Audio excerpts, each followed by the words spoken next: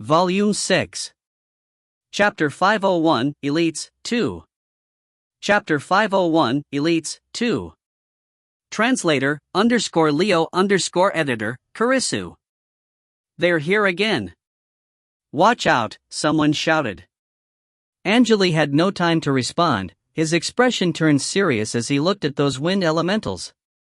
Damn, they are not wind elementals, they are wind demons. Justin shouted anxiously. Everyone, prepare for battle. The wizards' faces all turned paler hearing the word. I've only heard about wind demons from the tales. Arya sounded nervous. Penetration. Penetration.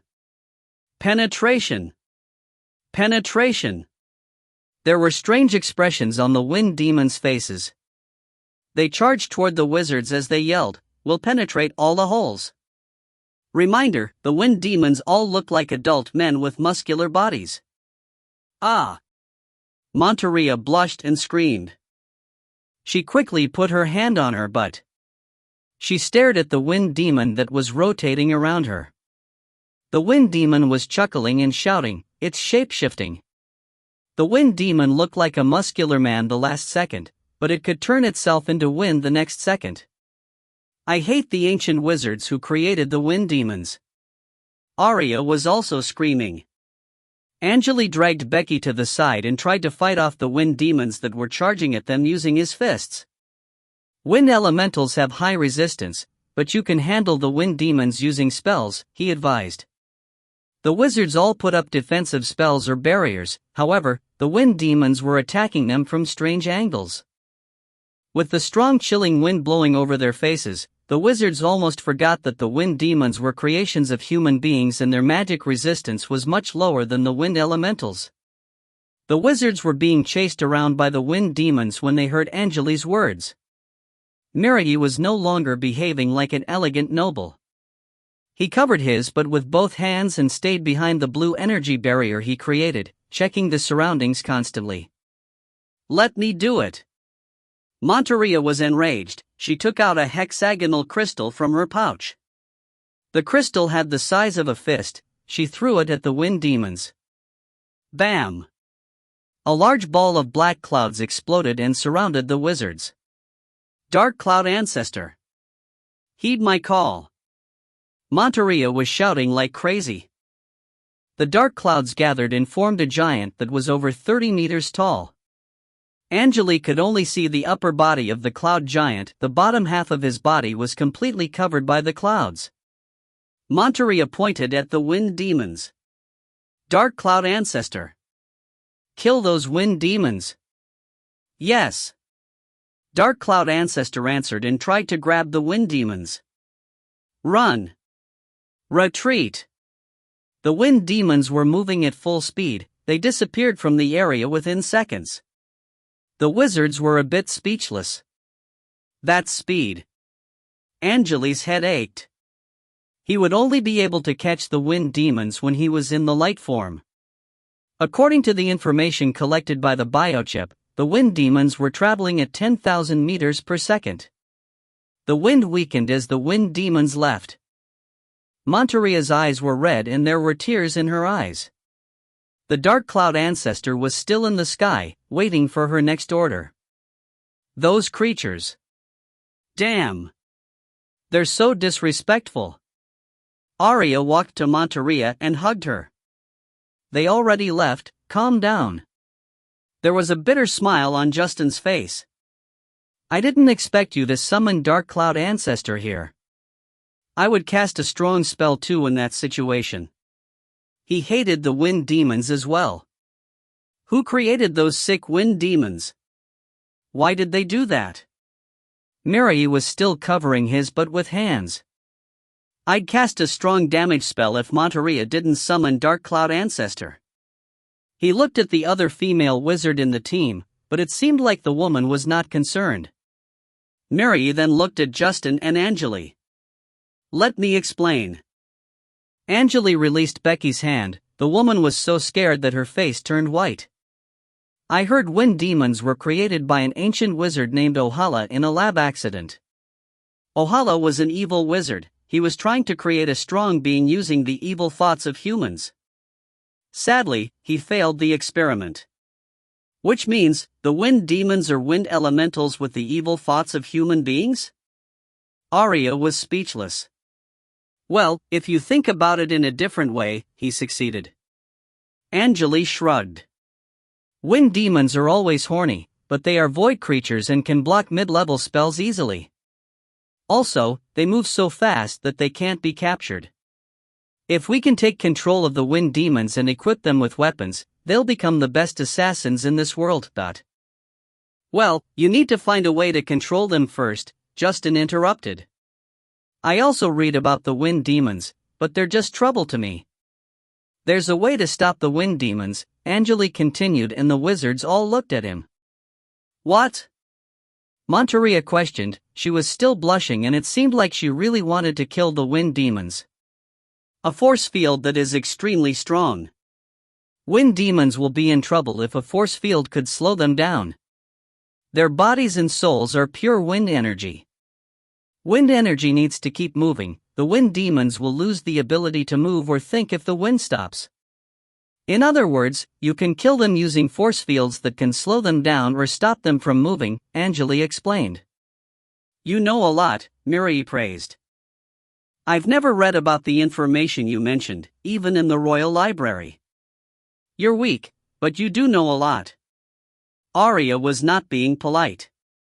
We all know a force field or two that can slow them down, but how strong does the force field need to be? In terms of radiation energy, your energy level needs to be around 1000 degrees, Angele answered. A force field with 1000 degrees of radiation energy? We're not talking about Legacy Magic Circle, right? Arya rolled her eyes. The incident made the team grow closer and the wizards engaged in more short conversations. People would show their true thoughts during a crisis and they had a much easier time communicating with each other. Dark Cloud Ancestor would last for 3 days, so they could rest without worrying about anything. Arya was still preparing for the portal. She needed to set up the coordinates for her friends. In the afternoon, the wizards had some snacks and desserts. Arya decided to prepare the coordinates after the food break. Arya and Miri stood in the center of the rune circle. They stood opposite each other and closed their eyes with a golden circle in hand.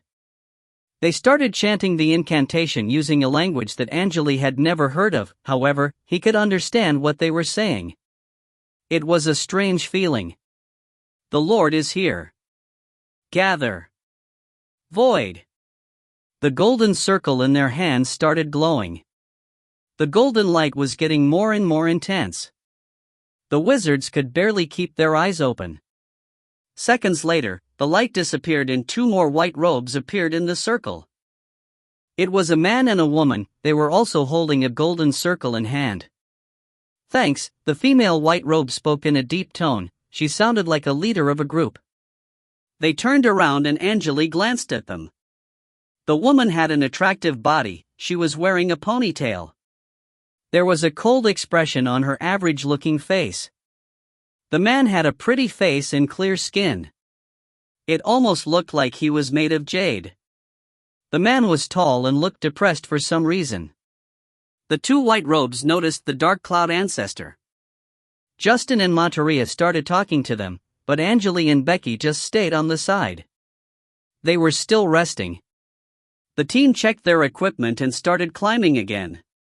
Their speed increased after the 2 white robes joined them. Dark Cloud Ancestor made sure that no wind elemental or wind demon approached. 2 days later, they finally reached the top of the vine. It was a spacious platform. The platform was smooth like a large piece of emerald and there was a vase-shaped black stone pillar that was about 2 meters tall in its center. Fiona and Anshura's groups were already there, but they found a group of strangers on the opposite side. It was a group of strong wizards wearing long black robes with golden edges. They were confronting Fiona and Simon. Angele could detect the remaining energy waves in the air. It seemed like they already had a battle. Fiona's expression loosened after she saw Angele's team. Attack them! They're elites of the Dark Wizard Tower. Monteria gave an order Dark Cloud Ancestor and attacked the wizards of the Dark Wizard Tower. The rest of the team also cast spells. There were colorful light rays flashing in the air. Black strings, red clouds, ice snakes, and other strange things were flying at the members of Dark Wizard Tower. The exploding energy particles turned the platform into a mess and the wind was extremely strong. Fiona and the other wizards started attacking as well. It seemed like they were following someone's command. They released several blue plates. Ice wolves jumped out of them, charging at the enemies. More than 30 ice wolves appeared on the platform within seconds. The ice wolves could release ice rays through their mouths and there were ice flames burning on their claws. Their enemies would freeze if they were attacked by the ice flames. Angele activated the stealth technique and stepped back with Becky. He released several rank 2 lion men, but he was glancing around the platform. It seemed like he was looking for something. If you find any errors, ads pop up, ads redirect, broken links, non-standard content, etc., please let us know. Report chapter so we can fix it as soon as possible. Chapter 502, Elites, 3. Chapter 502, Elites, 3. Translator, _Leo_editor, Karisu. The strong wizards of the Dark Wizard Tower stepped forward and tried to handle the attack. Raising their left arms, they blocked all the spells using the black plates they created. Some of them summoned black bats and eagles to defend against the ice wolves. Fiona and several other wizards flew into the air. They were trying to stop the strong wizards of the Dark Wizard Tower. They were not casting spells with long incantations and would stop if the opponent's spells were about to be completed. It seemed like they knew how to counter each other's spells. The fight between strong wizards looked more peaceful than the wizards on the ground. Angele and Becky were still hiding by the edge of the platform. Angele released several weak lava balls and it looked like they were fighting 2 black eagles. There was no point for Angele to reveal his true power at the moment. Their team was winning the battle with the buffed Dark Cloud Ancestor. The wizards of the Dark Wizard Tower had to cast multiple defensive spells to handle the attacks of the Cloud Giant. Also, there were more wizards on Angele's side and Angele assumed that they would win the battle without any problem. Just give up. You'll lose sooner or later. Simon shouted in the sky. Naive. A high-pitched voice echoed in the sky. Help us now. What are you waiting for? An enormous white cross flashed in the sky, the tip of the cross stabbed into Simon's back. Angele sneered and lowered his hand. I'd been waiting for this moment. The wizards from the Alliance were surprised by what Angele did. The wizards of the Dark Wizard Tower caught the chance and injured several of their opponents. Simon's head was pierced by a ray of red light and he fell to the ground. Angele was still attacking the wizards from the Alliance. He created another white cross in his hand and aimed at Fiona, who was still fighting. The black robes around Angele all charged at the wizards from the Alliance, their fingernails covered in red glow. Angele was also a bit surprised. He knew that members of the Dark Wizard Tower were waiting for something to happen, but he did not expect to see Angele betray the Alliance. Well, it's not going well, I guess. Becky laughed. You'll probably die here, she said and jumped forward, blocking an attack from the eagle. Angele did not respond to her words. He took out some blue crystals and held them in his hand. He started moving on the edge of the platform. He glanced at other wizards in his team and noticed that they were also trying to hide. The battlefield was in chaos and strong wizards were not paying attention to the weak wizards. Watch out! Fiona suddenly shouted in the sky. She threw her book into the air and pages quickly fell off the book, surrounding her in the center. Fiona disappeared into the sky after the pages left her body. Suddenly, all sounds disappeared from the platform. The wolves, the explosions, and the spells were no longer making any noise. Angele noticed the change immediately on the edge of the platform. After the noise disappeared, he heard some gentle music that sounded like it was from a harp echoing in the sky. The music was slow and gentle, it was making people sleepy. Angele looked at Justin, Mary, and Monteria. They all looked sleepy. It seemed like Arya did not notice the change and already fell asleep. The woman with a ponytail was trying to help Arya. She stood in front of her and blocked several wizards using a bronze shield, shooting golden daggers at the enemies. "It's Eternal Dream!" Justin shouted at Angele, but the only thing the latter could hear was the music.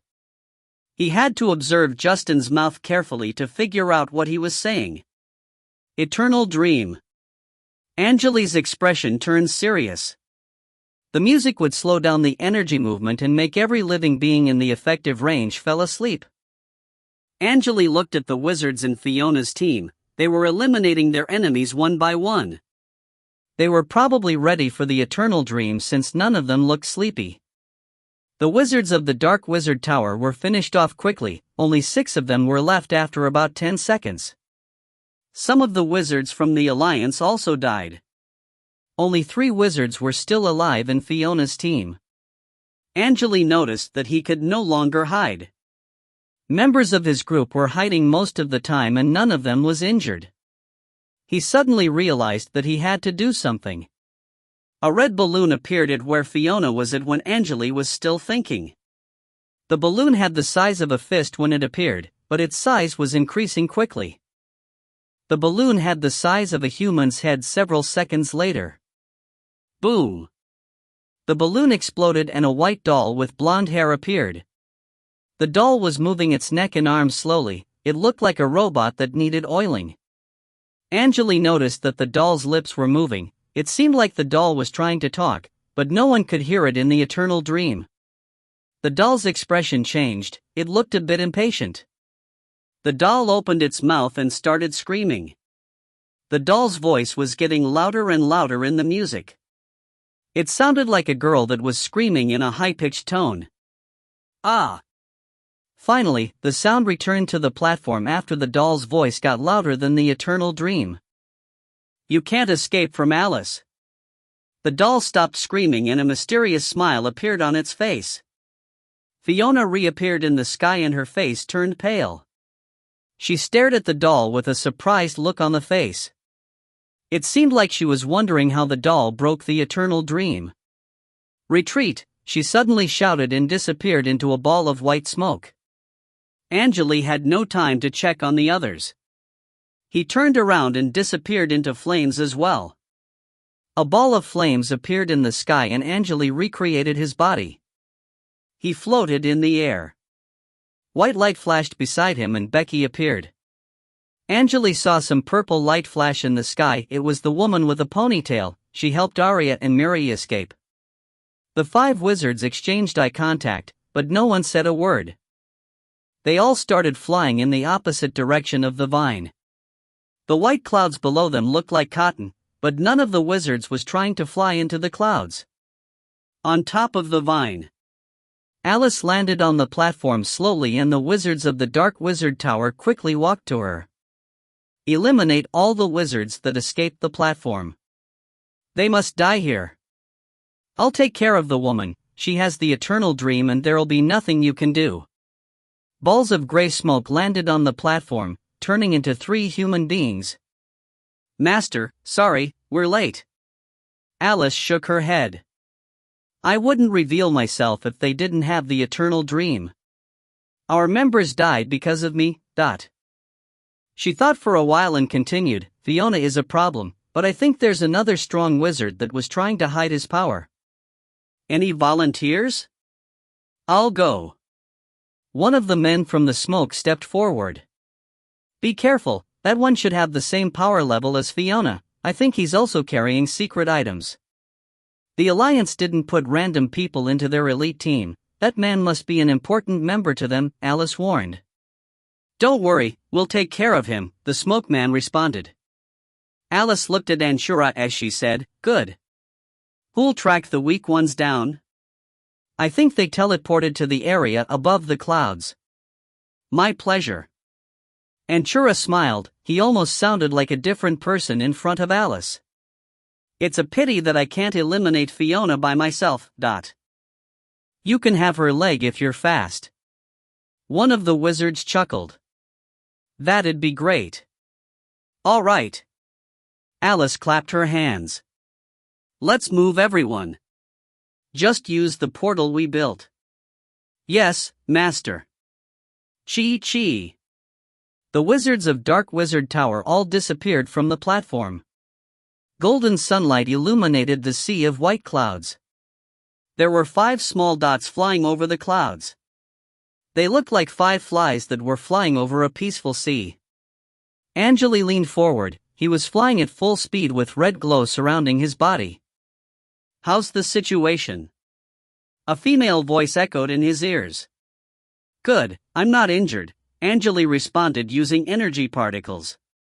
What about you? Is Arya alright? The woman with the ponytail scrunched her brow. I fed her the pearl potion and she should be waking up soon, but... Her sight fell upon Miri. The upper half of Miri's body was soaked in blood. It seemed like he was severely injured. The white armor on his body was glowing. It seemed like he was being healed by the armor. Miri noticed that Angele was looking at him and smiled. I was backstabbed by a wizard, but my core is not injured. It's great that you're doing fine. The problem is how we return to the safe area, Angele spoke in a calm tone. We need Fiona to activate the portal, but he stopped for a second. A strong being is tracking us down. We need to separate into 2 teams here. Miri and the woman with a ponytail also noticed the energy movement behind them. My name is Mira and I'm his sister. We'll contact you if we can survive the attack. The woman quickly introduced herself and sent her communication rune to Angele. Sure. A rune that looked like a white flower appeared on his left hand. He also sent his communication rune to Mira. Good luck. Mira checked the communication and said, good luck to you too. They exchanged eye contact and flew to the opposite side. There was no point to stay together in this situation. Angele remained silent as he traveled thousands of meters. Becky was the only living being around him. What are you planning? Becky questioned in a cold tone. You're here to kill the elite members of the Dark Wizard Tower, right? You didn't do anything during the battle and then you decided to leave the team. Angele did not respond to her words. There were blue light dots flashing in front of his eyes. He finally stopped after flying for several minutes. He floated over the clouds and looked back. He's getting closer. Angele looked at Becky and said in a deep tone, I'm counting on you. Becky thought for a second and shouted, damn it. Using me as your shield again? Just kill me. Come on, you're my best partner. Angele patted Becky's shoulder. You? Becky gritted her teeth. If you find any errors, ads pop up, ads redirect, broken links, non-standard content, etc., please let us know. Report chapter so we can fix it as soon as possible. Chapter 503, Elites, 4. Chapter 503, Elites, 4. Translator, _Leo_editor, Karisu. Angele ignored Becky. He took out a red leather notebook from the mirror and turned several pages. He rolled his left sleeve up and checked the 5 scorpion patterns. Only 2 of them were glowing. Angele's brow furrowed. He lowered his arm and ordered, remove the restriction. Blue light dots flashed in front of his eyes. Removing the restriction, releasing the realm power. Zero's mechanical voice echoed in his ears. Recovering attributes. Checking Nightmare Realm's coordinates. Increasing power. Modifying your information. Angele turned around. An intense red light appeared around his body. The light spread to all angles and illuminated the white clouds. Chi. A dark shadow flew to Angele and stopped in front of him. It was a man with a muscular body. The half-naked man was wearing a battle dress and a white bone helmet. There were also totem tattoos on his face. Well, Master Anshura, you should have gone for the other wizards. Angele smiled and 4 balls of dark flames appeared behind him. The 4 flame balls turned into 4 lion men. the lion men had red bodies with large white wings on their backs, and each of them was around 4 meters tall. Angele narrowed his eyes and stared at Angele. "You think you can win a fight against me?" Naive, he spoke in a deep tone. He glanced at the lion men. "What can you do with the 4 weak beasts you summoned?" "You'll know." Angele stopped talking. The red light around his body turned into a red string and flew to Angele at full speed. Angele's red hair was growing like crazy, flying at Angele from all angles. Dark red flames coated the hair as it flew in the air. Angele's body blurred for a second after initiating the attack, and 4 shadows that looked identical to Angele appeared in the air. The shadows were also using their hair to attack Angele, but they looked weaker. The endless red hair was flying to Angele from different angles like it was alive. Angele blocked his mouth using both hands, and silver light appeared on his palms. "Roar!" He moved his hands away from his mouth and roared like crazy. The energy waves were vibrating in the air, and the clouds under them moved away, revealing the dark land. The intense sound waves were spreading in all angles. The red hair was slowed down in the air, and it disappeared into the void after several minutes. "Chi!"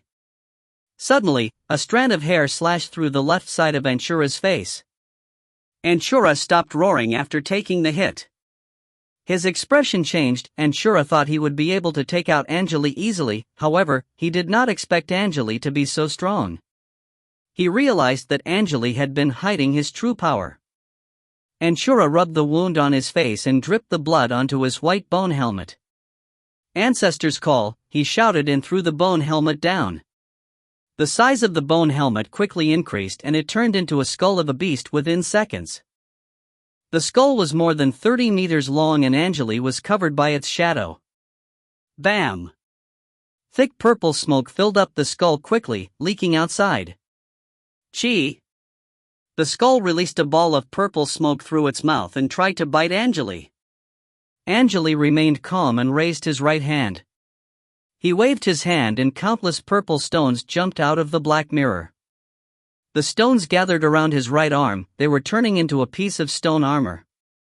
The size of Angele's arm increased like crazy. It was wider than his waist, and looked like the arm of an ancient giant with the stone armor. He swung his right arm and hit the skull. Bam! Thunder rumbled in the sky as his arm landed on the skull's chin. The skull was pushed more than 10 meters away, and its chin was completely destroyed. The stone armor could not handle the impact, and part of it crumbled in the air. Although the purple smoke successfully went through the stone pieces, it was easily blocked by the red light around Angele's body. Angele's expression turned serious after he saw that the skull did nothing. He drew a circle in the air and pushed it forward. The totem tattoos on his faces started moving. They turned into purple worms and disappeared into the air. After everything was done, Angele took out a bloody thing that looked like a long intestine, and started chanting an incantation. A white eyeball appeared on the tip of the intestine that was several meters long. While he was chanting, there was a strange mouth under the white eyeball. The mouth looked like it was formed by 3 human mouths that were full of sharp teeth. "Go, devour him." Angele pointed Angele. Bam! Angele hit the left cheek of the skull hard, and the purple smoke was still being blocked by the red light. His body was surrounded by red flames, and the purple stones from the armor were splashing in the air. Suddenly, a distorted energy wave appeared behind Angele. 2 purple worms jumped out of the wave and tried to bite Angele's neck. Bam! The purple worms bit Angele's neck, but it was like biting a piece of hard metal, and his neck was not damaged at all. Angele's brow furrowed. He grabbed the 2 purple worms and broke them into pieces. The scorpion sign between his brow flashed as he leaned to the left slightly. A red shadow passed by on the right. It was the strange intestine Angele created. The intestine missed, but there were black electric pulses flashing around its mouth. It almost looked like the intestine was tearing through the air. Angele tried to attack the intestine using his hair, but the hair could not even get close to it. Angele's expression changed slightly, and he tried to hit the intestine with his right arm. His arm was moving so fast that it blurred in the air. The intestine had no way to handle the attack, it broke into pieces within seconds. Ugh! Angele groaned, he looked surprised. You forced me to do it. He sounded anxious. Angele took out a silver dagger and cut the left side of his chest open. Blood spurted out of the wound and a pink worm appeared on the tip of the blade. The worm was slowly moving in the air and the color of its body changed. It turned from pink to metallic yellow. A golden plant spurted out of the worm's body and quickly branched out. The branches were expanding quite fast. Several seconds later, the golden branches turned into golden vines and covered the whole area around Angele and Angele. There were countless vines floating in the air, releasing strange energy waves. Die now! Angele shouted furiously. This is the best golden vine worm I created. The golden vines quickly charged at Angele and Becky. All the remaining energy in the air was cleared by the vines. Angele's brow furrowed, he observed the vines carefully.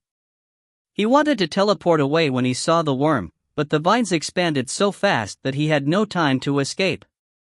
Also, the vines were ridiculously long, each of the vines had a length of over 10,000 meters. All the energy movements were paused by something and he had no way to teleport away. The vines had a metallic glow on their surface and a gentle fragrance permeated the air. Angele's head was getting dizzy after he inhaled the fragrance and he quickly held his breath. Angele looked a bit speechless as he glanced at the vines. Becky, I'm counting on you. He looked at the woman in white armor. I'll give you freedom for a second. Make sure you hit the target. No problem, Becky agreed. Angele tapped on her right shoulder. Chi. Becky released a strong ray of white light. It was flying to Angele's head. Die, she was shouting furiously, the white ray was getting intense. The ray was more than 2 meters long and pierced through the golden vines. Angele's body was penetrated by the white ray, but slowly disappeared into the air like a shadow. Pa! Angele patted on Becky's shoulder. Good job. I knew you can do it. Angele reappeared in the air, a gentle smile on his face. You! Becky glared at Angele, but she noticed that she could no longer release any energy particles.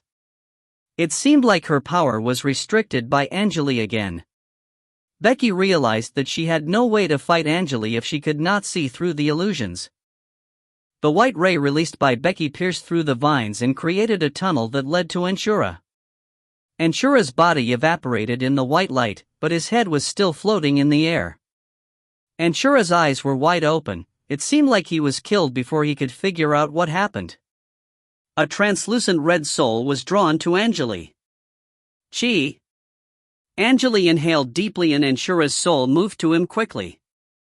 It seemed like Angele's soul had no idea about the situation and was swallowed by Angele right away. Woo! One of the scorpion patterns on his arm glowed, but the light only covered a fifth of the pattern. Great, the soul of a top-level rank 4 wizard. I only need 5 more souls like this to complete one more sign. Angele was satisfied with the result. Alright, let's return to the vine and see what's going on. Becky gritted her teeth, she was enraged but she could not control her own body. You'll die if you encounter Legion Commander Alice. She cursed. I don't fear death. Angele blinked his eyes and chuckled. It's great that I have you with me, otherwise, I'd have to reveal my true power. If you find any errors, ads pop up, ads redirect, broken links, non-standard content, etc., please let us know. Report chapter so we can fix it as soon as possible. Chapter 504, Completion 1. Chapter 504, Completion 1. Translator, _Leo_editor, Karisu. Whatever. Becky turned her head around and closed her eyes. Angele checked the surroundings. The golden vines above the clouds were melting and the golden liquid was dripping into the clouds. Most of the vines melted when Angele was talking with Becky. Angele took out a black robe from the mirror and threw it to Becky. Put this on so that Alice will not recognize you. Let's go. Angele moved toward the clouds. It looked like he was walking on an invisible staircase that was surrounded by white clouds. I've never traveled through a sea of clouds. Angele looked at Becky. She just put on the black robe. How do you like it? He was happy after he absorbed a quality soul. Are you dumb? Becky responded in a cold tone. Angele was not concerned. They increased their speed. All right, we need to move as fast as we can. Also, I might still need your help later. Becky remained silent. They drew 2 black lines in the sea of white clouds and, rushing to the enormous vine. On top of the green vine. The platform was a mess. There were burnt marks and ice shards everywhere. However, the place was empty. The platform almost looked like a piece of cracked emerald. The platform was surrounded by white glow and golden sunlight illuminated its surface, reflecting green light. 2 black lines flew to the platform from the left. They landed on the platform and turned into 2 black robes. I knew it. No one is here. Angele glanced around. The place was deadly silent. However, the stone pillar was nowhere to found. It seemed like someone took it away and only a hole was left on the ground. Angele walked to the hole and raised his left arm. He rolled his sleeve up and revealed the 5 scorpion patterns. Chi! A ray of red light flashed in the air and sank into the patterns quickly. Several more rays of red light flashed in the air. They were sinking into the patterns. 2 more patterns were filled up. He just needed 1 more. Angele was collecting the souls of the dead wizards. The last soul entered the last pattern, but only a small part of the pattern started glowing. Not bad. Angele was satisfied with the number of strong souls here. He looked at the east and said, "All right, let's head to the battlefield." You know Legion Commander Alice is there, right? Becky questioned. I need more souls for my creation. I have a general idea of what they're planning now. Angele took out a palm-sized mirror and tapped on it. Ding! The surface of the mirror cracked with a noise. The cracks looked like a spider web that was moving to the east. Angele observed the cracks carefully and scrunched his brow. Mirror prediction? Well, it seems like something unfortunate will happen if you go to the east. Becky chuckled. They'll know that you killed Anshura sooner or later and you'll be in trouble. Let's go, Angele said. He turned around and flew to the east. Angele was not absorbing the souls during the battle because he did not want the other wizards to find out. That was the reason why he chose to absorb the souls after the battle ended. If the battle between the Alliance and the Dark Wizard was intense, he would be able to absorb more souls since more wizards would die.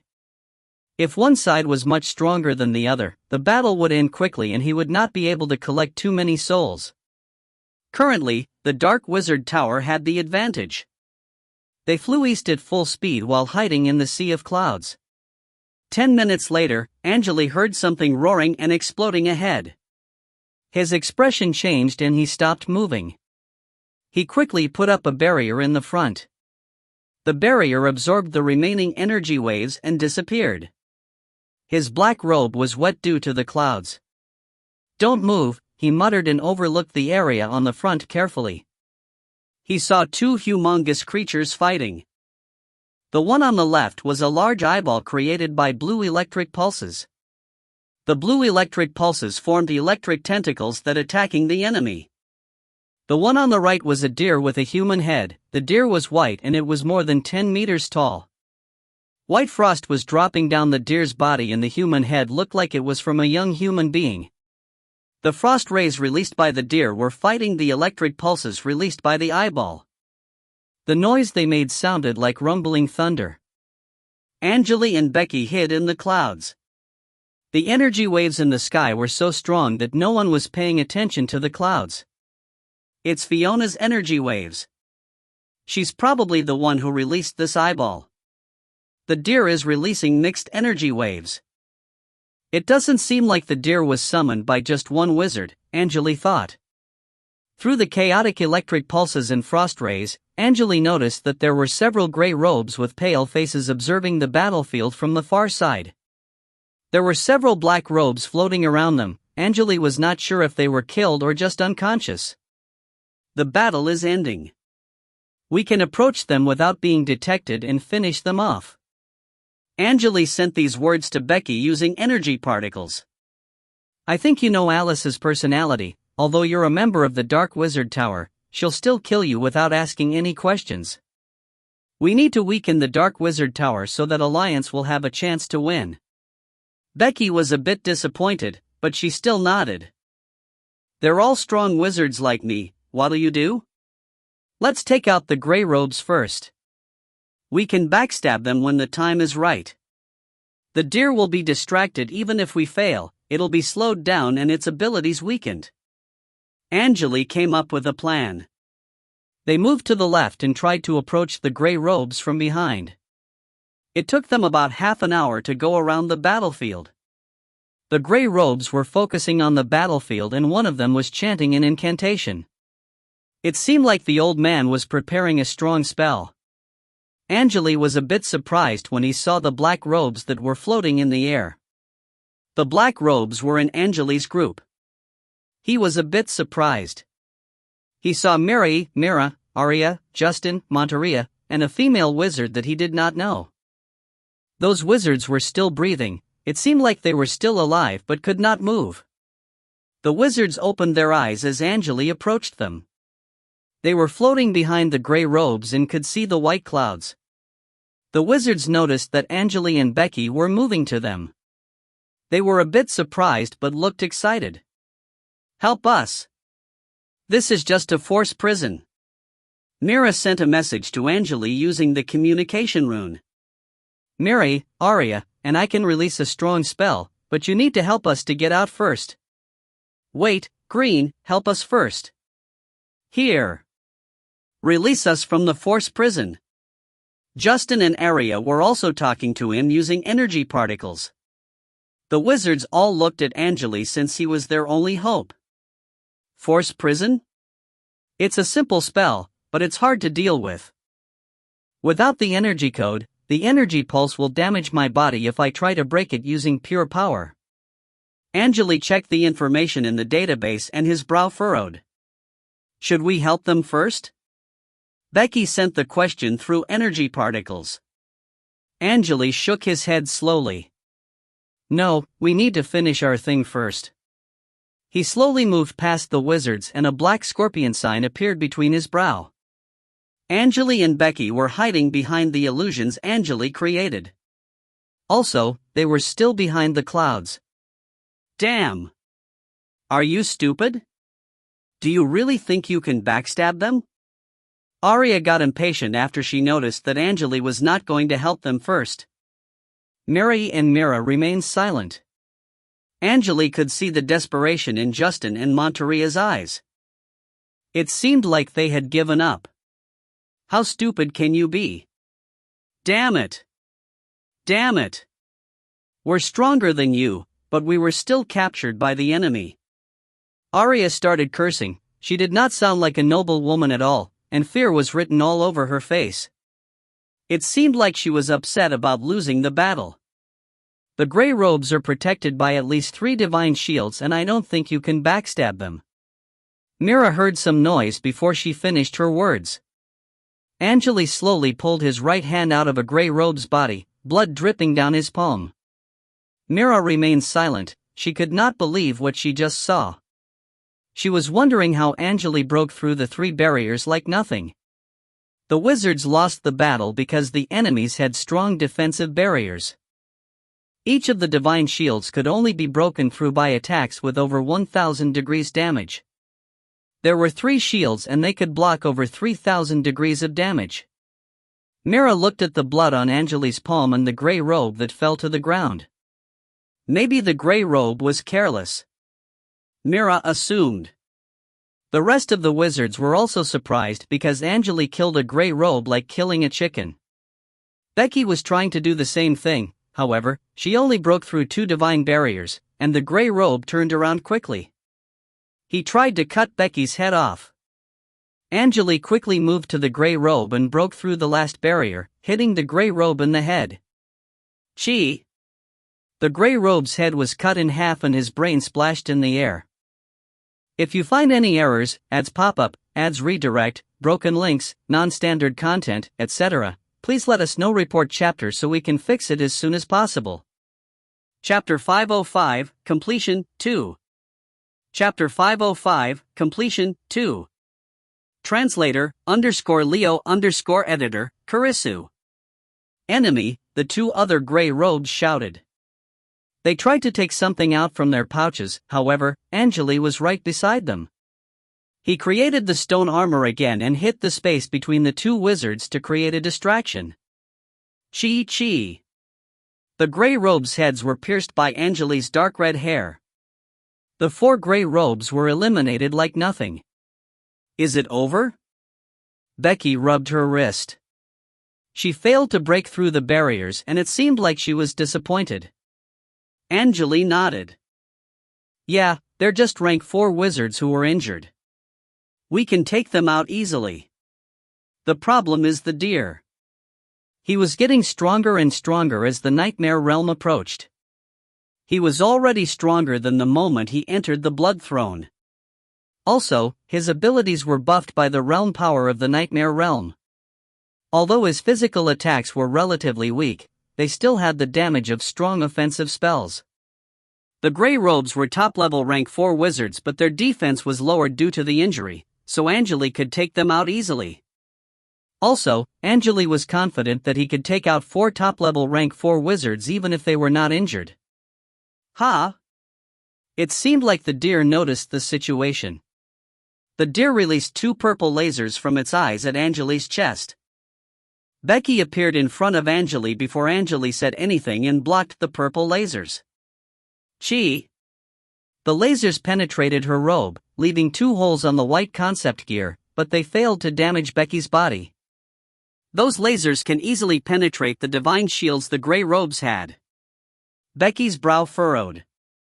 With Fiona, the deer can't focus on us. Should we release them from the prison first? Angele looked at the black robes after he heard these words. Who's the strongest wizard here? He questioned. Me. Mira responded first. Sorry that we were disrespectful to you, I'm the strongest wizard of the group. She looked at Angele with a complicated expression on the face. It seemed like she thought Angele was hiding his true power because the Alliance told him to do so. Alright, I'll release you from the prison so you can help the others. You can do that, right? Yeah, I can. Angele flew to Mira and crouched.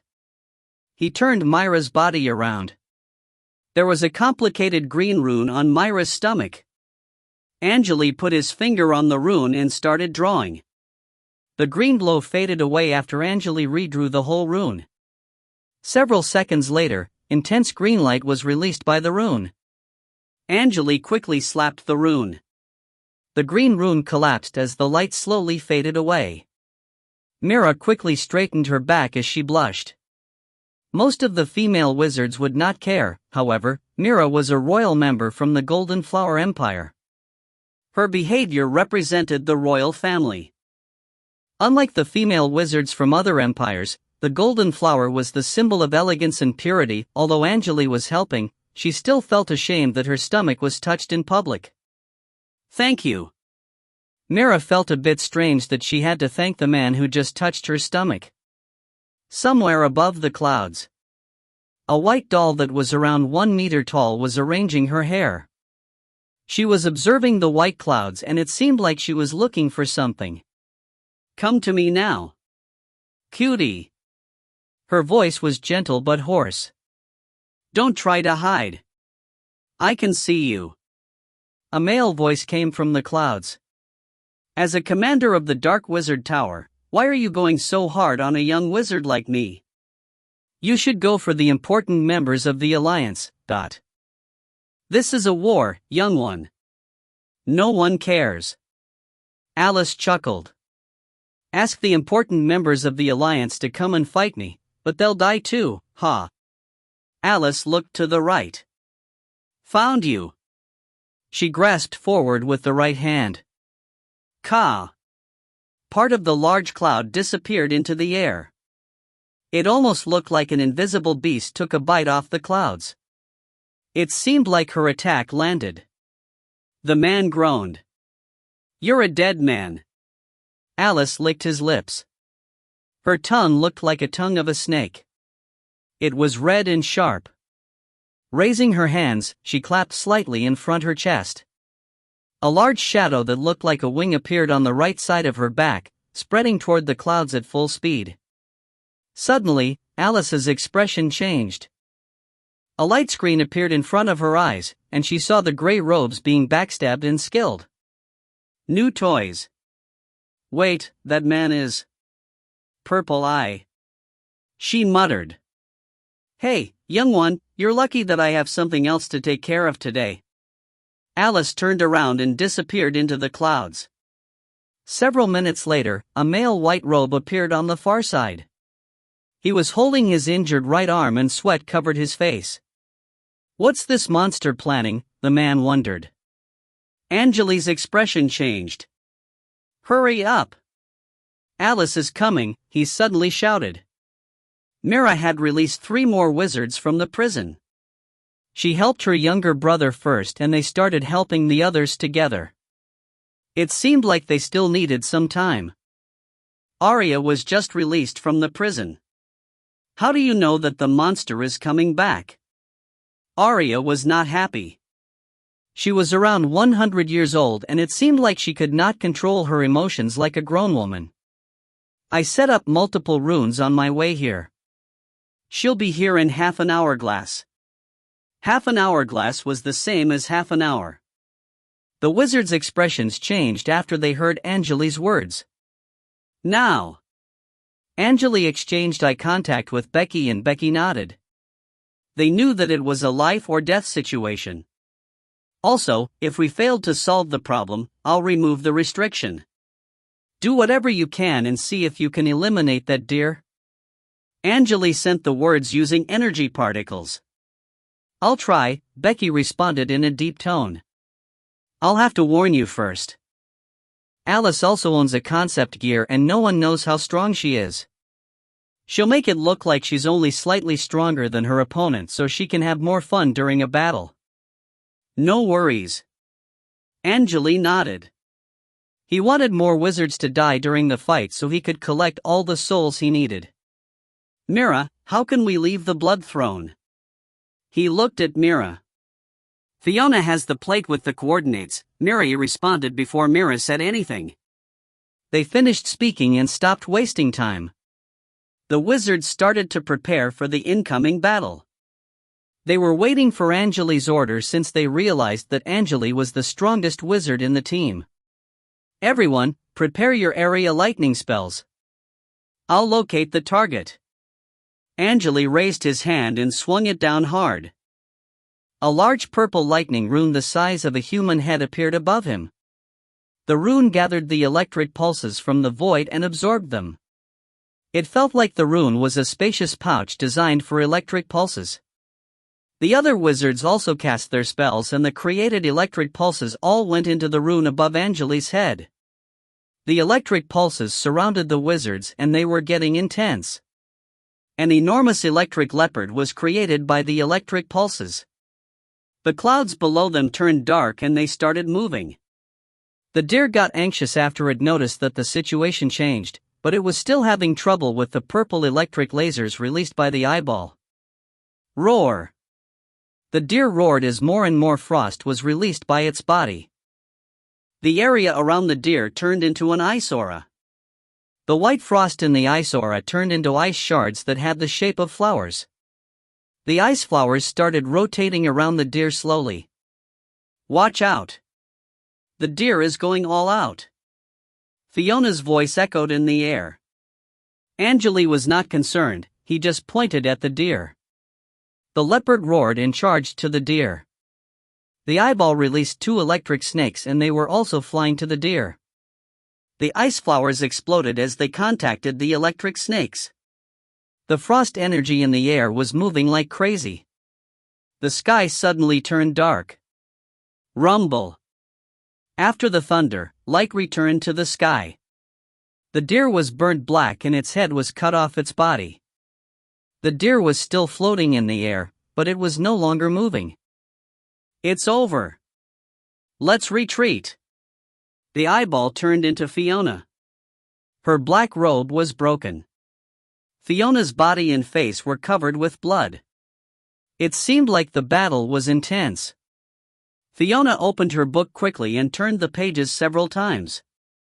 The wizards all flew to Fiona. Angele was the last one. He collected the souls of the dead wizards when everyone was moving to Fiona. Fiona quickly chanted the incantation that would lead them to the correct coordinates. However, the wizards saw a white dot was flying to them at full speed from the other side of the sky. You shall not escape. Alice's high-pitched voice was still hoarse. A terrifying force field surrounded Alice's body, almost like a tornado. Come on. Hurry. The wizard stared at Alice anxiously and Fiona increased her speed. *Bam star. The wizards disappeared into golden light and teleported away. The last thing they heard was Alice's furious curses. If you find any errors, ads pop up, ads redirect, broken links, non-standard content, etc., please let us know. Report chapter so we can fix it as soon as possible. Chapter 506, Teleport 1. Chapter 506, Teleport 1. Translator, _Leo_editor, Karisu. The golden light was flashing. Angele's sight was blurred for a second after the teleportation. He realized that he was in front of a clear lake after he could see things again. He was lying on a white beach. The other wizards were also lying around him in different poses. The eye-blinding sunlight was hot and strong. Angele could smell blood in the gentle wind that was brushing over his face. What's this place? Monteria was on the right. She just woke up and was rubbing her temples. It seemed like she was still dizzy. I don't know. We were teleported here. Angele stood up and wiped the sand off his robe. He checked the surroundings quickly. The wizards were teleported to an area that was surrounded by mountains and there was a small lake in front of them. Angele could see silver fish swimming in the clear water. Angele put his hand into the pouch, but it seemed like he failed to find the item he needed. Do you have an item that can show our location? He looked at Monteria. Monteria shrugged. I don't, but I heard that Justin learned a spell that can help locate us from an ancient ruin. We should ask him after he wakes up. Angele nodded but did not say anything. He looked at the wizards and noticed only several of them were waking up. Becky? White light flashed and Becky appeared behind Angele. Becky's body was covered with white sand and dirty. Damn, I was teleported into the sand. Becky was wiping the sand off her body anxiously. Angele was not concerned, he just wanted to make sure that Becky was still alive. He looked at Monteria. The woman was trying to craft potions using different materials. I need the potions to keep my body stable due to a lab accident, Monteria explained as she noticed that Angele was looking at her. I'll leave now since we returned safely. Can you let them know after they wake up? Angele looked at Monteria. I assume you've completed the mission. I saw that the stone pillar was taken away, but... Yeah, Fiona took it during the battle. It was the core of the Blood Throne and I think things will be fine. We completed the mission, but I'm not sure about the other teams. Monteria's brow furrowed. You're not heading back to the Alliance? I will, but I need to check on my other friends. They live in remote areas, although the Dark Wizard Tower might not be able to find them. I want to make sure that they're safe, Angele responded in a calm tone. Sure, go ahead. Monteria shrugged again. Angele exchanged eye contact with Becky and they walked into the forest by the beach. Becky followed Angele into the forest and started laughing after they walked for a while. "You're done. Master Alice has already recognized you." She chuckled. The winner of the competition, the leader of the elite team, Purple Eye, is now identified as a traitor. The Dark Wizard Tower will definitely go after you. Angele stopped moving and remained silent. "What? Are you scared?"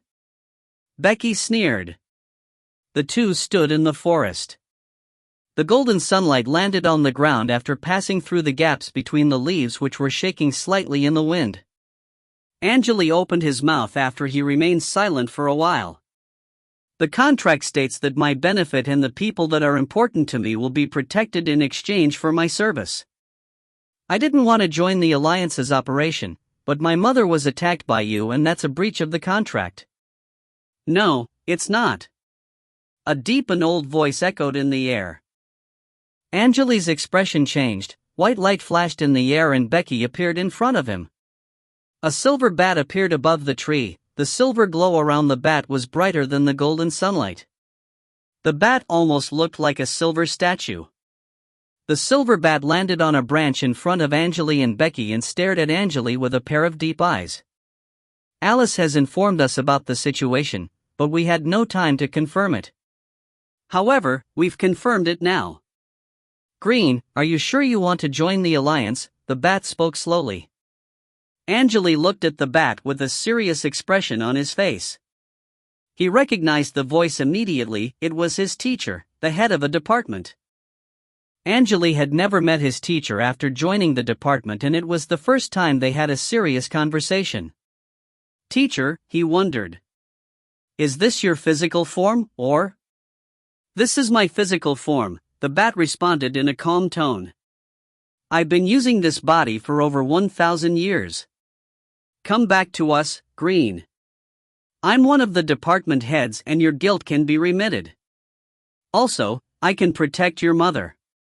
Becky's eyes were wide open. It felt like she found the situation hard to believe.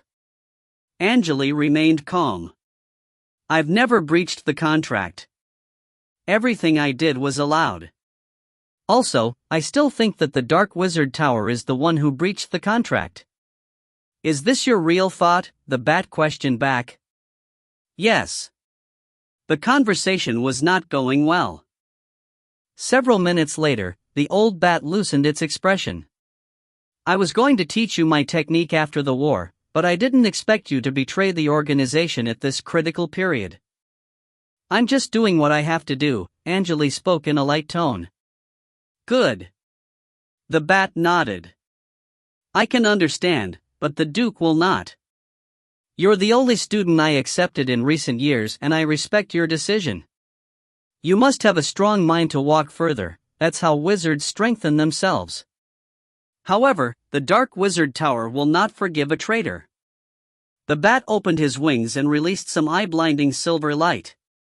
"You're no longer my student, but I'll let you go this time. Leave now." The bat finished its words and disappeared into the air, its voice echoing in the forest. Angele just stood there and remained silent. "The department head is not here just for you. He'll kill the wizards from the Alliance. Your teacher has many shadows and forms. It's incredible that he decided to take you out by himself." Becky sighed with mixed emotions. "The strong wizards of the Alliance will come and help them. Let's leave now. I don't want to be caught in the mid of an intense battle." Angele just realized that the Dark Wizard Tower was trying to give him the last chance. Angele was never a man that knew how to set up a perfect plan. He failed to analyze the situation and it became awkward. "The Dark Wizard Tower will release my information to the public sooner or later," Angele spoke in a calm tone. "I guess the Alliance and the Dark Wizard Tower will all go after me. You're in the middle of them. They'll send people to track you down. Do you have a plan?" "A plan?" Angele started advancing. "I joined the Dark Wizard Tower because I want to protect the people that are important to me during the war. I'd never have betrayed them had they given me what they promised. Becky looked at Angele and advised, "The department head was here to deliver the message, and that's an honor. Think twice before making the decision. I'm sure your teacher will help you if you ask." The department heads all had strong power in the organization. Angele did not respond. Raising his left arm, he looked at the 5 scorpion patterns. They looked like 5 glowing rubies. He did not want to connect the nightmare realm to the wizard world if he had the choice. The lords would change the wizard world completely. The Dark Wizard Tower can track you down and kill you easily. If you make the wrong choice, you'll become a wanted criminal. Becky was still trying to convince Angele for some reason. The trees of the forest looked like coconut trees. They were traveling through it at full speed. Bam! They suddenly heard some loud noise from behind them. Angele turned around and checked the situation. A silver vortex appeared above the forest. Dark lightning was striking the area under the vortex constantly. Angele looked at the lightning and made the decision. I need to go somewhere alone. Find a place and hide. Don't try to contact the Dark Wizard Tower. I can track you down whenever I want. Becky snorted but did not say anything. Angele was not concerned. He pressed on his chest and disappeared into a ball of flames. Creating your shadow. Zero's voice echoed in his ears. Angele felt like that he was traveling through an intestine. He jumped out of the exit like a fish jumping into the sea. The feeling was great. Angele regained his consciousness quickly. The sky was dark and the clouds looked like burning flames. There were red electric pulses flashing in the sky. The dark land was covered with white bones and dust. A tall statue was standing on the ground quietly. The statue was red and it almost like it was connected to the sky. It was a giant wearing heavy armor. The giant's head was covered by a red helmet and surrounded by a red glow. The upper body and the bottom body of the giant were separated. There was a floating eyeball on its waist. The giant was chained up on 4 stone pillars. A shadow? Devil's voice echoed in the sky. Any good news, Phoenix? Have you prepared the souls? Angele nodded. I've collected all the needed souls. Ready your army. I can't teleport back to Nightmare Realm at the moment because it'll be hard for me to return to the wizard world. Great, thanks for your hard work. Devil sounded excited. Maybe there's something in your world that can help me. Maybe, don't forget what you promised me. Of course. G.A. A large black bird appeared in the sky and made some loud noise. Angele raised his head and looked at the bird. Boom! The black bird exploded into pieces and turned into a rain of blood, landing on the ground. Although you may not care, I need to double-check the location of the runes because I want to minimize the risk. How long do you need to open the dimension fissure and enter the wizard world? Angele questioned. If you find any errors, ads pop up, ads redirect, broken links, non-standard content, etc., please let us know. Report chapter so we can fix it as soon as possible. Chapter 507, Teleport 2. Chapter 507, Teleport 2. Translator, _Leo_editor, Karisu. If it's me, it'll take 1 day, Devil responded, but they'll need 2 days. That's too long. Angele's brow furrowed. The wizard world in a chaos right now. The creatures from the fairy realm are also in the wizard world. They'll try to seal the fissure if you're too slow. Fairy realm, huh? It sounds like a party. Devil's eyeball rolled. I have a good idea. The dimension fissure that brought the residents of fairy realm to the wizard world must be weak and they have to keep the world altar going. You can use their dimension fissure without being noticed and open the portal for us. It'll shorten the required time greatly. I heard that there are many rare bloodlines in the fairy realm, but I don't really like such places, you know. Angele was implying something. I thought you were having trouble teleporting to the nightmare realm. The man with the cape joined the conversation. I've never explored the fairy realm. I heard the realm is great. If you can open the portal using their altar, we'll have a much easier time accessing that realm. Alright, I'll find the closest world altar so you can teleport as soon as possible. Good luck. Thanks. Angele nodded and glanced at the pyramid but did not find the woman in black. She's in my molten palace and won't be able to leave without your permission, Devil explained. I don't think she'll leave my palace even if want her to. She's been reading my books all day and only stops when it's food time. Great. Angele pressed on his chest. His body turned translucent and he disappeared into the air seconds later. In the coconut tree forest, a ball of red flames appeared and formed Angele's body. He pulled the broken black robe off, revealing the tight black armor on his body. He collected some special stones and crafted the armor by himself. It was perfect for his muscular body. The forest was quiet. Becky was sleeping under a large tree.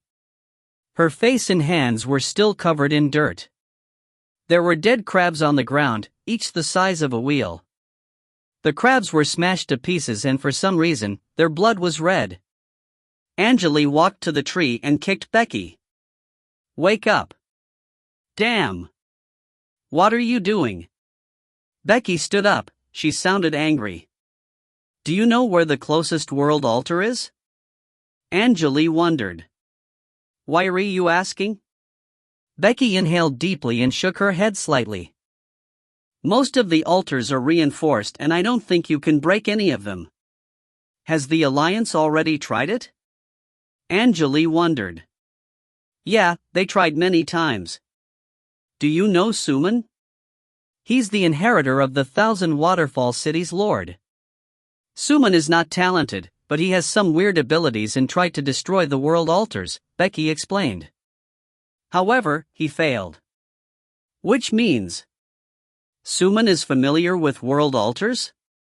Angele almost forgot about the incident. Yeah, he entered the world altars multiple times. Is he still alive? Do you know where he is? The central area. The last time we found him was at the Rayton Highland and that was probably the only world altar he missed. The main forces of the Alliance and the Dark Wizard Tower are moving to Rayton Highland.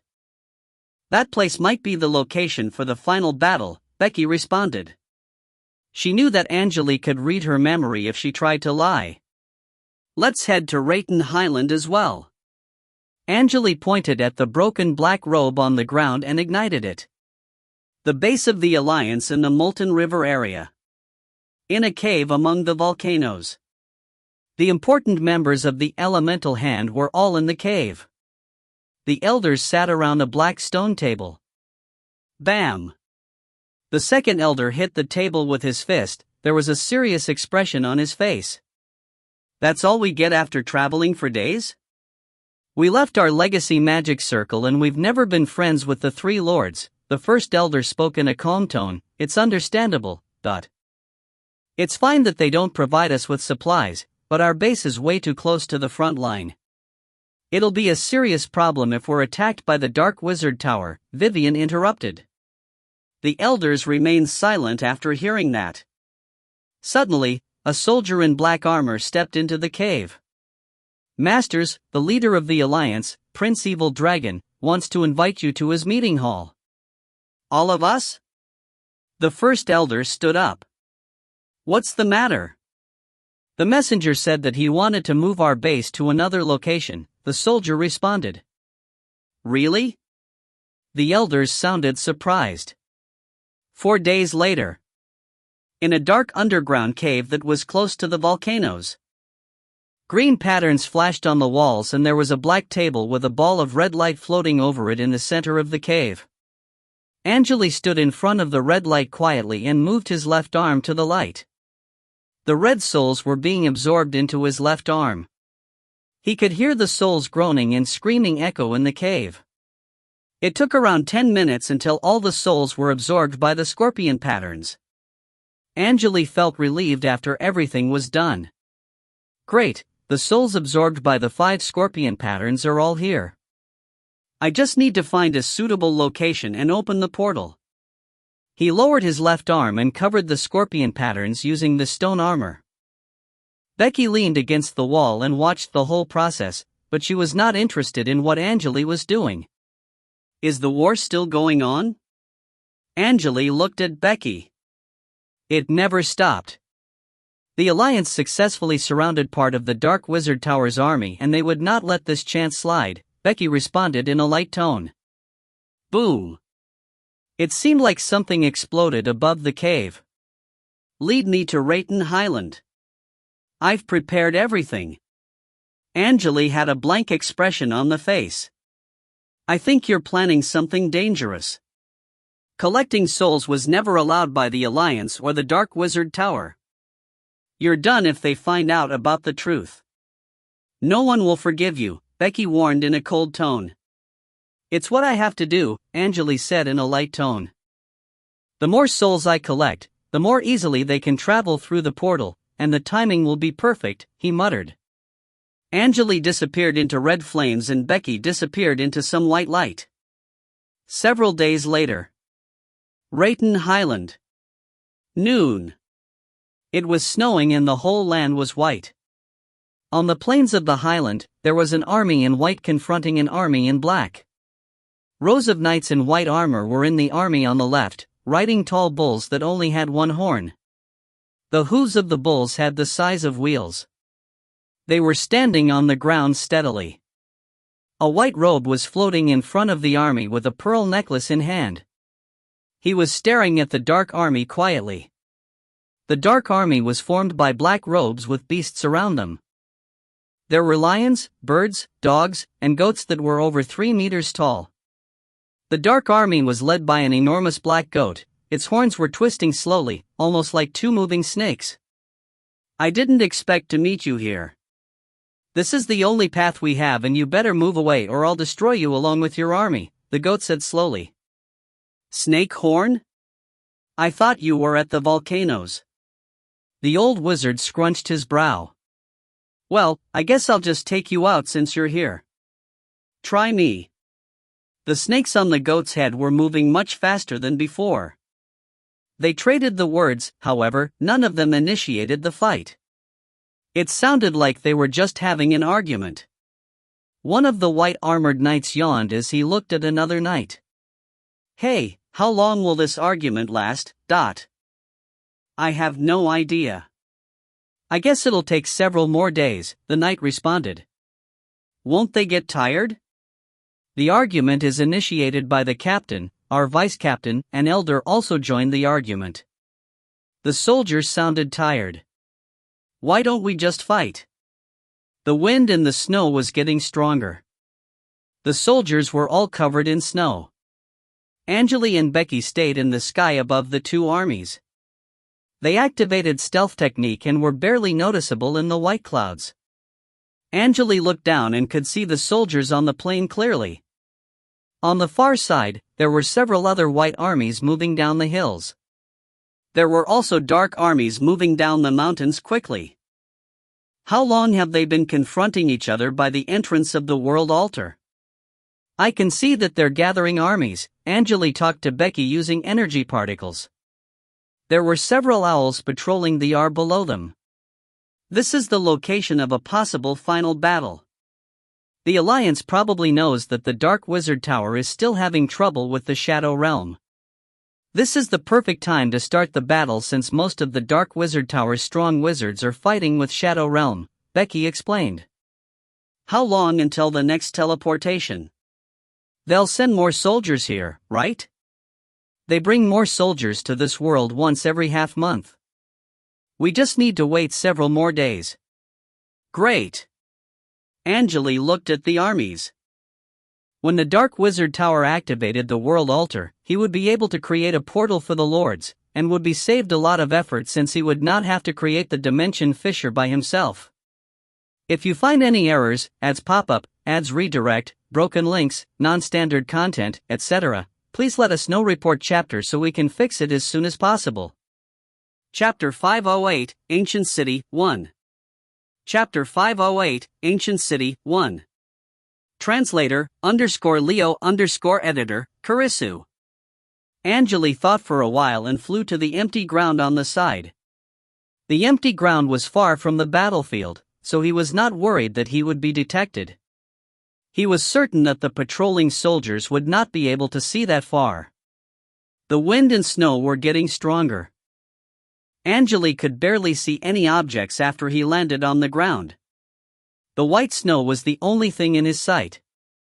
The chilling snow covered Angele and Becky's bodies. They almost looked like two snowmen. "Follow me," Angele spoke in a deep tone. "The wind and snow here are strengthened by the wizards. I won't be able to find you using mentality waves in this situation." There was a twisted path between two hills in the front. The path was covered in snow. A deep hole would be left on the ground every time Angele stepped forward. Angele and Becky were advancing slowly. "There should be some caves ahead. If they're here, they'll probably hide in those caves," Angele said as he took out a yellow map. The route on the map was changing constantly and the red marks on the routes were also changing. They turned into twisted red lines. "How do you know that?" Becky questioned.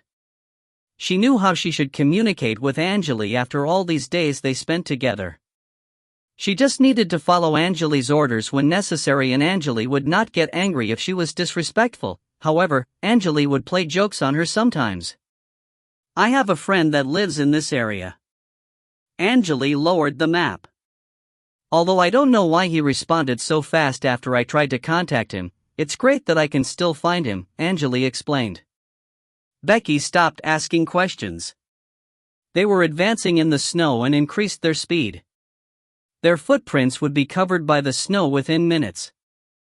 The snowflakes were brushing over their faces. Angele did not want to be detected, so he did not cast any spells. It took them about half an hour to arrive at a cliff. Angele stepped on the cliff and looked down. Below the cliff was an area covered with small caves. There were a couple hundred caves down there. They looked endless. Angele stopped. With a flick of his finger, he released a ray of blue light, leaving a blue trail in the snow. The blue trail was clear and eye-catching. "Who's there?" A white robe appeared on the left of the two.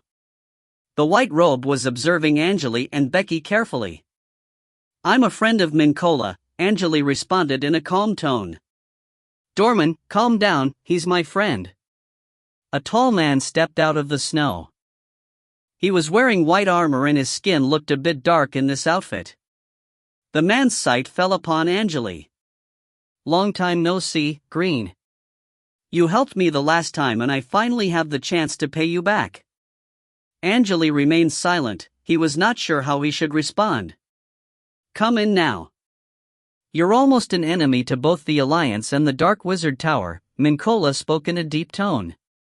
"Follow me, I'll take you to Suman." "Thank you for your help." There was a bitter smile on Angele's face. The white robe named Dorman disappeared into the snow again. Angele and Becky followed after Mincola. They walked down the hill and entered one of the caves. The tunnel was dark. "You already knew that I was once a member of the Dark Wizard Tower?" Angele asked as he walked. "Of course. The Dark Wizard Tower released your information to the public and said that you were a traitor. I think the whole central continent knows about your situation since the rumor is spreading so fast. I think you brought some serious trouble to Elder Vivian," Mincola responded. "What you did is much more eye-catching than what we did to the world altars." "Do you know how Vivian is doing now? Do you have any intel?" Angele was a bit anxious after he heard that. "Price Evil Dragon is protecting Vivian. He's one of the Alliance's leaders and things should be fine, but other members of the Alliances are unhappy. They think that you're the reason why the fairy realm is invading our world," Mincola responded. "That's fine." Angele sighed with relief. The conversation ended as the atmosphere got heavy. They advanced for around 1 hour in the cave and saw a bright campfire ahead. The flames of the campfire were dancing in the air. There were several people sitting around the campfire.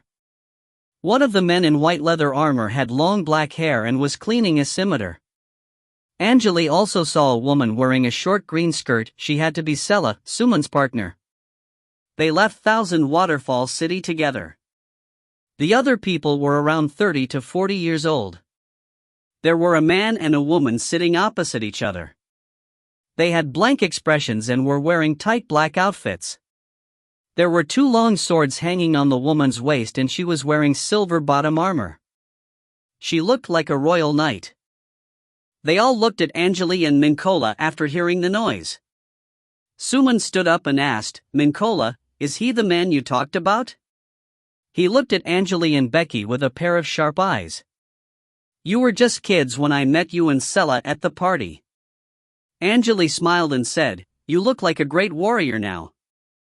"It's you." Suman's expression loosened. "You helped us escape and won a fight against the rank 4 wizards. I've never forgotten what you did for me, Master Green. Just call me Green. I assume that you already know why I'm here." Angele glanced around. The other people all stood up, but they looked confused. "We need to plan this out. Let me introduce my team members to you first." Suman pointed at his friends. "This is Bella, she's a blade dancer." He pointed at the woman with 2 long swords. "This is Messiah, he's an assassin." The man forced a smile on his face. "Nice to meet you. You already know me and Sela. Also, I think you already met Dorman, he was in charge of the traps." Suman pointed at the campfire. "Take a seat. We moved to this location not so long ago." Angele and Becky followed Mincola to the campfire. They sat down together and started cleaning the snow off their bodies. "Green, greetings. I wonder what brings you here." Sela's voice did not change, it was still crisp and attractive. Angele looked at the girl and checked the energy wave she was releasing. She had the same power level as a rank 1 wizard, also, her energy wave was a bit strange. The blade dancer named Bella only had the power level of an apprentice, but she was releasing a mysterious energy wave. She was sitting with her eyes closed and it seemed like she was resting. The assassin named Messiah had clean skin and, for some reason, reminded Angele of the people who were from the underground world. Most of the creatures in the underground had clean white skin due to the lack of sunlight. Messiah also had the power level of a rank 1 wizard, but it seemed like the golden dagger in his hand was a special item. Mincola was a rank 2 wizard, but Suman was not releasing any energy wave. It felt like he was just a mortal. Angele noticed the wrinkles around Suman's eyes. "Your body." Angele did not respond to Sela, he just talked to Suman after checking his condition. The atmosphere got heavy again. A bright smile appeared on Suman's face. "No worries. My life expectancy was greatly reduced because I used the concept gear too much. Maybe I'll die earlier than other mortals, but it's worth it. My life is more exciting than others and I have so many friends supporting me." The young man lightened everyone's mood. Suman was different than before, he looked like a talented leader. "So, why are you here?" someone asked. Angele glanced around and his sight fell upon Mincola. "Mincola, do you know why I'm here?" Angele questioned. He was the strongest wizard here.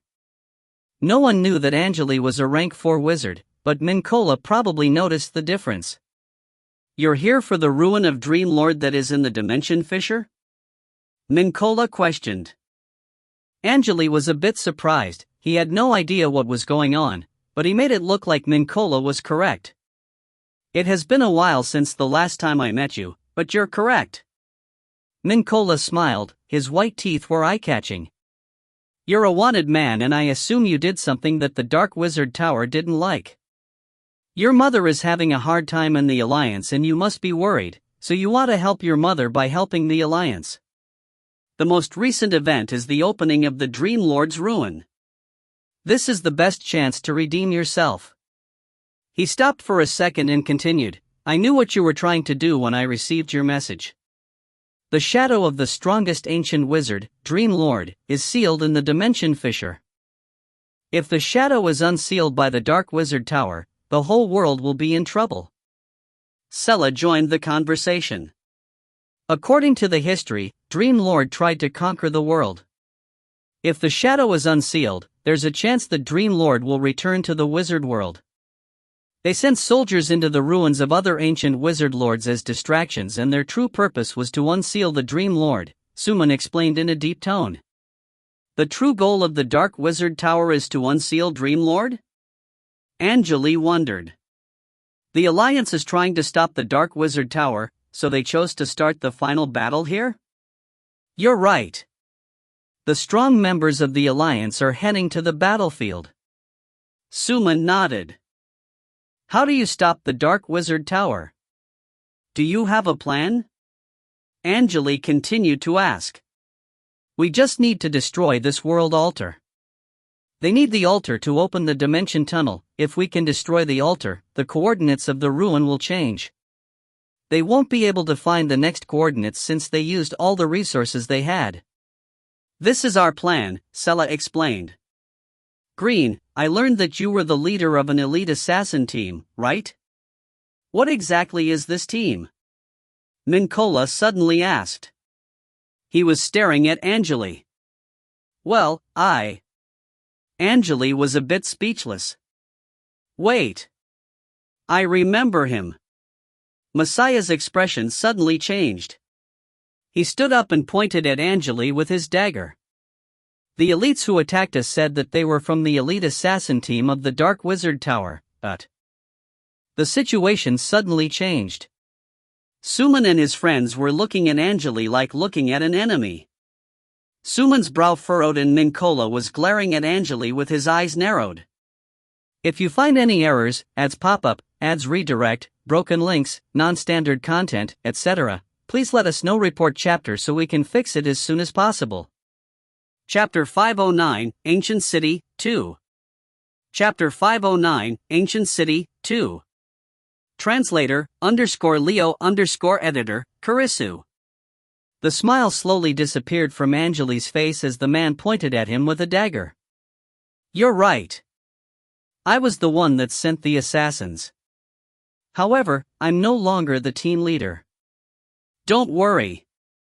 He started explaining, we were working for different organizations and I had to send those assassins, but Angele knew that he needed a good excuse because he did not want to fight.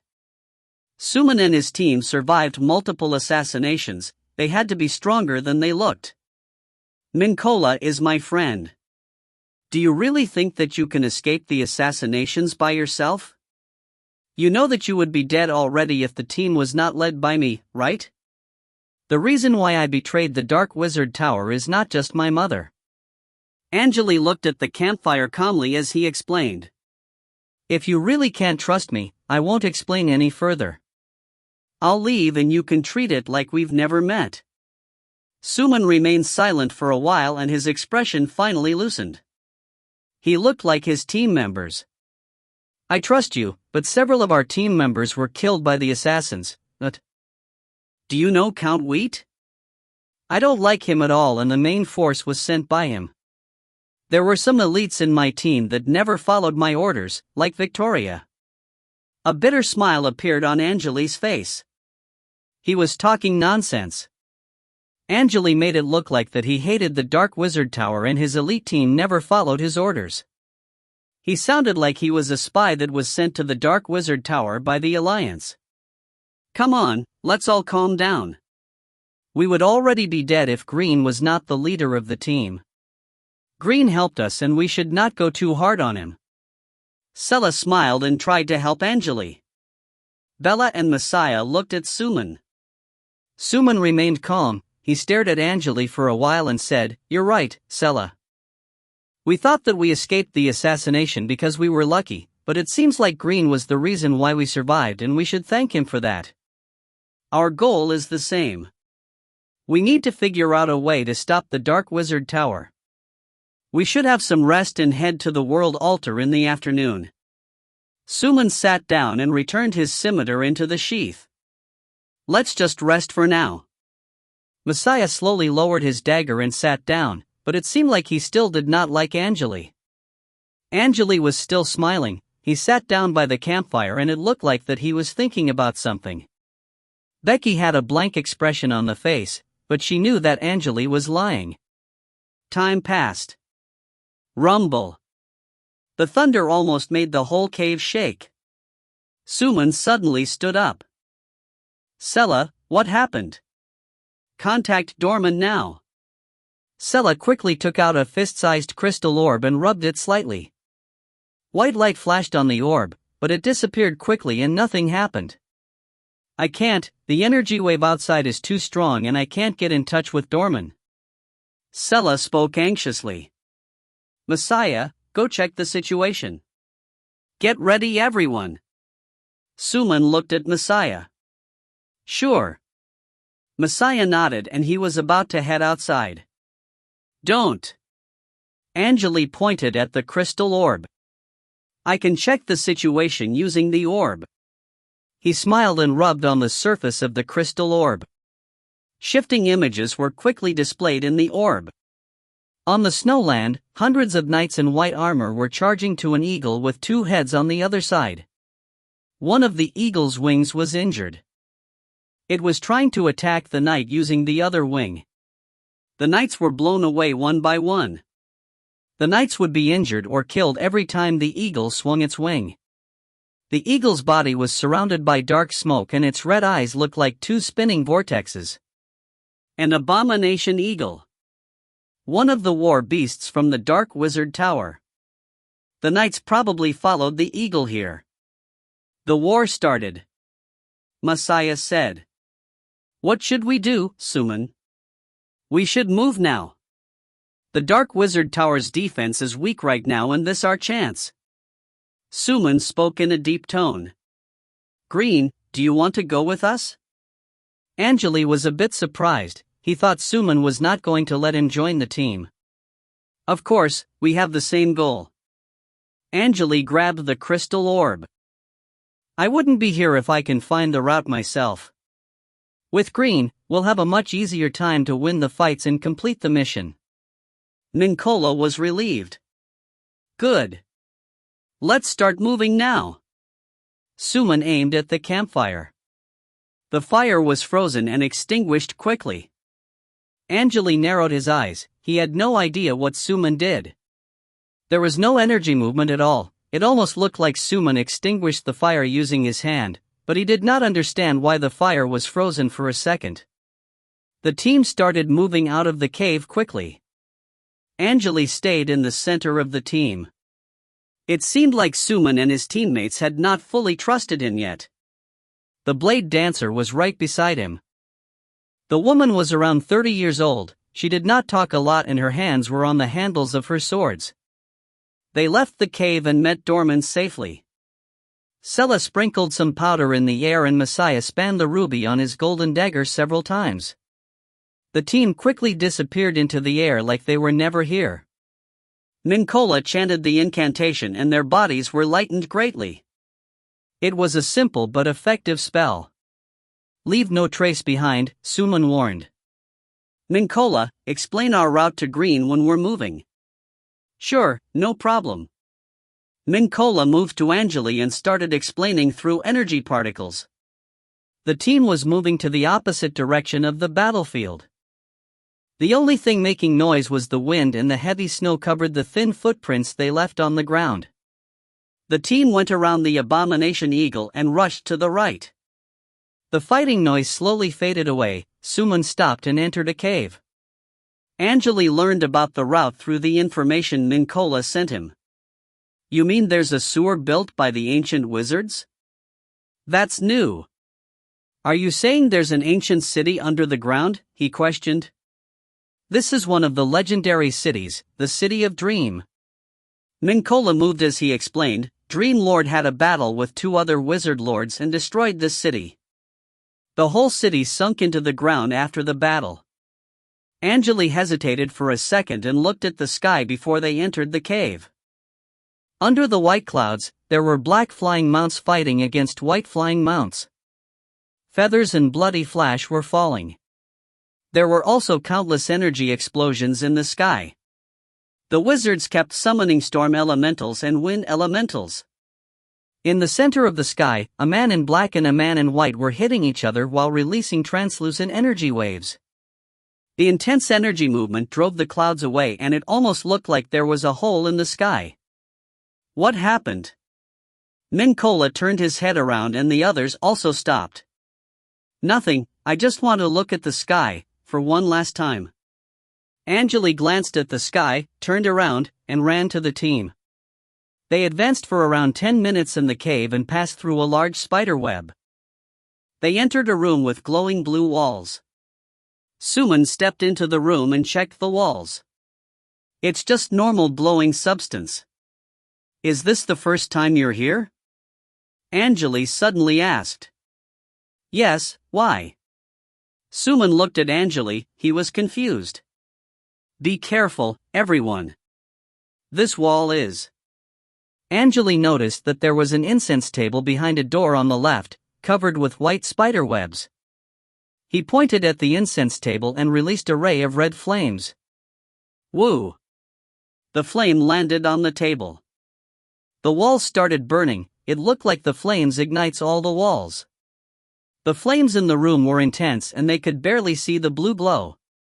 Suman and his team quickly stepped out of the room. Sela hesitated for a second and said, "This is the tunnel guard." A stone pillar appeared on one of the burning walls and the stone pillar formed a blue flower bud. The flower bud was surrounded by red flames and slowly blossomed. The flower petals of the blue flower were translucent. A human eye and a mouth appeared in the center of the flower. Password required. The flower was speaking the universal ancient language. What does it mean? Suman and his team had no idea what the flower was talking about. Angele was a bit speechless, he was not sure why password was required here. He stepped forward and explained, password is a code or some specific words. You'll need it to pass this area or you'll be attacked. A code. Suman started thinking. Stone wall, Bella suddenly said. Yeah, it must be stone wall. Suman clapped his hands. He was excited and said some words in a strange tone that sounded was from a monkey. The flower spoke again, password correct. You can pass now. Chi. The flames in the room extinguished as the blue glow faded away. The blue flower was also absorbed by the wall. Let's move. Suman said and walked to the exit on the other side of the room. Thanks for your help. Sela walked to Angele and said, we might still need your help later. No worries. We're pursuing the same goal now. Angele smiled and stopped talking. If you find any errors, ads pop up, ads redirect, broken links, non-standard content, etc., please let us know. Report chapter so we can fix it as soon as possible. Chapter 510, Prediction 1. Chapter 510, Prediction 1. Translator, _Leo_editor, Kurisu. The team passed through the room and entered a dark tunnel. The arched tunnel was covered with white spider webs and they could hear rats rushing through the tunnel. Angele glanced around, but the only thing he could see was darkness. Suman was in front of the team, the torch he was holding brightened up the area around the team. From now on, please only cast spells when necessary so that the wizards above will not notice us. The sewer of the ancient city is not protected by any defensive devices, so we have to proceed with caution. Understood. What about the temperature aura? Someone asked. Same for the temperature aura, Suman responded. Mincola and Sela were a bit speechless. Their bodies were weak and they could not handle extreme cold. After the temperature aura was deactivated, the tunnel was much colder than before. Suman was leading the team in the front and Angele was still in the middle of the team. Bam! A loud noise came from up ahead, It sounded like something fell. Suman's brow furrowed, he drew his scimitar and stopped. I'll go take a look, proceed with caution. Messiah, go check the rear end. Sure. The two left the team and started moving slowly. Angele stood in the middle of the team. Bella trusted him a bit more after the incident, but she was standing close to Angele with her hands on the sword handles. Becky was walking beside Angele and Mincola was checking on her constantly. They still don't trust you. Becky sent these words through energy particles. Angele restricted her ability to cast spells, but she could still transfer words using energy particles.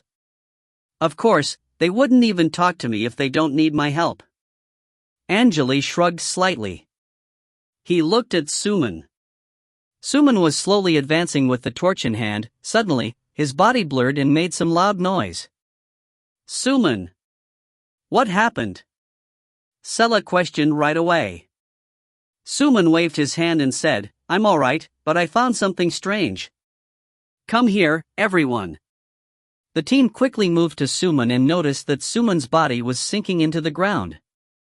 The bricks on the ground all broke into pieces. The bricks under Sela's feet also broke and she started sinking as well. Huh? Mincola sounded confused. He walked to the right of the Sela and Suman. Suddenly, he slowly floated in the air. It almost looked like he was flying. What? Suman and the other team members all looked at Mincola. This is probably the legendary force trap. Mincola was not sure if he was correct. Gravity trap to be exact. Angele raised his arms and it felt like someone was pressing his arms down as he leaned forward slightly. Huh? Do you know anything about the trap, Green? Mincola looked at Angele. Yeah, gravity trap will prevent small creatures or insects from moving through the area. It's designed by the ancient wizards and it shouldn't be a problem for us. Angele nodded. Areas like this are usually safe, but we still need to proceed with caution. Messiah stepped forward and said, let's keep moving then. Let me lead the way. The team started advancing again. The gravity was constantly changing randomly. Time passed slowly. Around 20 minutes later, they finally saw something different ahead. A woman with long blonde hair appeared in Angele's sight. The woman was wearing a gray cloak, her skin was clean, she had large breasts and long legs, the woman's body was quite attractive. She was standing on the left quietly, not moving. She was wearing a brown leather skirt and tight leather armor. The outfit was quite revealing. The woman was facing the other side and her face was covered by a golden helmet. The only thing Angele could see was her back. Hey! Messiah shouted with the dagger in hand. Are you alive? The woman did not respond. Be careful, this is a sewer of an ancient city, but... Don't worry, it's just a dead body, I think, Angele spoke. She was probably left here by the ancient wizards. It's a special punishment called Devour, but her location is a bit strange. Devour? I've heard about it, Mincola interrupted, however, I don't think the body should be here. Let's go take a look. Angele shrugged and stepped forward. He moved closer to the woman. Angele walked to the woman and covered his right hand with black armor. He took the helmet off the woman's head and turned her around. Damn! The team members all inhaled deeply. Suman walked to Sela with a strange expression on his face.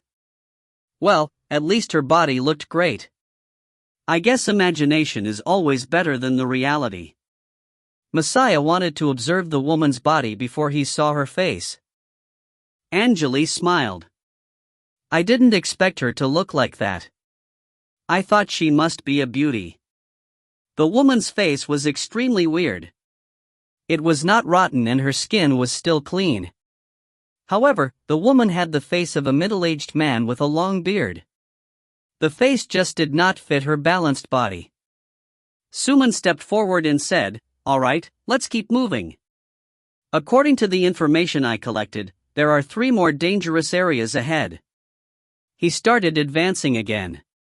More and more dead bodies that looked like statues appeared in the tunnel as they walked.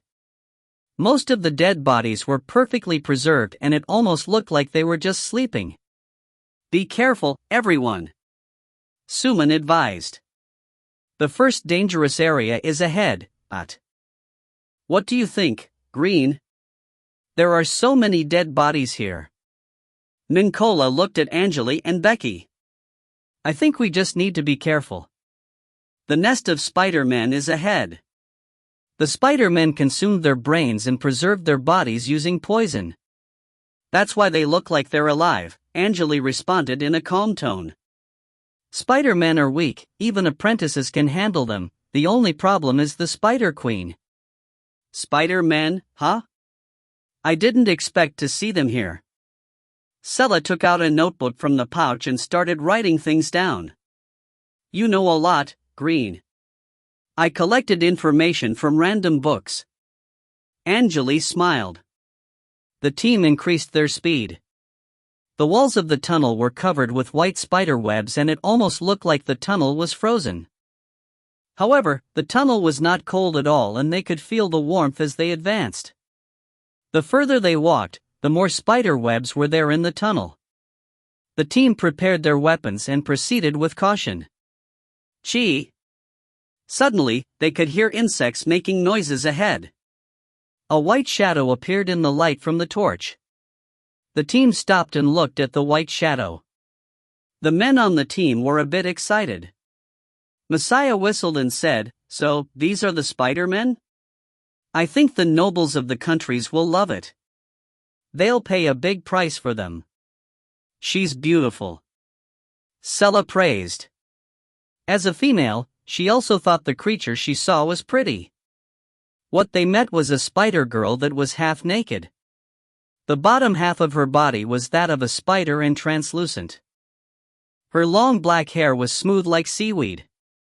The girl stared at the team members and her sight fell upon Suman. Her upper body was naked and it seemed like she did not care that her breasts were exposed to the air. Strangely, the girl looked innocent and lovely for some reason. Gee! The noise was from her mouth and it almost sounded like she was asking something. Minkala's brow furrowed. She was speaking the spider language and I can understand some of it. Be careful, everyone, she might be a threat. Don't worry. Spider-Men are weak and they shouldn't be a threat to us, Angele interrupted. I think she's asking if we want to reproduce with her. Spider-Men want to strengthen their bloodline by reproducing with stronger beings. They think that stronger partners will bring them stronger children. We? With spiders? How do we even do it? Messiah looked speechless. I'll volunteer if you tell me how to have sexual intercourse with this thing. Well, it depends. You just need to accept their body features. Angele blinked his eyes. They have pretty faces and their bodies are soft. That's part of the evolution. Most importantly, the Spider-Men's gender will change based on how you want them to be. Angele chuckled and explained, so, if you're really interested, just go ahead and do it. Don't worry, Spider-Men won't attack the strong beings that are willing to reproduce with them.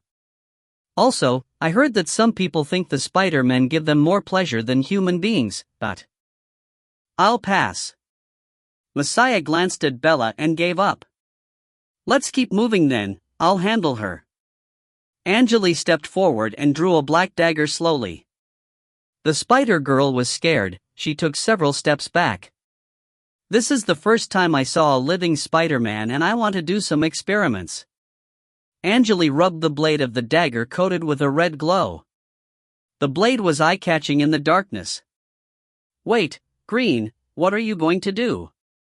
Sella suddenly questioned. I'm going to dissect her here so I can do experiments later, why? Angele waved his dagger, it was just a normal procedure for him. She's young, and I think she wasn't the one who killed those people. Sella looked at the spider girl. Angele nodded. You're probably right. I think her ancestors did it. Can you let her leave? Sela stared at Angele in the eyes. Angele was a bit surprised after he heard that and looked at the others. Suman and Bella supported Sela's words, but Messiah remained silent. Dorman was just standing there with a smile on the face. Minkola could understand why Angele wanted to kill the spider girl, but there was a bitter smile on his face. If you find any errors, ads pop up, ads redirect, broken links, non-standard content, etc., please let us know. Report chapter so we can fix it as soon as possible. Chapter 511, Prediction 2. Chapter 511, Prediction 2. Translator, _Leo_editor, Karisu. Seriously? You too? Angele decided to remain silent after finishing these words. Angele had no idea how Suman's team survived in the wizard world, they were too naive. However, he finally understood why Minkola decided to stay in Suman's team. Angele looked at the spider girl who was shaking. Dissection was normal for wizards, but the people in Suman's team were asking him not to do that. He noticed that Suman's team was so different that it almost felt like they did not belong to the wizard world. Are you taking pity on the spider girl? He wondered. Will you still protect her if she's the one who killed those people? You can't judge something just by its looks. I'm not judging her by her looks. I can feel that this girl is not going to hurt any of us, Sela answered calmly. Chi. The spider girl realized that the team would not kill her, so she moved closer to them. Angele wanted to collect the new bloodline, fresh bloodline, and the bloodline he extracted from the bones were different. However, it seemed like he would not be able to do it in this situation. He lowered his dagger slowly. Fine then. I won't do it if you insist. Let's go, Suman said. They noticed that Angele's thoughts were completely different from theirs. They walked past the spider girl and started advancing again. The spider girl followed after them, but she kept a distance from the crew. They passed through the spider webs, but the spider girl was still following them. Messiah was confused. Why is she following us? Maybe she wants to join us, Angele responded. She noticed that we decided not to hurt her. She probably lives in the sewer and eats rats or insects. The girl doesn't want to be alone after she realized that we could communicate with her. We should ask her why she is following us, Sela suggested. The team members all agreed. Minkola talked to the spider girl using the spider language, but it seemed like she still feared Angele. The spider girl moved closer to Sela. Minkola asked the spider girl with Sela's question. The spider girl hesitated for a second and glanced at the team. Who do you like the most in our team? Minkola questioned. The spider girl's sight fell upon Angele. Me? Angele was surprised, the other team members were also surprised. The spider girl walked to Angele, but she still kept a distance from him. Are you kidding me? Messiah had high expectations because he was confident in his own power. That guy was trying to dissect you. Green is the strongest being here. She just wants to reproduce with the strongest one in the team, Minkola guessed. You're just a spider. Get out of my way. Bam! Becky kicked the spider girl in the stomach and she almost hit the wall. She sneered and stepped forward. Angele had an innocent expression on the face. Sorry, it seems like my partner is jealous.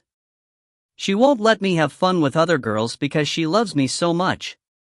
Are you serious? Becky sent the words through energy particles. You controlled my body. I have nothing to do with this and now you're saying that I love you? I had to do it, Angele responded quickly. Alright, calm down, Suman said. We're not here to play. Sela, ask the spider girl to follow you. Minkola, please ask her some serious questions so we can learn more about the sewer. Sure.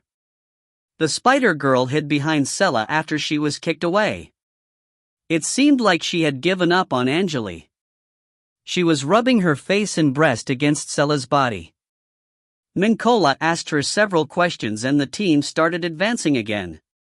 The tunnel was getting wet. There was gray mud on the ground, soaked in some liquid. The further they advanced, the muddier the ground became. That's it. Suman remembered something and his expression turned serious. If I'm not mistaken, this must be the first dangerous area. Angele checked the stone walls quickly. The walls were covered with yellow mud. Ah! Sella suddenly screamed. Something is trying to grab me. Angele noticed that pairs of women's hands appeared in the mud and were trying to grab the team members. Don't move! Bella drew her swords and slashed through the hands. The hands were all cut into pieces after just one hit. Bella slowly lowered her swords and the hands on the ground turned into mud. Sella was the only one that was attacked. A pair of handprints was left on her ankles, they were turning dark. Sella gritted her teeth and took out some white herb. She broke the herb into pieces and applied them on the wound.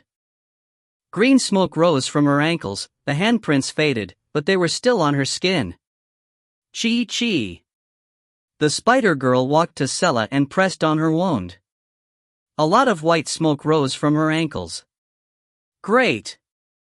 Sella looked happy. Thank you. Angele crouched in front of Becky and watched the hands that were broken by her turn into mud. Are you all right? Mincola looked at Angele. I'm fine. I just want to study this thing. I tried to collect the broken hands using a container, but I failed. My container melted after it contacted the mud. Angele stood up and the team started moving again. They started checking the mud on the ground constantly. All the mud they encountered later attacked them. They dodged all the attacks and the tunnel ahead branched out. They stood in front of the two tunnels and hesitated. Suman took out a black map and checked the route. I don't see any branch here. He hesitated and turned around. There are two tunnels ahead, but I don't know which one will lead me to the destination. I decided to enter the tunnel on the right. We'll go with you, Sella said, but what about Green? Angele noticed that the others were staring at him. He knew that the team did not like him. He was once the leader of an assassin team, also, Suman and his friends were too naive. I heard that the doors of the ancient city are protected by codes. I don't think I can unlock the doors. Don't worry, it has been years and I think the codes are no longer working, Suman explained. Also, only one of the tunnels will lead us to the destination. Suman had similar thoughts about Angele as the other team members. He just could not trust the man. Also, Angele did not hesitate when he drew the dagger and tried to dissect the spider girl. He could feel that the man was cruel and it seemed like the spider girl considered Angele the strongest being in the team. Alright, then. I'll choose the other tunnel and I'll see you later. Angele glanced at the spider girl one last time before leaving. Let's go, Becky. Becky snorted and followed Angele into the tunnel on the left. They disappeared from the team's sight quickly. Suman's expression loosened as Angele and Becky left. He raised his hands and stopped the others from talking. They walked for a while before Suman suddenly stopped and turned around. Mincola, he's gone now, what were you trying to say? He looked at Mincola with a serious expression on the face. There's a problem. The spider girl fears Angele due to her instinct. It was not due to how Angele treated her. I heard that White Spider Girl could see the future and I wonder what she saw. See the future? Sella dragged the girl to her. You mean this girl could predict the future? Is this part of her ability? You're right, her ability is special. Although Green has the same goal as us and I think things will be fine, I just don't know why the Spider Girl fears him so much. Let me ask her. Mincola looked at the Spider Girl and spoke in the spider language. The spider girl hesitated for a second when she heard the question, but she still responded. The sky and the ground are torn apart.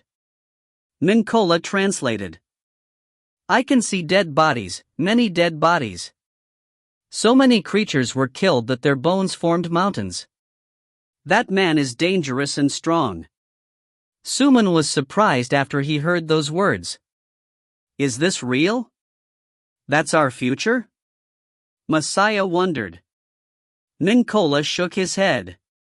I'm not sure, but I'm certain that Green is not telling the truth if the spider girl is not lying to us. What do you think, Sela? I don't think the spider girl is lying. Sela shook her head. Mincola's brow furrowed. He tried to talk to the spider girl again, but she just kept shaking her head. What are you doing, Mincola? Sela asked.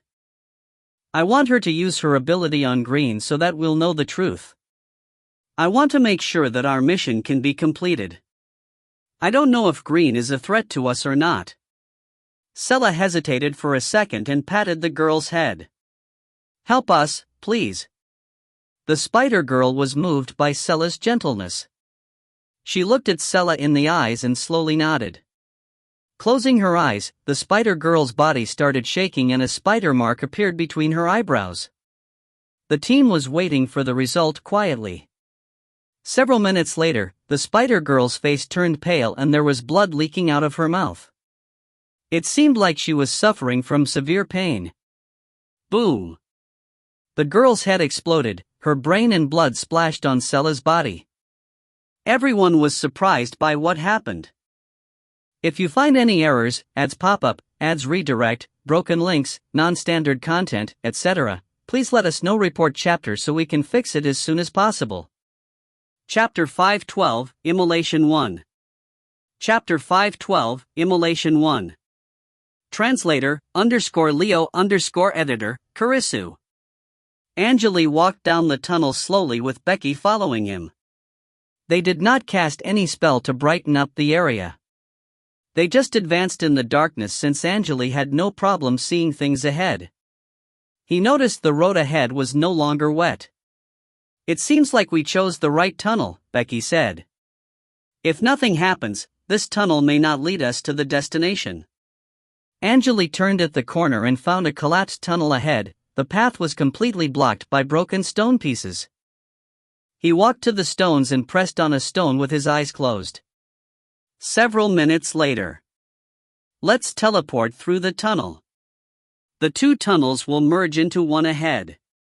I'll go through it first and you can teleport to my location using the bloodline ability. Bam! Angele disappeared into a ball of dark flames. On the other side of the collapsed tunnel. In the darkness, red light flashed in the tunnel and Angele recreated his body. Some white light flashed beside him and turned into Becky. They could hear the noise made by the rats. A rotten smell permeated the air. With a flick of Angele's finger, a pink aura appeared around his feet. He remained silent as he started advancing. His footsteps were quite loud in the tunnel, echoing. Becky hated the dirt on the ground and decided to stay away from it. There were balls of black sticky liquid on the ground. They were wet and stinky. How long do we have to walk? Becky was getting impatient. Calm down. We're getting close. I know where Mincola is and our direction is correct. Don't worry. Angele increased his ability slightly. Time passed. Several hours later, Becky wanted to say something else again, but Angele stopped her. Something isn't right. The two tunnels will merge ahead and it must be Suman's team. They're in trouble. We should check on them. On the other side of the tunnel. The walls of the tunnel were glowing. Suman held a scimitar and was staring at a man that was walking to him. Sela, Mincola, Messiah, and Dorman were lying on the ground. Bella was leaning against the wall, one of her swords broken. She supported her body using the other sword. She was not sure if she could stay conscious if she fell to the ground as well. Damn! This guy was waiting here the whole time. Suman inhaled deeply. He could feel that his lungs were burning and there was blood in his throat. Suman used most of his power and his lung was slightly damaged for that. "Guys, are you still alive?" he questioned in a low voice. Messiah, who lay on the ground, responded in a low voice, "We're all right. Don't worry. If we can't figure out a solution, we'll lose the ability to fight back." "Minkola, do you have anything that can help us?" Sella asked. She sounded weak. "I would have used it if I had one." There was a bitter smile on his face. "The man has an aura that reduces our stamina gradually and the effective range is incredible. Also, the man is definitely stronger than us since we didn't even last a minute in his aura. There'd be nothing I can do even if I had a secret technique.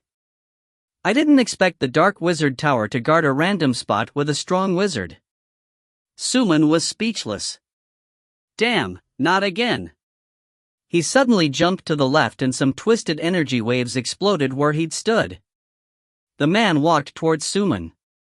He was a strong man with a muscular body. The man had no hair, no beard, and no eyebrows. His face was smooth and clean.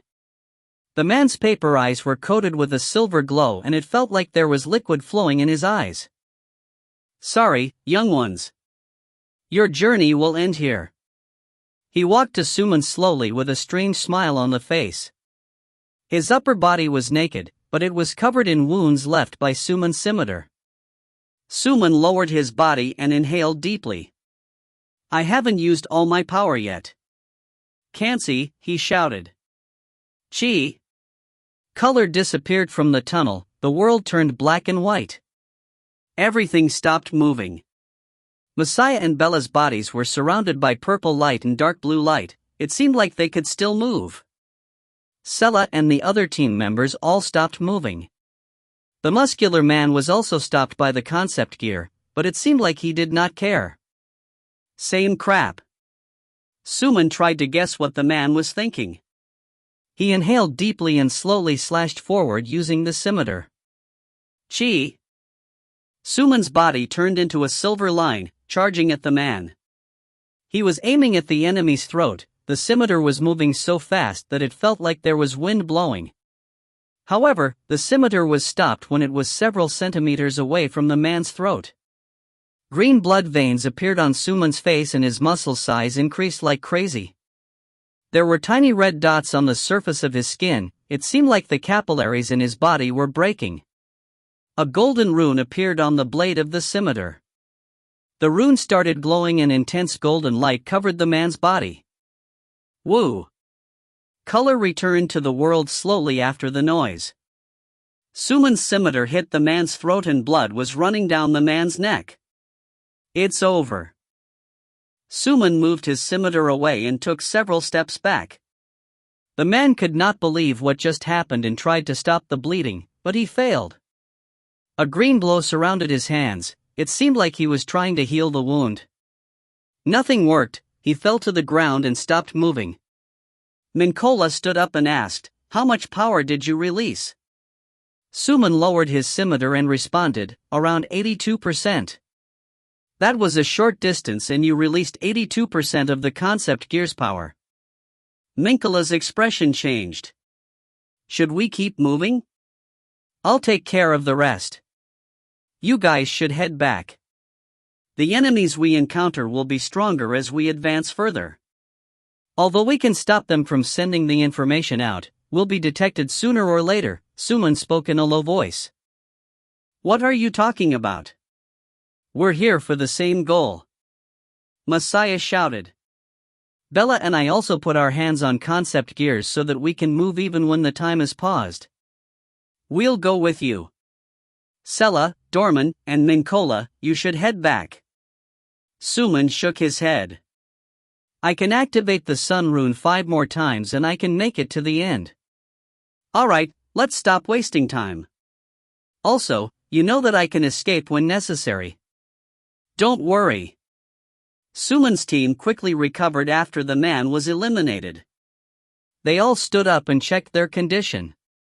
"Just go. We have no time to waste."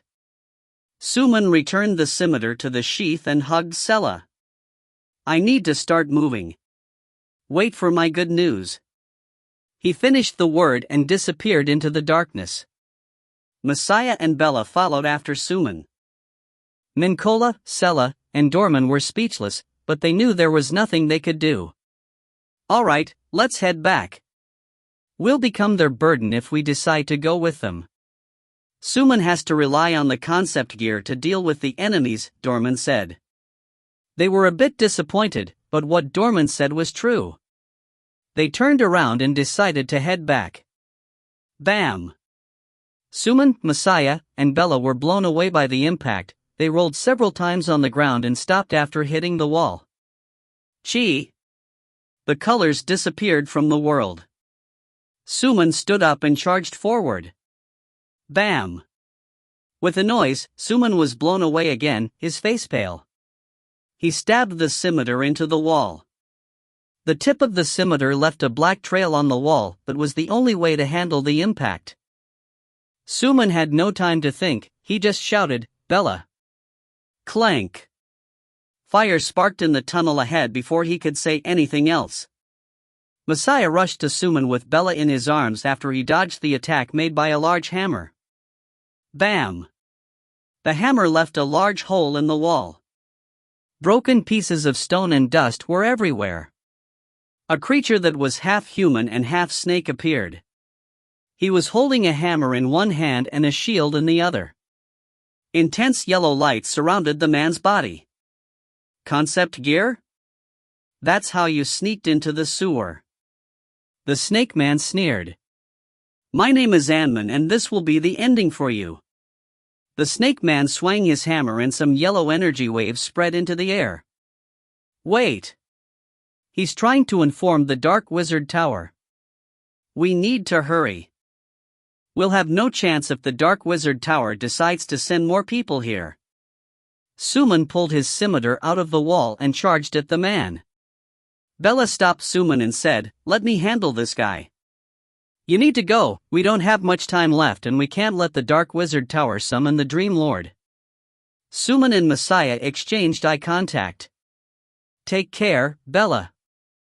They tried to move past the Snake Man from left and right. The Snake Man tried to stop them, but he was attacked by a short sword with black strings on the blade. It seemed like the black strings were formed by some mysterious energy and the Snake Man had to block the strike. Clank! Messiah and Suman successfully passed the Snake Man. Damn! I'm going to devour you. The Snake Man was enraged, he charged at Bella at full speed. Angele was still in the other tunnel, he looked confused.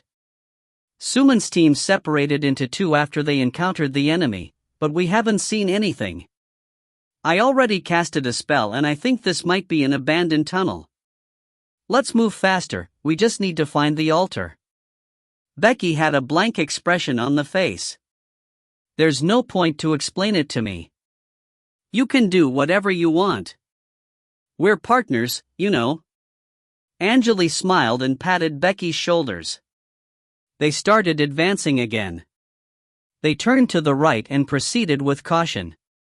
Finally, they heard people fighting ahead. Angele checked the energy waves they released quickly. Angele increased his speed again and grasped forward using his right hand. A large rock appeared on the ground and turned into a 1 meter wide and 3 meters long blade. He did not check the situation, he just grabbed the blade and slashed forward.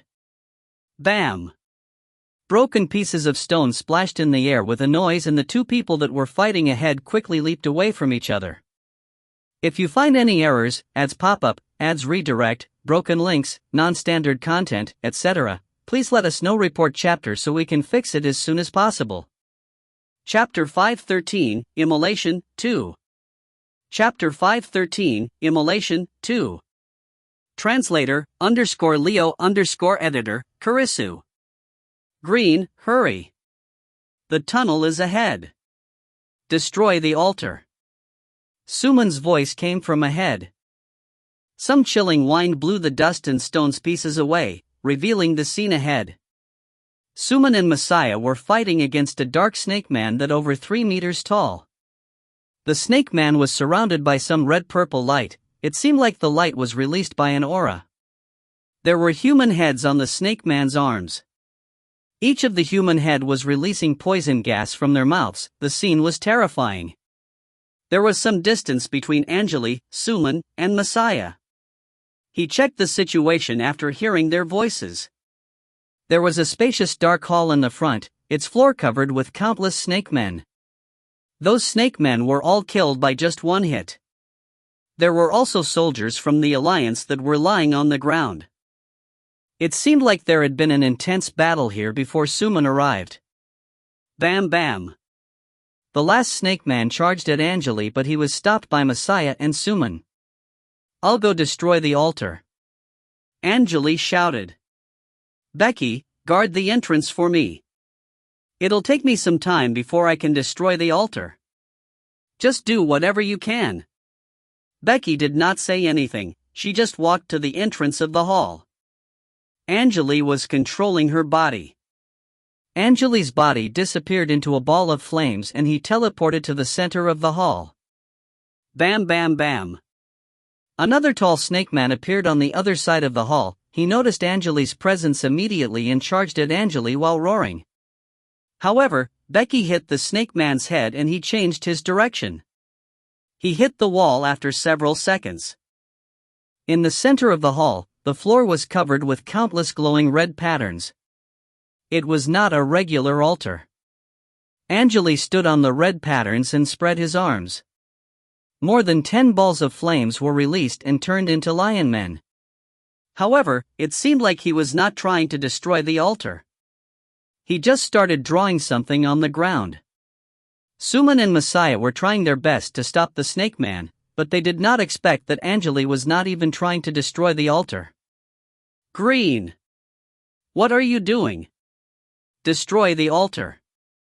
This is one of the altars they need, destroy it and we can stop the summoning," Suman shouted. Angele was still drawing runes on the ground like he did not hear anything.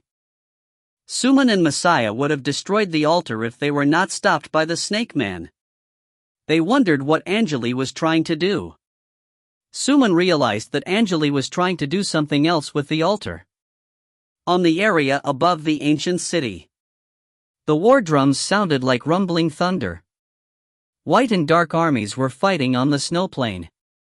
They were attacking each other using area spells. Blue and red explosions were everywhere in the sky. Beasts that looked like elephants were running around among the soldiers. Fireballs and ice shards were attacking those beasts like crazy. Some of the beasts were still charging at the enemies even though they were severely hurt. The wizards were charging forward like warriors. No one was casting strong spells due to long incantations. Only the talent abilities and magic devices were working since they could be activated instantly. Colorful energy particles were floating in the air. They were from the intense energy waves. Rayline was riding an armored unicorn with a black hammer in his hand. He was wearing white armor, charging forward with the knights. The intense noise made by the unicorns was the only thing he could hear. The elephants were charging at the riders. "Get ready!" The captain was giving the order. The knights all raised their black warhammers. "Ready!" White glows appeared on the hammers, their intensity varied. It seemed like their power levels were different. "Release!" the captain shouted. Rayline roared and threw the warhammer at the elephant. The warhammer was coated with a white glow. It was mixed in the rain of warhammers and flew at the elephant. Bam! The earth shook with a loud noise. The elephant in the front fell to the ground, its body covered with blood holes that varied in size. "One more down." Rayline felt relieved. He turned around and retreated with the team. "I wonder if Sigma and Green are doing well in this chaos." "Rayline, what are you thinking?" A wizard sent the words using energy particles. "Stay focused. There's a war going on." "I know, Hank." Rayline calmed down and checked the surroundings carefully. They needed to make sure that they were not ambushed. A team of riders in black armor was moving toward them. Those riders were well trained and there were flying creatures standing on their shoulders. Rayline recognized them quickly. They were the Watchers from the Elemental Hand. They were the reason why Rayline chose to fight in this area. "Watch out," the captain suddenly shouted. Rayline's skull numbed. He had no time to check the situation, he just jumped off the horse. Bam! A large ball of flames appeared in the center of the team. More than 10 knights were swallowed by the flames and many knights were groaning. The knights tried to put up energy barriers, but the barriers were broken through easily. They were screaming and rolling on the ground in flames. Rayline quickly rushed to their base, but an ice ball landed right in front of him. Bam! The ice ball exploded and blue ice shards splashed in all angles. Rayline lay on the ground and dodged the ice shards. There were only several people alive in his team. They had no time to think. They would be safe after they returned to the base. Dark clouds covered the sky as thunder rumbled. The clouds turned into 2 vortexes that were attacking each other. Countless white airships were flying over the plain and there was a golden bird's shadow above the airships. The shadow blocked most of the lightning attacks. The small airships were led by an enormous egg-shaped airship. A team of white robes was standing on the deck of the large airship and there was a golden birdcage on the railings. The bird in the cage was overlooking the battlefield quietly. The Dark Wizard Tower is not thinking about the consequences. Half of their wizards died in the battle and it'll end here, the bird spoke in a deep tone. A girl with long black hair stepped forward and said, "It's not our fault. Are you thinking about the next step, Prince Evil Dragon?" All the forces of the Mirror City are here and the mortal soldiers also joined the battle. There are millions of people here and there's no going back. A handsome man with hair that looked like burning fire nodded. "We can't let the Dark Wizard Tower enter the Dimension Fissure and summon the Dream Lord. No one will be able to handle the power of an ancient wizard lord. I think this world will collapse. The energy waves here are so chaotic that no wizard can utilize his power. We need to gather everyone's power and win the team fight. Vela, is everything prepared?" Prince Evil Dragon questioned. An old female wizard nodded. "Everything is prepared. Vista is protecting Elder Vivian of the Elemental Hand. However, I don't understand why we need to protect her in this critical period. Vivian is an elder of the Elemental Hand and she's a strong wizard. I promised Green and I can't tell you the details. I trust him and I'll make it right," Prince Evil Dragon responded calmly. "The summoning ritual is almost ready. There are 200,000 elite soldiers here, they're ready to sacrifice themselves for us, we must complete our mission." The white robes started checking the condition of their magic devices and all released different auras. "That's it." Angele stood up and looked at the runes he just drew with a smile on his face. The light from the red runes was getting more and more intense. There were spinning red vortexes above the altar and he could hear Soul screaming. Something made the air sticky and it almost felt like there was blood in the air. The snake men noticed that Angele was not going to destroy the altar, so they decided to focus on the armored wizards and summon. The tunnel and the hall were filled up with random energy waves. Becky walked to Angele and questioned, "What are you going to do?" "Nothing." Angele smiled and rolled his left sleeve up. The stone armor decomposed and revealed the 5 red scorpion patterns. "It shall begin." Angele stabbed his fingers into his left arm. "Chi." He slowly pulled the skin with the scorpion patterns off his arm. At the entrance of a tunnel ahead, a man in a long white robe was releasing ice energy waves and spitting white tentacles out of his mouth. The white tentacles were trying to grab a snake man in front of him. "It won't work." The snake man laughed and destroyed the ice tentacles using poison gas. "This is just a branch and we're the weakest guardians. The summoning rituals are still going on in the other 5 branches. Only the main altar will complete the ritual. You have no chance to win. There are 3 Legion commanders and the Duke guarding the major altar. The purple poison gas was fighting the white frost. It felt like there was an invisible barrier between the two. They were all having trouble winning the fight. The Prince, the Sky Lord, and the Mirror Lord are here. You'll lose and you shall not conquer our world, the White Robe shouted. The dimension movement is getting stronger. They're summoning the Lord. The Snake Man was holding large blades in hand and charged toward the White Robe at full speed. Nightmare Realm. On the Red Plain. The rocks on the plain were extremely hot and countless human-shaped creatures slowly stood up from the ground. Some of the creatures had black wings on their backs. They flew into the sky quickly. Several minutes later, those creatures covered the land and filled up the sky. Go now. A loud voice echoed in the air. Go now, my children. Chi. Countless cracks appeared on the ground, they looked like blinking eyes. The creatures shouted and jumped into the cracks quickly. If you find any errors, ads pop up, ads redirect, broken links, non-standard content, etc., please let us know. Report chapter so we can fix it as soon as possible. Chapter 514, Beautiful World, 1. Chapter 514, Beautiful World, 1. Translator, _Leo _editor, Karisu. Somewhere in the forest by the entrance of the highland. Hurry! Hurry! We need to move. On the green grass, there were teams of armored wizards crossing through the forest, holding short wands in their hands. Their bodies were floating in the air and their faces were covered by big white hoods.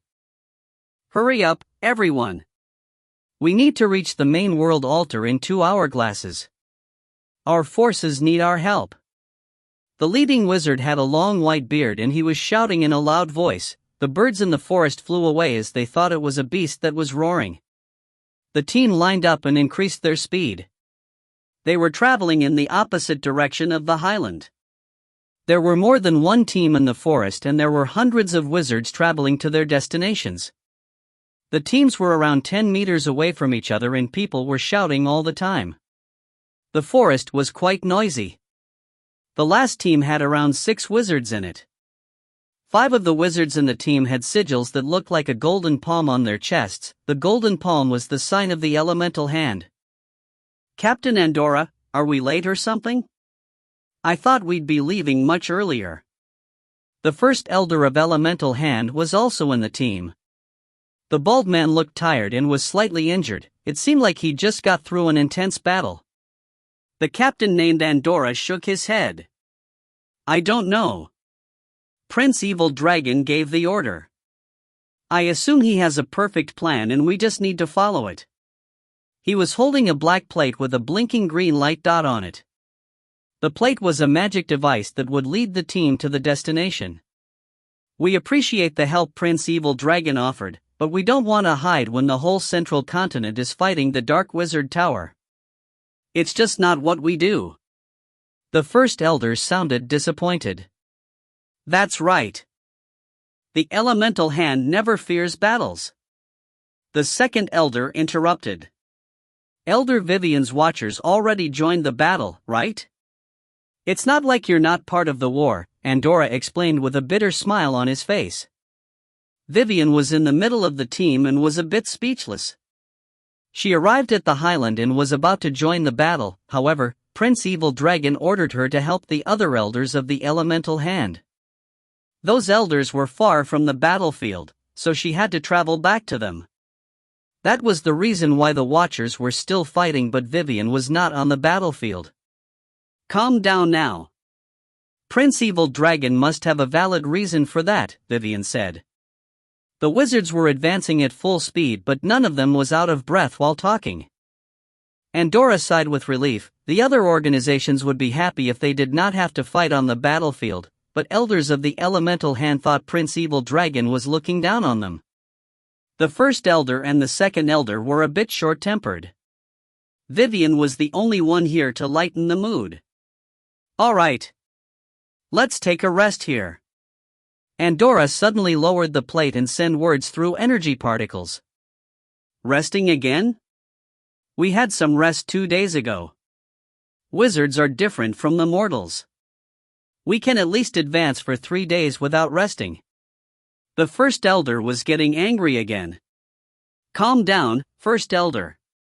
The fourth elder was wearing a black robe under the white armor. Our armies already arrived at the battlefield and were definitely helping on the battlefield. The first elder glanced at the fourth elder. The commander of the White Eagle and all of our soul masters are fighting at the front line, but we're left behind. We're much older than those kids and we should be the ones fighting. What about the White City Alliance? How are they doing? The fifth elder tried to change the topic. Without the legacy magic circles, the Elder Council no longer had the power to change the outcome of the battle, and some of the small organizations that worked for the elemental hand already left. The White City Alliance is working with the Black Earth. They formed an army that is under Mirror Lord's order. Cities that were not invaded like Mermaid Song and Titan's Honor joined their side, including the Wizards. Elder Council is only supported by the academic power and the Watchers. Most of the elite soldiers from the Wind Valley and the Golden River were eliminated during the battles, the fourth elder explained. Fifth elder, I think your Wanderer's farm is still working for us. Fifth elder hesitated for a second after hearing that. Well, Wanderer's farm has joined the White City Alliance. Without the legacy magic circle, there's nothing I can do. The elders remained silent. They knew this day would come when they left their territory, but they still felt a bit sad. Without the legacy magic circles, we still have the Zero Plant Ball. We're stronger than average rank 4 wizards, we should be fine. The first elder forced a smile on his face. No one responded. Andorra was sent here by Prince Evil Dragon and decided to stay away from the 5 elders. He was just an average rank 4 wizard and had no idea what the elders were talking about. Although the elders had a special item called Zero Plant Ball, they were just top-level rank 4 wizards and there were stronger wizards in the Alliance. They could not do anything without their legacy magic circles. Let's stop it here and have some rest. The fifth elder sighed. The team slowly stopped and the wizards started cooking. The sun was setting and it was getting dark outside. Vivian and the fifth elder were sitting beside each other in front of the campfire. The long blonde hair trailed over her shoulders and she looked worried. Several young wizards from a different team walked to the campfire with a plate full of fruits. Elder Vivian, we found some wild fruits in the forest and they taste great. Do you want to try? A handsome male wizard walked to the campfire as well. He noticed what Colin was holding and said, Colin, where did you find those fruits? You'll get diarrhea if you're not careful enough. I think there are many single-eyed beasts in the area. I tried it myself and I made sure they're edible. What are you talking about, Vincent? I thought we agreed that this should be a fair competition. Colin sent his voice through energy particles. I'm not trying to make you look bad. I'm just worried about you, come on. Vincent's brow furrowed. The other one glanced at the two. He walked straight to Vivian and sat down. Vivian, are you worried about Green? This man was elegant and attractive. He sounded like a scholar. Yeah. Vivian nodded. Before Green came back to me, I've never had such feelings. I'm scared and I don't know what I will do if something happens to Green. Don't worry, the man spoke in a gentle tone. My father is the commander of the Alliance's Air Force. With him at the front line, Green will be fine. Is this what Prince Evil Dragon said, Vala? Vivian forced a smile on her face. Yes. My father thinks that Green is someone he can trust. Vala nodded. He wanted to hug Vivian after he saw a hint of weakness in her eyes. Don't worry, with my father's help, Green will be fine. He slowly put his hand on the back of Vivian's right hand. Tell your father that I appreciate his help. Vivian moved her hand away with a blank expression on her face. Vala stood up and spoke in a gentle tone, sure. All right, I have something else to take care of, right? Don't think too much. You need to focus on the mission. He watched 2 angry young wizards walk to him. Vala glared at the two young wizards with a smile on the face. He turned around and walked to another team. You! Colin was enraged. He almost threw the fruits away and charged at Vala, but he was stopped by Vincent. Calm down, did you forget what Anna told you? Vincent sent these words through energy particles. Colin's body trembled after he heard that name. He gritted his teeth and said, "One day, I will." They looked at Vivian, who was sitting by the campfire, and remained silent. Colin walked to the campfire and put down the fruits carefully. Vincent took out a tube of fruit jam and put it down by the fruits. They decided not to say anything since Vivian was just staring at the campfire. They left the campfire and returned to their own teams quietly. The fire faded and the temperature decreased after a while. Vivian looked at the fruits and fruit jam. A smile finally appeared on her face. The fourth elder sent some words to Vivian through energy particles. "Vivian, you don't have to talk to Vala. The elemental hand will be fine even if we leave Prince Evil Dragon. We can join the other two commanders. It's fine." Vivian shook her head slightly. "You're still talking to Vala because of Green, right?" The fourth elder sighed. Vivian hesitated for a second and smiled. Green was working for the Dark Wizard Tower and now his information was released to the public. The Alliance and the Dark Wizard Tower are all going after him. He's in trouble and Prince Evil Dragon is the only one helping us. She was forcing the smile on her face. "I'll do whatever I can to help Angele. You're still bothered by the things you did years ago." The fourth elder closed his eyes slowly. Vivian remained silent. She recalled the days she had with Hen's partner. The man was so attractive that she just could not give up. She backstabbed Hen because of that man and almost gave up everything for that man. Angele thought Hen was lying to him when he heard the story. However, she still failed and returned to the elemental hand. The two elders stopped talking. The dancing fire was the only thing disturbing the silence. If you find any errors, ads pop up, ads redirect, broken links, non-standard content, etc., please let us know. Report chapter so we can fix it as soon as possible. Chapter 515, Beautiful World, 2. Chapter 515, Beautiful World, 2. Translator, _Leo _editor, Karisu. Somewhere by the edge of Rayton Highland. The snow was heavy and the snowflakes almost looked like falling feathers. They piled up on the ground and it seemed like none of them were melting. Broken pieces of human bodies covered the land and the snow was soaked in blood. Two wizards were confronting each other among the bodies, a handsome man in a black outfit and one wearing a long red robe with a blood aura around him. "Turin, any last words?" the man in a long red robe asked. "Last words?" Turin raised his head, revealing his pretty face. The sky was dark, there were black dots and white dots fighting. Turin could hear the explosions and random noises made by the energy movements. The black dots were black eagles from the Dark Wizard Tower and the white dots were armored flying mounts from the Alliance. The flying mounts looked like sesame in the sky, but each of the mounts was more than 3 meters tall. They were war machines. Turin was not worried that Victoria might attack when he was not paying enough attention. He just looked at the sky quietly. "Victoria the Bloodseeker, someone must have informed you about the route of my elite team, right?" Turin finally responded. "You're just wasting time. The Alliance has already retreated. This area is controlled by the Dark Wizard Tower now." Victoria's red eyes looked like 2 blocks of solid blood and the blood aura around his body was getting intense. "When the rest of my army arrives, you'll have no chance." "So what?" Turin chuckled. "You're also severely injured. Do you like the Seth rune I applied on you? It'll only take several days for my eyes to recover. I can just get a pair of new eyes if I want to." Victoria snorted and shouted, "I don't know what you're waiting for, but you'll die sooner or later." "Come and get me then," Turin said as he opened his arms. It looked like he had given up.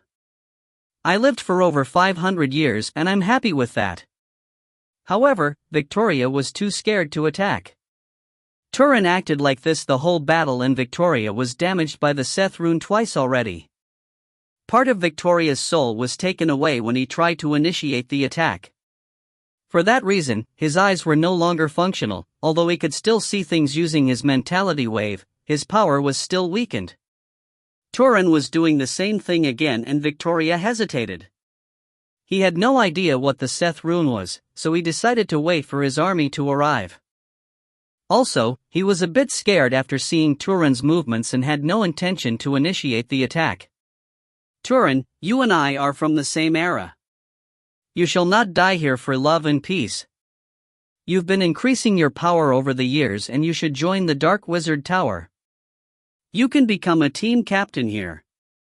Come on, look at you, you're working for the weakest beings of this realm, is this what you really want?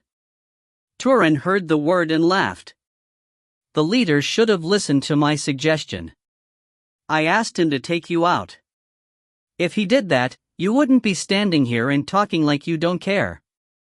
Lela returned to the underground world with her people and I'm the only true follower of the leader. Things shouldn't be like this if you didn't change your mind, but why would I work for him? For a ridiculous prophecy? Anything is possible in the future, Turin, when you're strong enough, you'll change the future, Victoria responded in a cold tone. That might be true, but I've never regretted my decision. I'm not wasting my time. I knew this day might come when I made my decision and I'm here to accept my fate, Turin said as he thought of someone. For some reason, he was talking in a gentle tone. That's what my sister told me. One should never regret his decisions. Turin heard beasts roaring in the snow. There were some intense footsteps approaching him.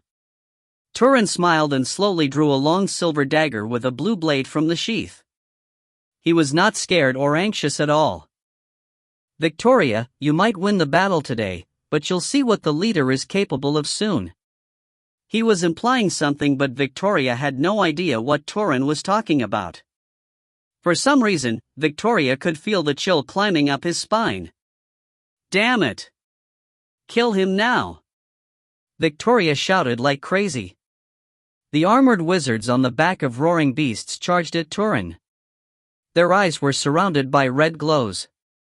In the dimension fissure of the fairy realm, there was an enormous tree standing quietly in the center of the fissure. There were white rivers running down the vibrant tree. They looked like waterfalls that were falling to the abyss below the tree. The rivers were from the gaps between the tree branches and no one knew where they came from. It felt like the water in the rivers was the fluid of the tree. There was some thin mist over the rivers. The air was cold and wet. There were birds twittering around the tree. The black sparrows were chasing after each other. The place seemed so peaceful and quiet. The tree was covered with brown windows. In front of an arched window, there was a silver bat standing on the windowsill, checking the surroundings without moving an inch. Teacher, Department Head Card Ivan has responded. A yellow egg with a pair of glasses on its body spoke in a deep tone. The egg was in the reading room behind the window. The egg had the size of a palm. It had arms, legs, and the face of a human being. It was wearing a pair of gold-wired glasses and there was some leather paper under its feet. Show it, the old bat spoke in a light tone. Yes. The egg nodded and its whole body was shaking. Rows of words appeared on the leather paper after the egg finished its words. The egg kicked the paper away and the paper flew to the old bat slowly. The old bat raised its wings and caught the file easily. The bat's expression turned serious as he checked the file. I knew it. He sighed. The paper turned into silver light dots and disappeared into the air. I never supported this war. The old bastards from the tower trusted the fairy empire too much, but the dukes are in control of everything and there is nothing my department can do now. Why are you worried? There was a silver glint on the egg's glasses. Dream Lord Shadow will be summoned, the Alliance can't stop us, but I don't know why, but it feels like we're not pursuing our original goal. We just wanted to return to the wizard world, the old bat spoke calmly. The wizards of the empire listened to the fairy lords and they changed. Everything changed. Teacher, you're just too kind. The head of department change is treating you like you're nothing. Why don't you fight back? The egg wondered. Fight back? The bat turned around and smiled. Actually, it looked more like he was sneering. I've already submitted a file to the Empire. I have nothing left and I don't care. The main altar at the Rayton Highland. A golden bird and two strong beings were floating in the gray sky. They were looking at a white altar on the ground and their bodies were surrounded by translucent golden waves. The golden waves came from the humongous golden bird and they turned into a golden crown. The bird had 4 wings and there was a white string on its back. Strangely, the golden bird's shadow did not look like a bird, it was a shadow of a monster that looked like a terrifying dragon. So, you really are the Prince Evil Dragon. There were 3 dark shadows around the white altar. A man in a noble outfit was standing behind the white altar. He was wearing long fake hair and it almost looked like his muscular body could break his luxurious noble suit. The man was over 4 meters tall and his suit looked like a long black coat. The bottom of the coat was around his knees and it was decorated with silver patterns. Greetings, I'm Duke Mystery, the commander of the Dark Wizard Tower. There were 5 flower patterns on the half-moon white altar and they formed the shape of a shell. 3 of the patterns were covered by blue blows. 3 of the 5 branches are ready and this altar is guarded by 3 commanders. Prince Evil Dragon, you're out of luck, Duke Mystery spoke in a light tone. Luck?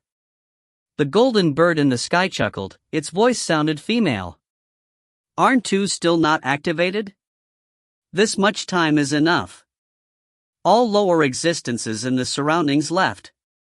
Now, we just need to see if you 3 are stronger, or us 3 will prevail over you, but I want to know what the legendary terror dragon is capable of. Mystery took out a pair of black leather gloves and slowly put them on. An enormous snake formed by white smoke appeared behind the Duke and quickly twisted around him. It raised its head and looked at the bird in the sky. Secret technique, the eternal smoke. Mystery shouted and the smoke snake expanded. Its width turned from 1 meter to 2 meters, 2 meters to 3 meters, 3 meters to 10 meters, it finally stopped at 30 meters. The snake was around 30 meters wide and hundreds of meters long. The snake surrounded the whole altar and stopped growing. The other 2 commanders exchanged eye contact, they turned into 2 black strings and charged to the bird in the sky. Some intense noise echoed in the sky, it sounded like the noise was made by dying beasts. If you find any errors, ads pop up, ads redirect, broken links, non-standard content, etc., please let us know. Report chapter so we can fix it as soon as possible. Chapter 516, Nightmare 1. Chapter 516, Nightmare 1. Translator, _Leo _editor, Karisu. In the ancient city. In the spacious stone chamber, there was an egg-shaped red vortex floating over the altar. On the runes of the red altar, there were some smaller complicated runes. Those runes were also red, surrounded by intense red light. Angele stood by the runes quietly, the skin he removed from his arm was still in his hand. There were 5 red glowing runes on the pattern and his body was surrounded by black smoke, however, he was the only one that could see it. Woo! The red vortex above the altar solidified. The color of the light turned from red to blue. Boom! It sounded like something exploded on the ground and the ceiling of the chamber was shaking. Raising his head, Angele looked at the ceiling and glanced around. It seemed like he was waiting for something. Green! Are you crazy?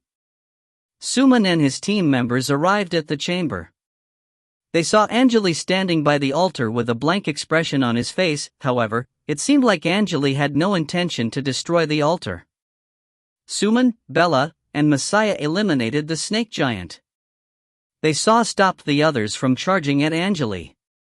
Calm down. We need to stay away from Green before we can figure out what his plan is. Messiah stabbed his dagger into the wall on the right. What is this guy trying to do? The other members looked at Mincola as they knew that Mincola was a friend of Angele. Don't look at me. I don't even. Wait. Green. Don't.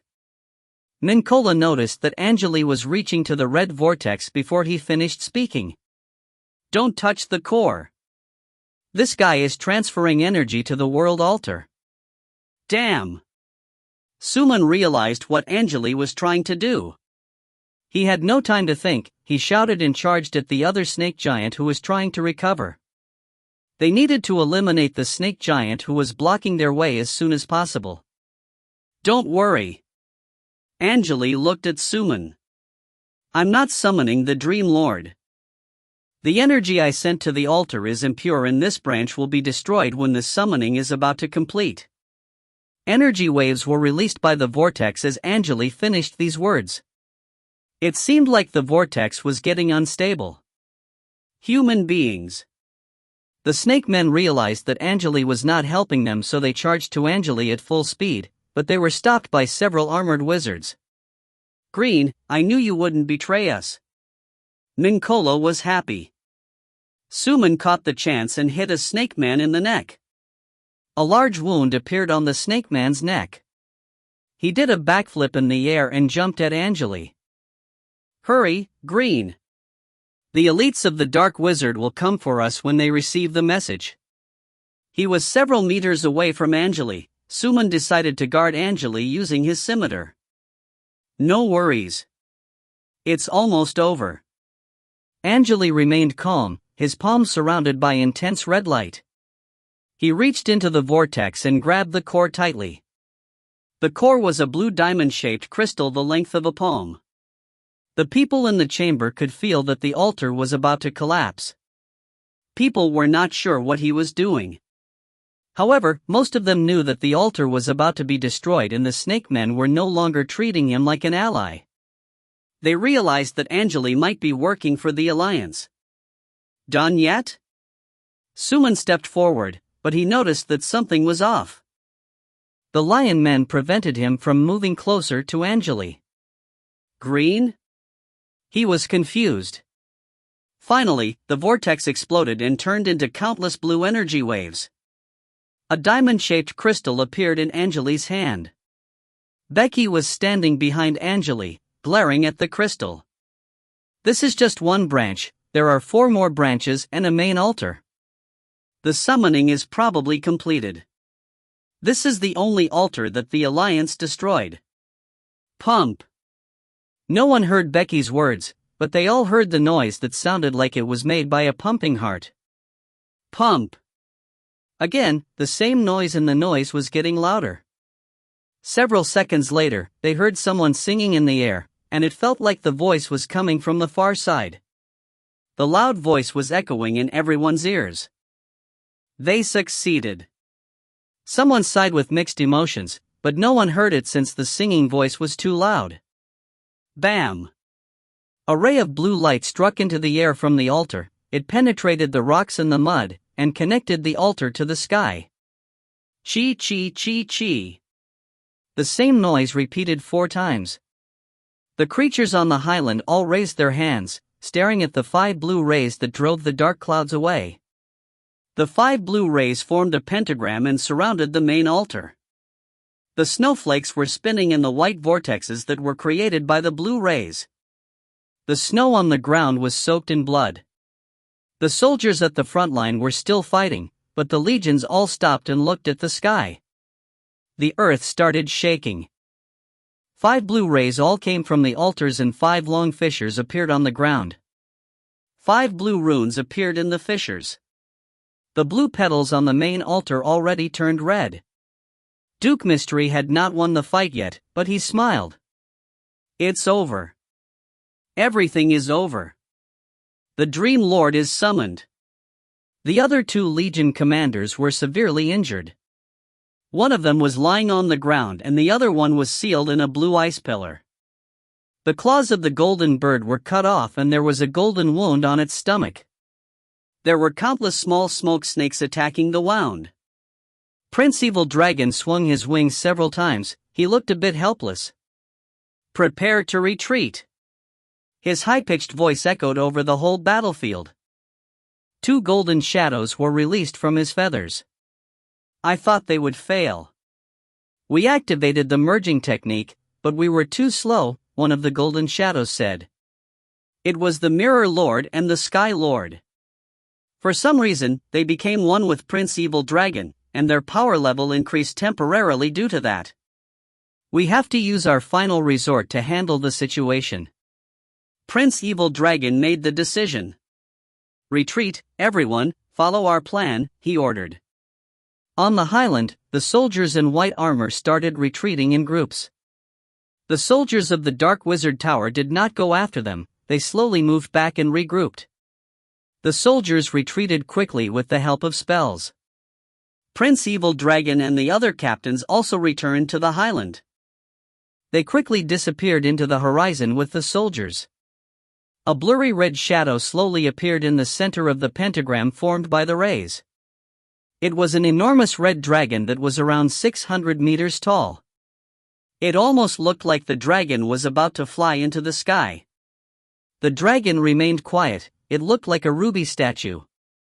The dragon's body was solidifying slowly, and gentle red light appeared in the dragon's eyes. The song in the air was getting louder and louder. The dragon moved, its mouth opened, but the dragon had no teeth and its tongue looked identical to the tongue of a snake. Bam! The dragon's invisible force field was so strong that the land around the dragon all cracked and a large hole appeared under the dragon's body. Duke Mystery sighed with relief. He looked at the red dragon with excitement written all over his face. The Dark Wizard Tower will end the war for the 2 realms. This is our destiny. He felt much better as he watched Prince Evil Dragon retreat with his crew. Mystery slowly took out a silver box from his mirror. Pa! The box opened, revealing a spinning red energy vortex. How's the situation? Mystery asked in a low voice. Duke, everything is going well. The summoning ritual is still ongoing and we're about to enter the second phase. An old woman's voice came from the box.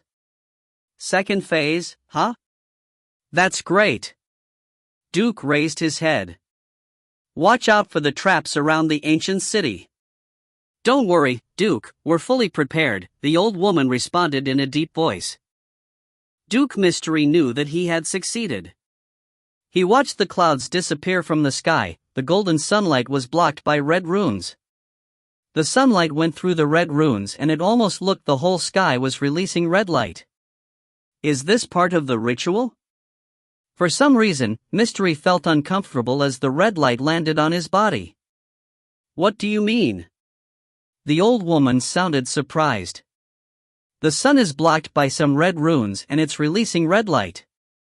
Duke's brow furrowed. I don't like the red light. Red light? Are you sure? I'm certain that this is not a part of the ritual. We're not blocking the sun with runes. The old woman quickly responded.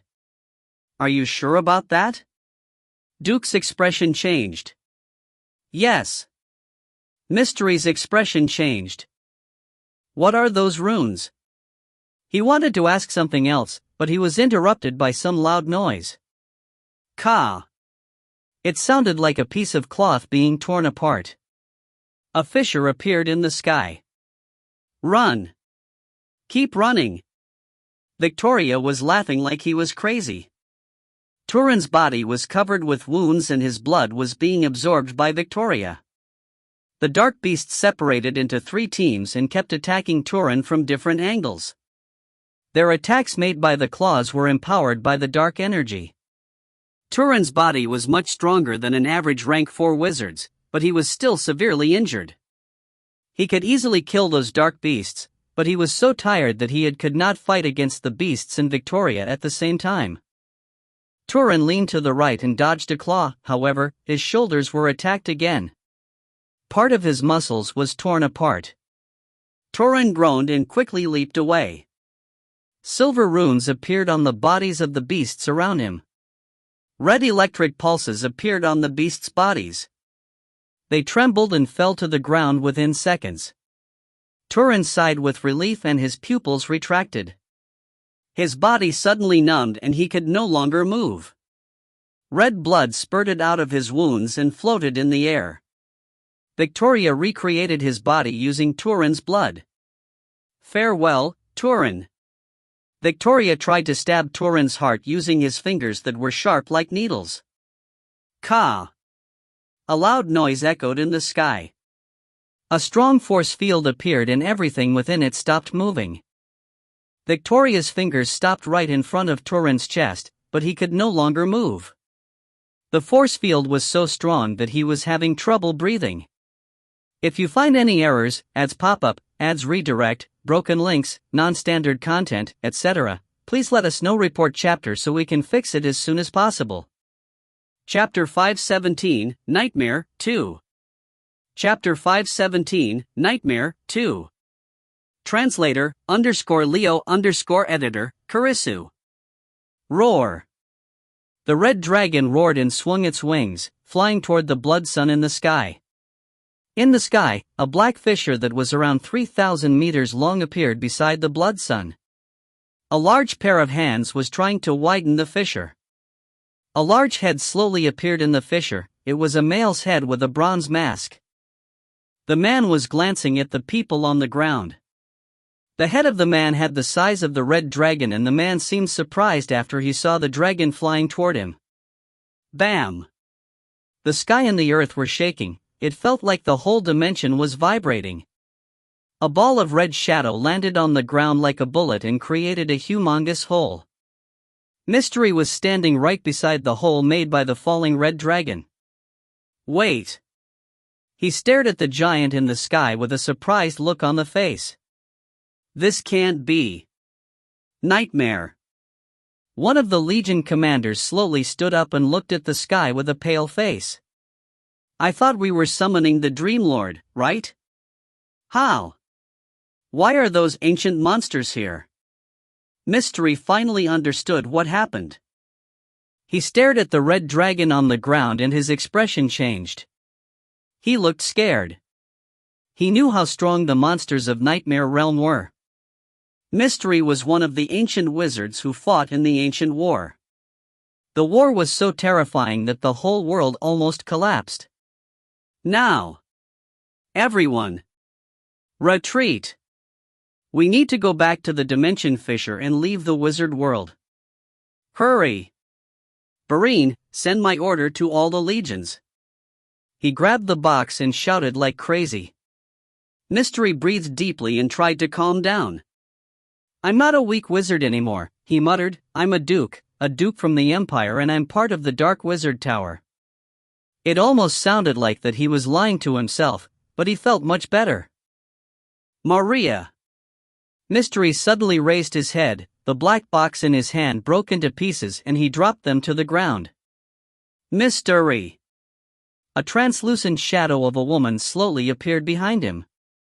Mystery calmed down and spoke. When was the last time we fought side by side?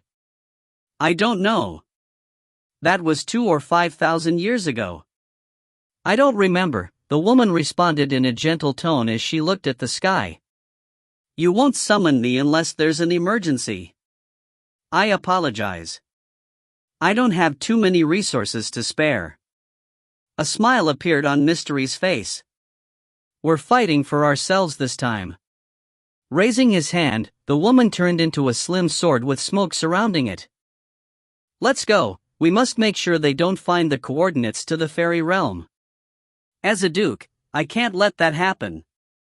Chi! Mystery disappeared into the air. Frocks! Frocks! The voice was still singing, but it sounded like the lyrics only contained one word as it got louder. Frocks was the name of the Gold Titan in the legends. Gold Titan was the unbreakable realm barrier. The snowflakes that were falling all turned red and looked like drops of blood. The soldiers started retreating slowly, but most of them were still looking at the terrifying monster in the sky.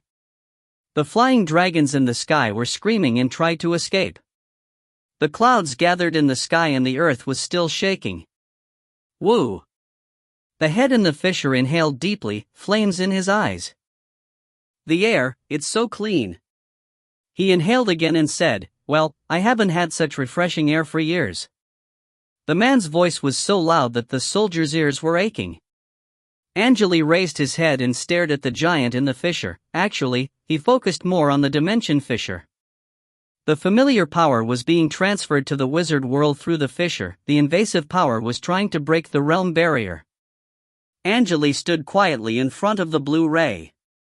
He felt relaxed as the power filled up his body. There was a gentle smile on his face. You? The altar was already on the surface of the ground. The battlefield was a mess. Several captains from the Alliance were breathing heavily by a stone. The snake man with a pair of poisonous arms was holding his stomach, kneeling on the ground without moving an inch. The surface of his body was coated with a silver glint and it seemed like he was sealed. It was Suman who spoke. They finished their opponents, entered the stone chamber, and rushed to Angele before the altar was lifted. However, only Suman, Mincola, and Sella were still around the altar. The rest of the members were left in the tunnels. Suman was surprised after he saw the giant. You never planned to destroy the altar. You were just using us. The dimension barrier was weakened when the ritual was completed. You were planning to summon that giant from the beginning. Suman glared at Angele. Angele stood by the blue ray quietly. This has always been my goal. This is the true display of power. Becky had a serious expression on the face and there was fear in her eyes. The force field released by the giant was strong, almost like a fear force field that was formed by pure power. The force field was not created by energy, it was created by the natural power of bloodline. The mortals in the wizard world were like rabbits and the giant was like a lion. The rabbits feared the lion because it was their instinct. All the living beings on the battlefield were terrified as they saw the giant. Suman, Sella, and Mincola had the same feeling. What else will you do?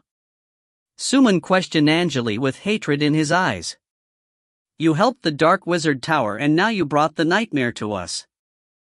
You don't care about your friends, you don't care about your relatives, and you don't care about this world.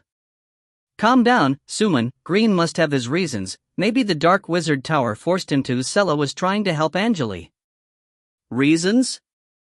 What's so important to you that you decide to abandon this world? That must be the reason why the Dark Wizard Tower released your information to the public.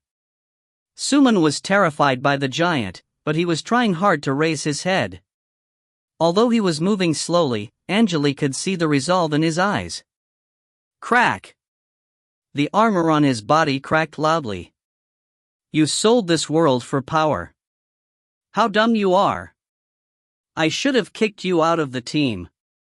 The noise made by Suman's armor was getting louder and louder. You can gain power through many different ways and you just need to work hard. Why? Why do you have to do this? Why? Angele remained calm. He turned to Mincola instead of Suman. I just did what I had to do. Do you know how terrifying the nightmare realm can be? Do you know how many creatures will be killed? Do you know how painful it will be when your relatives die? You don't. You don't know anything. It seemed Suman was searching through his memory. Power. I'll show you what true power is if you really want to know. Bam! Suman drew a scimitar and slashed forward. The blade looked like silver light and the surface of the blade was covered with complicated patterns that looked shells. It felt like the blade was heavy like a hammer and Angele could hear it soar through the air. Light blade! Suman chanted the incantation furiously as the blade was about to hit Angele. Clank! An arm blocked the scimitar accurately from the right.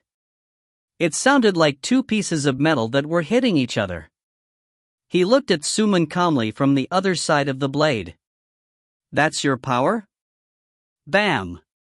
With a flick of Angele's finger, Suman was blown away by the impact and left a long fissure that was about 1 meter deep on the ground. Becky was the one that blocked the attack. Angele controlled Becky's body and used her arm to block Suman's attack on time. Although he removed Becky's restriction, the woman was still standing beside Angele quietly. It felt like an ant that was standing beside an elephant. The elephant could kill the ant by accidentally stepping on it, so Becky decided to let Angele do whatever he wanted. It was also part of the instinct from the bloodline. Suman's head was dizzy after he took the hit. You can say whatever you want, however, you're too weak to do anything.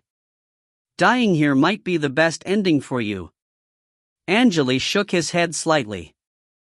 Green, no. Mincola rushed to Suman and stood in front of him. Angele looked at Mincola in the eyes. You were the one who sent the spiders to my room and now you're in my way again. Mincola. Please, we traveled to the central continent together, right? Mincola was trembling, he could barely stand straight under the pressure. Angele stood there for a while and slowly turned around. Let's go, Becky. Becky was too scared to move, so Angele had to control her body again. They slowly disappeared into the red snow. By the exit of Rayton Highland, there were more than 100 white airships in the dark sky. There was a golden bird cage on the deck of the first boat. Prince Evil Dragon stared at the large fissure in the sky. The giant's head surprised him. Is that the Dream Lord? He wondered. I don't know, the giant is too far from us. I would be able to identify him through the energy waves he was releasing if we were closer. Bismarck's brow furrowed. Prince Evil Dragon blinked his eyes.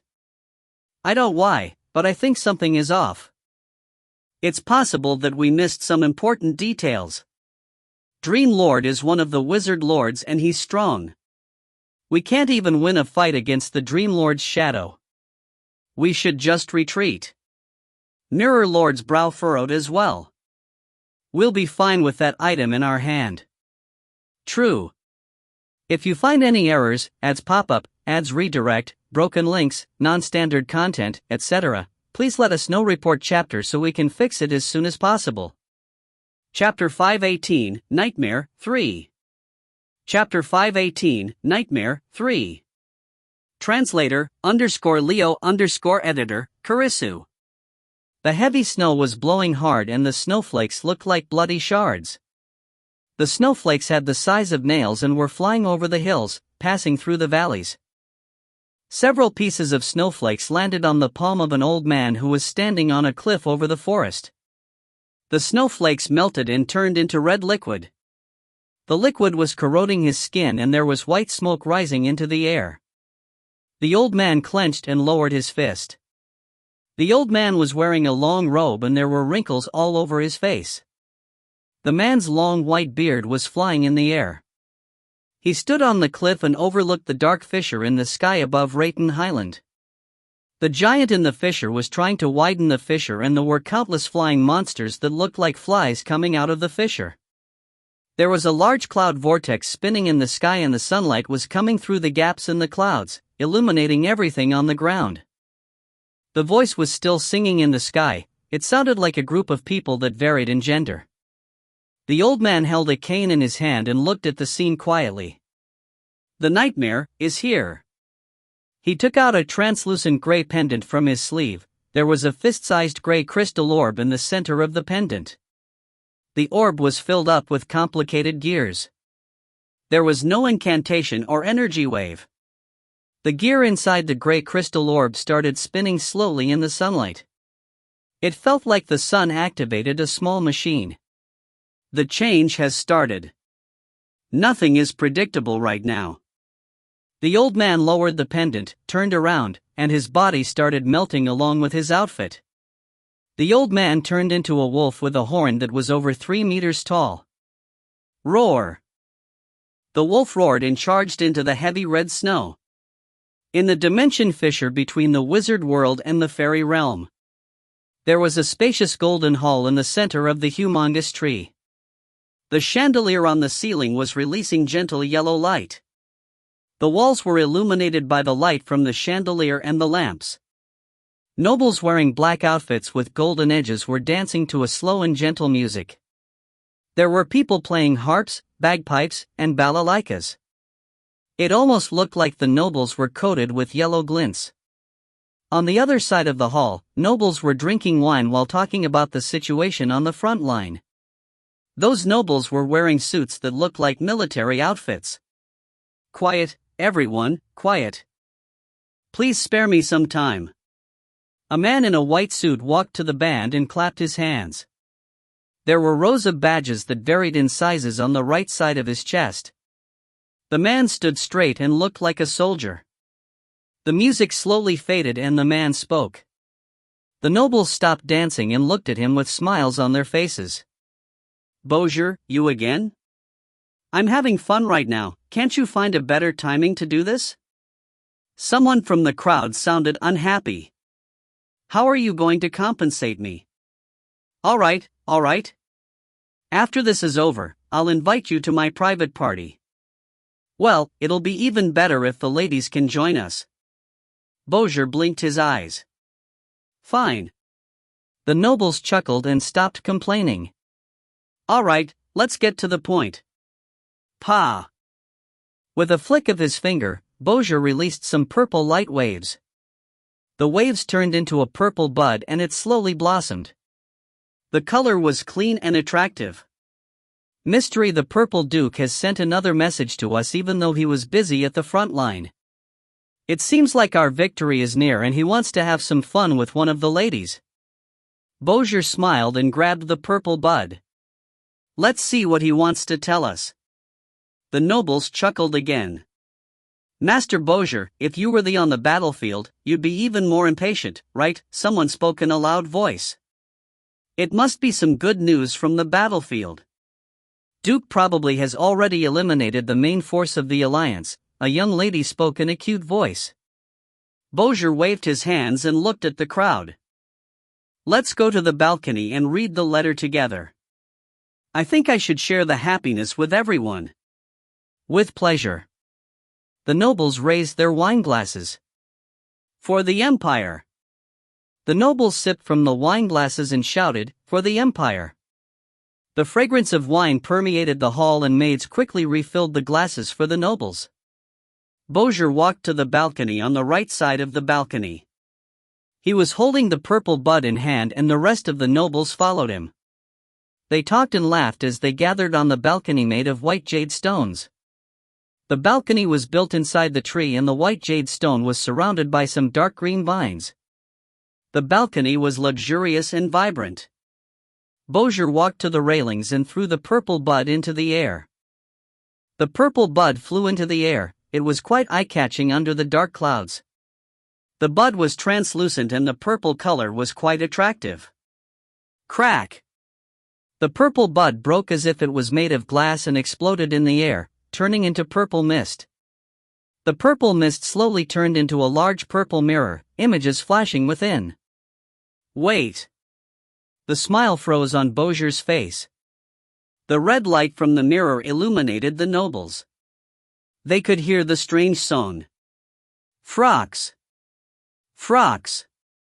There were countless people singing, their voices distant. The red light was from the blood sun in the mirror. The dark clouds were moving past the sun and turned into a large vortex. A large dimension fissure was hiding behind the clouds and it looked like a crack on a sheet of paper. A golden giant was trying to climb out of the fissure. The nobles on the balcony were all surprised. Pa! Someone's wine glass dropped to the ground and broke into pieces. Bowser finally realized what happened.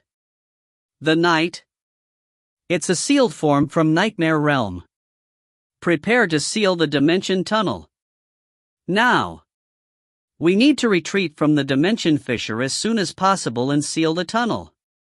Bowser shouted like crazy and he loosened his tie. Hurry! Now! Luke, send my order. Open the beast cage and release the... Inform the departments use the crystal orbs, now. Get ready, everyone. The danger level is 5. Deliver my messages. Now. The commanders started giving orders right away. The other nobles put down their wineglasses and rushed out of the hall. The commanders quickly returned to their offices. Loud alarm echoed in the tree. The band had no idea what happened, but they started running away after hearing it. The residents of the fairy realm knew how terrifying the nightmare realm was. They were taught about it when they were still students. The commanders had no time to waste and started preparing for the retreat right away. Bowser turned his head around and looked at the scene on the mirror. The legendary sealed form of Nightmare Realm. Mystery. I hope you can survive that. His body turned into countless white birds and disappeared into the sky. Rayton Highland. Victoria's fingers stopped right in front of Turin's chest. The two remained quiet as they could not move. The beasts also stopped moving. The red snowflakes slowly landed on their bodies. Some of the snow had already melted and the liquid looked like blood. Victoria tried to raise his head. He looked at the sky, fear in his eyes. Bam! Turin caught the chance and finally found a way to deal with the fear. Turin hit Victoria in his chest and they were blown away by the impact. It almost looked like something exploded between them. Chi! Their bodies left 2 long lines on the ground. The snow was soaked in blood and there were some black stones on the ground. The place was a mess. Cough. Victoria coughed several times and finally could move again. He slowly stood up. It seems like the situation has changed. You're lucky, Turin. I'll kill you the next time I see you. He finished the sentence and disappeared into red light. It seemed like he did not care about the beasts. Turin did not respond. He looked at the sky, his expression complicated. There were countless monsters flying out of the dimension fissure. Some of the monsters had wings, some had 2 heads, and there were also monsters that had no limbs under their black outfits. They were all charging into the wizard world. The golden giant was surrounded by strange creatures, widening the fissure slowly. The soldiers of the Dark Wizard Tower were moving quickly toward the blue light rays. Some of the monsters devoured the soldiers who failed to dodge the attacks. The monsters were so strong that they had the same power level as a rank 4 wizard each and were much stronger than the soldiers of the Dark Wizard Tower. The flying dragons were groaning and screaming as they fell to the ground. Under the blood sun, the green frost was burnt dark slowly and the land was covered with red snowflakes. The vortexes formed by clouds were still spinning in the sky. It felt like black and red were the only 2 colors left in the world. If you find any errors, ads pop up, ads redirect, broken links, non-standard content, etc., please let us know. Report chapter so we can fix it as soon as possible. Chapter 519, Nightmare 4. Chapter 519, Nightmare 4. Translator, _Leo_editor, Karisu. Angele raised his head and looked at the giant in the fissure. He was standing in a forest and there was a blank expression on his face. He was not scared or excited. Becky was trembling behind him. They were so close to the dimension fissure that the pressure was extremely strong. It felt like the air turned into sticky liquid and they were swimming in it.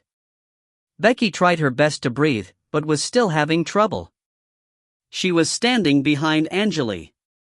Becky was trying so hard that her face turned red and her heart was still racing.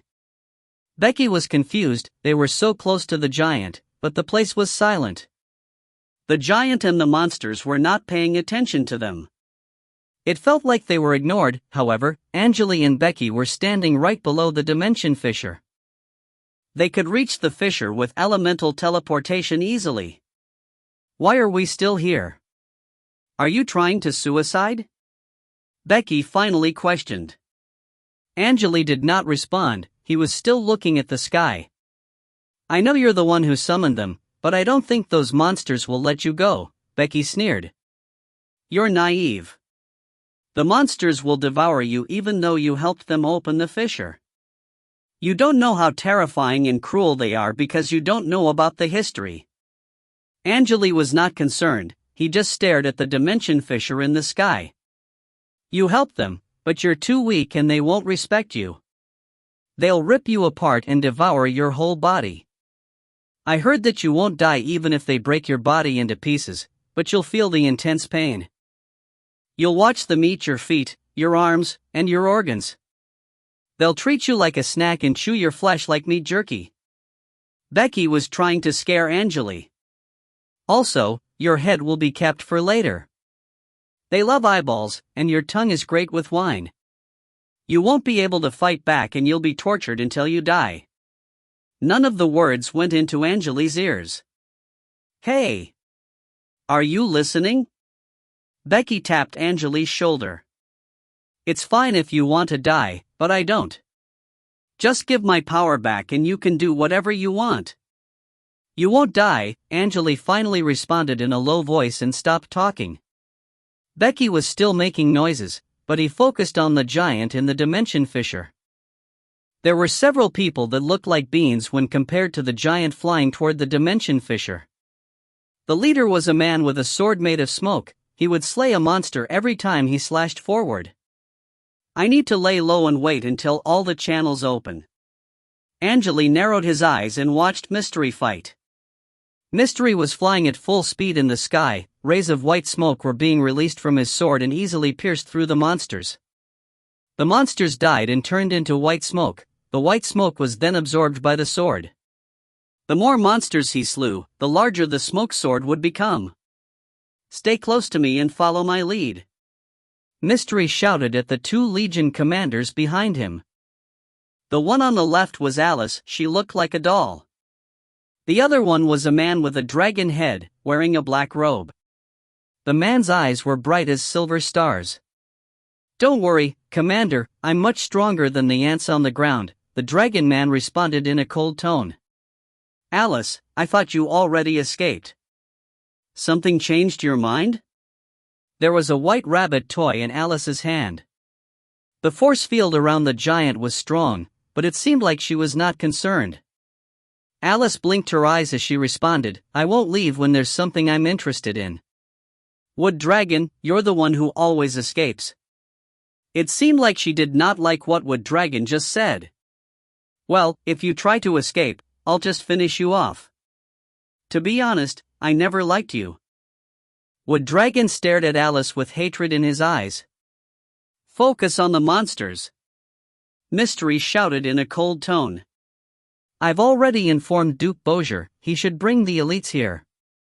The channel to the Nightmare Realm is not fully opened yet. The giant used too much power to defeat the Dream Lord and the channel almost collapsed, so he's being careful right now. Also, we have a chance to kick him out of this world since only a small part of his body entered through the fissure. The only thing we need to do is to seal our dimension fissure, right? It's great that we don't have to fight this big guy. Alice rolled her eyes, it looked like she was relieved. Yeah, we need to buy the team time. Mystery shouted again and slashed forward, however, the smoke ray failed to eliminate a single-winged wolf that was charging at him. Bam! A ray of black light blew the wolf away and Wood Dragon slowly lowered his short wand. Master, the monsters are getting stronger. The wolf already has the same power level as a rank 4 wizard, be careful. Got it. There was cold sweat all over Mystery's forehead. If they got too close to the monsters, they would be attacked by countless monsters. The smoke sword was too slow since there were too many of them, they would die if they were not careful enough. The auras around their bodies were removed by the blood sun and area attacks would do no damage to those strong monsters. They needed to focus on a single target. Also, the red light from the sun hardened the monster's skin and increased their resistance. They had the power level of a rank 4 wizard, but they could easily handle the damage dealt by the wizards with similar power level. Don't give up.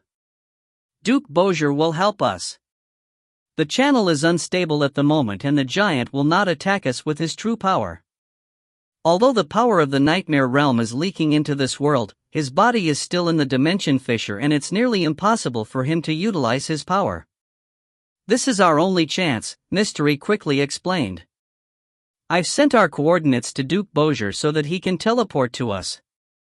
The dimension barrier is weak and we should be able to destroy the channel as a team. Wood Dragon and Alice exchanged eye contact. They both flew to Mystery and prepared to finish off the monsters that were damaged by the smoke. The smoke rays were piercing through the monsters and Mystery's face turned pale. It seemed like he did not have a lot of energy left. Several minutes later, the three were having trouble in the sea of monsters. Mystery's white wig already fell off his head, revealing his short black hair. Strangely, his hair was drying out while turning yellow. Also, the hair on his temples turned white and wrinkles appeared on his forehead. Mystery! A naked woman formed by white smoke appeared beside him. A third of your life energy is gone. I suggest that you retreat as soon as possible, or you'll die here.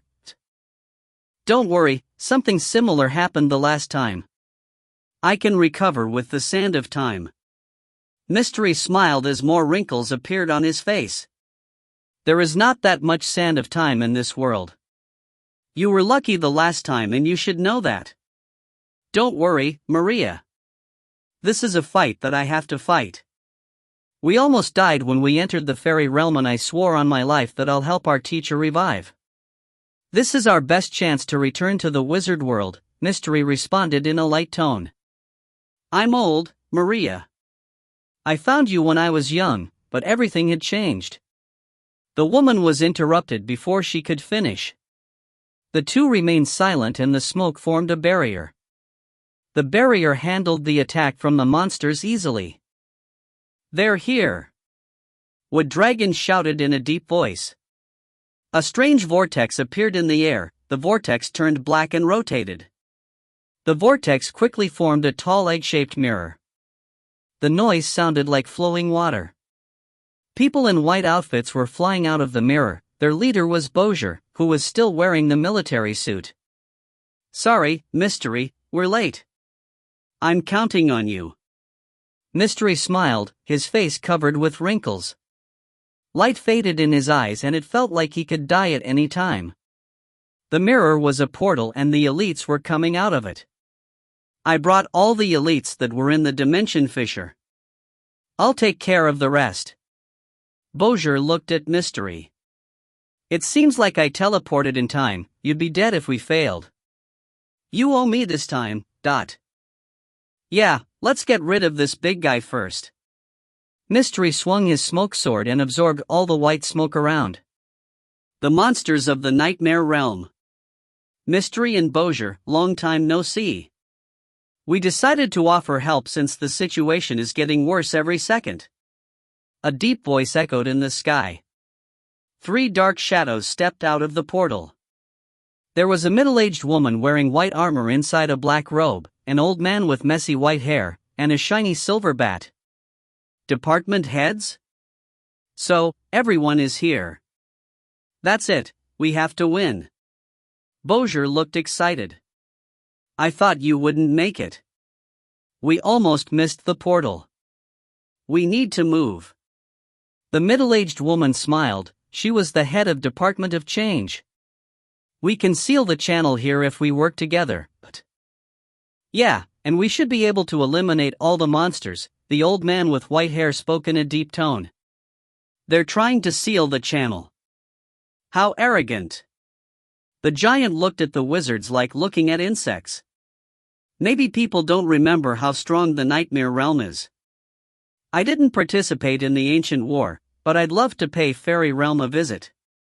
If you find any errors, ads pop up, ads redirect, broken links, non-standard content, etc., please let us know. Report chapter so we can fix it as soon as possible. Chapter 520, Nightmare 5. Chapter 520, Nightmare 5. Translator, _Leo _editor, Karisu. The giant slowly raised his hand and tried to grip the wizards. We're the members of the Wizard Tower, we should be able to seal that thing. Bowser stepped forward.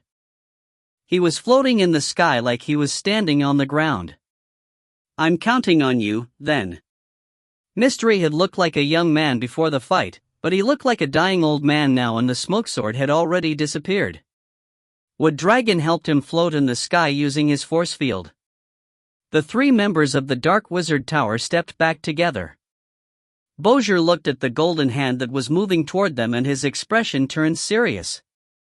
Raising his arm, he shouted, "Prepare the formation.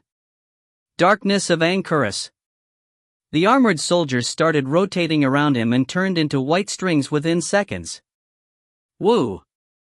Red and blue flames appeared on Bowser's hands. His left hand looked like it was formed by translucent blue liquid, and his right hand was covered with lava. The elites were chanting the incantation around him. Pa! A pair of black wings appeared on Bowser's back and grew quickly. Its size increased greatly within seconds. The black wings blocked the red light from the blood song and were slowly moving toward the golden hand. The wings did not make any noise and covered the giant arm. Another pair of black wings appeared on Bowser's back. The wings kept flying to the giant hand and covering its surface.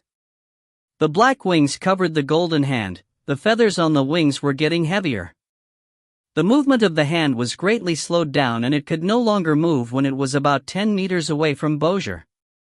Roar! The giant roared, and countless golden runes that looked like blinking eyes appeared on his skin. A sealing spell. The giant suddenly gripped hard. Bam! The black feathers exploded and started falling. However, the removed feathers were quickly replaced by the endless black wings. The monsters in the sky charged at the wizards at full speed, but they were easily finished off by the department heads and turned into black ashes by the black feathers, disappearing in the wind. The monsters kept perishing in the falling black feathers, and it seemed like they were having trouble reaching the wizards. It has been years since the last time Bowser cast the Dark Sealing, and it's the first time I witnessed it with my own eyes. The head of the Department of Change, Sando, praised, "I heard that he learned the spell from a strong being of a mysterious realm and sealed numerous creatures from other realms. The good thing is that this golden giant is slow, and all he can do is using the force field to drag his prey into his hands, so Bowser has enough time to cast the spell." The silver bat spoke in a deep tone. Dark Sealing is a strong spell, but the required resources are hard to prepare, like 99 pairs of dark royal bird's wings, the blood and the flesh of molten giant and frost giant. A bitter smile appeared on Sando's face. This'll probably be the last time he casts the spell. The last piece of frost giant's flesh is here, and the frost giant became extinct thousands of years ago. The Empire has no way to find him another piece of flesh. The wizards looked at the feather-covered hand and felt a bit sad. I hate this spell. The golden giant sounded angry, and the eye-blinding golden runes on his skin were flashing at a fast rate. A ray of golden light was released from his golden mask and hit his right hand right away. The golden light connected his left eye to the right hand. It looked like a golden line. The giant started chanting incantation as he gripped again. Akuda. The Heat Mother from the chaotic world. He was speaking a language that was never heard of, but everyone could understand him. It almost felt like the incantation was not used for spells, it was a prayer before a certain ritual. The place became silent after the giant finished the incantation. The wizards tried to continue their incantations, but they failed. It seemed like the sound in this world was blocked by some invisible energy waves. Chi. A ray of golden light was released by the hand and pierced through the wings easily. Chi chi. More golden rays were released and kept piercing through the black wings. Bowser's expression changed as the flames faded from his hands. The black feathers around his body suddenly flew to him after the flames were weakened. Bowser's expression turned serious. Pa! Opening his mouth, Bowser spat out some purple blood on his hands, and the flames were strengthened again. The black feathers also stopped flying to him. Ah! One of the elites disappeared into the air with a scream. The wizard was turned into ashes after touching the black feathers. More and more wizards were screaming. The black feathers stopped before they touched Bowser, but they still reached the elites. Only 4 elites were still alive after several seconds. The screams of the wizards were not blocked by the barrier for some reason and were extremely loud. Bam! The golden hand was no longer bothered by the black wings. The hand passed through the 4 elites and tried to grab Bowser. The hand was blocked by a silver brick before it reached Bowser. It was spinning at full speed and the translucent force field it created formed a barrier in front of him. Bowser used this chance and flew away. The 4 elites saw the situation and backed off as well. They moved away from the monsters and disappeared into the sky. I hope they can get out alive. Bowser was a bit depressed. The flames disappeared from his hands and the remaining black feathers in the air barely blocked the monsters for him. Die! The golden hand reached toward Bowser and tried to grip him again. Bam! A loud noise came from the sky and the sound returned to this world. The hand was blocked by a giant black greatsword that was about 10 meters wide and 30 meters long. The old man was holding it in his hand. Watch out, Bowser. This guy is strong even when his power is restricted by the dimension channel. The old man was still blocking the attack with the greatsword. Thanks, Department Head Cannon. Bowser took a deep breath and said, I don't think I can do it myself. Half of the elites I brought here were killed. The good thing is that the energy forms can be revived using the energy sea, otherwise, it'd be a big problem. We should fight him together. Your dark ceiling failed and we have no time to waste. The old bat sent these words through energy particles. The other department heads also nodded. The old bat flew to Cannon. The old man was still blocking the golden hand's attacks. Alright, Cannon and I will try to stop the hand. We should cast our strongest spells. If we fail, you'll have to fill in. We need to kick the sealed form back to the nightmare realm. Also, he looked at Mystery and the Legion commanders. Would Dragon and Alice take care of Duke Mystery? You should leave this area if possible so that you won't be caught in the energy waves. Mystery struggled when Wood Dragon tried to help him. There was a bitter smile on his face. I can't leave. I have my final resort ready and I want to see the channel destroyed. I'll sacrifice my life for my teacher, Anne. Mystery, the old bat interrupted and looked at the Duke. We have no time to waste. The energy waves we're going to release will be strong. The conflicting energy waves will weaken our spells. At our level, more doesn't mean better. The bat is correct. We need enough space to utilize our power. Sando nodded. Dark ceiling will protect us for a while, you should leave using this chance. Mystery still decided to stay. Stop it. We need to focus on the fight. The department heads saw the dedication in Mystery's eyes and stopped talking. They looked at Cannon who was still fighting the hand. Cannon was holding the greatsword in his hand and his body was surrounded by black smoke. There were blood veins on the handle of the sword that connected his hand to the handle. Also, the greatsword was sucking his blood through the veins. Cannon's face turned pale within minutes and he looked tired. Seal break! Go, my sword! Cannon shouted. Ding! Countless black and red eyes appeared on the blade of the sword. It almost looked like the blade was a large piece of flesh. Cannon held the sword using both hands and slashed forward. The attack was slow, but the energy waves released by the eyes pulled the golden hand toward the blade. Clank! The sword hit the hand, but neither of them was damaged. Cannon's face turned pale and there was blood spurting out of his eyes, running down his cheeks. Cannon's expression changed after he realized that the attack dealt no damage. This was one of the strongest abilities he had, but it was not effective at all. The sword was a strong magic device that he found in an ancient ruins.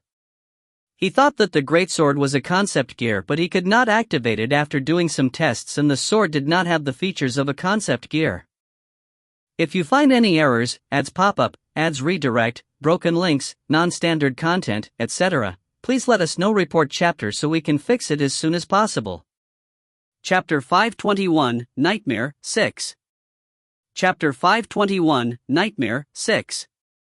Translator, _Leo _editor, Kurisu. Cannon decided to use his strongest weapon when facing a sealed form, however, he had not expected that the weapon would do nothing. Bam! A loud noise came from the sky and a ray of golden light flew at Cannon. Cannon noticed that his skin that was exposed to the air was illuminated by the golden light. He could feel that his body was about to melt.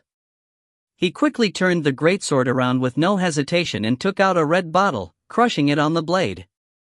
The red liquid inside the bottle was quickly absorbed by the blade. The greatsword vibrated and a pattern that looked like a hydra appeared. He completed the whole procedure within a short period of time. The golden ray was already in front of his eyes when Cannon finished everything. Bam! He was blown away by the impact and was no longer protected by the black feathers. Cannon's body was covered with wounds and blood was spurting out of them. Cannon stabilized his body after several seconds. He floated in the air and watched the snowflakes fall. There was no monster around him. He noticed that his altitude was greatly increased. Cannon raised his head and saw a large black cloud rotating in the sky. The cloud was the source of the red snowflakes. In the core of the dimension fissure, the golden giant sneered and opened his mouth, releasing 2 more golden rays. He was aiming at the other wizards. The silver bat already turned into a human being. He looked like a young man wearing a silver robe and his ears were a pair of large swinging wings. The wings were longer than 10 meters and quite eye-catching. Each wing was much longer than the man's body. The silver wings were releasing silver light needles which were blocking the golden rays released by the golden giant. However, he was having trouble repositioning as there were so many golden rays around. The man tried to move away from the golden rays, but the human-faced birds and illusions kept attacking from different angles. He had to reach to the silver earring on his right ear. He took down the earring and threw it into the air. Chi! The earring turned into a human face and floated in the air. The human face was more than 1 meter long. How dare you! The human face saw the man and looked enraged. The face was about to charge at the man. The man blinked his eyes and released some purple light. Help me handle the human-faced birds. The face groaned and glared at the man, then turned around and flew to the human-faced birds. The human-faced bird turned into golden light and the human face turned into silver light. They started fighting in the sky. However, the silver light was weaker than the golden light and all it could do was stop the human-faced birds from attacking the man for a certain duration. The man finally had time to finish off the illusion. He turned his head around and looked at the other side. Sando, Bozier, and Mystery were fighting against a golden human-faced bird. The bird had an amethyst on the forehead. The illusions of the wizards were created by the amethyst. The illusions had the same appearance and abilities as the wizards, but their bodies were translucent. The illusions' power levels were lower, but the wizards still needed some time to eliminate them. Sando was the head of Department Change and she was not good at battles. She had to protect Mystery while blocking the attacks. That was the reason why the illusions lived for so long. Bozier was also having trouble with the illusions. He spent too much energy on Dark Ceiling and was trying his best to stay alive. Not all dukes had the same dedication as Mystery. Most of them would never sacrifice themselves for others. Also, the wizards could not reposition themselves due to the illusions and the golden rays. Without the black feathers protecting them, they would not last a second in the sky. The song that was echoing in the sky was getting louder and louder. The upper body of the giant entered the wizard world. It felt like there was a strong force that was trying to push him back to the dimension fissure. However, it seemed like the giant could easily handle the force. The giant chuckled and shouted, "I'm almost there. I'll devour you all when the channel is completely opened." The power of Nightmare Realm was getting stronger and stronger in the air. The red mist in the air looked the same as the red mist in Nightmare Realm. No one knew that the giant was so strong. The elite wizards of the Wizard Tower were strong, but they were having trouble surviving the battle at the moment. Wait!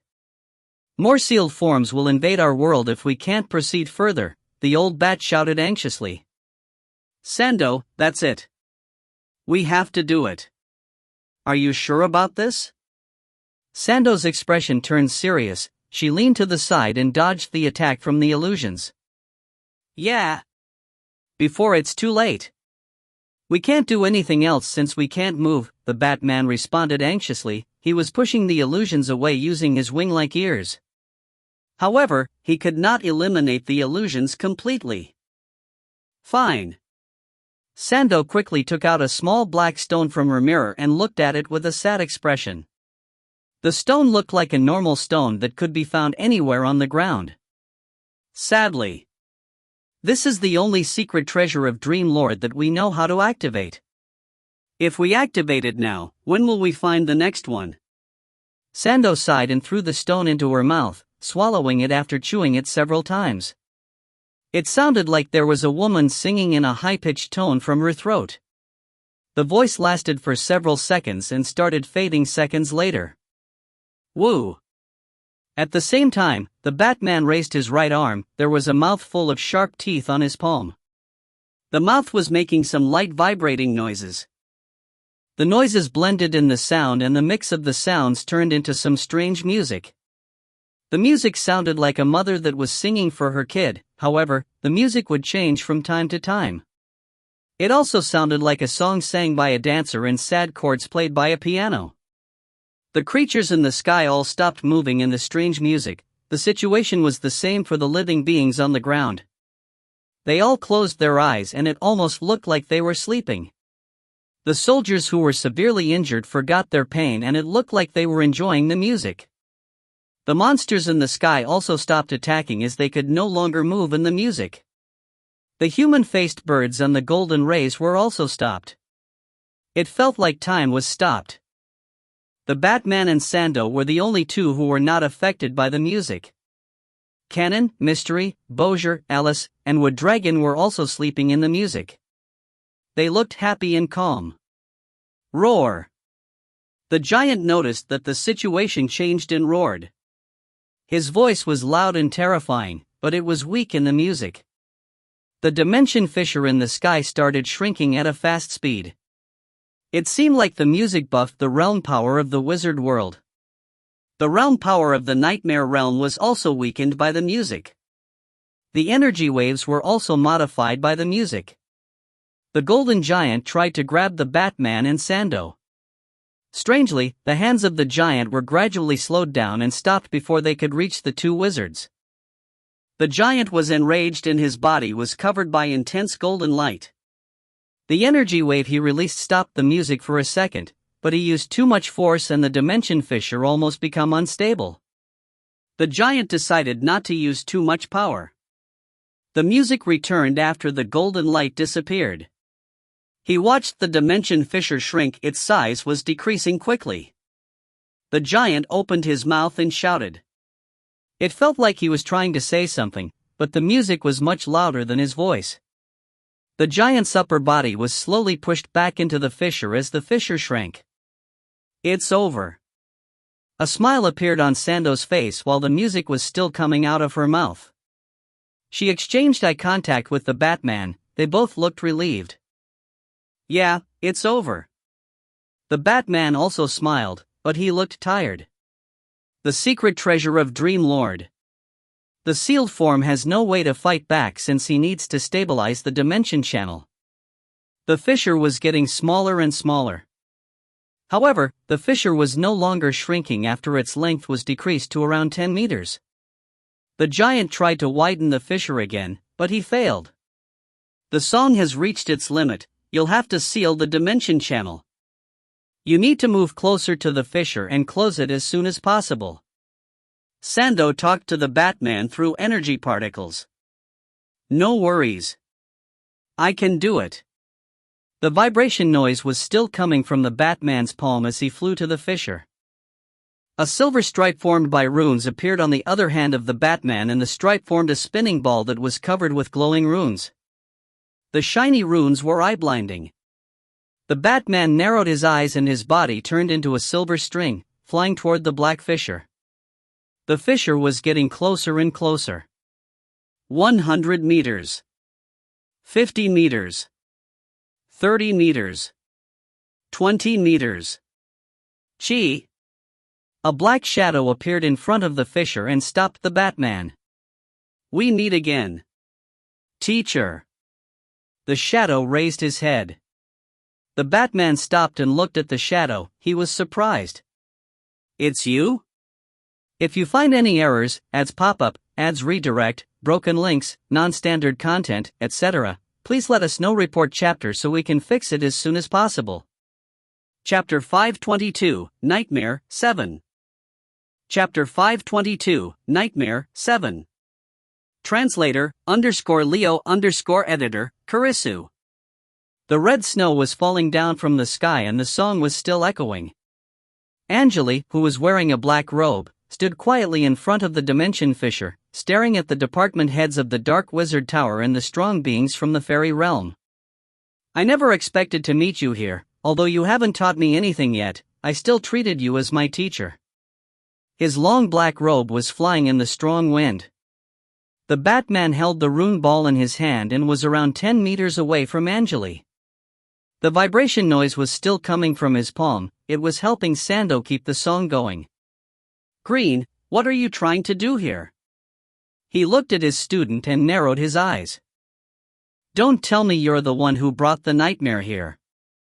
The Batman reconsidered the whole situation. He thought of the summoning ritual and the dimension fissure that came from nowhere as he glared at Angele. You're right. This whole thing is my plan. I'm the one who summoned them. Angele nodded and smiled. I thought you wouldn't be able to seal the dimension channel, but you still made it to this step. I'm quite disappointed, to be honest. What are you trying to imply? The Batman raised the rune ball and noticed that Angele was calm when he was talking. He knew something was off. I'm trying to tell you that it's over. Angele opened his arms. Boom! A ball of dark smoke exploded in the air and the Batman was caught in the explosion. His body was sealed inside a large smoke ball, floating in the air. The smoke was boiling inside the ball and there was dark red hair twisting around the smoke ball. Chee. Rays of smoke spurted out of the smoke ball and flew in different angles, turning into a dazzling, humongous black cross in the sky. Angele was in the center of the cross and his body was surrounded by dark smoke.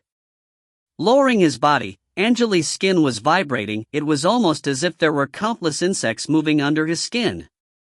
Angele's face swelled, it turned green, then dark. His limbs were growing and expanding at full speed. It sounded like there were sticky liquid balls exploding in his body. Seconds later, Angele turned into a giant that was almost 10 meters tall, but he was still growing. Black smoke was coming out of his eyes, ears, nose, and mouth. Sharp black spikes and a long tail that was covered with black armor appeared on his back.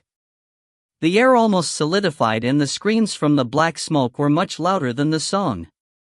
The Batman and Sando had no time to react. They were surprised to see the changes happening to Angele's body. He turned from a human being into an enormous monster with spiked armor and a long tail. The only thing that looked like Angele was the long dark red hair that was trailing over his shoulders. The 10 meters tall monster looked like an armored insect man. Black smoke was being released from the gaps between his armor pieces. They could see white faces screaming in pain through the dark smoke. The black smoke was slowly absorbed by the cross and it was no longer splashing. Sando and the Batman were standing in the shadow of the monster that Angele just turned into. The mentality wave Angele released had the same power level of a rank 6 wizard, and the energy particles around him turned into a colorful energy aura that was spreading in all angles. Sando and the Batman could barely keep the song going. They were staring at Angele with surprise written all over their faces. The Batman swallowed and spoke, "A sealed form. He's a sealed form." his voice was deep and hoarse. Sando was anxious and terrified after hearing these words. It seemed like she was impacted by the negative emotions in the air. No one expected that a wizard who betrayed the Dark Wizard Tower would be a sealed form from Nightmare Realm. The man looked like an ordinary wizard from the wizard world. The situation was so hard to believe that the wizards had no idea what they should do. A sealed form. A sealed form that has already entered this world. The Batman wanted to say something else, but he realized that blood was spurting out of his eyes and ears. The fear deep in his mind was making his body tremble. He tried his best to calm down and raised his head, looking at the monster. Bam! The Batman was suddenly dragged away by something. Cannon pulled him back using his force field. Retreat, he shouted and slashed forward. The length of the greatsword in his hand increased and almost reached Angele. Asterisk clank star. The greatsword was blocked by a sharp nail. The retreating wizards were reflected in Angele's 4 eyes. His face was covered by a mask and his eyes looked like the eyes of an insect. With a flick of his finger, Angele released a ray of thick black smoke. Run!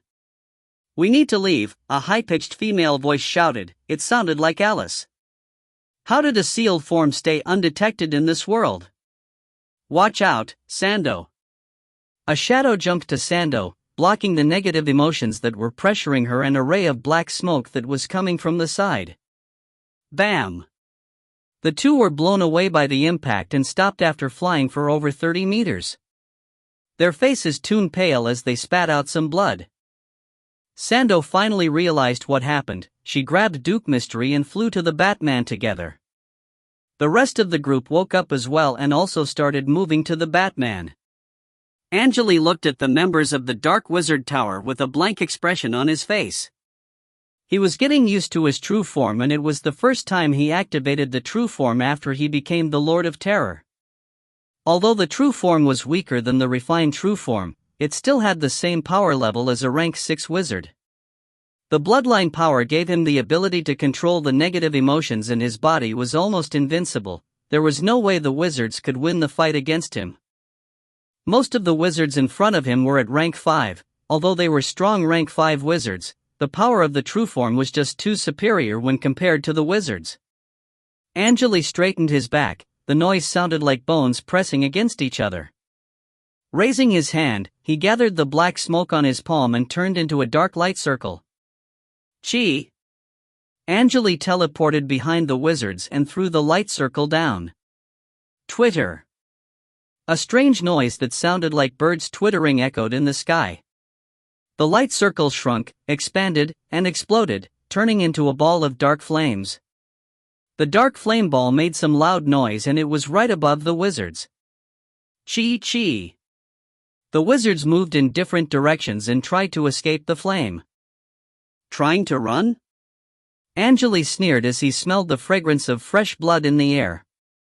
Although the wizards tried to escape, the strike still dealt some damage. Angele blinked and looked at a black shadow that was moving to the right.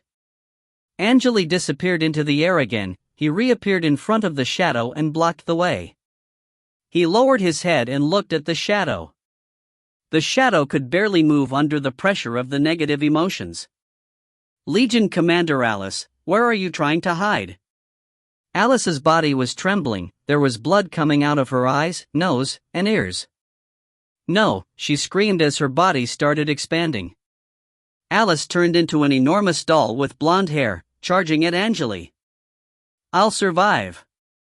Alice screamed in fear, she sounded like a crazy woman. Her body was surrounded by an invisible force field and she tried to grab Angele's waist. Alice's body was rotting, it felt like she was getting older and older as she moved closer to the monster. The rotten flesh gathered on Alice's hands and the scene was disturbing. Bam! She suddenly stopped moving. It sounded like she hit an invisible wall. This is payback. Farewell, Alice. Raising his right hand, a giant shadow of a scorpion appeared behind him, more than 1,000 meters long. He slapped forward. The shadow behind Angele also slapped forward. The strike was slow but heavy, and it slowly landed on Alice's body. Rumble. The sky turned dark for a second. The noise sounded like thunder. A large red arm appeared in the sky and landed on the ground, leaving a bottomless hole. The arm looked like a stone pillar that connected the land to the sky. It stabbed into the ground as mud and stone pieces splashed into the air. The monsters from the nightmare were caught in the attack and their bodies exploded. Woo! The monsters on the ground and in the sky started making strange noises. It was their way to show respect to the Lord. The monsters on the ground kneeled and the monsters in the sky closed their wings. None of them could stay calm facing the arm. The dark smoke appeared again and almost covered the sky. The light from the blood sun weakened. It almost felt like something was draining the power of the sun. The dimension fissure started expanding again and the golden giant inside could finally move his upper body into the wizard world again. Phoenix, I thought you were going to break your promise and seal the channel. I'm glad that you're here to help. The giant glanced at the remaining members of the Dark Wizard Tower. They were still trying to escape. What do you want to do with them? I can eat them for you if you don't mind. Let me handle them. Where is Bone? Angele glanced at the golden giant and the golden giant trembled for a second. If you find any errors, ads pop up, ads redirect, broken links, non-standard content, etc., please let us know. Report chapter so we can fix it as soon as possible. Chapter 523, Nightmare, 8. Chapter 523, Nightmare, 8. Translator, _Leo_editor, Karisu. Bone is ready. Idevil is still sealed but she offered me an army, the golden giant responded. Angele had reached a similar power level as Idevil after he became Lord of Terror. Although he was slightly weaker than Idevil, he was much stronger than other lords, and the golden giant was a bit scared. So, where's my item? Angele was not concerned that the remaining members of the Dark Wizard Tower escaped. Lowering his arm, he stayed chatting with the golden giant. Here you go. The golden giant threw a black box, which landed on Angele's palm with no problem. Angele opened the box and had a look. His face was illuminated by red light. Make sure that you can keep the channel stable. How long do you need until you can leave the dimension fissure? Around 1.5 blood hour.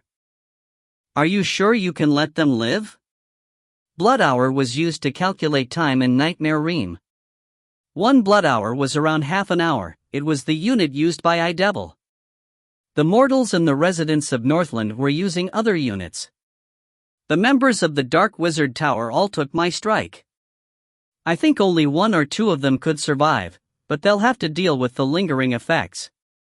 They're weak and there's no point to waste our time, Angele responded in a light tone.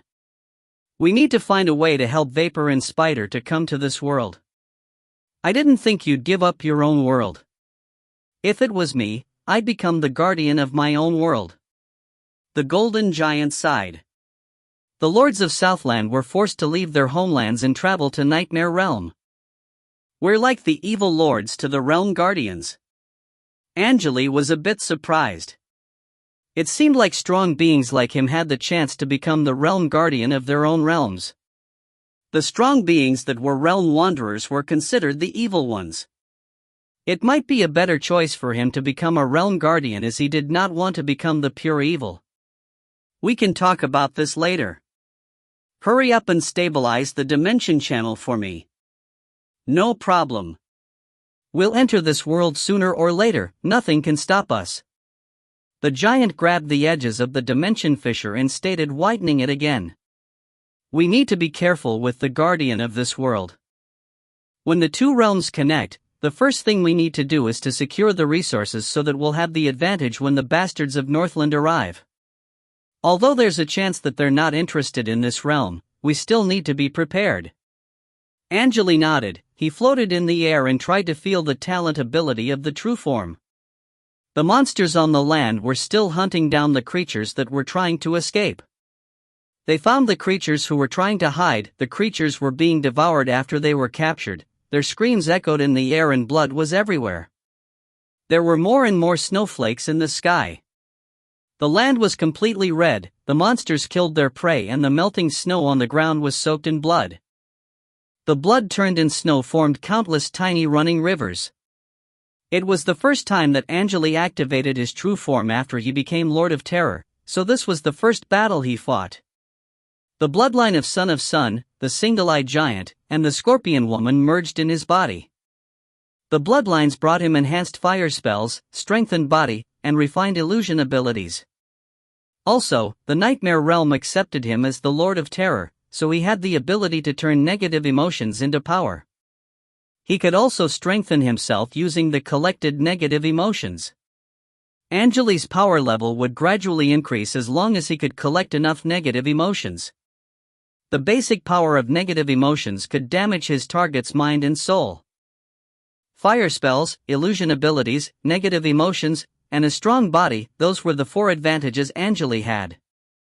Talent ability alone is a bit too weak, but I can modify them and maximize the power. Angele looked at his hands with his brow furrowed. The armor on his skin was hard like iron and his fingernails were sharp like nails. He did not look like a human being at all. With him waving his right hand, a ray of white light appeared by Angele, turning into a human being. It was Becky. The white armor on her body almost broke and her body was covered with bleeding wounds. There was a sword in her hands, soaked in dark blood. "Green, you damn bastard! How dare you! Ugh, dot!" Becky started swearing when she was summoned, however, she stopped as she saw the strange monster in front of her. Fear and confusion were written all over her face. Angele quickly weakened the mentality wave he was releasing. "Are you green?" Becky questioned as she could control her body again. "I'm glad that you're still alive."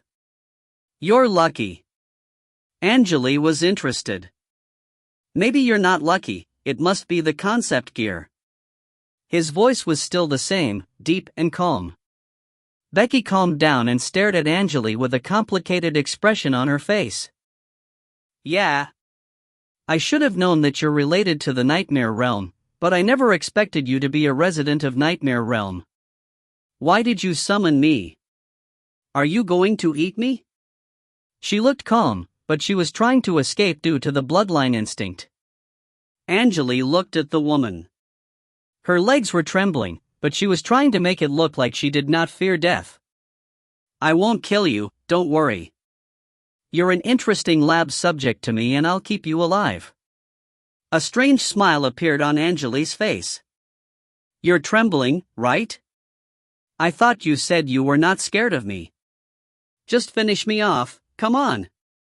Becky shouted in a shaky tone, but her body started trembling as well. She was so scared that she could barely move. "Kill me. Kill me now, dot. Are you sure?" Angele's long nail looked like a scimitar. He pointed at Becky's neck and the terrifying feeling was making her even more scared. "Chee!" The noise sounded like someone turned on the tap. She could no longer control herself and urinated. Angele and the Golden Giant were surprised. "No!" Becky's face turned pale.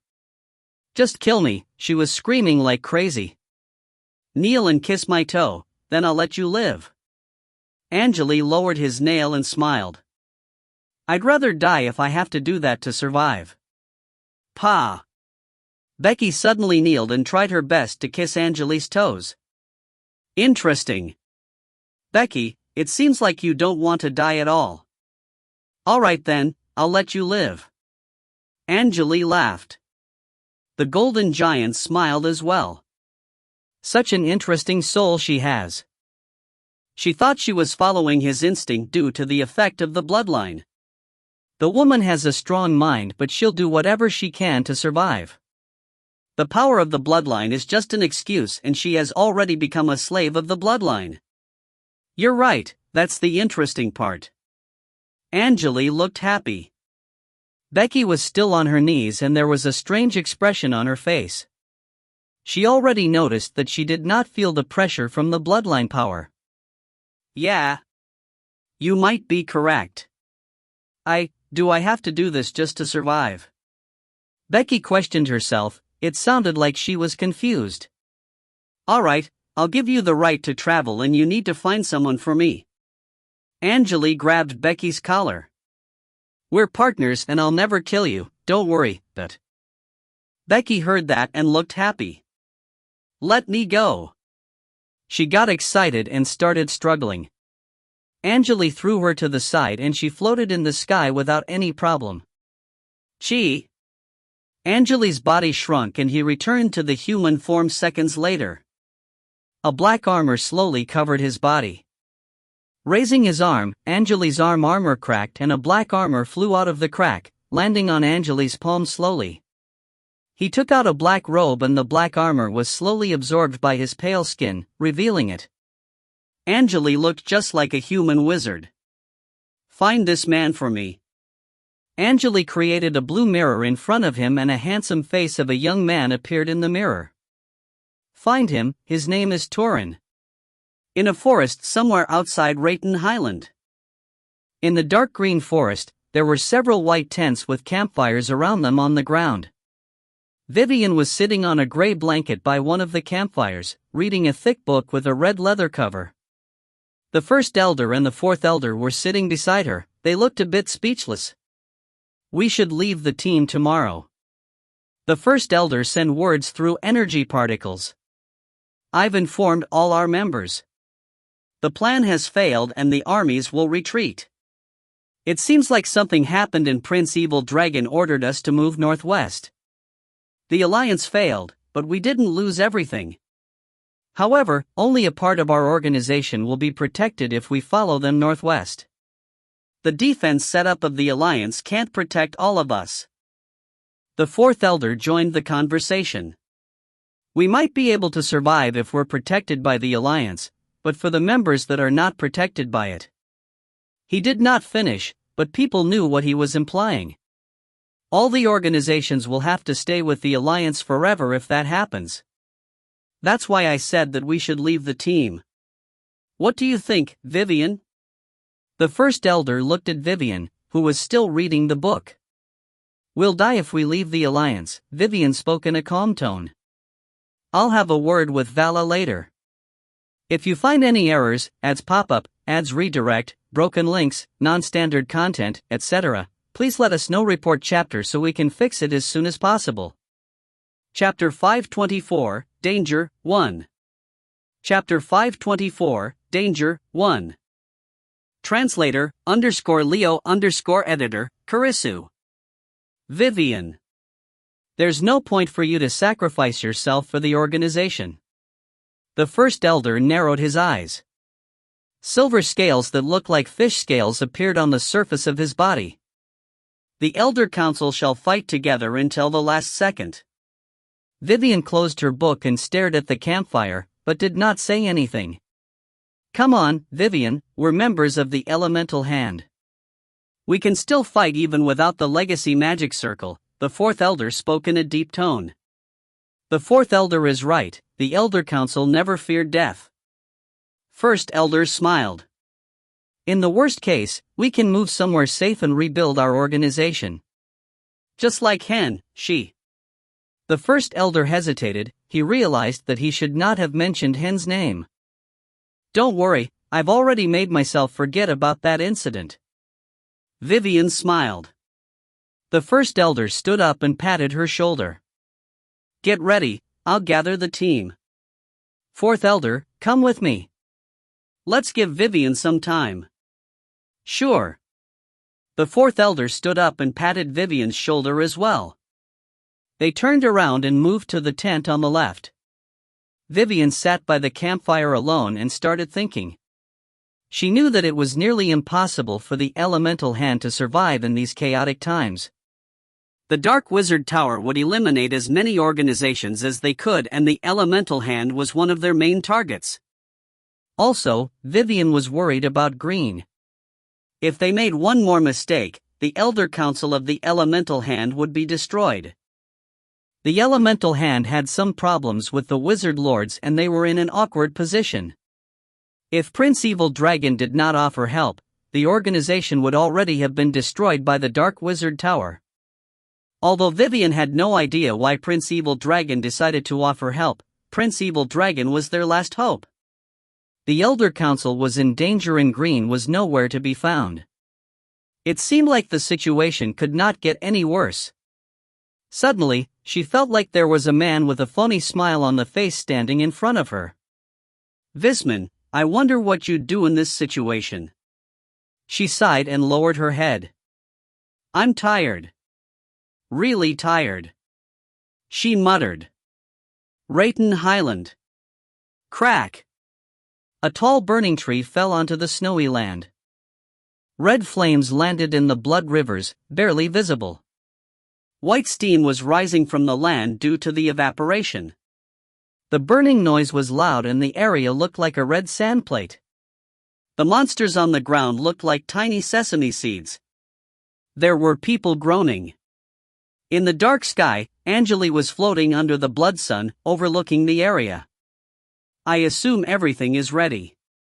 A golden shadow appeared beside him. It almost looked like the man's body was made of gold. The golden man was also floating in the air, glancing at the ground. "This area is pretty much cleared," the man responded in a low voice. "What else do you need?" "I'll deliver the message so that we can focus on our targets."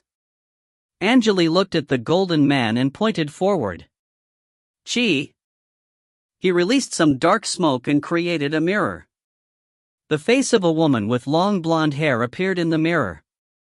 "Make sure she's safe. The energy movement is too intense right now and I can't locate her.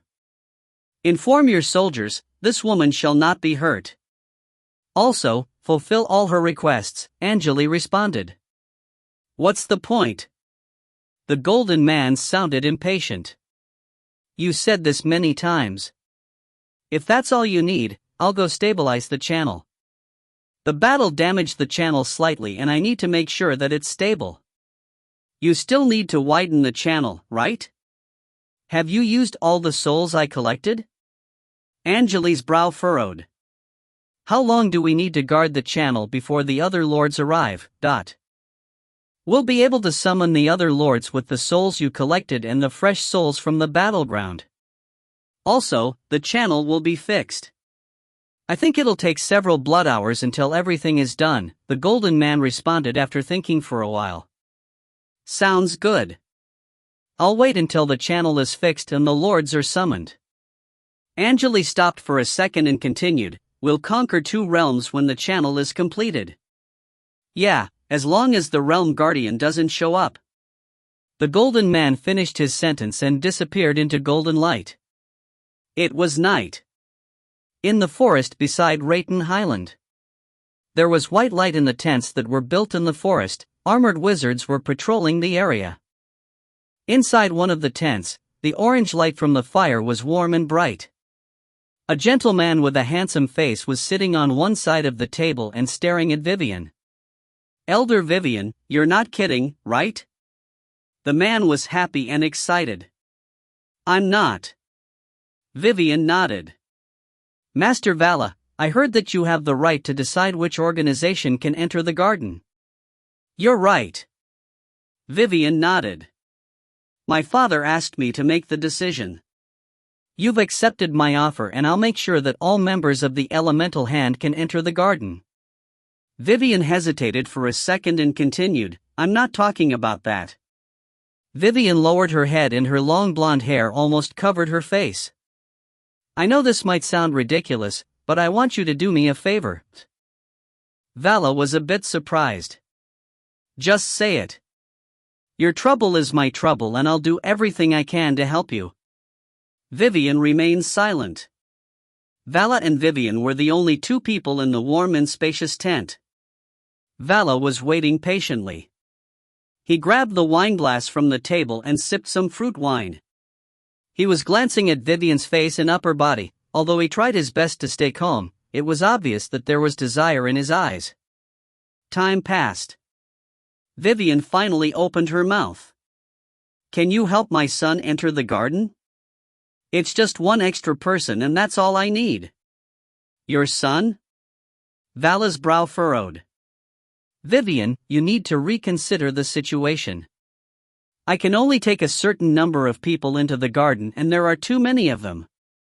My father gave me the right so I can help the elemental hand, however, it's impossible for me to save a position for someone that is not even here. If the wizards find out what I'm doing, there'll be serious consequences. The wizards will remain silent if there's no position left. The situation is getting worse every second and there's only so much I can do, Vala explained. I know I'm being unreasonable. Vivian lowered her head. I'll do as whatever you say if you can help my son. The two suddenly stopped talking. Vala scrunched his brow again. It seemed like he was reconsidering the situation. He tapped on the table slightly after several minutes. I can't do it, there's no way that I can hide it from the public. I want to help you, but... He sighed and continued, you haven't found your son yet and I can't promise you anything. Can you find another way? Vivian bit his lips slightly. There's only one way. Vala finally loosened his expression. We need to get married as soon as possible so that I can save the position for your son using my father's name. I've already accepted your offer and I'll keep my promise. Vivian responded in a deep tone. I understand what you're thinking, and I know that you won't lie to me. We'll get married sooner or later, but the problem is the public. They'll keep their mouths shut if we're officially married. Vala opened his arms and shrugged. The atmosphere in the tent got heavy. Vivian bit her lips and remained silent. One more thing, Vivian. I'll be leaving tonight, Vala suddenly added. You're leaving tonight? Yes, my father sent a fast airship to pick me up and I'll be going back to the garden first. Why don't you return to the garden with me tonight if you can make up your mind? I'll save the position for your son right in front of you, what do you think? Also, my father has the same thoughts as me. What did Prince Evil Dragon say? Vivian was surprised. Well, my father just replied to my message regarding the relationship between us. He said that we should hold the wedding as soon as possible. It'll be perfect if you can finish it tonight. Vala took out a black box from his pouch and opened it carefully. A ray of white light was released from the box, then rotated above the table and formed a white light screen. A bird in a golden bird cage appeared on the screen several seconds later. Vala, I've received your message. This is a critical period and you need to hold your wedding as soon as possible. We don't have much time for this. I've talked to Vivian and I think she's the perfect woman for you. Complete the wedding and don't invite too many people. The alliance just took a huge hit and you need to make the wedding as simple as possible, the golden bird spoke in a high-pitched tone. He's not lying. It's Prince Evil Dragon. Vivian looked at the light screen and checked the energy wave. She found it a bit hard to believe. Alright, I'll return to the garden with you tonight, however, please keep your promise. There was dedication in Vivian's eyes. She stood up, turned around, and slowly walked out of the tent. If you find any errors, ads pop up, ads redirect, broken links, non-standard content, etc., please let us know. Report chapter so we can fix it as soon as possible. Chapter 525, Danger, 2. Chapter 525, Danger, 2. Translator, _Leo_editor, Karisu. Vala raised his head and looked at the white light screen as a smile appeared on his face. This method is great. I'm a genius. He muttered. Vala waved his hand and the light screen returned into the black box. He closed the box, stood up, and finished the fruit wine. This was just a random message my father sent me and I modified it using my bloodline power. It's just like the real thing.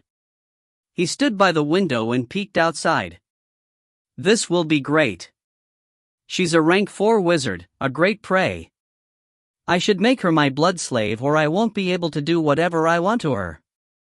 Vala was lying to Vivian. He would never help the elemental hand and Angele. He just wanted to play with Vivian. Prince Evil Dragon only sent him several messages since he was born and they had not met in years. It was nearly impossible for Vala to contact Prince Evil Dragon whenever he wanted. However, people all knew that he was the son of Prince Evil Dragon and he used that background to lure women into his trap. Angele stood in the forest and raised his head. He stared at the large black fissure in the sky for a while and put on the hood. There were two people standing on the dark grass.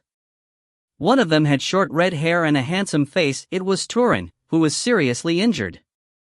Turin was lying against a tree and he could barely keep his eyes open. Leader. I knew you would come. You did that? Angele looked at Becky. Damn. You have eyes, right? He was like this when I found him. Becky put her hands on her waist. She sounded angry. Don't blame me for everything. Huh? Angele glared at Becky. Becky's expression turned serious and she was trembling with fear. Angele lowered his head and walked to Turin, raising his right arm. Chi. There was a long bloody wound on his arm. Strangely, there was no blood leaking out of his wound, there was black smoke rising into the sky instead. The black smoke moved toward Turin like a snake and charged into his eyes. You did a good job, Turin, Angele spoke in a deep tone. Roar. It sounded like there was a lion roaring in the sky. A pair of white hands reached out of the large black fissure and grabbed the edges of the fissure. Following the hands, a large white head of a bone dragon reached out of the fissure. The process repeated 9 times. There was a total of 9 dragon heads. Several minutes later, the white bone dragon that was over 1,000 meters long finally made it out of the fissure. It was a bone dragon with 9 heads and 6 bone wings. Its body looked like a large lizard and 3 pairs of bone wings lined its back. The 9 dragon heads formed the shape of a fan, 5 on top and the rest at the bottom. The bone dragon shrunk and landed slowly, turning into a muscular man in white bone armor. He quickly disappeared into the crowd. Spider and Vapor also flew out of the black fissure. They still looked like human beings. Also, they did not make too much noise when entering the world. They flew out of the channel slowly as the air around them was twisting. It almost felt like air was trembling and could break at any time. They stayed in the air for several seconds and started landing. Angele stopped looking at the sky. All right, everything is going as planned. Turin already fainted. Becky crunched and put her hands on her head. It seemed like the noise gave her headache. Becky, let's go. Angele started heading to the deep forest. Hey! Where are you going? Becky questioned in a loud noise. To find the people I need, Angele answered without turning around. Turin woke up and slowly stood up. The wounds on his body were healing at full speed. A black scorpion sign appeared on his forehead. Such power! Raising his hand, Turin looked like his palm with a surprised look on his face. He could feel that his body was filled up with power. I made the right decision. He looked at Angele and Becky. Turin followed after them and started moving to the deep forest as well. In the north border of Central Continent, the land was covered with white snow. Beneath it were white stones and vibrant green grass. At the horizon, an enormous stone wheel was standing on the land below the night sky. The stone wheel was leaning and looked like a falling observation wheel. It almost felt like the wheel was not affected by the gravity, it was slowly rotating. Inside the wheel, there were large white rocks with black or white houses built on them. There were also luxurious palaces, trees, and bushes on the stones. Flowers from different seasons were blossoming among the bushes. Bright white light was being released by the stone wheel. The dark sky was brightened up by the white light released by the stone wheel. A white airship was slowly flying toward the stone wheel, moving toward a rock that was in the center of the wheel. Gee! The airship disappeared after contacting the rock. It felt like the airship sunk into the water and entered a different realm. Inside the stone wheel, Vivian was standing on the deck of the airship, looking around with a surprised look on the face. She thought the airship would hit the stone wheel, but after white light flashed in her eyes, she realized that the airship was flying over a plane. A strong mentality that came from nowhere greatly weakened her power. The other wizards on the airship were facing the same situation. They lost nearly half of their power after being scanned by the mentality wave. Vala was the only one that was not weakened. He was walking to the deck slowly. What do you think? This is the magic mirror garden. This is a dimension fissure that my father and I found by accident. We set up billions of traps and magic circles here. This is probably the strongest fortress in this dimension. Vala smiled as he explained. It's incredible. Vivian looked at the horizon by the end of the plane and found a red setting sun. The sun was releasing eye-blinding light. Where are the people who entered the garden earlier? It'll take us some more time to reach them. The stone wheel is just an entrance. This dimension fissure is much larger than you think. Vala smiled and said, also, did you notice the power restriction? We set this up. Vivian's brow furrowed. How long will this restriction last? Don't worry. It's just a test that will check if our power is too strong for the garden. The restriction will be removed in several days. Is that so? For some reason, Vivian felt a bit uncomfortable. It's fine, I'll go have some rest. Sure, I'll let you know when dinner is ready. Vala nodded. The smile disappeared from his face as Vivian walked into the cabin. An armored woman walked to Vala and talked to him using energy particles. The slave mark is ready. When should we execute the plan? Master. Tomorrow. I don't want this woman to find out what we're going to do to her. Vala thought for a second and continued, all right, tomorrow morning, you'll drink the fruit juice with her so she won't get suspicious. As you wish, Master. The armored woman nodded and walked to the cabin. Be careful, don't make mistakes. I want to have fun with her tomorrow. A greedy smile appeared on Vala's face. In the forest by the edge of Rayton Highland, Angele walked into the camp of armored wizards. There were several armored wizards following after him. It was dinner time. Some wizards were chatting around the campfire and their armor was lying on the ground. There were people walking around with fruit plates or soup bowls in their hands. There were also people bandaging their wounds and cooking some strange herbal medicine. The fragrance of food and herbal medicine permeated the air. Vice Department Head Green, you're finally back. Several wizards noticed Angele's presence and shouted with happiness in their eyes. They grabbed Angele's hands and started running across the tents. The elders said that we need to bring you to them if you come back, one of the wizards explained. It was a rank 1 wizard. Most of the wizards Angele passed by were rank 1 or rank 2 wizards. There were only a few rank 3 wizards. What's going on, he wondered. Due to the intense energy waves, Angele could not contact the members of the elemental hand using communication runes, but he did some calculation using the information Turin provided and found the retreating army. Becky and Turin were left outside the Alliance's camp. Angele was dragged to a large camp. He stepped into the camp and found several old men. The elders of the Elder Council were all in the tent and the atmosphere was heavy. Elders, what's going on? Angele's brow furrowed. He glanced around, but failed to find his mother.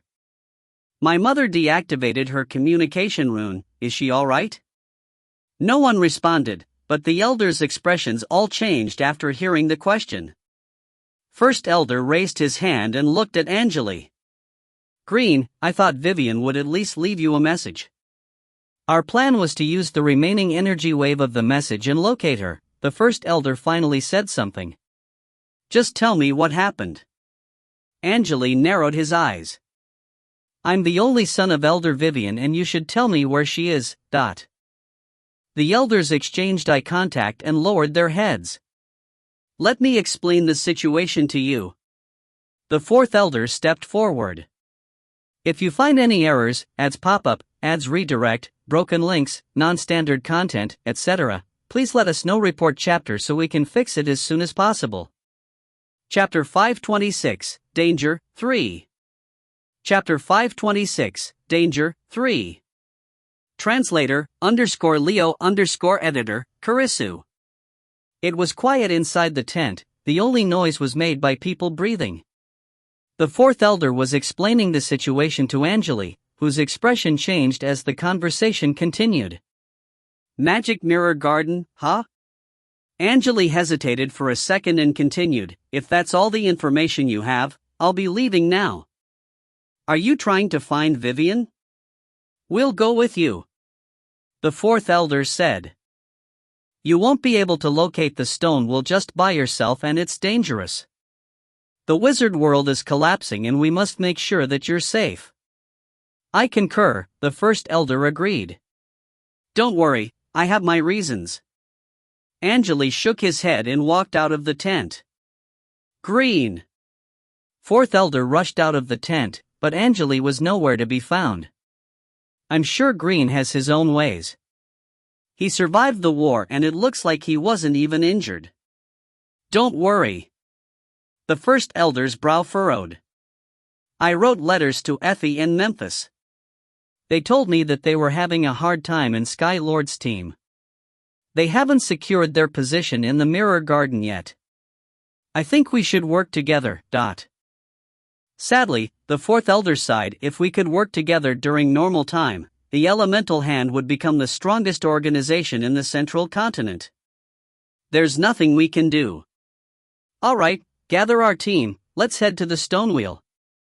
We need to make sure that Elder Vivian is safe, the first elder spoke in a deep tone. If the Alliance tries to stop us, we'll have to activate our final resort. This world is already collapsing and the situation won't get any worse. We can find a remote area and rebuild the organization. The fourth elder chuckled.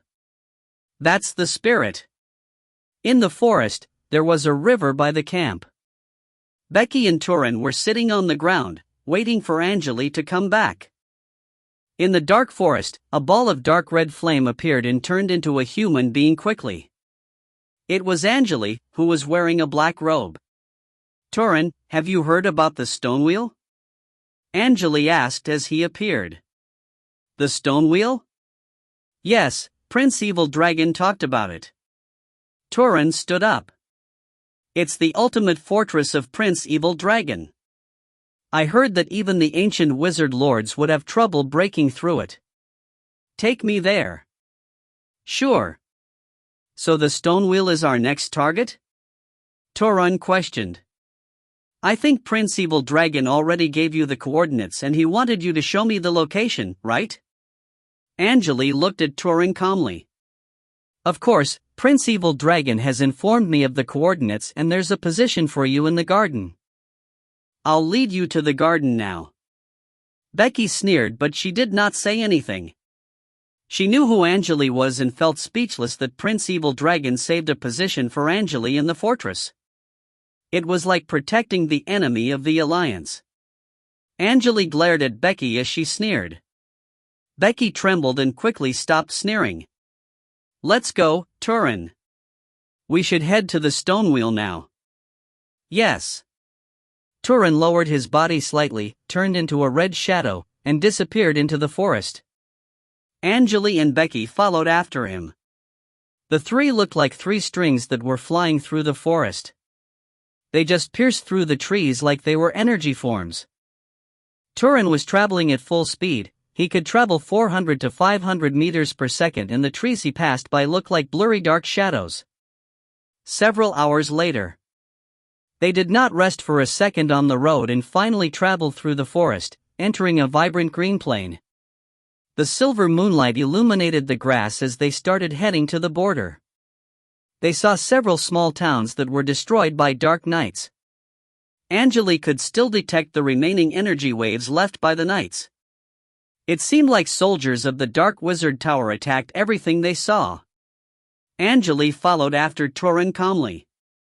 Turin changed the direction several times and it seemed like he was checking the current location of the stone wheel.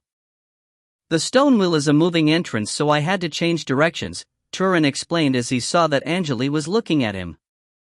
Turin's goal never changed. He knew that if he could survive the battle, Angele would help him because of his loyalty.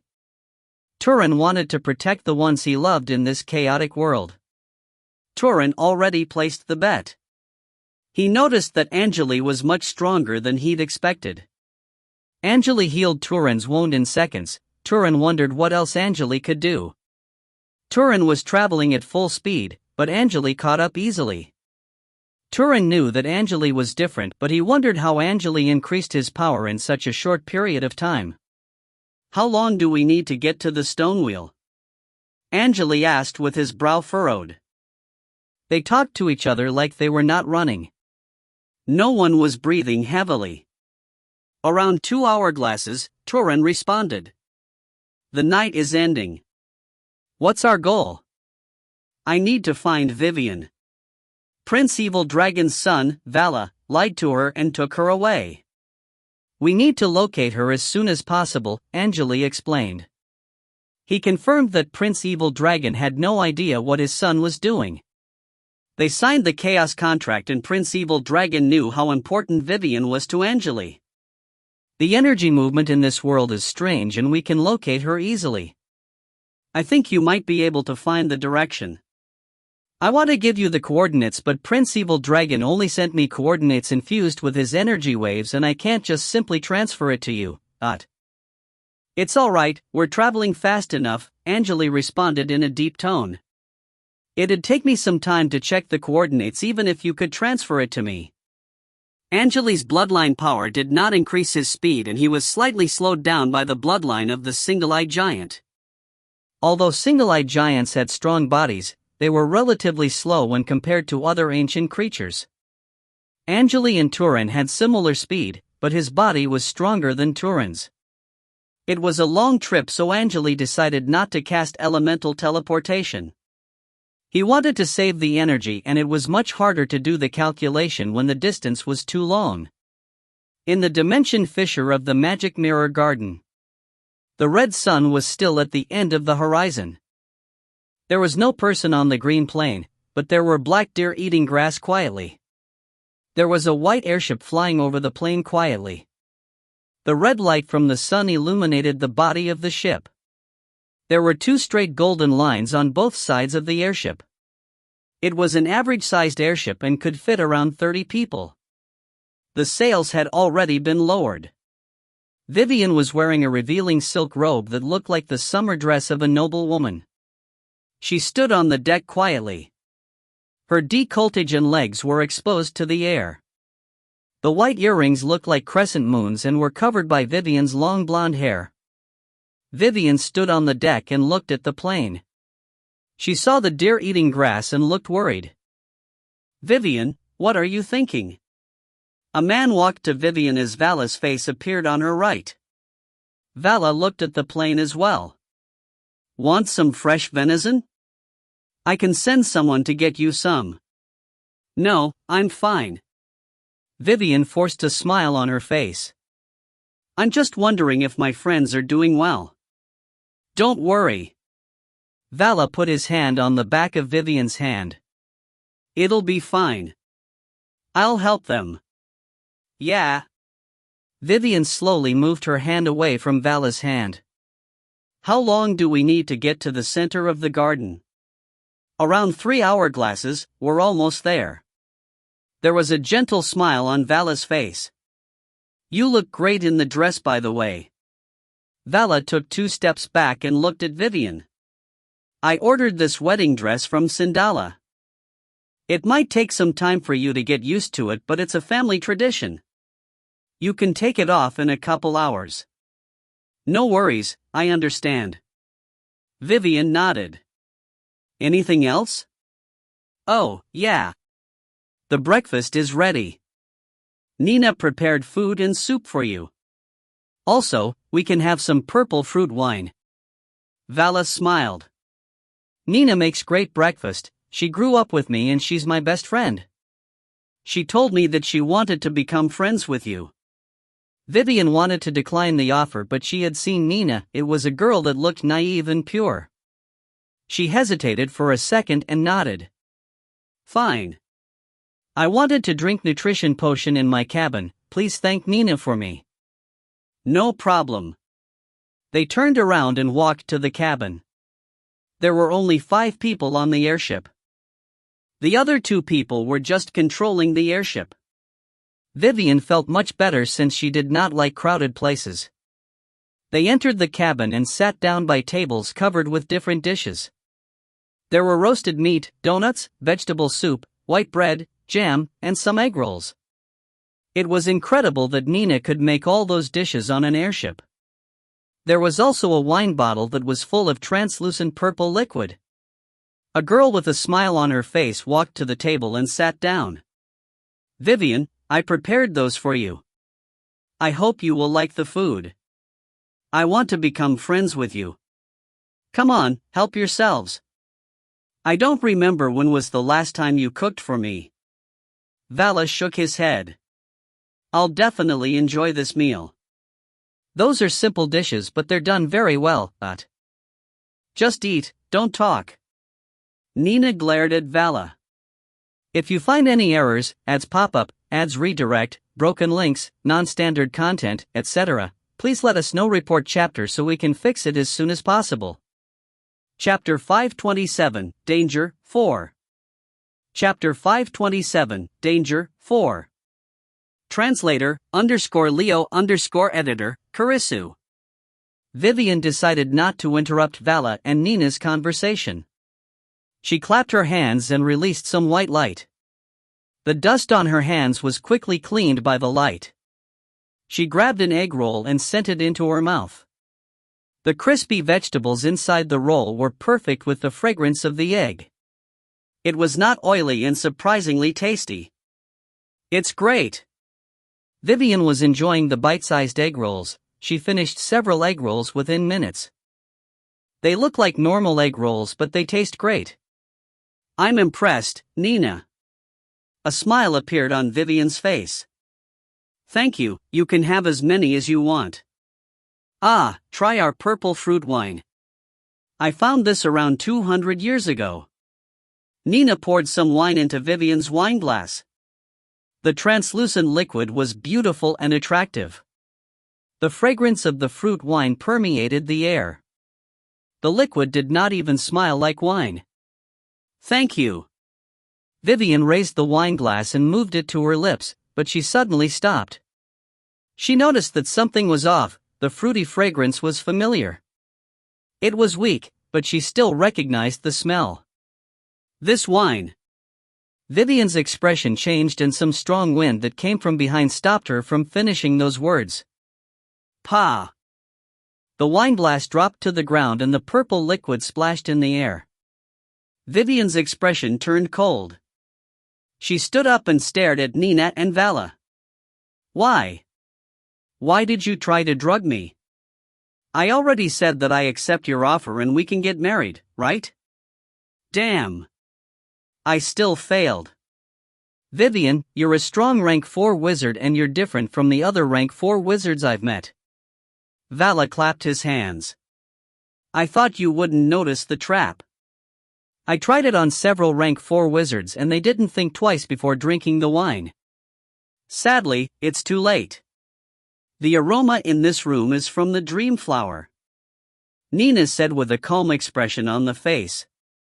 Vala flicked his finger. Vivian suddenly felt that her head was dizzy. You? She fainted and fell to the ground before she could finish the sentence. It's over. Ha! Vala laughed and walked to Vivian. That's the stone wheel? Angele stared at the enormous white stone wheel with a serious expression on the face. Turan nodded. Yes, the stone wheel is the entrance to the magic mirror garden. I need to change the coordinates after we go through the entrance. The garden is a dimension fissure and has similar size to Rayton Highland. Leader, let's head to the entrance first. Angele did not respond.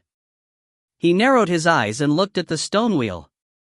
For some reason, he had a bad feeling about this. It felt like that something unfortunate was about to happen. The feeling came from the instinct of his bloodline. Vivian. Please. I'll eliminate the whole alliance if anything happens to you. His eyes were surrounded by red glow. Suddenly, Angele raised his hand and pointed forward. Vala asked Nina to leave the room, then walked toward Vivian and crunched. Vivian. My lovely Vivian. Do you know that I knew you'd be mine when I first met you? I've played with hundreds of women from different races, but this was the first time that I wanted a rank 4 wizard so bad. I have enough sex slaves and I don't care about the numbers or varieties anymore. The only thing I care about is quality. Vala's sight fell upon Vivian's breasts. Your body is so balanced that I've never seen a woman like you. It seems like you haven't had sex with a man in years, and it seems like you don't even masturbate. Why? You should live a life that you enjoy. Don't you think your life is a bit too boring? Vala slowly reached to Vivian's breasts. Bam! The wooden door of the room was pushed open and a golden man slowly stepped into the room. It was a tall man surrounded by a golden glow. The man had a pair of sharp eyes and his face was covered with complicated golden patterns. Vala, what are you doing? The man's eyes fell upon Vivian. He noticed that Vala was about to touch Vivian's body. Father. Vala's expression changed. He slowly stood up. I'm sorry. She's just too attractive. Take them away, the man ordered in a light tone. 2 armored women rushed into the room. The one on the left grabbed Vivian and the other one grabbed Vala's hands, pushing him out of the door. The man turned around and stepped out of the door. He walked to the deck. Prince, what should we do? One of the armored women questioned. Prince Evil Dragon walked at Vala. He looked a bit speechless. Vala. Vala. How many times have I told you that one day you might die because of a woman? You never listened and look what you have done. Father. I'm sorry. Vala knew that no matter how bad the situation was, an honest apology might be helpful. It's fine, Vala, but there's something I have to do and you'll have to take it. Prince Evil Dragon patted Vala's head and he looked depressed. Cut his arms and legs off. Gouge his eyes out. Remove his nose and tongue. Let Angele decide what he wants to do to Vala. Also, make sure you seal his mentality C. Vala made it look like that he was regretting what he did. However, he was surprised after hearing his father's words. Vala raised his head and looked at the golden man. Father. You must be joking. The 2 armored women stepped forward. One of them was holding a palm-sized silver needle in her hand. The other one had a small silver hammer. The needle and the hammer were all covered with complicated runes. Vala realized that his father was serious after seeing the tools. His mind was overwhelmed by fear. No. No. Father. I'm your son, your only son. Please. Don't do this to me. We can work something out. Vala started begging like crazy and his voice echoed on the deck. Vala struggled, but his power was sealed by the 2 armored women and he could barely move. The woman with the needle put the needle on Vala's head and the other woman hit the needle with the hammer. Chi! The long needle was stabbed into Vala's brain and Vala was no longer screaming. Prince Evil Dragon's expression loosened. Mafia, get me another son from the birth pool.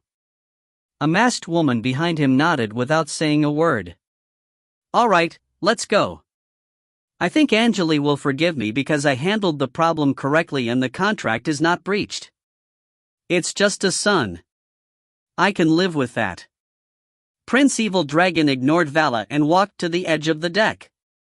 It almost looked that his body was a shadow. He went through the railings and disappeared into the sky. Take good care of Elder Vivian and let Angele do whatever he wants to the people on this ship. Also, give the members of the Elemental Hand the permission to enter the Magic Mirror Garden. Prince Evil Dragon's voice echoed in the sky. The armored women on the deck all bowed to Prince Evil Dragon. They slowly straightened their backs after the sound completely faded away. The Golden Man flew over the plain and went past the snow mountains within seconds, landing by a vibrant green lake. There was a golden birdcage by the river. The golden bird inside the cage was sipping water from the lake. There were two women in white armor standing by the birdcage. Master, I thought you already sent your bloodline shadow to the airship. Why didn't you finish Vala off earlier? It was a risky plan, one of the women said. Because I knew that Vivian was still conscious when I arrived, Prince Evil Dragon responded in a gentle tone. Living beings will remember who helped them when they're about to die and will be grateful. Which means you would help Vivian regain consciousness even if she completely fainted, right? The other woman chuckled. You're so thoughtful. This is just a small trick. You guys are still too naive. Alright, is there any news from the underground world? Prince Evil Dragon changed the topic. Not yet. The underground world is not the problem.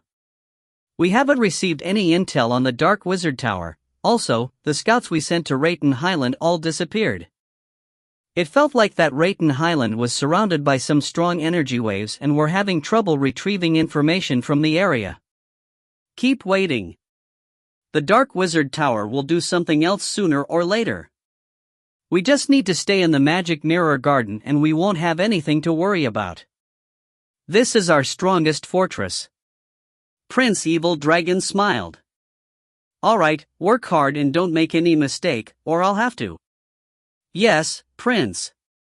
The two women were a bit scared. Prince Evil Dragon was easy to talk to under normal circumstances, however, he would eliminate whoever interrupted his plans when necessary. The man was a cold-blooded killer. He could cut his target's head off without any hesitation.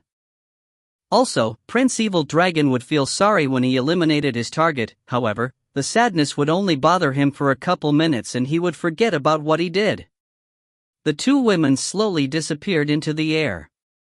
Prince Evil Dragon stood by the river, raised his head, and stared at the pink sky. A colorful leather scroll slowly appeared in his black pupils. Outside the stone wheel, Angele slowly lowered his hand with a blank expression on the face. There was a colorful leather scroll that was covered with tiny cracks in front of his face. The cracks slowly disappeared from the scroll as it disappeared into the air. Damn! He sighed. It'd be a huge problem if I didn't have this. The Chaos Mind would determine if the Chaos contract was breached. If one of the people who signed the contract violated the rules, the other one would be able to cancel the contract and punish the one who breached the contract. Although Angele had no idea how Prince Evil Dragon acquired the contract from Chaos Realm, it seemed like Prince Evil Dragon had the similar power level as Angele's refined true form based on the material of the Chaos contract. If you find any errors, ads pop up, ads redirect, broken links, non-standard content, etc., please let us know. Report chapter so we can fix it as soon as possible. Chapter 528, Reunion, 1. Chapter 528, Reunion, 1. Translator, _Leo _editor, Kurisu. If someone breached the Chaos contract, he would be dragged into the legendary Chaos Realm, a realm that was filled up with strong beings. Angele would try to stay away from them if he could. Also, everyone knew that one would never come back after they entered the Chaos Realm. The colorful leather contract slowly disappeared. Master, what's that? Turin questioned in a low voice. Becky snorted and explained, it's the Chaos contract. This guy signed the contract with someone that has a strong background. Angele lowered his hand and looked at the enormous stone wheel. Let's go, I think someone is coming. The three walked straight to the stone wheel. The chilling wind of the plane brushed over their bodies. There were still snowflakes falling from the sky. Turin followed after Angele. "Master, what's your next step?" he asked as they walked. "Next step?" Angele smiled. He already had the power after he could activate his true form. The only thing left for him to do was to protect his relatives and friends during the war. "I'll think about it after I find my mother. Although I spent a lot of time on the central continent, I don't really care. After everything is finished, maybe I'll find a safe place and live a peaceful life." He responded in a low voice. "After everything is finished?" It seemed like Angele's word reminded Turin of something. "Can I go take care of some personal matters after the war ends? It's something I have to finish by myself." Angele smiled and said, "Of course. You and I are similar. We both want a free and happy life. When will you let me go then?" Becky questioned in a cold tone. "Let you go? I know how to inject the bloodline into your body, but I'll have to kill to extract the bloodline. There's nothing I can do." Angele shrugged. "You!" Becky shouted in anger. They were no longer traveling at full speed. They walked to the stone wheel slowly and arrived at the wheel when the sun started rising. Angele was a bit tired after all the traveling and fighting. The only thing he wanted to do was to find Vivian and leave this chaotic area with the members of the Elemental Hand. He wanted to enjoy some peace and relax. The diameter of the stone wheel was more than 300 meters. The three wizards looked like ants when compared to the wheel. The rocks in the stone wheel were rotating and floating. The intense wind was blowing at the three wizards. Angele looked at Turin, who then stepped forward and pressed on one of the rocks in front of them with his palm. The rock had the size of a millstone and was covered with green moss. "Chi!" Turin's hand disappeared into the rock. His hand was surrounded by translucent energy waves. Turin pulled his hand out of the stone. With a flick of his finger, he released a ball of golden smoke that covered the three wizards. The stone wheel is a defensive barrier, but it's also the entrance to the garden. Without the energy wave, I'd be blown away by the power of the defensive barrier. Angele nodded. "Which means this stone wheel is not an illusion, it's a physical object?" "You're right." "That's interesting." Angele rubbed his chin. "We can just walk in, right?" Turin nodded and stepped forward. His body quickly sunk into the stone wheel, and it still felt like that the stone wheel was just an illusion. Angele followed after Turin and stepped forward as well. He felt dizzy for a second. It felt like his body rotated several times and returned to normal after several seconds. His sight also blacked out for a while, but the light returned quickly. A spacious plain that was covered with grasses appeared in front of Angele. The light of the setting sun illuminated the grass. It looked like the grass was coated with a gentle orange glow. The chaotic energy movement and dimension movement in the air disappeared. Angele could smell a flowery fragrance from the gentle wind. He turned around and noticed that the stone wheel was no longer there. The only thing in his sight was the grass. Raising his left hand, he rubbed his fingernail slightly. Red light flashed on the back of his hand and a red scorpion mark appeared. "Can you hear me? Vivian?" He sent the message. "I'm back and I'll find you soon. Don't worry." No one responded, but it seemed like Vivian was safe since the mentality wave from the communication rune was stable. Angele raised his hand and the scorpion mark glowed. He used the other hand to draw a rune that looked like G quickly, and the red glow around the scorpion mark became more intense. A red metal chain was released from his hand, flying in a certain direction. It felt like that the chain was connected to somewhere they could not see. "That's the correct direction. Let's go." Angele lowered his left hand and started moving in the direction that was pointed by the metal chain. It looked like that the three wizards were traveling slowly under the sun. However, Their bodies would blur for a second every several steps they took and they would teleport to a further position. They looked slow, but they were actually traveling at a fast speed. The grass on the ground turned dark gradually and its length slowly increased. It was now dancing in the gentle wind. After about half an hour, they saw that there were gray rabbits jumping around and there were several dark holes on the ground that were bird black. It seemed like there was a fight going on. Several white stone pillars appeared in front of the three wizards. Those stone pillars varied in shapes and there were square windows on their surface. Angele could see people passing by through the windows. It seemed like there were people living in the stone pillar. The stone pillars formed a spacious stone forest and there were around 10 brown houses built with mud around the forest. Also, there were people stepping out of those houses. Some of the people were wearing long gray robes and the rest of them were wearing simple leather armor. They noticed the three wizards and looked at them.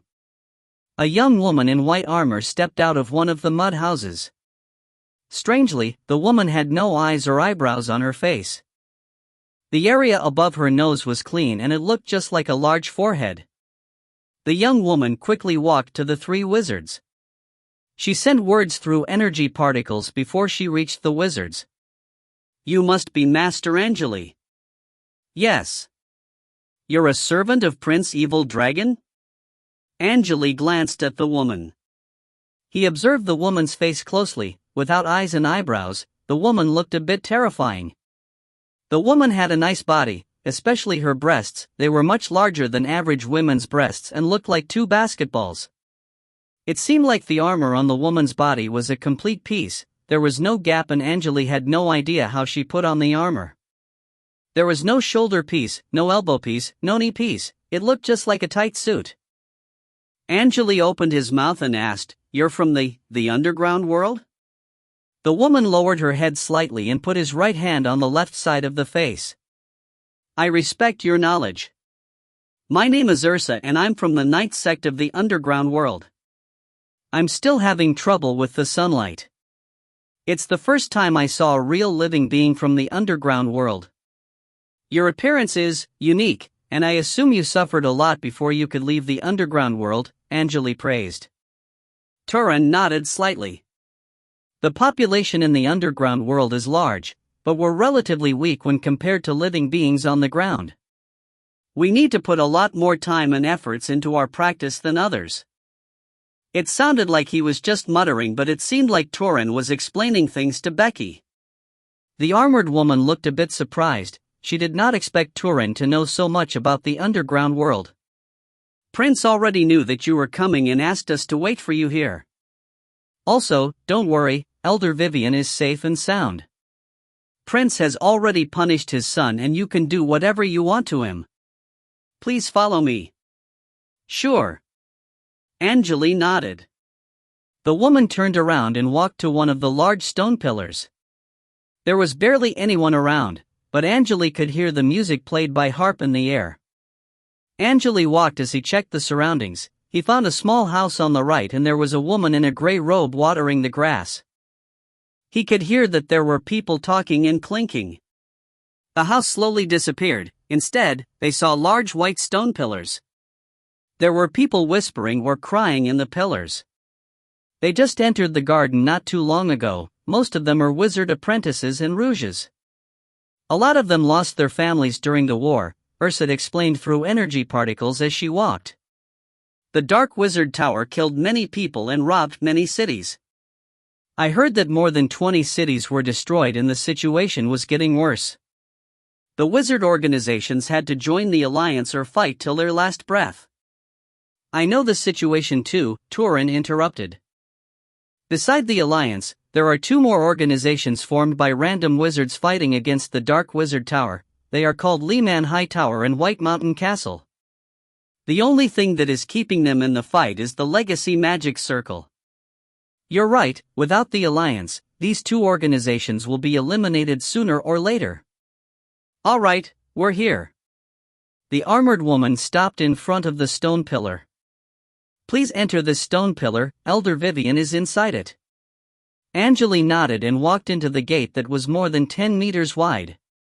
Inside the gate, there was a gray spiral staircase made of stone. They walked upstairs and arrived at a room with a white door that was open. In front of the door, there was a maid in a white suit. The maid had no eyes as well. She noticed Angele's presence and bowed to him slightly. "Master, Elder Vivian is still sleeping due to the fragrance of dreamflower she inhaled. It'll take 2 more days until she can completely recover. The criminals are imprisoned in the basement of this pillar, by the way," the maid explained. "Understood." Angele looked at Torin and Becky. "Show them the way to the basement." The 2 wizards understood what Angele wanted them to do right away. They followed the maid to the basement. Angele entered the room and his sight fell upon a large bed by the window. There were 2 maids standing beside the bed quietly. "Leave the room and close the door.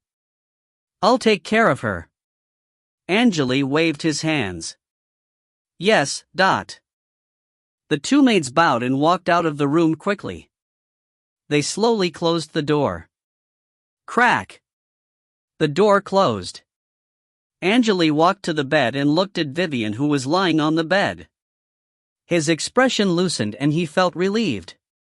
Vivian's long blonde hair trailed over the pillow, shiny and smooth. The bed was silky and soft. Her neck was exposed to the air and brought contrast to the dark silky sheet under her body.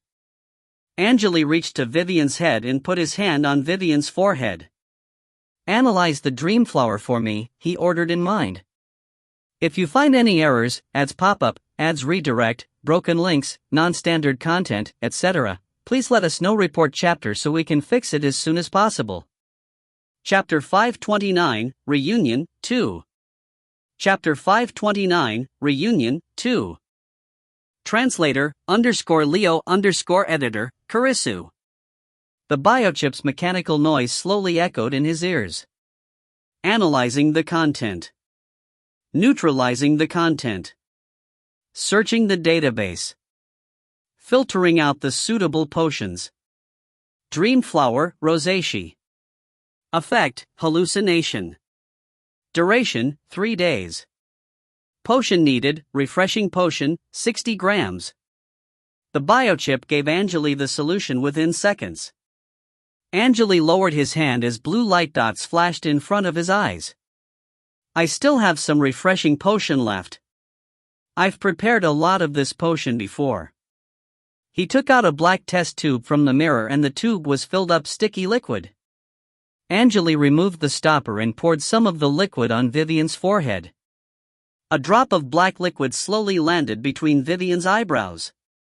Chi! Dark smoke with a strange smell rose from Vivian's head.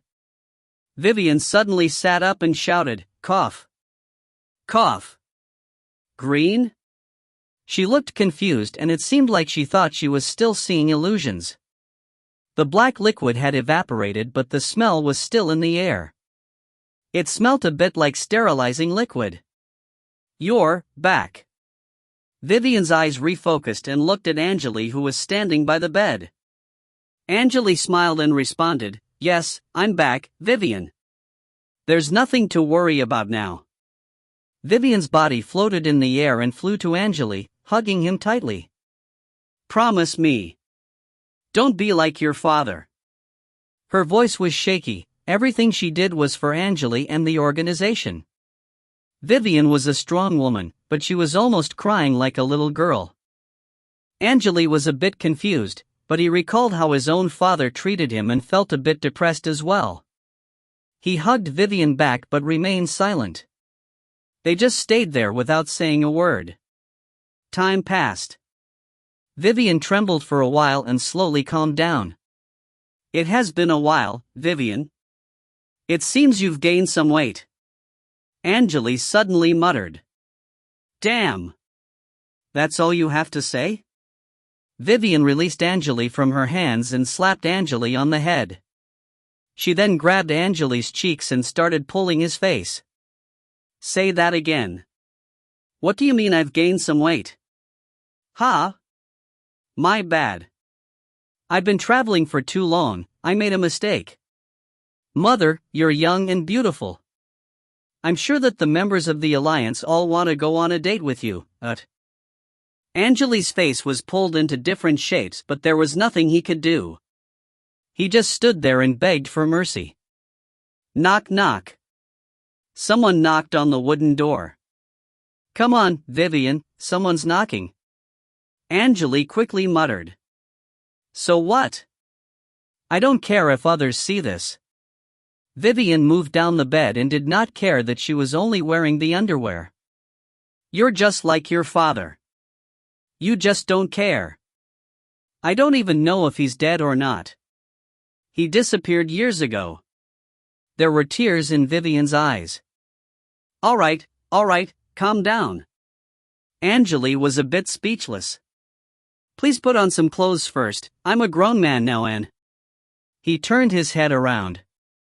It was common for wizards to marry their relatives. Many female wizards looked still like young girls after hundreds of years. Some wizards would even try to have sexual intercourses with their grandchildren. Angele felt terrified just thinking about this. He did not want the relationship between him and Vivian to change. Vivian had been hiding her emotions for so long that she vented her feelings. She blushed after hearing Angele's words, then quickly created a black silk dress and put it on. Vivian calmed down and her expression turned cold again. She glanced at Angele and spoke in a serious tone, "Don't go anywhere." "I won't." Angele felt relieved. It was the first time that he saw Vivian act like that. He looked at the door, then told Turin and Becky to wait using energy particles. All right, Vivian, what's your next plan? The situation in the central continent will get worse and worse, Angele questioned in a deep tone as the smile disappeared from his face. My plan? Vivian walked to the window and peeked outside. I don't have a plan. I just don't want to get dragged into the war. There's nothing we can do. We have to follow Prince Evil Dragon's plan. She sighed. If the Alliance wins, the situation should be fine, however, if the Dark Wizard Tower wins. Don't worry, you have me. Angele walked to Vivian. I'll stay with you. Vivian smiled, but she looked worried. Angele had no idea how he should explain everything to his mother. Hen was the start of everything, his soul and the scorpion's soul already merged. It meant that Angele had no way to explain everything to Vivian. Vivian did not ask Angele about his position in the Dark Wizard Tower, so Angele remained silent. There were many things that he could not explain. Angele had perfect plans, but sometimes his plans just got out of control. The invasion of the fairy realm and the Dark Wizard Tower would happen sooner or later. Also, it was the same for the Nightmare Realm. Angele just sped up the process slightly. Mother! If what I did brings terrible results to this world, will you forgive me? Angele suddenly asked. Why? Vivian glanced at Angele. You've already done a lot of things like that. Come on. Angele chuckled.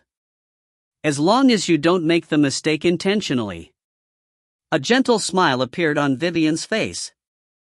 I'll forgive you for whatever you do. Angele reminded Vivian of the man she loved for some reason. Angele was similar to that man somehow. Although Vivian already knew that Angele might not be her real son and Angele looked nothing like the man she loved, Vivian still thought that the two might be related to each other. I found a safe area and it can help us stay away from the ongoing war. I stayed in that area for a while and that's the reason why I'm safe. Mother, you and the elemental hand should go to that area with me so that we'll all be safe. Angele changed the topic. Huh? Is there really a place like this? Vivian was interested.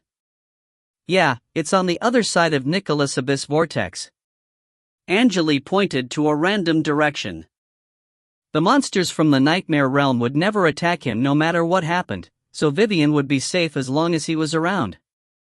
He wanted to convince Vivian, so the location he mentioned was a mysterious area that the wizards of the central continent had never visited. Nicholas Abyss Vortex? Vivian was surprised. How did you pass through that area? The wizard lords had explored the area before, but they failed to move past the dangerous vortex. How do you know the area is safe? I have my secret technique. Angele had a mysterious smile on his face. It's not a vortex, it's the strongest tornado on this land. It has been staying there for thousands of years. Luckily, I've found a way to travel through it. Seriously? Vivian found it hard to believe. Yeah. You're lying to me. No, this is a serious discussion and there's no point for me to lie. Angele quickly explained. It's great if it's true. How many people will be able to travel through the tornado? Vivian quickly asked. 3,000 people at most, or it'll be a problem. Angele did the calculation quickly. With the power of his refined true form, he would be able to protect 3,000 people. He was not sure how strong the tornado was and he had to make sure that he could protect everyone well. That's more than enough. Vivian shook her head. However, we all know that the garden is safe and people won't believe that you found a better place. I think only several hundred people will follow us. There'll be fewer than 40 formal wizards. That'll be great. It'll be easier for us to hide with fewer people around. Angele nodded. Vivian blushed again and questioned, one more thing, it seems like you haven't found a partner yet. Is there anything wrong with your body? Do you want me to check it for you? You're the hope of Fenrir family and it's about time for you to have a child. Don't worry. I'm still young and I'll figure out a way when the time is right. Angele quickly declined the offer. Don't be shy, if there's a problem with your body, you can try the method your father and I used. You can extract the life essence from both sides and create the child. I didn't even have to suffer the pain when giving the birth, Vivian explained with a low voice. Extract the life essence? Wait. You mean you and my father never had? Angele realized something and his expression froze. Vivian was also surprised by Angele's words. I have something else to take care of and I need to leave now. Angele did not finish his last sentence and quickly teleported out of the room. Angele was not sure if Vivian and the man he loved had sexual intercourse or not, however, it seemed like Vivian was different from other female wizards. Angele doubted if the man truly loved Vivian, maybe Vivian was the one that just could not give up. Also, it was possible that Vivian loved the man so much that she was not thinking about things carefully. Angele was not sure if the man knew that his student loved him so much before he disappeared. Angele suddenly felt sorry for Hen, but he had no idea where Hen was at the moment. Vivian was a student of Hen, but she fell in love with Hen's partner. Also, Hen found that Vivian and her partner had a child after her partner disappeared. That was the reason why Hen misunderstood everything. Angele was not concerned, everything happened so long ago that he no longer cared. However, if Vivian never had sexual intercourse, he had a strange thought in mind. Vivian, Angele's mother, could still be a virgin although she lived for so long. If his thought was true, Vivian would be nothing like other female wizards, which meant that the environment never changed Vivian's thoughts, and it was nearly impossible. If you find any errors, ads pop up, ads redirect, broken links, non-standard content, etc., please let us know. Report chapter so we can fix it as soon as possible. Chapter 530, The Past, 1. Chapter 530, The Past, 1. Translator, _Leo _editor, Karisu. Angele was her son and so decided not to think too much about Vivian's virginity. He recreated his body by the entrance of the stone pillar. Angele rearranged his long robe and slowly walked down the spiral staircase. The entrance to the basement of the stone pillar was by the end of the staircase. Turin and Becky walked down the staircase as well. How's the situation? The man is a son of Prince Evil Dragon, his arms and legs were cut off. The man's eyes, nose, and tongue were all removed. He's still alive because he's a wizard, Turin responded. How should we handle him? Angele hesitated. He was surprised by what he just heard. Prince Evil Dragon is really treating me seriously. He did me a great favor. Angele reached the end of the staircase before he finished these words. There was a black wooden door in front of him. The basement was dark, the only source of light was from the burning torches on the walls. There was a large glass bottle in the basement. Inside the glass bottle, there was a man without limbs. The bottle was almost filled up with water and the man could barely breathe as only his head was above the water. Also, there were several armored women in the corner of the basement. They looked weak and helpless. Angele loosened his collar and stepped into the room. He stopped by the glass bottle and observed the man inside carefully. The man barely had any hair left on his body. He looked like a snowman without limbs due to his pale skin. The man displayed no reaction as Angele approached him. He was just breathing. He's the one you were looking for, Vala. He lied to Elder Vivian and earned her trust with a fake message, Turin explained. Angele's eyes were slightly red and he stared at Vala for a while. Prince Evil Dragon already punished the man for me. I don't think there's a point for me to kill him, he spoke in a light tone. Angele shook his head slightly and walked to the corner. They helped Vala to capture Vivian, Turin quickly introduced. Prince said that you can do whatever you want to them. Angele remained silent. Chi. His long red hair grew and stabbed into their foreheads accurately. Only one of them was left alive. Their eyes widened after their foreheads were pierced and looked soulless. Chi. Their souls were pulled out of their bodies by the hair, which absorbed the souls quickly. Angele finished them off and glanced at the man in the glass bottle. You, eat this thing in the glass bottle. He looked at the last survivor. It was a girl in a white dress. It seemed like the girl was so scared that she could barely think straight. The woman looked at Angele and looked at the man in the glass bottle. Will you let me live? She asked in a hoarse and shaky tone. Well, if you can finish it all. A cruel smile appeared on Angele's face. He pointed at the glass bottle and a ray of green light illuminated the man. Go now, you won't be able to leave the basement before you finish all of him. The girl looked at the man in the glass bottle with a pair of soulless eyes.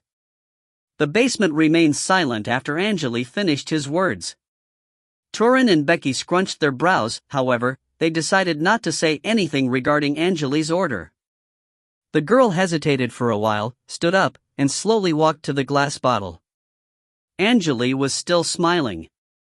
He pointed at the girl and released some black smoke into the girl's ears. I gave you sharp nails and teeth, don't waste anything. He turned around and stepped out of the basement. Turin and Becky followed after him. The last thing they heard was the girl chewing the man like crazy. It almost sounded like a beast having its dinner. They suddenly heard a loud noise coming from the basement when they arrived at the exit of the stone pillar. It sounded like something exploded. Becky, send someone to clean the basement and see if anyone is still alive. Angele stopped and said, Turin, I'll be leaving the central continent so the war won't bother me anymore. What's your next plan? Turin heard the question, but he waited for Becky to leave before answering. He thought for a while and responded, I'm no longer a wanted criminal due to the war. I wanted to live a peaceful life and that's why I followed you. I'll leave the area with you. I want you to stay with Vivian, will that be fine? Angele suddenly asked. Turin hesitated and responded, I'm sorry, leader. I'm afraid that I can't join the elemental hand due to my past. Angele knew what Turin was implying and nodded his head. Turin killed his relatives and teacher by accident, so he did not want to join another organization. The incident almost made him mentally ill. Although Turin was better when compared to Victoria, he was still a crazy man that was being impacted by negative emotions all the time. You don't have to join the elemental hand, just stay with Vivian and protect her. I can do that, but there's something I have to take care of before leaving the central continent. Is that fine? Turin replied. I'll give you a month, Angele agreed. Let me know if you need help. Thank you, leader. Turin stepped back, turned around, and left the stone pillar. He walked to the plain and quickly disappeared into the grass. Angele tightened his robe and stepped out of the stone pillar as well. It was quiet outside and there were barely any people around. He could still hear gentle music played by a harp. It almost sounded like a woman crying. Becky walked out of a stone pillar on the left with several maids and moved to Angele. The maids entered the stone pillar and quickly walked down the stairs. What are going to do to me? Just tell me, Becky spoke in a low voice. I can't return to the Dark Wizard Tower and the Alliance will torture me for intel. I can only follow you or find a remote area to live, but... For real? Find a remote area? Angele mocked at her as he saw several white robes walking out of a stone pillar. The wizards were saying goodbye to each other, they hugged and started whispering. Angele had mixed emotions after seeing the familiar scene. For some reason, he wanted to sigh deeply and could barely hear what Becky was saying. He thought of his father and the moment he left the school. Angele felt a bit sad and lonely as he recalled the days he had on the hot balloon. Becky was still waiting for Angele for an answer. The armored woman had long black hair and a cold expression on the face. The woman was attractive and behaved like a noble woman. If she did not talk, people would consider her as one of the most beautiful women they had ever seen. Becky was strong and confident, she looked like a female knight that was good at swordplay. Becky was also a unique female wizard, she was different. The tight white armor revealed Becky's balanced body. I just realized that you're an attractive woman. Angele smiled. You're lucky that I'm not a wizard who behaves like a thirsty beast. Think about it, you should be grateful. I'd rather be captured by a thirsty beast, Becky responded in a cold tone. Just tell me. When will you let me go? I don't want to stay around you anymore. Take off your concept gear and give it to you. I'll let you go, Angele quickly replied. It's impossible. Concept gear is not a shirt. You can't just put it on or take it off whenever you want to. The concept gear will disappear and you won't be able to get it even if you kill me, Becky mocked. Angele remained silent, but the smile was still on his face. One of the two white robes flew toward the plane and disappeared by the horizon quickly. How old are you, Becky? He suddenly asked. Don't you know that it's impolite to ask a lady's age? Got it, 131 years old, right? You're young. Angele checked Becky's memory using his mentality wave. Not again. Why do you have to do this? Becky's face turned red.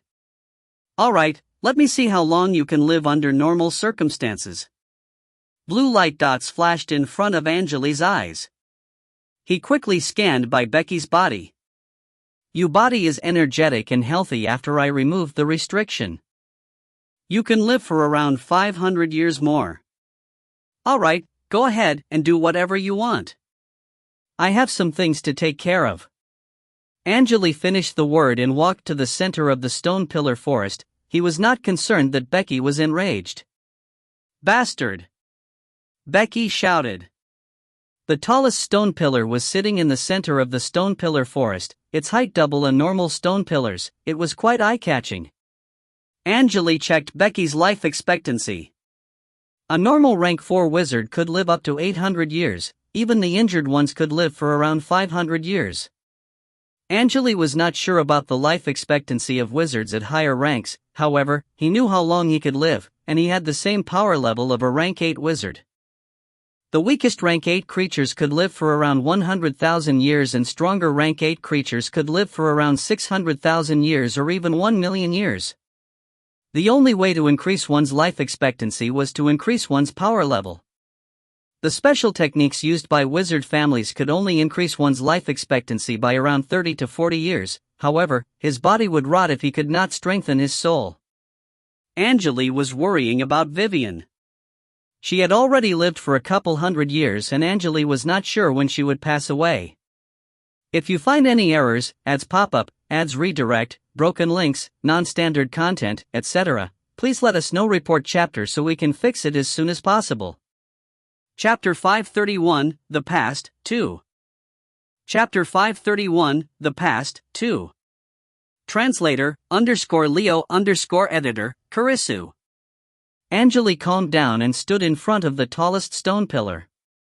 There was no entrance on the smooth surface of the pillar, but there was a shell-shaped balcony above. A golden man was standing on the balcony, looking at Angele. "I was expecting you." The man smiled.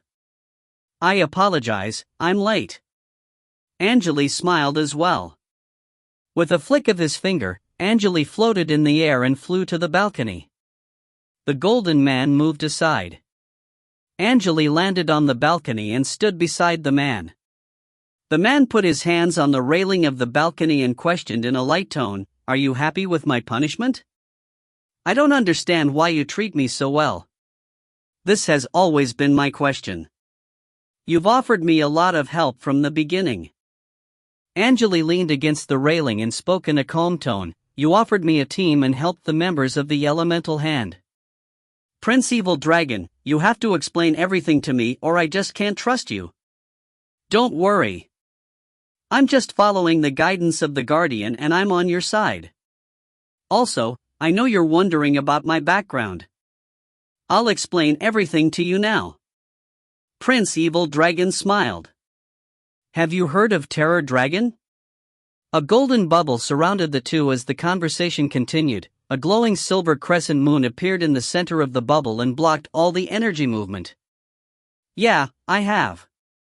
Angele was not concerned, he was just waiting for Prince Evil Dragon to continue quietly. "I'm the last inheritor of Terror Dragon." Prince Evil Dragon went straight to the point. "I've already shown you my true body. It's a bird in a gold birdcage." "That's your true body?" Angele was a bit surprised. "I thought that was a shadow of you." "You're talking to the shadow now." Prince Evil Dragon started searching through his memory. "When the wizard world was the strongest realm around, our power affected numerous realms.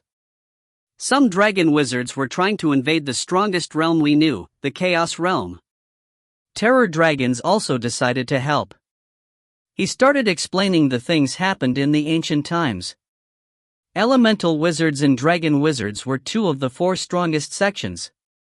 Terror Dragons were part of dragon wizards. Our ancestors were strong but they ended up paying for their arrogance. Prince Evil Dragon lowered his voice. They opened the portal to the Chaos Realm. The sky collapsed, the land was broken into pieces, and the stars fell. The sun and the moon were also destroyed. The light ancestor from the Chaos Realm stopped us from creating any light, so the darkness came. The wizard world was not the only realm that was impacted, the realms that were close to the wizard world all suffered. A terrified and painful look appeared on Prince Evil Dragon's face.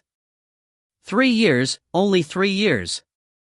The strong beings of this world starved to death. Some of them were rank 7 or rank 8 wizards, but they died of starvation and lack of life energy. A few of the wizards used the last of their power and opened portals to other realms. No one knows if they died or survived. Prince Evil Dragon was so emotional that he stopped talking. Angele waited for a while and decided to ask, "What happened after that?" "My grandfather and most terror dragons died during the Dark Era. The darkness was invading the souls of the living beings and no creature could survive without enough life energy. After that..." Prince Evil Dragon stopped for a second and continued, "After that, the human wizards gathered other remaining wizards, they burned their souls and sacrificed their lives. The eternal light of dawn was created and stopped Light Ancestor from controlling the light. It felt like the light returned to Prince Evil Dragon's eyes. It was the ending of a great era and the eternal light of dawn marked the start of a new era. Living beings had access to light again and my father was one of the wizards who sacrificed themselves." Prince Evil Dragon was breathing heavily, it sounded like he was proud and excited. After the war, everything returned to peace. The portal was closed, but the wizards took a huge loss and many inheritors were eliminated. Angele's brow furrowed. The things Prince Evil Dragon said were different from what he'd read. I heard that the ancient wizards had techniques to communicate with other realms. There were so many strong realms, but no one could win the fight against Light Ancestor? You're not wrong. Some wizards reached to other strong beings from different realms, and some of them had the power to handle Light Ancestor. However, those strong beings were too far from the wizard world and the wizards did not have enough energy to summon them. I didn't expect you to know that. Prince Evil Dragon slowly calmed down. It was our own fault. We should have never opened the portal to Chaos Realm. There was a bitter smile on his face. After the Dark Era, the remaining wizards named the Eternal Light of Dawn as Eternal Light. The light was kept in the deepest place of the wizard world. The weakest wizards who participated in that war were named as Wizards of Dawn. They wanted to honor the wizards who sacrificed their lives during the war. Wizards of Dawn are just rank 4 wizards now. What does it have to do with you and me? The Guardians. They're the ones who protect Eternal Light. Eternal Light is the eternal light of dawn and has the power to predict the future. The energy fairies that spawned around the light are guardians who protect the light, their history. They witnessed everything.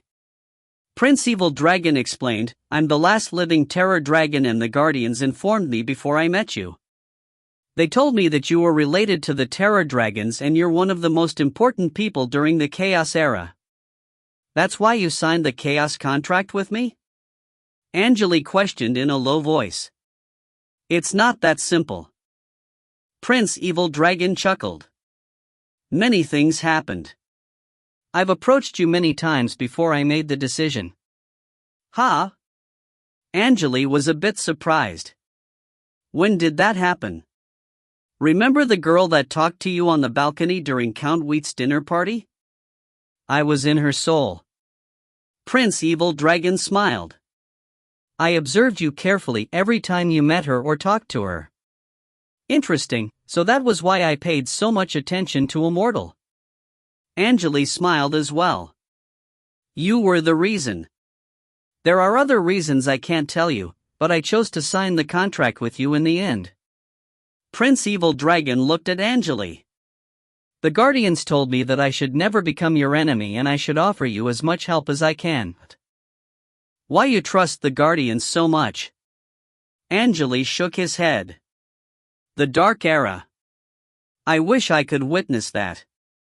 Also, Angele was surprised that the Guardians knew the old dragon gave him the dragon sigil. Anyway, you probably made the right decision.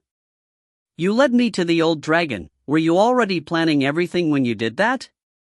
That master, he refused to see me. It seemed like Prince Evil Dragon had some problems with the old eye-gouging dragon. Although Angele knew that Prince Evil Dragon was still hiding something from him, he decided not to participate in the incident anymore. The old dragon probably wanted Angele to find the inheritor of Terror Dragon for him. If that's the case. Angele raised his right arm and rolled his sleeves up. He then rubbed his skin. Asterisk chi chi star. Some dried branches slowly appeared on his skin. The dried branches looked like tree roots, they were growing like crazy. The dried branches lined up and twisted as they grew. Several seconds later, the tree branches turned into a head-sized wooden ball. Angele's eyes turned white as the red pupils disappeared. He turned to Prince Evil Dragon and looked at him calmly. This is the dragon sigil from the ancient dragon. Prince Evil Dragon, are you ready to accept it? His voice was hoarse and deep, it sounded like there was a lot of old men talking. Prince Evil Dragon felt the energy waves as he saw the dried branches. He understood what was happening. He kneeled as he heard Angele's question and an honest expression appeared on his face. Yes, I'm ready. For ancestors, he responded. Angele raised his hand and tapped on the wooden ball. Rays of white light were released from the ball. The white rays floated in the air and charged to Prince Evil Dragon. The white rays looked like translucent mists that were moving into Prince Evil Dragon's eyes and ears. The shadow of an enormous white dragon appeared around the two and surrounded them. The dragon had more than 10 pairs of wings and was much taller than the stone pillar. The energy waves the shadow released were calm and gentle. Go now! Angele threw the wooden ball into the air. Intense white light rushed out of the wooden ball and the sky was suddenly blocked by a huge vortex surrounded by dark clouds. A white ray appeared in the center of the vortex and shined upon Prince Evil Dragon's body. Angele gave Prince Evil Dragon one final glance, turned around, and disappeared into a ball of flames. If you find any errors, ads pop up, ads redirect, broken links, non-standard content, etc., please let us know. Report chapter so we can fix it as soon as possible. Chapter 532, Settle, 1. Chapter 532, Settle, 1. Translator, _Leo_editor, Karisu. Angele reappeared at an empty ground not far away. He could still see Prince Evil Dragon in the white ray. He put on the hood and lowered his hand, rubbing the communication rune slightly. Vivian, I'll be out for a couple days. I'll be right back. Don't worry, I'm not going to any dangerous areas. He left Vivian a message. Angele lowered his hand when the red scorpion-shaped rune glowed. The wizards in the stone pillars or houses heard the noise and stepped out of the buildings.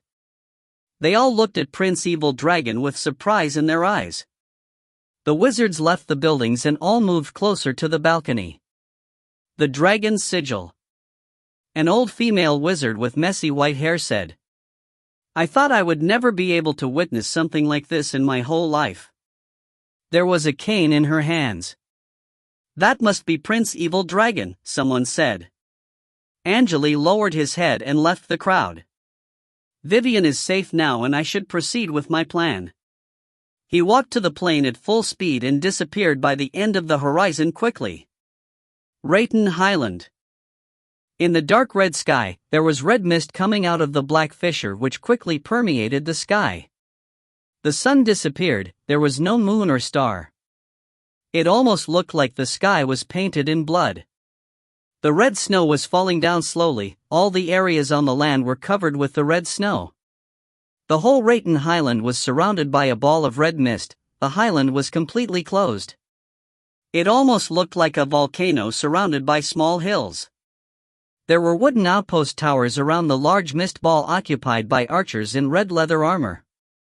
They were all looking at the enormous red mist ball. On the south of the highland, there was a deep fissure that was close to the mist ball, releasing white fog. A 7-meter-tall green outpost tower was standing in the forest quietly on the other side of the fissure. A man in red leather armor was writing something down on a piece of wood while sitting on top of the outpost tower. Rumble. The sky was covered with dark clouds as thunder was rumbling. The chilling wind was blowing over the trees of the forest. The scout on top of the tower tightened his leather armor and stopped writing. He sipped some wine from the water pouch and his cheeks turned red. He looked like the wooden piece. The words he wrote on it had already disappeared and were replaced by someone else's handwriting. Sun hour, 7. Nothing is detected by 20,143 outpost tower. By the way, I hunted a black antelope, should we braise it or roast it? Another sentence appeared on the wood piece. The man picked up the pen and responded, do whatever you want. I'm not interested in meat. Chee. Suddenly, he heard some noise from the forest. He stopped writing and checked the surroundings with his brow furrowed, but he did not find anything. Jim, what are you looking for? A crisp female voice came from behind. Master Hikari? Nothing, I thought I heard some movement, the man named Jim responded. You're fast, I thought it would take you a while to get the water. A young woman was climbing up the ladder. She had a balanced body and was also wearing the red armor. The woman was wearing a black ponytail and it seemed like she was hiding something under her right armor piece. The woman was gentle. She was wearing a gray belt with black test tubes attached to it. It seemed like the test tubes were filled up with different potions. The tower was spacious, it could easily fit 5 to 6 people. Hikari climbed up the outpost tower and stood by the railing, overlooking the red mist ball on the other side of the fissure. She could barely see the whole mist ball from the tower, and it felt like her sight was blocked by a tall red wall. The thick red mist was quite depressing. "Jim, where are Kafra and Jesse? When will they come back?" Hikari wondered. Jim hesitated for a second and responded, "They said that they were going to collect some materials and won't be back until afternoon." Hikari's brow furrowed. "We're at the front line and we shouldn't leave the outpost tower for so long." She did not finish, but Jim knew what she was trying to imply. "Have we cleared the area?" "Pretty much." Jim nodded. "Only the underground creatures are still alive." Hikari nodded. She started climbing down the wooden ladder. She took out a black test tube using her right hand and poured some red powder on the ladder. The red powder disappeared as it contacted the wooden ladder, however, the powder was still visible and looked like tiny red dots. Hikari narrowed her eyes and quickly put the test tube back. Her expression turned calm again. She left the outpost tower and entered the forest. Hikari quickly hid in a bush and activated a stealth technique. She was barely releasing any energy wave and her skin turned green. Hikari stayed in the bush for a while and saw 2 wizards in red armor stepping out of the forest, one male and one female. The 2 wizards had serious expressions on the faces. "Hikari is also assigned to this area." "I'm sure she's here for those things as well," the female one spoke. "We put a lot of effort into this and were finally assigned to the front line so that we can collect the materials and magic devices that were left in the mist area. The mist area is not as dangerous as before, it's a perfect time to execute our plan. I hope she won't interrupt us.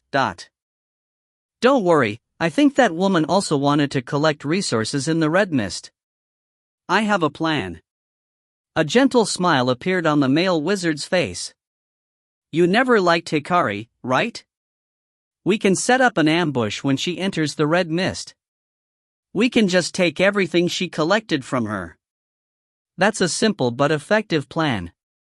The female wizard nodded and agreed. "This is the front line, it's normal for wizards to die. We are from the same organization, but I always hated her. Hikari is a strong wizard. To make sure that everything will go as we planned, I'll use this." The male wizard took out a half of a black ball from his pouch. "Ha! Half a thunder ball. You're really going hard on her," the female wizard said in praise. She gritted her teeth and took out a silver blue dagger from her pouch. "I spent 2 years on this 6-sound dagger. With your thunder ball, we'll be able to stop the woman from activating her ability." The woman rubbed the blade of the dagger and looked a bit sad. "I almost had a fight with a wizard in my team. If my brother didn't help me, I would already be dead." The 2 wizards showed their strongest items and started discussing the details of the plan. Hikari hid in the bush and listened to the 2 wizards' conversation. If Hikari had not had a keen sense, she would have been in trouble when she was ambushed. The red powder she poured on the ladder could simulate her mentality wave, so the wizards thought that Hikari was still at the tower. "It's great that I found out the truth. I need to go back to the tower so that they won't get suspicious." Hikari started moving away from the wizards slowly. She left the bush and it almost felt like that she was just a piece of rock on the road as she slowly moved back. "Pa!" Suddenly, she stepped on a piece of small stone and made some light noise. "Who's there?" The 2 wizards heard the noise and looked at Hikari. Cold sweat appeared on Hikari's forehead as she stopped moving immediately. If she was detected by the 2 wizards, she would not be able to make it out alive. The 2 wizards had similar power level as Hikari and it was nearly impossible for her to win the fight against both at the same time. The atmosphere got heavy. The 2 wizards glanced at the area and the female one said, "Maybe it's just squirrels or something, don't worry." Yeah, I heard they were still clearing the area. The male wizard nodded. All right, let's follow our plan. Make sure you don't alert Hikari, he said in a light tone. No problem. Hikari felt relieved and started moving again. Hikari? Suddenly, a voice came from behind. What are you doing here? It was a familiar male voice. Hikari stopped moving again. The two wizards in the forest were surprised. They quickly turned around and put their hands into their pouches. Hikari looked speechless. She stood up, turned her head around, and saw a man in a black robe. I followed your communication rune here. I didn't know you were at the front line. It has been a while. The man took off his hood and revealed his pale face. He then glanced at the two wizards. What are you doing here? Are you playing hide and seek? Kill her, the female wizard shouted and released some green mist. The mist was moving to Hikari and Angele quickly. With the help of the mist, she quickly pulled the dagger out and threw it at Hikari. The male wizard released the black ball. 6 shockwaves were released by the black ball, each had a different color. The noise sounded like it was made by 6 different musical instruments. Strangely, with the help of the noise, the dagger from the female wizard started glowing. The light was getting more and more intense every second. The dagger quickly rotated in the air and flew at Hikari like lightning. Hikari quickly summoned an earth elemental. It felt like that the air in the whole forest was pulled to the dagger and the scene around the dagger started twisting. It looked like that the area was surrounded by waves of water. A strong pressure was applied on Hikari's body and she could barely move. The earth elemental Hikari just summoned broke into pieces and collapsed. The earth elemental could not even handle the pressure of the energy waves. Hikari looked at the dagger and her eyes were filled with desperation. It's great that you're still alive. We haven't talked in years, but I still remember the days we spent on the airship. Time really flies. The dagger was stopped by a large hand several meters away from Hikari. Angele grabbed the dagger and continued to talk with Hikari. It seemed like the man was searching through his memories. Green. Hikari's pupils retracted, she felt surprised and jealous. The young wizard stopped the attack, which would be fatal to her, like a toy. Hikari spent days trying to figure out what Khafra and Jessie were planning, but she noticed that everything would be unnecessary if she had enough power. Angele was slightly stronger than Hikari when they first met, but he was at a different level now. Hikari felt jealous, speechless, and a bit depressed deep in her mind. Angele was not concerned, he kept talking. The war was ridiculous. I knew you would fight for this world. I'll leave the central continent soon and I don't know when we will meet next time, but... He looked at the two wizards calmly. It seemed like they were surprised by Angele's power. Are they your enemies? Do you want me to take them out for you? Hikari was still recovering from her shock. Angele thought that Hikari wanted him to help since she just remained silent. Red light was released from his eyes. It felt like the light was infused with twisted power. It landed on the two wizards quickly. Bam bam. It sounded like exploding watermelons. The heads of the two wizards completely disappeared. They exploded, blood mixed with broken pieces of fleshes and splashed everywhere. Pa pa. The two headless dead bodies kneeled on the ground. The enchanted items on their fingers also broke into pieces as the light faded away. Hikari's throat was dry and she could barely talk. She watched Angele kill two wizards like stepping on two ants. A strange feeling was taking over her mind. She was terrified by the man that was standing behind her. She felt like that the man could easily kill her like he'd killed the two wizards. The man was at a completely different level. It was the pure fear of an unknown being. Hikari felt like that she could be killed by the fear just by standing beside the man. Green. She shouted out the name but she was not sure what else she should say. Angele's brow furrowed as he looked at Hikari. He realized that what he just did shocked her. Hikari was terrified by the power level difference. No one wanted to stay with someone that could eliminate them in the blink of an eye. He was trying to weaken his mentality wave and energy waves. If the mentality wave touched Hikari by accident, Hikari might be killed just like the two wizards. If you find any errors, ads pop up, ads redirect, broken links, non-standard content, etc., please let us know. Report chapter so we can fix it as soon as possible. Chapter 533, Settle, 2. Chapter 533, Settle, 2. Translator, _Leo_editor, Kurisu.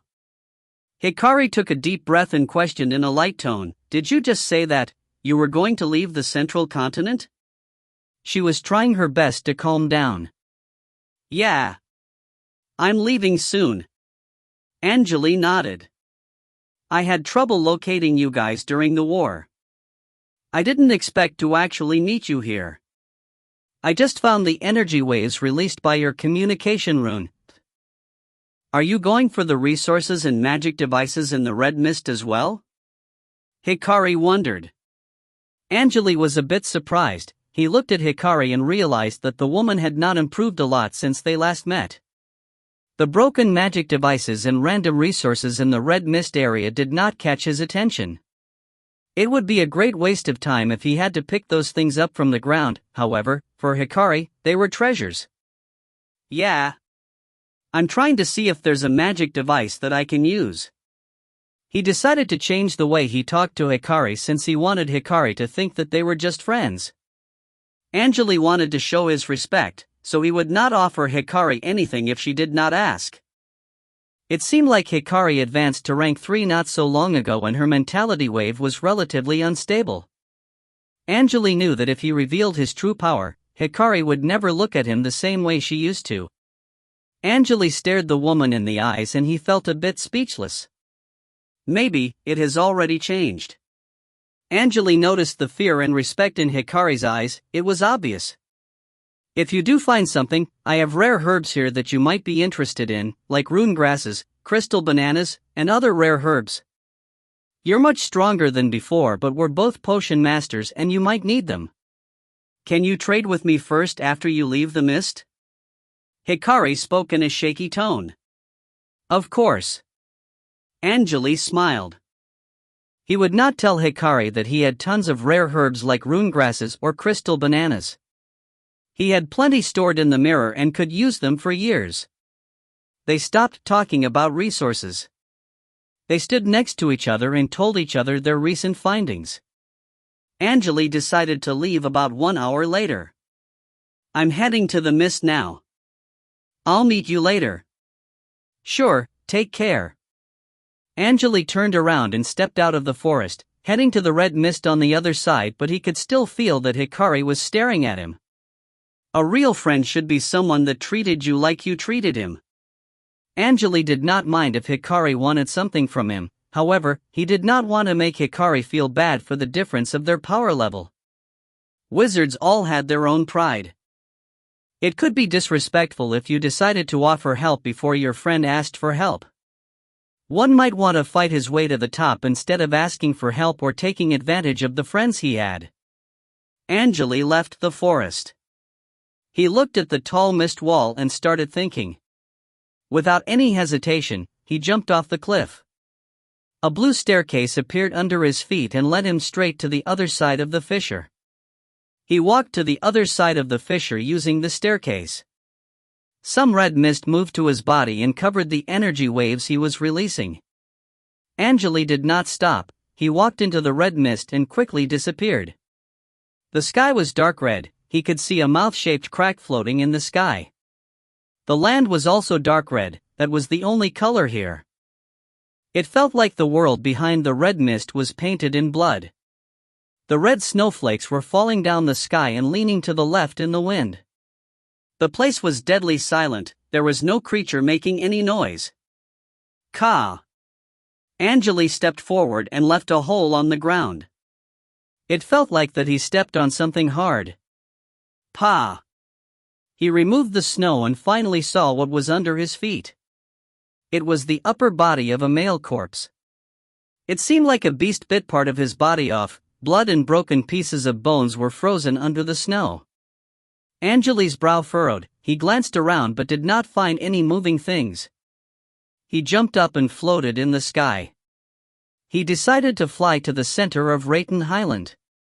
Woo! Strong wind was blowing over his face. The forest below him was mostly burnt black. There were no dead bodies in Angele's sight. He wondered if all the bodies were buried under the snow. Angele took out a white skull as he flew and tapped on it lightly. Green flames appeared in the eyes of the skull. Bone's voice came from the skull. "Phoenix, you're back? We kept our promises, so the 5 legions that entered this world are now sleeping under the snow. Those are your legions and I don't really care how you manage them. There's one thing I still need to mention. Don't kill the residents of the wizard world unless they attack you first when you're raiding," Angele responded. "The first legion that entered this world had low intelligence and it's now under our control. I promise you that there'll be no more pleasure killing. Also, we're prepared. When will you meet us? I think you want to collect all the negative emotions in this world, right?" Bone chuckled. "It depends, I have something else to take care of.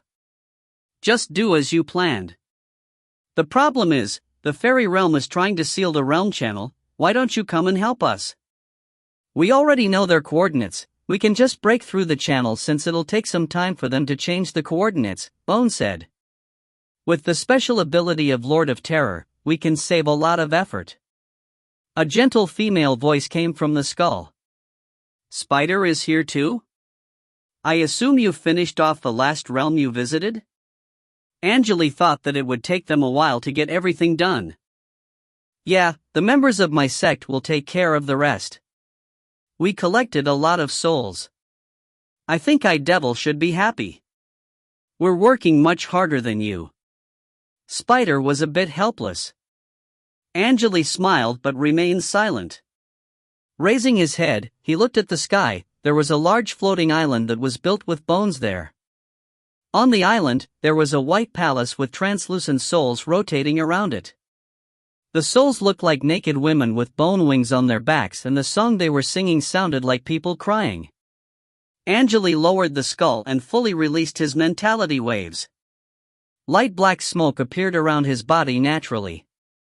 There were white human faces flying in the smoke. The faces were screaming and crying.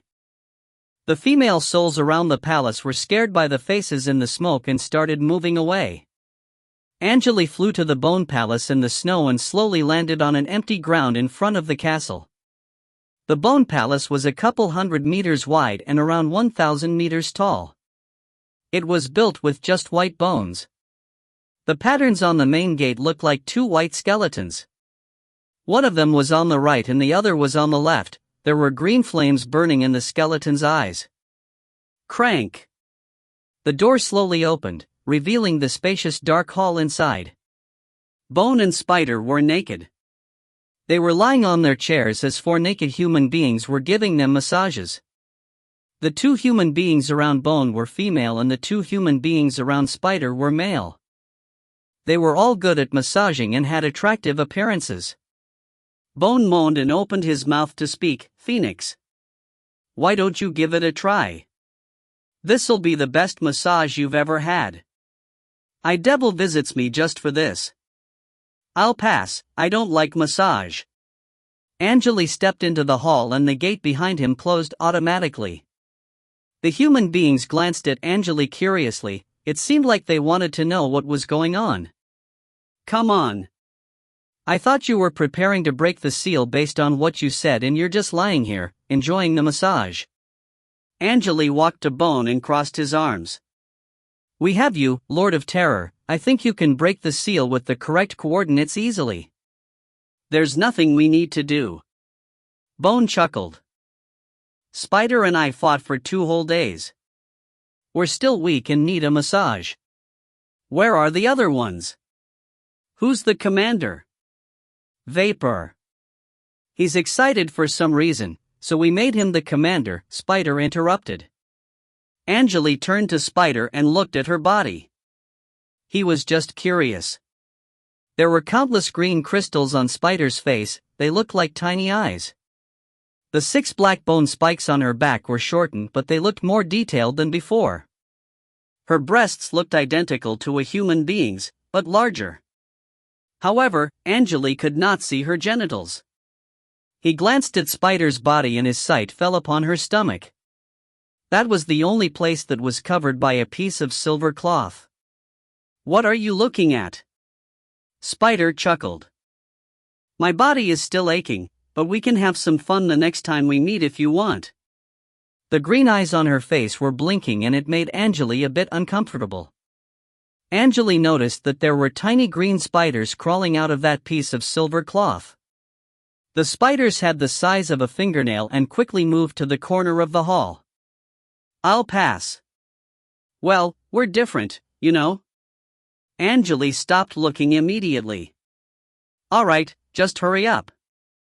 I have something else to take care of just like I said." "One more thing, Bone, the thing prepared wasn't activated." "I'll probably use that when we're in the fairy realm." "Whatever. I've gifted you that, use it when you need it.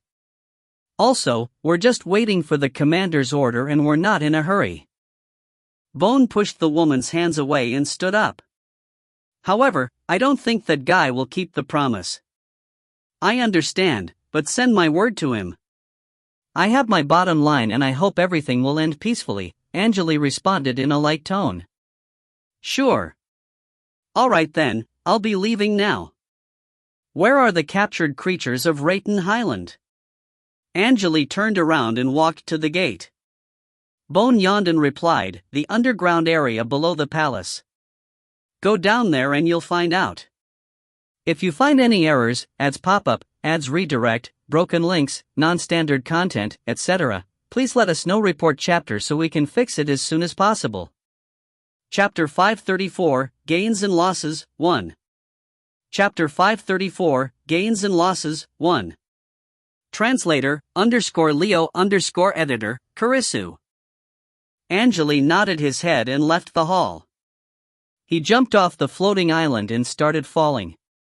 His body drew black string in the air and landed on the red snow directly. Gee! The snow was so thick that it reached his waist. Angele stood in the snow and glanced around. There was a bump slowly rising up from the right and the snow was sliding down the incline, revealing a red moth. The moth had a furry body. It swung its wings slightly as it looked at Angele with respect in its large compound eyes. "Master, the channel is open, please enter," the moth talked in a strange voice. It was speaking the universal ancient language. Angele looked at the moth. "Where's the channel?" The moth did not respond, it just opened its mouth slowly. The moth's mouth was getting larger and larger. It kept expanding and looked like the entrance to a cave when it stopped. The mouth of the moth turned into an entrance within seconds. Angele peeked into the mouth of the moth and could see the wiggling pink flesh with purple blood veins on its surface. Also, he found some black cocoons among the gaps of the flesh. The flesh was covered with sticky liquid and looked disgusting. The tunnel was leading down and was rather dark. Angele had no idea how deep the tunnel was. Angele hesitated for a second and flew into the moth's mouth. The rotten smell quickly permeated the air. He could hear the strange noises made by the sticky liquid. It sounded like someone was chewing. "Pah!" With a flick of Angele's finger, a ball of bright yellow flame appeared around his body and the tunnel ahead was brightened up. Angele stepped on the soft flesh and walked down the tunnel. He advanced for more than 10 minutes. A spacious area finally appeared ahead. 2 men with only the upper half of their bodies appeared on both sides of the walls. It looked like the bottom halves of their bodies were connected to the walls. The 2 men were naked, but Angele was not sure about their gender. Their bodies were soaked in blood and had no skin. He could see the men's muscles and bones, they looked like 2 skinned bodies that were hanging on the walls. Angele stopped in front of the 2 men. "I assume you've received the order," he spoke in a low voice. The 2 men raised their heads slowly and straightened their backs as they looked at Angele using their soulless eyes. Yes, Master, we've received the order. Please enter now. They moved their bodies to the side, so the tunnel was no longer blocked. Angele walked into the tunnel and turned right. He quickly entered a hall with walls made of flesh. The hall was egg-shaped and there was a reserved area for wardens. There were several men sitting around a black table. Those men had red skin and there were long black ponytails on their heads. Angele observed them carefully and noticed that the ponytails were actually black centipedes. The spikes on the ponytails were the centipede's feet. The wardens were wearing black-red outfits. They looked just like human beings besides the centipedes on their heads. They noticed that someone entered the hall and looked at the entrance. They realized that it was Angele and quickly ran to him, lining up by the entrance. "Greetings, Master," a female warden shouted in loud voice. The woman was chubby and heavy. She looked like a strange air balloon. Angele could barely see her feet. "Greetings, Master." There were around 10 wardens and their genders varied. They all started shouting, but not at the same time. Angele did not say anything, he just glanced at the table. There were 2 large caterpillars fighting against each other on the table. It seemed like the wardens had been watching the 2 caterpillars. He glanced around. The hall was full of prison cells. All the real prison cells were built underground and Angele could only see the floors behind the railings. There were around 10 prison cells here and there was a black stone plate on top of each prison cells. "Do you imprison all the captured living beings here?" Angele wondered. "Yes, Master," the female warden answered loudly. "Have you seen a human being that looks like this?" Angele waved his hand and released some black smoke. A pale face was created in the black smoke. The pale face twisted and it looked like Suman. The female warden turned around and shouted, "Look closely, everyone! Have you seen this human being?" The wardens observed the human face carefully. "I think he's in the 5th prison cell," a slim warden spoke in a light tone. "Take me to him." Angele nodded and looked at him. The wardens led Angele to the 5th prison cell on the right. The warden opened the door and stepped into the cell. She lifted up the stone plate from the ground and revealed the spacious basement under the ground. "Master, do you want to enter the cell or should we bring the person to you?" "I think around 4 to 5 other people were captured with this man and sent to the prison together," the female warden added. "I'll go in myself," Angele spoke, "so you can just wait outside." "Sure." Angele arranged his long black robe and jumped into the basement. There were many human-like creatures in the corners of the rectangular basement. Those creatures were naked and moved back slightly as they saw Angele landing on the ground. "Green, is that you?" A man's voice came from the left. Angele turned his head to where the voice came from and saw a man with dark skin standing up. It was Minkola, who helped Suman escape.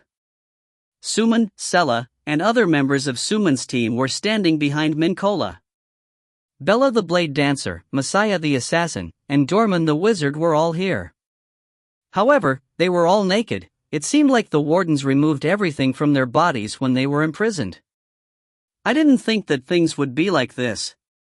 Angele chuckled. "I wanted to know if you escaped successfully, but you were still captured." Suman and his team members slowly stood up. Suman stood in front of Sela and Bella as he glared at Angele with hatred in his eyes. "You started everything, right?" Suman suddenly opened his mouth. His voice was hoarse and it seemed like he had not talked in a while. "You're just here to mock us, right?" "Mock you? I don't have the time to do something like this." The smile disappeared from Angele's face. "Be mature, Suman. You're too naive. This'll happen again if you don't change." However, Suman's eyes were still filled up with dedication. "Anyway, I'm not here to educate you. I'm here to ask you about the concept gear." "Suman, you're the owner of a concept gear. If you can tell all the information I need, I can release you from here. Think before you make the decision. I heard that you can't take off the concept gear like a shirt. which means you hid it somewhere safe and you can activate it whenever you want, right? Suman's face turned pale. It seemed like Angele was correct. Why do you need the concept gear? You're already strong. Messiah questioned in a deep tone. He was no longer talking like he did not care. The recent events changed him. I'm just curious about the concept gear. Wizards are curious about all the things they're not familiar with, right? Angele shrugged. Also, concept gears might reveal a hidden secret for me. I really want to know how the concept gear pauses the time. I can give you all the information I know if you let us go, but I just can't trust you, Suman spoke in a deep tone. I can kill you and read your memory if I want to. I'm just trying to solve the problem in a peaceful way.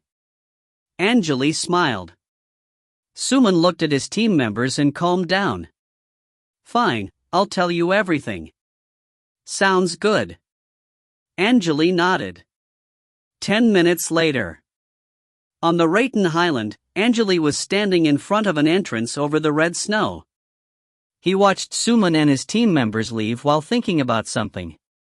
The red snowflakes covered his head and clothes, but he was not concerned. Gee. The entrance behind Angele slowly closed and disappeared into the ground. I didn't expect the concept gear to be something like this. He removed the snow from his robe, turned around, and started walking. Although he released Suman and his team members from the prison, it did not mean that they would make it out safely. Monsters were everywhere on Rayton Highland. It was nearly impossible for them to leave the mist safely. He stopped thinking about Suman and increased his speed.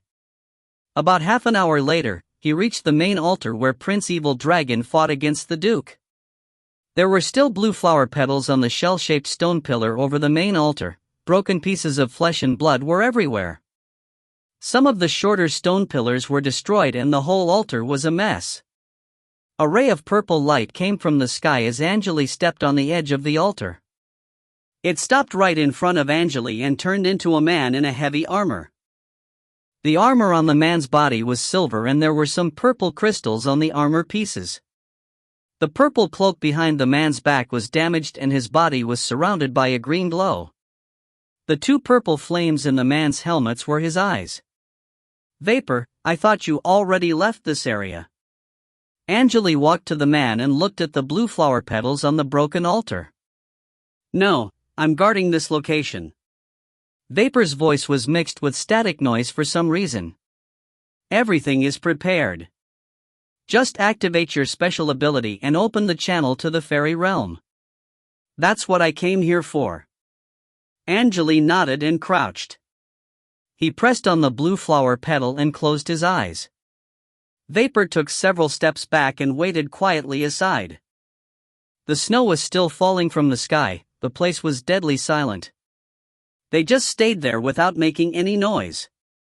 If you find any errors, ads pop up, ads redirect, broken links, non-standard content, etc., please let us know. Report chapter so we can fix it as soon as possible. Chapter 535, Gains and Losses, 2. Chapter 535, Gains and Losses, 2. Translator, _Leo _editor, Karisu. Angele slowly stood up and opened his eyes after a while. The coordinates are ready, the only thing needed is the realm power of the nightmare realm. It's not a problem. Vapor nodded and responded, I'm counting on you. Sure. Angele smiled. Boom. His body suddenly exploded, turning into a ball of black smoke. The smoke ball expanded and its diameter reached several thousand meters minutes later. Vapor had to fly away from the altar and look at the smoke ball from the sky. Bam! A large black claw reached out of the smoke and pressed on the red snow, destroying a small dark forest, leaving a 100 meters long print on the ground. Bam! The second, the third, and the fourth claws appeared. The earth cracked and started shaking. The wind was getting stronger and strong. The endless black smoke moved to the claws. It felt like dark clouds were falling from the sky. Several seconds later, a dark vortex that was created by the clouds appeared on the ground. Its diameter was over 10,000 meters. In the center of the vortex, a strong scorpion that was several thousand meters long appeared. The scorpion had more than 10 legs and there were translucent human faces around its shell. The faces were crying, laughing, whispering, or sneering. They were created by pure negative emotions. The scorpion stood in front of the main altar and looked at it. The altar looked like a rat when compared to the scorpion. Chi. Red glow was released by the scorpion, looking like boiling lava. The trees started burning and the land dried. The air twisted and the temperature was increasing quickly. Some of the stones on the ground started melting. Several seconds later, half of Rayton Highland was surrounded by the red glow. The scorpion used a pair of its legs to hit the remainder of the main altar. Boom! Loud noise echoed in the sky and the black smoke around the scorpion almost disappeared. Countless black cracks that looked like spider webs appeared in the area above the altar and were slowly expanding. The purple flames in Vapor's eyes were dancing. It seemed like he was anxious. He stared at the cracks and slowly created a long amethyst sword in his right hand. The fairy realm. Rumble. The lightning was followed by thunder. The bright white light brightened up the altar in the center of a dark castle. The altar was built with white stone and was large. There were white robes and black robes floating in the air. Some of the wizards were human beings and there were also wizards from other races, like tiger men, minotaurs, and birdmen. There were more than 1,000 wizards here. Count Mystery and Bowser were floating together. They were the closest wizard to the altar and there was a large bat with a pair of silver wings around. The sky was dark and the dark clouds were boiling like hot water. The area above the altar was twisting. It's coming! Bowser shouted loudly as he raised his right hand. Get ready! Prepare the force barrier. Gentle white glows surrounded by the wizards that were around the altar. More and more glowing white dots appeared. They looked like the stars in the sky and they were connecting with each other. The area above the altar twisted again, the air in the area turned dark and some black smoke appeared. Chi.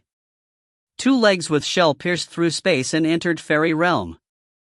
It looked like the legs were from an insect. Now! At the same time, Bowser waved his hand and ordered. Bam! The 2 legs were stopped by a translucent barrier and could no longer proceed. All the wizards around the altar were releasing energy waves that were moving to the area above the altar. It felt like nothing could go through the barrier.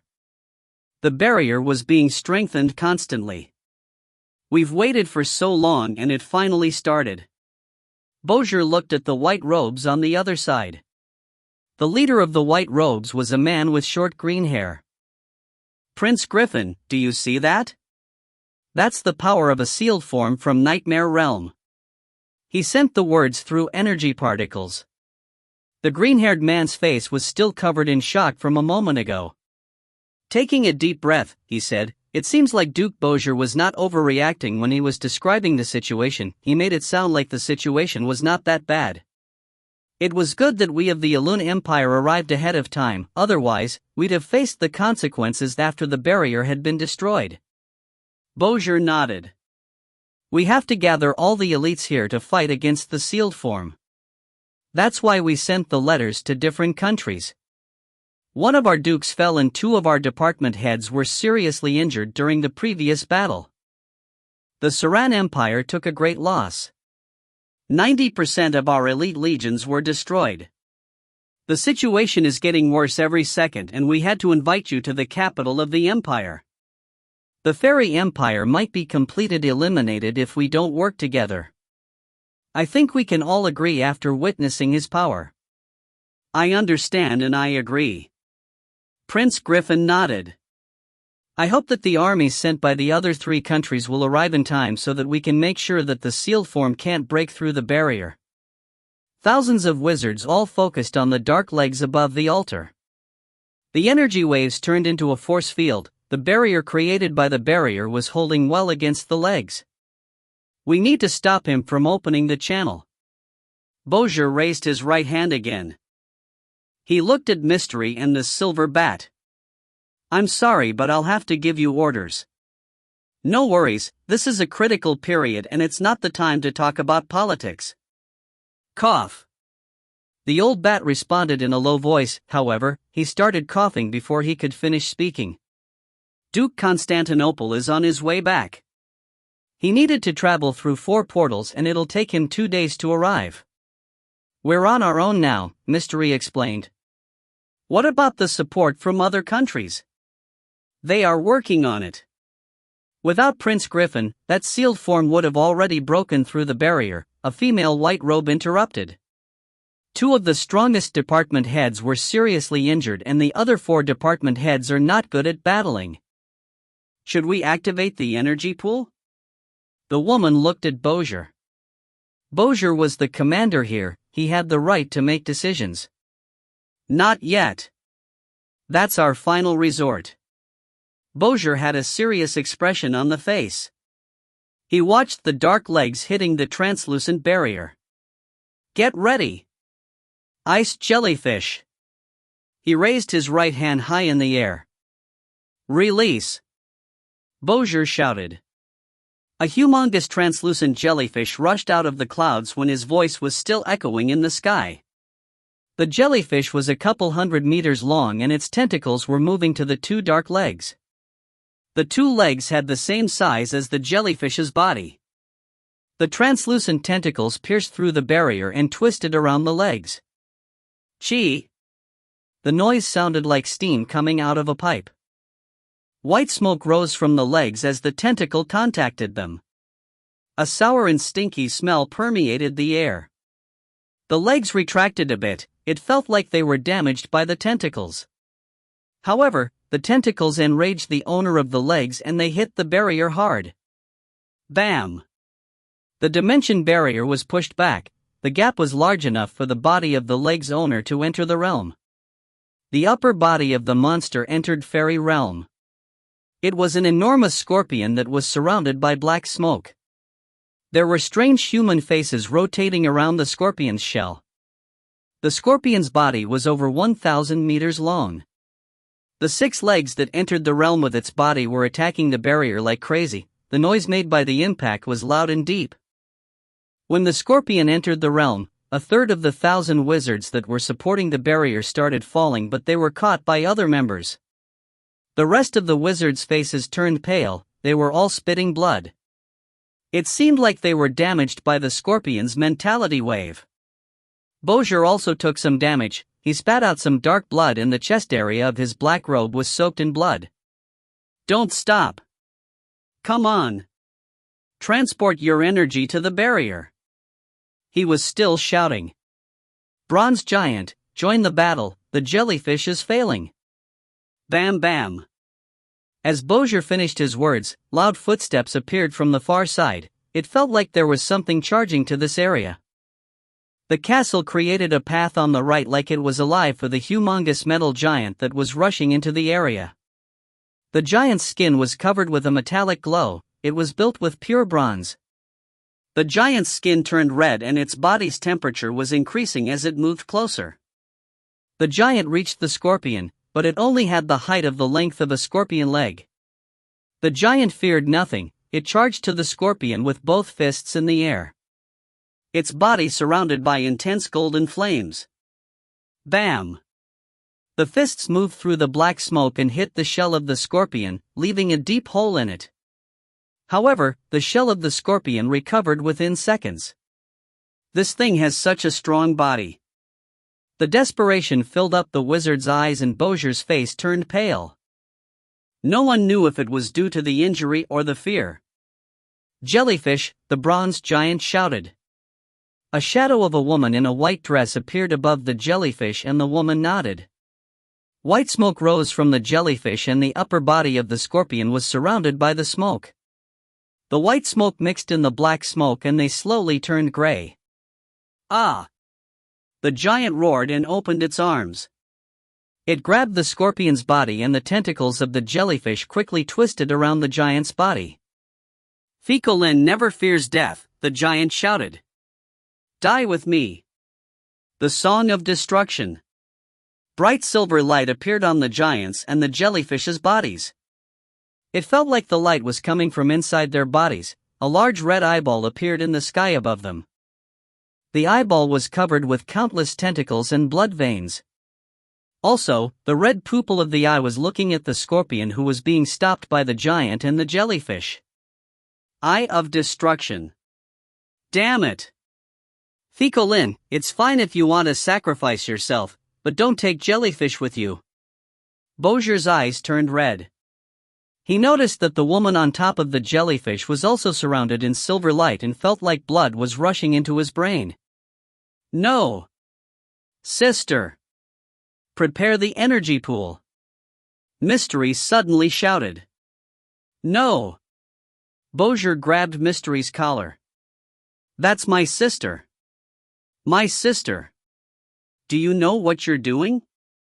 He's trying to take my sister with him. You promised me. Come on.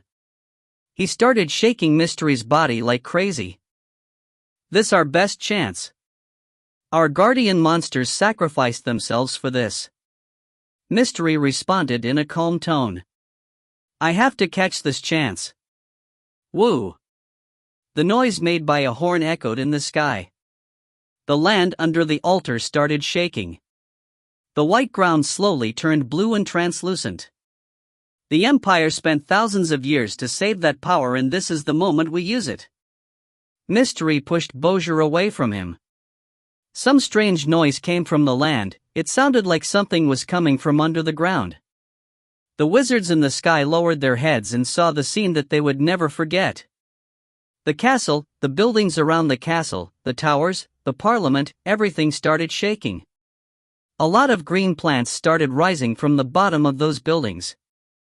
It felt like the capital was turning into a garden country. Young roots and vines came out of the ground and tall trees were growing at full speed. The plants cracked the land. It only took a couple of seconds for the city to turn into an abandoned ruin. It felt like that the ruin had been sitting in a forest for hundreds of years. The giant and the jellyfish's bodies turned into silver liquid, which completely coated the scorpion's body. The stare of Eye of Destruction stopped the scorpion from moving, so the scorpion could not remove the silver liquid from its body. The sound made by the horn was getting louder and louder. The blue color on the ground was also getting more and more intense. A ray of blue light spurted out of the ground and pierced through the upper half of the scorpion's body. The scorpion's body and the head broke into pieces after taking the hit. The blue ray had a diameter of over 1,000 meters and the scorpion's upper body was completely covered by the light. The wizards that were close to the blue ray were evaporated in the light. The scorpion lost its power and left the realm. It made some noises and its body parts turned translucent. They started disappearing into the dimension fissure. We protected our realm. Finally. Everyone felt relieved. They looked at the scorpion's broken shell and head excitedly. Bam! Roar! Suddenly, the scorpion reappeared in the sky and hit the barrier hard. It almost looked like the scorpion was not damaged at all. The scorpion used its legs and hit the barrier hard. Crack! The wizards were surprised after hearing the noise. The barrier cracked. If you find any errors, ads pop up, ads redirect, broken links, non-standard content, etc., please let us know. Report chapter so we can fix it as soon as possible. Chapter 536, Changes, 1. Chapter 536, Changes, 1. Translator, _Leo_editor, Karisu. The sky turned dark.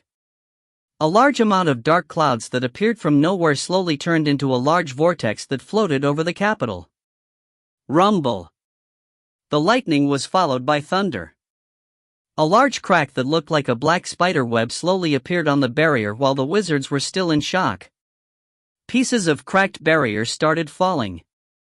The barrier pieces quickly disappeared into the air. There was a large black hole in the center of the spider web, its depths endless. The black-red scorpion slowly crawled out of the hole. Roar! The scorpion roared and red hair spurted out of the gaps in its shell. The hair was flying around like tentacles. Bowser raised his right hand and shouted, "Come on, don't stop." His eyes were red and he was staring at the scorpion monster. He quickly recovered from the death of his sister. Some of the wizards in the sky lowered their altitude and tried to escape, but there were still wizards trying to follow Bowser's order after some hesitation. Only a few of them released all their power and strengthened their mentality waves so that they could gather the remaining energy particles around them. The energy flows looked like colorful stripes that were linked to the center of Bowser's right hand. The energy flow formed a golden rotating badge above his palm. That's it. The old bat exchanged eye contact with Mystery and both raised their heads. Silver and white light from their bodies gathered upon Bowser's right palm, entering the golden badge. Bowser's skin was turning dark and his blood veins were pumping. It felt like they could explode at any time.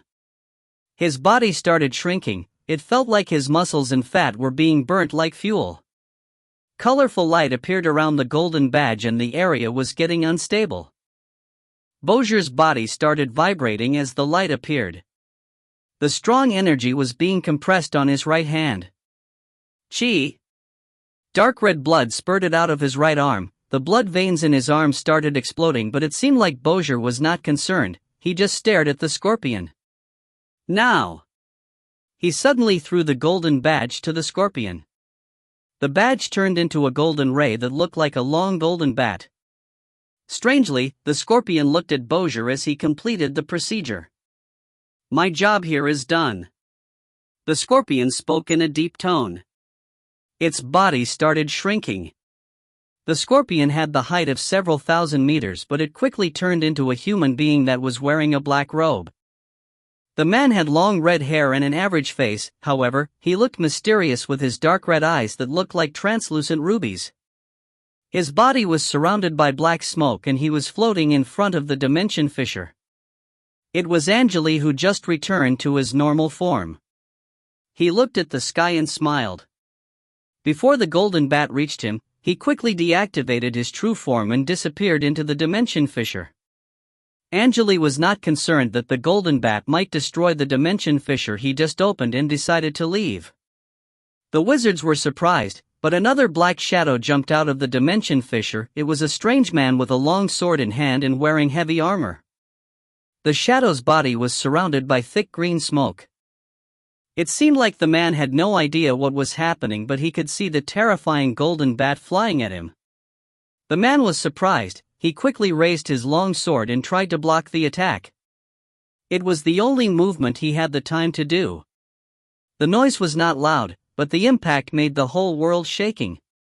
The intense golden light blinded all the living beings in the area for a second. They all heard the man roaring furiously after the strike. "Phoenix! How dare you!" The man was speaking the universal ancient language. On Rayton Highland, Angele stood on the main altar quietly with the dimension fissure right behind him. The dimension fissure was dark and deep. It looked just like a tunnel that led to the underground. Snowflakes from the sky fell into the dimension fissure, leaving no trace behind. The snowflakes were brushing over Angele's long robe in the chilling wind. He did not mind waiting in front of the dimension fissure. Bam! It sounded like something in the dimension fissure exploded. The explosion was followed by some pure energy. The light created by the explosion illuminated the dimension fissure. So, I timed it correctly. A gentle smile appeared on Angele's face. That strike would have killed me if I didn't have the masks.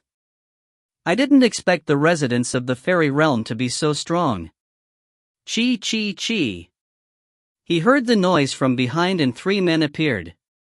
The Golden Man, Spider, and Bone teleported to him. "Vapor will be mad," Bone mocked and chuckled. The golden badge was created using pure energy. It doesn't deal a lot of physical damage, but it'll impact the soul. Vapor will definitely go after you later. What else can I do? Angele was speechless. Do you want me to handle all the attacks alone? You're the ones who get benefits from invading the fairy realm. I almost died and I'm sure you saw that. Well, your body is extremely strong. Actually, you're the second strongest sealed form I've seen.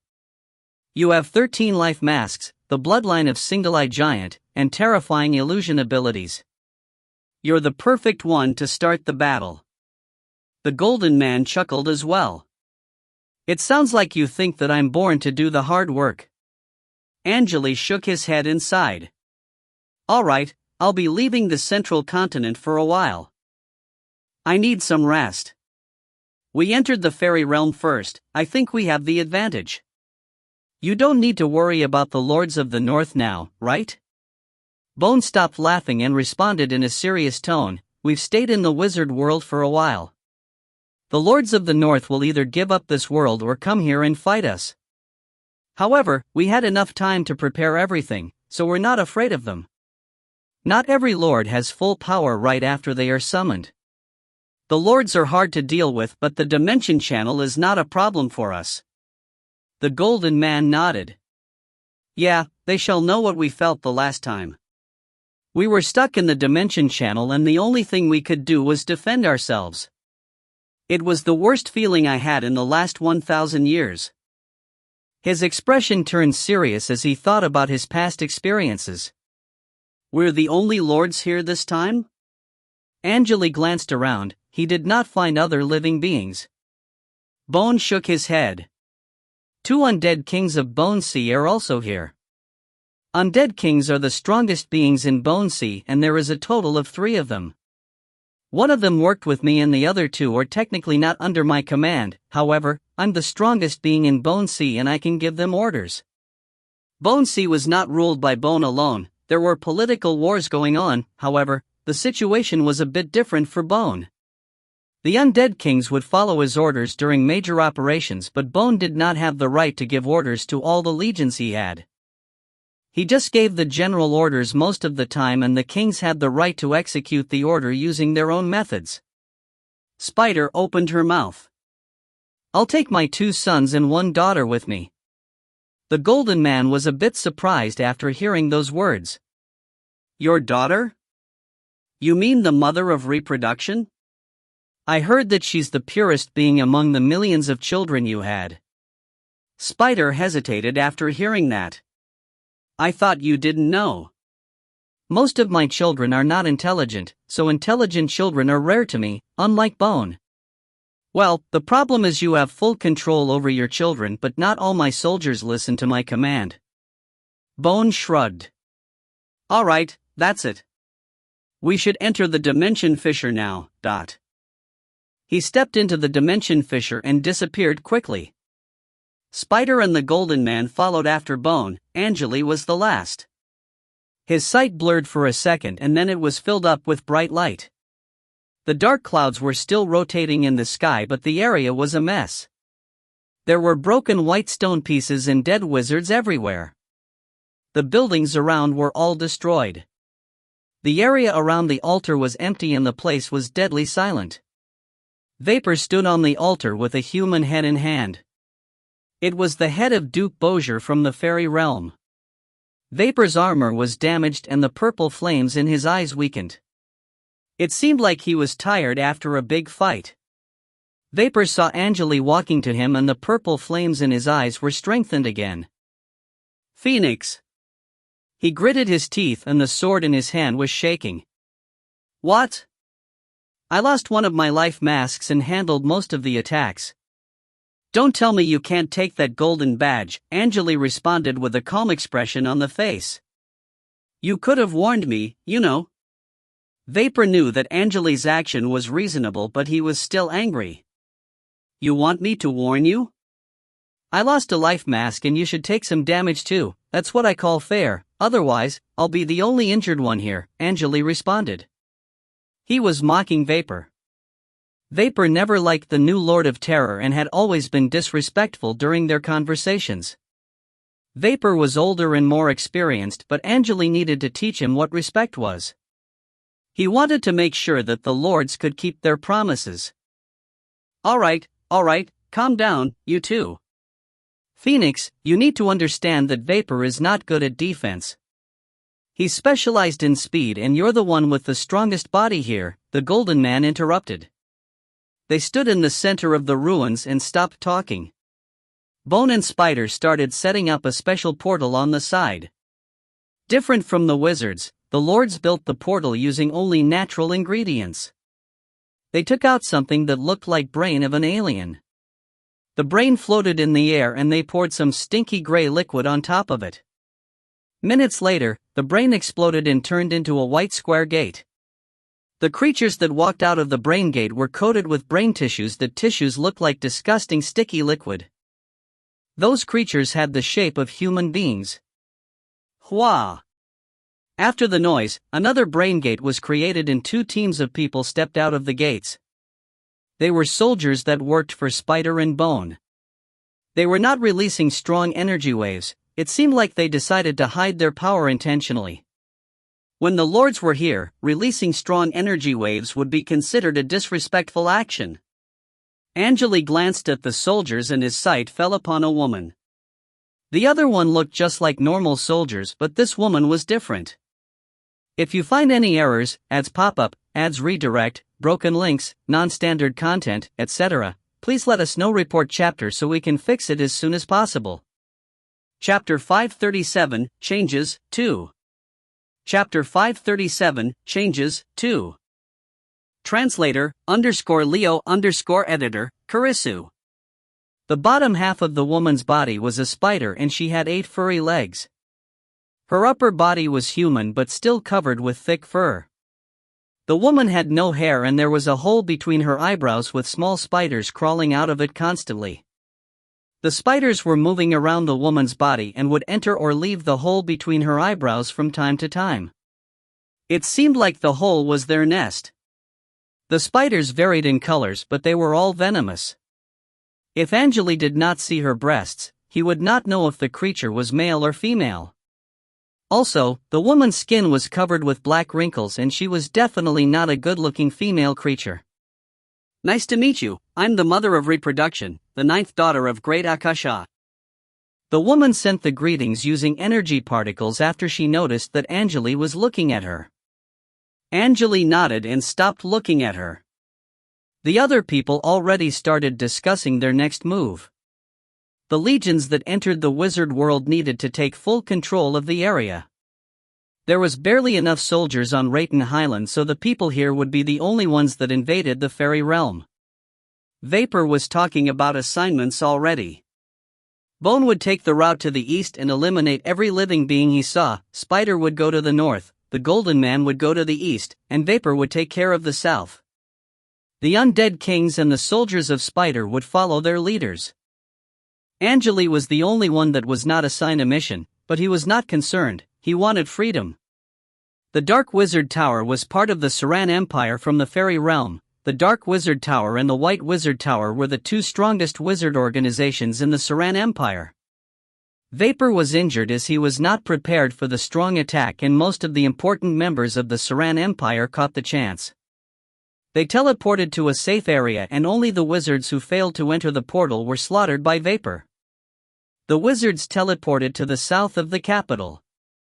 Angele was familiar with the Dark Wizard Tower. He knew that the organization had many branches that were hidden in the dark.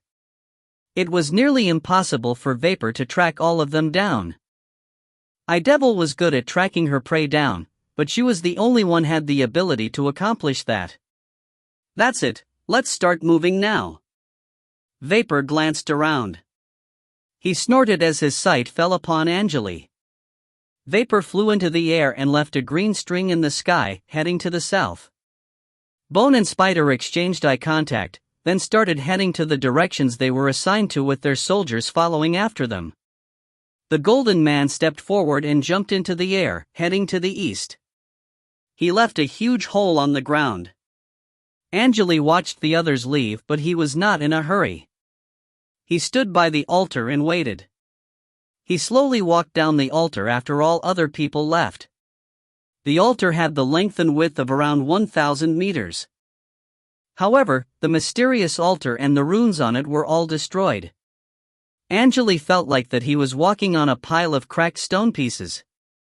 Angele left the altar and reached a white stone staircase. By the end of the staircase was a white road with a large building on the side. It seemed like the building was a restaurant or a hotel, but half of it was destroyed. The cut was nice and clean. It felt like the building was sliced in half by a sharp blade. There were white tables and chairs on the left side of the building, but most of them were broken into pieces. Angele looked over the area but did not see anyone around. Raising his head, Angele surveyed the area on the far side. There were white and gray buildings on both sides of the road. The road was so long that he could not see the end of it. Most buildings were damaged. It seemed like they were hit by bombs or magic missiles. Some of the buildings turned into piles of stones. The center of the city was nearly destroyed, but the areas around were not impacted by the battle. There was no one around, but the capital just looked like a human city. Angele was standing on a high hill. He checked the surroundings, but the only things in his sight were the buildings. The capital was so large that he could not see the edge of it. Angele walked several steps down and jumped into the air. Pa! He landed on the road by the damaged hotel and started advancing slowly. The capital of the Saran Empire was deadly silent. There was no noise at all. The only sound echoing on the street was Angele's footsteps. The gentle wind was blowing the banner of an accessory shop to the air. It seemed like they were prepared for this. All the residents in the city were evacuated. Angele nodded slightly. That's why the wizards retreated so fast. Angele raised his head and looked at the sky. The vortex created by dark clouds were slowly disappearing and the gathered energy particles were collapsing. It seemed like the rules of this universe are different from the rules of Earth. Large realms like the Nightmare Realm feel endless, but small realms like the Void Realm only have an area of 30 million square meters. You just move in a certain direction and you'll return to where you started sooner or later. The skies of the realms are all endless. No one knows if those realms are just planets that vary in size, Angele muttered as he started thinking. He had entered the Void Realm once, not as an invader, but as an explorer. Angele flew into the sky and tried to go as high as he could. He wanted to reach the edge of the realm. However, the sky of Void Realm was just endless. There was no atmosphere and the only thing he could see was white fog. He flew for 3 days in the air, but it only took him half a day to return to the land. Angele was enlightened by the experience and wanted to learn more about his universe. The sky of the Void Realm was just white fog and the dimension was twisted. I wonder if the situation is the same for the fairy realm. Angele walked down the main street of the capital slowly. He passed through the destroyed area and entered an area that was caught in the war. There were tall road signs that were standing quietly on the street and the signs were not too far from each other. He also saw a tall white tower on the far side and a statue of an old man in a white robe with his arms opened was on top of the tower. Angele saw a lot of restaurants and accessory shops around. Those stores were nice and clean. They were not impacted by the battle at all. He walked to a bakery on the right. A yellow board with product prices written on it was standing in front of the bakery quietly. The words were written in a language that Angele did not know and there was a picture of someone enjoying the product below the price list. The decorations in the bakery were all yellow and there were glowing crystals on the walls. Rows of glass showcases were lined up by the walls and there were beautiful baked goods inside. It seemed like the people evacuated not so long ago. Everything looked the same and the blue drink on the desk that Angele found was still warm. A refreshing mint smell permeated the air. There were posts of sales events on the showcases. It seemed like the recommended products were painted on the posts. So, those baked goods won't come to life like the ones in the Dark Wizard Tower. Angele recalled that some objects in the Dark Wizard Tower's headquarters were turned into fairies. Angele went around the glass showcases and took out a white cream muffin with a cherry on top from the counter. The muffin was decorated with some red fruit jam. This is just a normal muffin that's not releasing any energy particles. How did those objects come to life then? Angele bit the muffin. The taste was sour and the texture was soft. However, the desserts he had in the Dark Wizard Tower were much tastier than this. He put down the muffin and muttered, "Maybe the food level here is low." Bam! The noise from outside the bakery was loud like thunder. Angele's head was covered with the white dust that fell from the ceiling and some of the decorations in the shop were shaking. Angele quickly walked out of the bakery and checked where the noise came from. By the end of the street, there was a human being that kneeled on the street. The man was crawling to Angele. The man was naked and there was a small building on his back for some reason. There was still black smoke coming out of the chimney of the building. Angele could also hear the noise made by rotating gears. The man had a painful expression on his face and was crawling to Angele on his knees. His knees were injured and left a trail of blood on the ground. Angele narrowed his eyes and watched the man crawl on the street. He did not do anything. Suddenly, his sight blurred and the man disappeared. It was almost like the man he saw was just an illusion. There was no blood on the ground. He heard someone screaming in pain from the behind. The voice was so close that Angele thought someone was right behind him. Angele was surprised. He quickly turned around and saw the naked man crawling back to the main altar. It seemed like the man's destination was the dimension fissure. The man still had the painful expression on his face and was staring at Angele.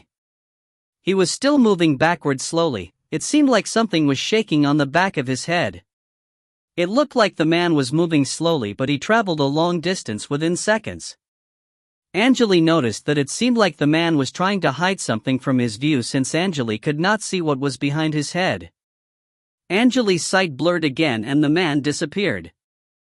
He teleported to the staircase that would lead him to the altar and was still moving backward. This feeling. Angele remembered something and looked at the dimension fissure carefully. Dark red mist was coming out of the dimension fissure. Also, it seemed like that the realm power of the fairy realm was neutralizing the mist. The mist quickly disappeared into the air after entering the fairy realm. Maybe the strange realm power of the fairy realm changed the realm power of the nightmare realm? Angele noticed that something was off. The realm power of the nightmare realm was strong and the realm power of the fairy realm could turn objects into living beings. If the two powers were mixed together, Angele had no idea what would happen. If you find any errors, ads pop up, ads redirect, broken links, non-standard content, etc., please let us know. Report chapter so we can fix it as soon as possible. Chapter 538, Farewell, 1. Chapter 538, Farewell, 1. Translator, _Leo_editor, Karisu. Angele watched the strange man crawl back to the dimension fissure and lowered his head. He turned around and looked at the fountain by the end of the street. There should have been 3 human-shaped statues there, but one of them was missing. The 2 remaining statues looked like naked men with backpacks, hammers, and long cylinders on their backs.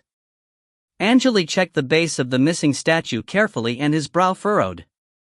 This man must be one of the 3 statues. He was turned into a living being by the realm power, but the strange ability he had. Angele realized what happened. I should complete my mission here and leave as soon as possible so that I don't need to worry about all the changes that are happening. He glanced around and stepped forward. His body floated in the air and he started flying to vapor. The large capital started shrinking in Angele's sight. It slowly disappeared from the green plain. Only several yellow roads that led to the far side could still be seen. Angele's body was surrounded in dark smoke. He was flying at full speed in the gray sky, leaving a long black trail behind. About 10 minutes later, he heard something vibrating in the front. The sky and the earth were shaking and there were some tiny green light dots that looked like fireflies flying around. Angele raised his head and looked ground. The land in the front was covered with green light dots. The green light illuminated the sky. He saw a rotating fan ahead after he entered the area with the green light dots on the ground. The fan stood in the air, facing Angele. The fan was several thousand meters long and blocked the path ahead. The fan was drawing everything around to it, the whole thing almost looked like a white tornado. Angele suddenly stopped moving in the air, he just looked at the fan. He noticed that there was a tall man in armor slashing the fan like crazy with a thin sword in his hand. The man's body was surrounded by green smoke, which prevented him from being drawn in by the tornado. It was Vapor, who arrived at the area first. Vapor was moving extremely fast, he could slash many times in a second with the thin sword in his hand. Strangely, it seemed like that his sword was not doing anything, it was not even making any noise. Clank! After about 10 seconds, his last strike landed on the fan and finally made some loud noise. Vapor quickly moved back after the hit. Vapor quickly moved to Angele and stopped in front of him. Crack! The humongous black fan suddenly broke into pieces. It felt like the fan was made of some weak materials, it looked like a collapsing hill of sand. It dropped to the ground and turned into piles of black metal sand. There were around 10 dark wizards standing behind the black fan. Their bodies were dried up and turned into the sand before they could say anything. Such a strong ability. Angele praised. All the power from your slashes gathered and exploded at the same time. You have some impressive sword skills, Vapor. Vapor looked happy after hearing those words, but he still snorted. Well, I'd rather have a strong body like you. We all have our own advantages. Angele smiled. They still kept you here for a while. Are you having trouble tracking them down? Vapor's expression turned serious after hearing the question. Those rats and insects. The only thing they do is running around using the portals. I'm fast, but they are faster. Also, they still have the technique that can track down the beings from the nightmare realm. They leave as soon as I get closer to them. He stopped for a second and looked at Angele. Those insects are heading to the capital of another country. I think they want to gather their power and defend against us. From what I know, you had some problems with the Dark Wizard Tower, right? So what? Angele questioned back. We've killed many members of the Dark Wizard Tower since we entered this realm. I don't feel hatred anymore. I'm just here to see how you're doing and see if I can meet any familiar faces from the Dark Wizard Tower. How long will it take for us to get to the city with the strongest energy movement? I don't know, but it should be close. I can feel the power ahead. I think they are ready for us. Vapor swung his sword several times and returned it to the sheath. They stopped chatting and went over the sand hill that was formed by the remains of the fan. They advanced for around half an hour at full speed and finally saw a large city that was slowly sinking into the ground. It looked like there was an invisible barrier around the city. Angele could see the people standing on the streets and empty ground among the buildings from the sky. They raised their heads and looked at Angele. Their eyes were filled up with fear, hatred, and anger. The whole city was slowly sinking into the gray plain without making any noise. It felt like the city was sinking into a swamp. There were 3 groups of people floating above the city. They looked like wizards in black, yellow, or red robes. They were all doing the same thing, chanting incantations and drawing runes in the air. Yellow strings were released from their bodies. The strings were the power source of the barrier. Damn! Not this again! Vapor's expression changed after seeing the scene.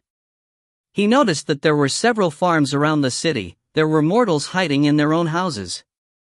It seemed like only the nobles were protected by the barrier.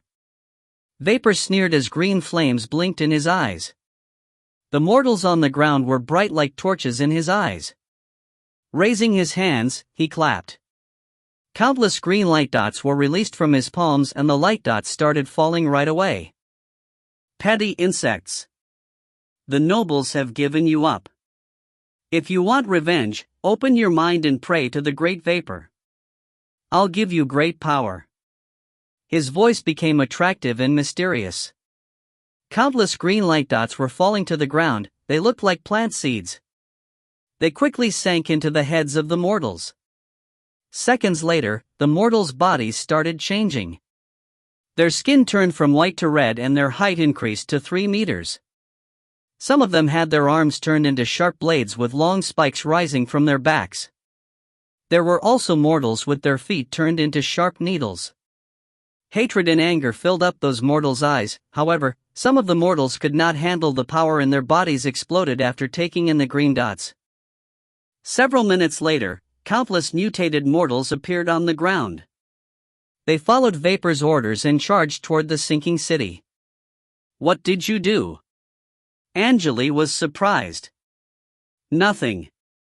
I just turned them into brave soldiers with strong sword skills." Vapor chuckled and lowered his hands. His sight fell upon the barrier again. "The barrier can probably stop a normal sealed form, but I'm Vapor." He drew the sword and swung it several times in the air. Woo! The sword started vibrating and made loud vibration noises. Vapor's body floated in the air. He released a strong energy wave that was drawing all the energy particles toward him. The energy wave was quickly turning into a strong force field. Angele's expression changed. He moved 10 meters away from Vapor and watched his movements quietly. "It's an energy charging technique. I don't think I can handle his charged strike. The longer he charges, the stronger his strike will be." Blue light dots flashed in front of Angele's eyes and he stared at Vapor carefully. 120,000, 130000, 170000, 200000. The numbers that were reported back by the biochip were getting higher and higher. 300,000, 380000, 390000. Finally, it stopped. Angele's expression turned serious. It was the first time that he witnessed the full power of a lord. Vapor's strike could deal around 390,000 degrees of damage. If the strike landed on an unprotected city, he could easily destroy it, and the land would be damaged permanently. Angele assumed that Vapor's strike could destroy a city like New York. When compared to an atomic bomb, Vapor's attack was easier to control and it could pierce through almost anything. It seemed like Vapor's power did not come from the bloodline or the true form.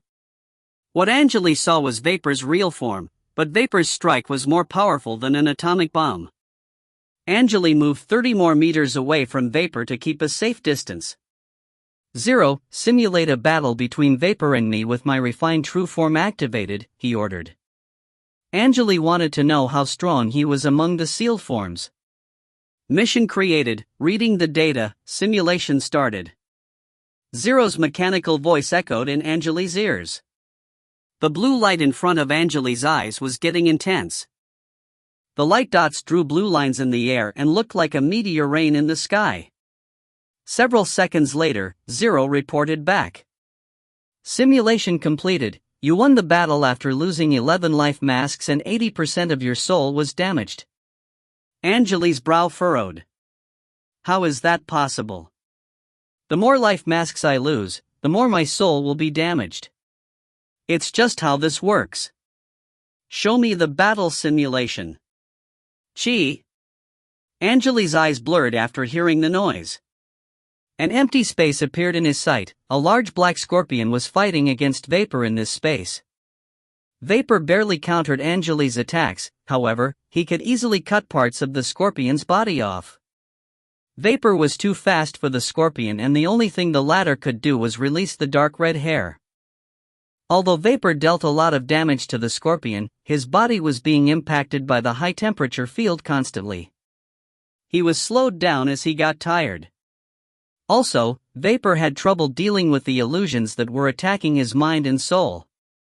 The scorpion would attack Vapor with its claws when Vapor was not paying attention. The claws of the scorpion cracked Vapor's armor and the green smoke around his body was rising to the air. Boom! Vapor's body suddenly exploded, but he quickly recreated his body in the green smoke. If you find any errors, ads pop-up, ads redirect, broken links, non-standard content, etc., please let us know. Report chapter so we can fix it as soon as possible. Chapter 539, Farewell, 2. Chapter 539, Farewell, 2. Translator, _Leo_editor, Karisu. Your refined true form can deal at least 270000 and up to 350,000 degrees of damage. Your defense power is around 290,000 degrees. Agility, 15. With your stamina, damage that is lower than 300,000 degrees can be recovered naturally, 0 added. Vapor's maximum attack power is 400,000 degrees and he can deal at least 100,000 degrees of damage under normal circumstances. His defense power is around 70,000 degrees. Agility, 27. With his stamina, damage that is lower than 70,000 degrees can be recovered naturally, 0 continued. With the data, Angele could compare their power levels easily. Although I spent years empowering my bloodline, my speed is still my weakness. My refined true form is slower than my realm form. 0. Show my attributes, Angele ordered. Angele Fenra Rio, Strength 35.2, Agility 19.1, Stamina 34.4, Mentality 627, Mana 597.6. Gene limit not reached. A row of blue data appeared in his sight. My mentality is still increasing gradually and already reached 600. Not bad. However, my agility is close to 20 when I'm in my normal form. Angele was a bit speechless. Angele stopped thinking as Vapor's body was surrounded by some green strings. It looked like there were countless green fireflies flying around him, but the energy waves he was releasing had already stabilized. Angele only spent around 10 seconds doing the simulations and checking the data. Finally, it seemed like Vapor's attack was fully charged and he could control the energy waves perfectly. It felt like the air solidified. In the city that was sinking into the ground, the wizards and mortals were holding their breaths. They wanted to know if Vapor could break through the barrier. Chi chi chi. Vapor started slashing the air like crazy and the energy waves he released turned into a cross. More and more energy waves merged into the object. The eye-blinding light was getting intense. The cross almost looked like it was made of green crystal. Strangely, the green cross also appeared on the surface of the barrier that was several hundred meters away from Vapor. The cross on the barrier was solidifying and the light it released was getting brighter and brighter. It felt like that Vapor's sword pierced through the space and landed on the barrier. The Scar of Order. Vapor shouted furiously. A shadow of a man with a pair of legs on his back appeared behind Vapor's body. It almost looked like the legs were the man's wings. Angele noticed that there was more than one pair of legs on the man's back. There were more than 10 pairs. The legs helped the man standing in the sky. He looked like a large spider with the body of a human being. The man had a cold expression on the face. He charged at the green cross and disappeared into it. This is one of the sealed forms that was slain by me. Ha! Vapor said as he looked at Angele. What do you mean? Are you trying to warn me? Angele sneered as his right hand turned into a large black scorpion claw. He moved the claw slightly. Crack! Black energy waves were released into the air. Well, if you think so, dot. Vapor turned his head around and slashed forward. The sword only made some light noise in the air. Suddenly, the cross on the barrier released some intense light that was brighter than the sunlight. Angele had to blink his eyes after seeing the eye-blinding green light. He could finally see the city inside the barrier after the light faded away. The barrier above the city was not damaged, however, everything inside was destroyed. The buildings collapsed and the living beings turned into tiny red pieces of flesh. He did not even see the bones of the dead creatures. The only thing there was a land that was soaked in blood. The barrier slowly disappeared. The mutated mortals charged into the city and started devouring the red flesh. Their power increased as they fed on the remains of the wizards and mortals inside the barrier. Angele overlooked the sky from the far side. The city almost looked like a blender. Everything inside was blended together. He also noticed that it seemed like Vapor was tired after the strike. The strike dealt around 350,000 to 400,000 degrees of damage according to the data from the biochip. However, Vapor's ability was unique. It felt like his energy waves entered the barrier without breaking it. It's a strong ability, but it won't do anything to me. With the bloodline of Single-Eyed Giant, my organs are as strong as my muscles. The city already stopped sinking. Vapor charged toward the city and landed in its center. He slashed forward and removed the broken stone debris from the ground, revealing a golden portal. The altar used to activate the portal had the shape of a cylinder and the gem slots on the altar were empty. It seemed like someone removed the gems ahead of time. Finally, this time the portal is still in one piece. Vapor walked to the altar and released some green smoke. Chi! The smoke quickly sank into the altar. Angele stood by the altar and waited quietly. The energy waves they released were so strong that the mutated mortals decided to stay away from them. The area was deadly silent. Several minutes later. I found it. Vapor drew his sword and stabbed it into the ground. Chi! A ball of golden glow appeared on the altar and the light covered Vapor. Angele hesitated for a second and stepped into the golden ball. He lost his balance for a second and heard some strange noises that were coming from all angles. The golden light faded away and the remains of red buildings appeared. The sky was dark but still blue. There were wizards in robes that varied in color floating in the sky. Most of them were injured and only a few of them looked like young. The wizards gathered and there was a man with a pair of white wings beside them. The man was over 30 meters tall and his wings were swinging constantly. Vapor was confronting the wizards in the sky but had not initiated the attack yet. Angele glanced around and found no other living beings around. It seemed like he was teleported to a red building that was built on a random plane. That's all we have? Anyway, it seems like their souls are strong. Let's just finish them off. Vapor held the handle of the sword tight and licked his lips. Desperation filled the wizards' eyes after they heard Vapor's words. The leaders of the wizards released unstable energy waves. It seemed like they were ready to kill themselves. Chi! They suddenly heard some light noise. The wizards recognized Angele after he appeared and thought Angele was their last straw. Green! Why? Why are you here? A silver bat left the wizards' team and looked at Angele. It seemed like the old bat could not believe his eyes. Ha! Angele looked at the bat and his brow furrowed. He recognized the old bat immediately. The bat was one of the department heads of the Dark Wizard Tower. The old bat realized that Angele was not going to help them and was not sure what else he should say. Vapor heard the word and looked at Angele. Phoenix, do you know this old guy? Should we let them go? Angele remained silent. He looked at the wizards. There were around 30 wizards here, including Duke Mystery. The other students of the old bat like Juventus and Dina. It seemed like those wizards had been hiding around for a while. Juventus and Dina recognized Angele after hearing their teacher's words. Angele glanced at the wizards. I opened the portal and I brought the sealed forms here. Do you still think I will help you? The bat, Juventus, and Dina were not sure how they should respond. We've already heard the truth. The nightmare realm would come sooner or later. It's not all your fault. Juventus was speaking in a low voice. Angele doubted if Juventus knew what he was talking about.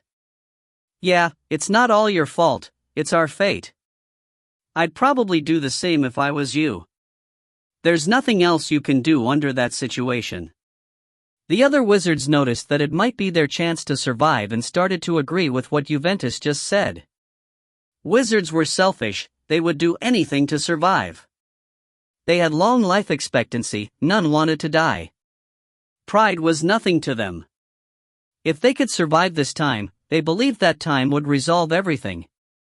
Maybe one day they would forget about the incident too. Angele blinked his eyes and his sight fell upon the old bat. It's true that the Department of Spells treated me well when I was part of the Dark Wizard Tower. Let them live and kill the rest. Vapor chuckled and tapped on his blade. Ding! The noise was crisp and charming. The wizards suddenly stopped moving. They released multiple energy barriers. It seemed like they were being attacked by something invisible. The light of the energy barriers faded and the wizards started groaning. Department of Spells members were the only ones that survived. The rest of the wizards were sliced into pieces. However, one of the wizards turned himself into a silver string and escaped. Vapor was surprised by what the wizard just did. Damn! Vapor cursed. He turned himself into green smoke and started chasing after the silver string. It only took them seconds to disappear into the end of the horizon. Angele looked at Juventus, Dina, and the old bat. They surrounded Duke Mystery in the middle, so Mystery survived as well. You can leave now, he spoke in a light tone. I don't owe you anything anymore. The old bat looked a bit depressed. Saran Empire, Dark Wizard Tower, and White Wizard Tower. We're the only survivors. He sighed and gave Angele one final glance. Let's go. Juventus and Dina looked tired, but they still bowed to Angele. They helped Mystery to walk and started moving in the opposite direction of Vapor. They were ashamed of what they did, but that was the only choice they had. They disappeared into the sky seconds later, leaving no trace behind. Angele waved his hand but nothing happened. All right, Vapor absorbed all the souls. Shaking his head, Angele flicked his finger. A lot of smoke appeared in the air and started moving to Angele. The negative emotions were quickly purified and absorbed by Angele. Angele looked at the direction where Vapor was moving to after absorbing all the negative emotions. Whatever, Vapor killed everything in the blink of an eye, so there's not a lot of negative emotions around. He absorbed all the souls, which means that he did not want to share anything with me. This place is worthless to me now and the Dark Wizard Tower is not a threat anymore. I should head back. Angele made sure the old bat was no longer in the area. He then turned around and disappeared into a ball of flames. If you find any errors, ads pop up, ads redirect, broken links, non-standard content, etc., please let us know. Report chapter so we can fix it as soon as possible. Chapter 540, Leaving, 1. Chapter 540, Leaving, 1. Translator, _Leo_ editor, Karisu. The man with a pair of white wings slowly disappeared into the air. It was probably a shadow that was created by the wizards. Angele was chasing after Vapor and saw some more destroyed cities on the ground. The ruins were full of mutated human beings. Those mutated mortals varied in body structure but all had sharp blades as part of their bodies.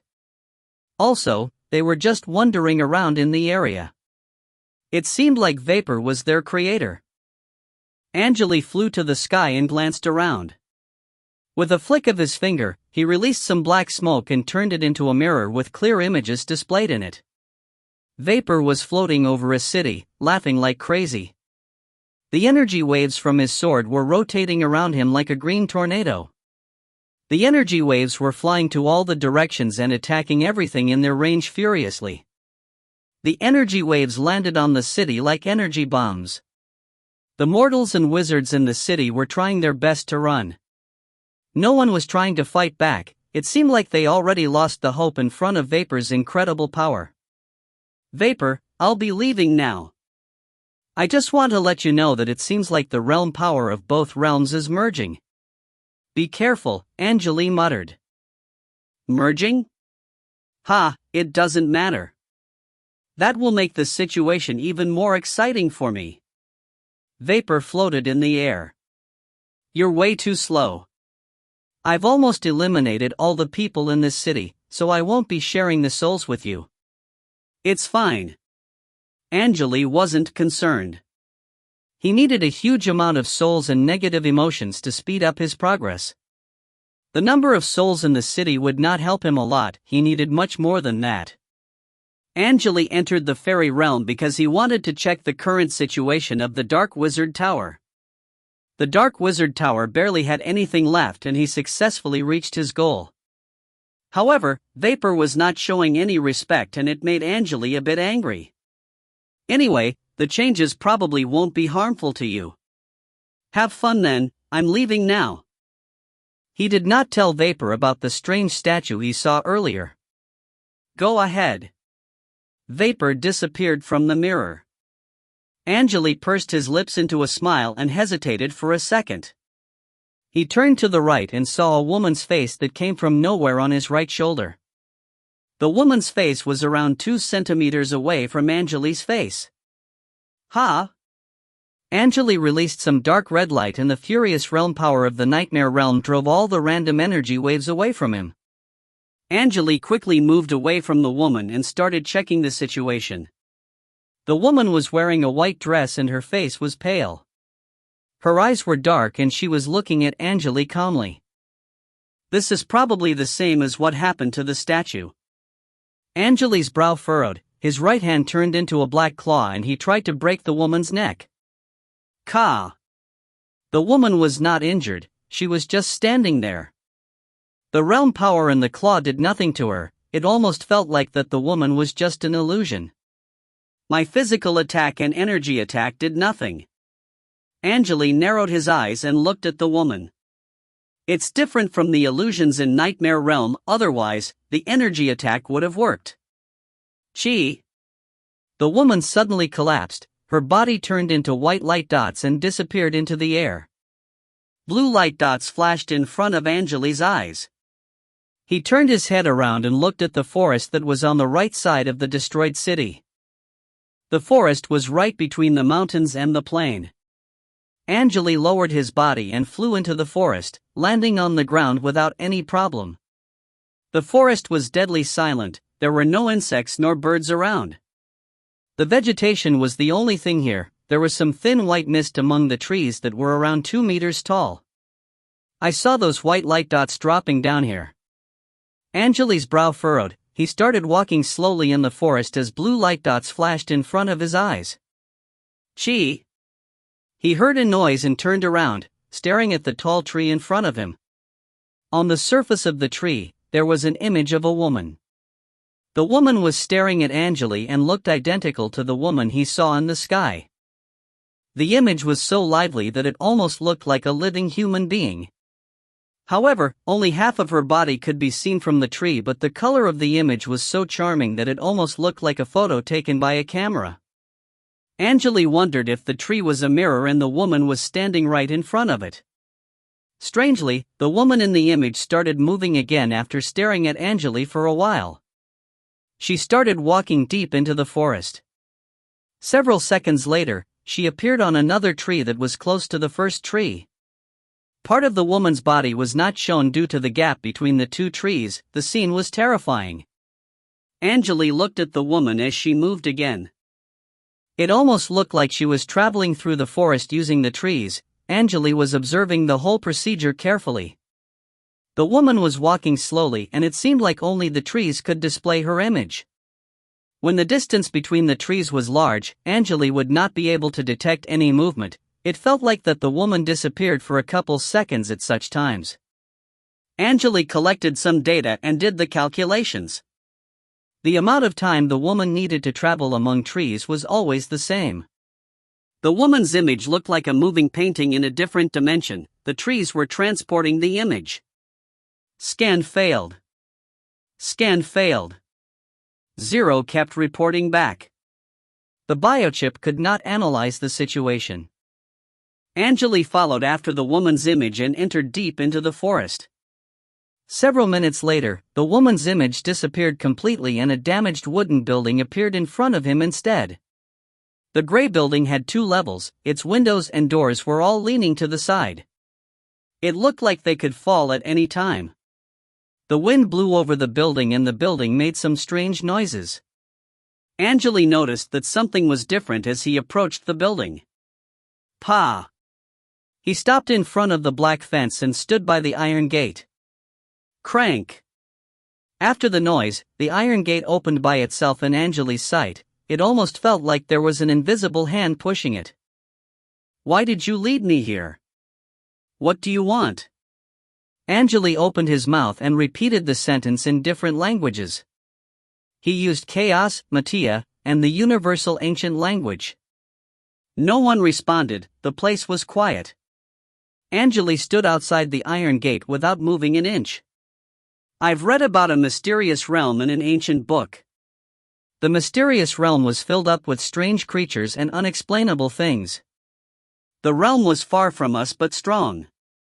It was connected to other strong realms like the Chaos Realm. The strange things happening in the Nightmare Realm are brought by that realm. However, this is just one of the theories that might be false. He muttered with a blank expression on the face. No one responded. The gray building was quiet and the wind was no longer blowing. The realm power of the Nightmare Realm is perfect for that realm to open a dimension fissure. A smile appeared on Angele's face. The best way to break the curse and leave is to. Angele closed his eyes slowly. He then quickly opened his eyes again. The building, the iron gate, the fence, and the trees around him all disappeared. Angele found that he was standing in front of a beautiful painting. In the painting, there was a gray building surrounded by trees. The iron gate in the fence was half open and Angele could still hear the noise made by the iron gate. On the second floor of the building, he could see a woman in a white dress looking at Angele. Her eyes were completely black, it was the same woman he saw earlier. Angele checked the surroundings. It seemed like the painting was kept in a religious building inside a destroyed city and there were long red candles around it. The melted candles solidified on the ground, it almost looked like the floor was soaked in blood. I'd probably be trapped in the painting forever if I walked into the gate, right? Angele looked at the woman in the painting. Maybe that was how you turned into part of that painting, he muttered. Angele opened his mouth and released some black smoke. The smoke turned into smoke chains and twisted around the painting. He wanted to take the painting with him and study it. The painting was inserted into large stone with the diameter of over 3 meters. The smoke chains went around the painting several times. Come to me. Angele raised his arms.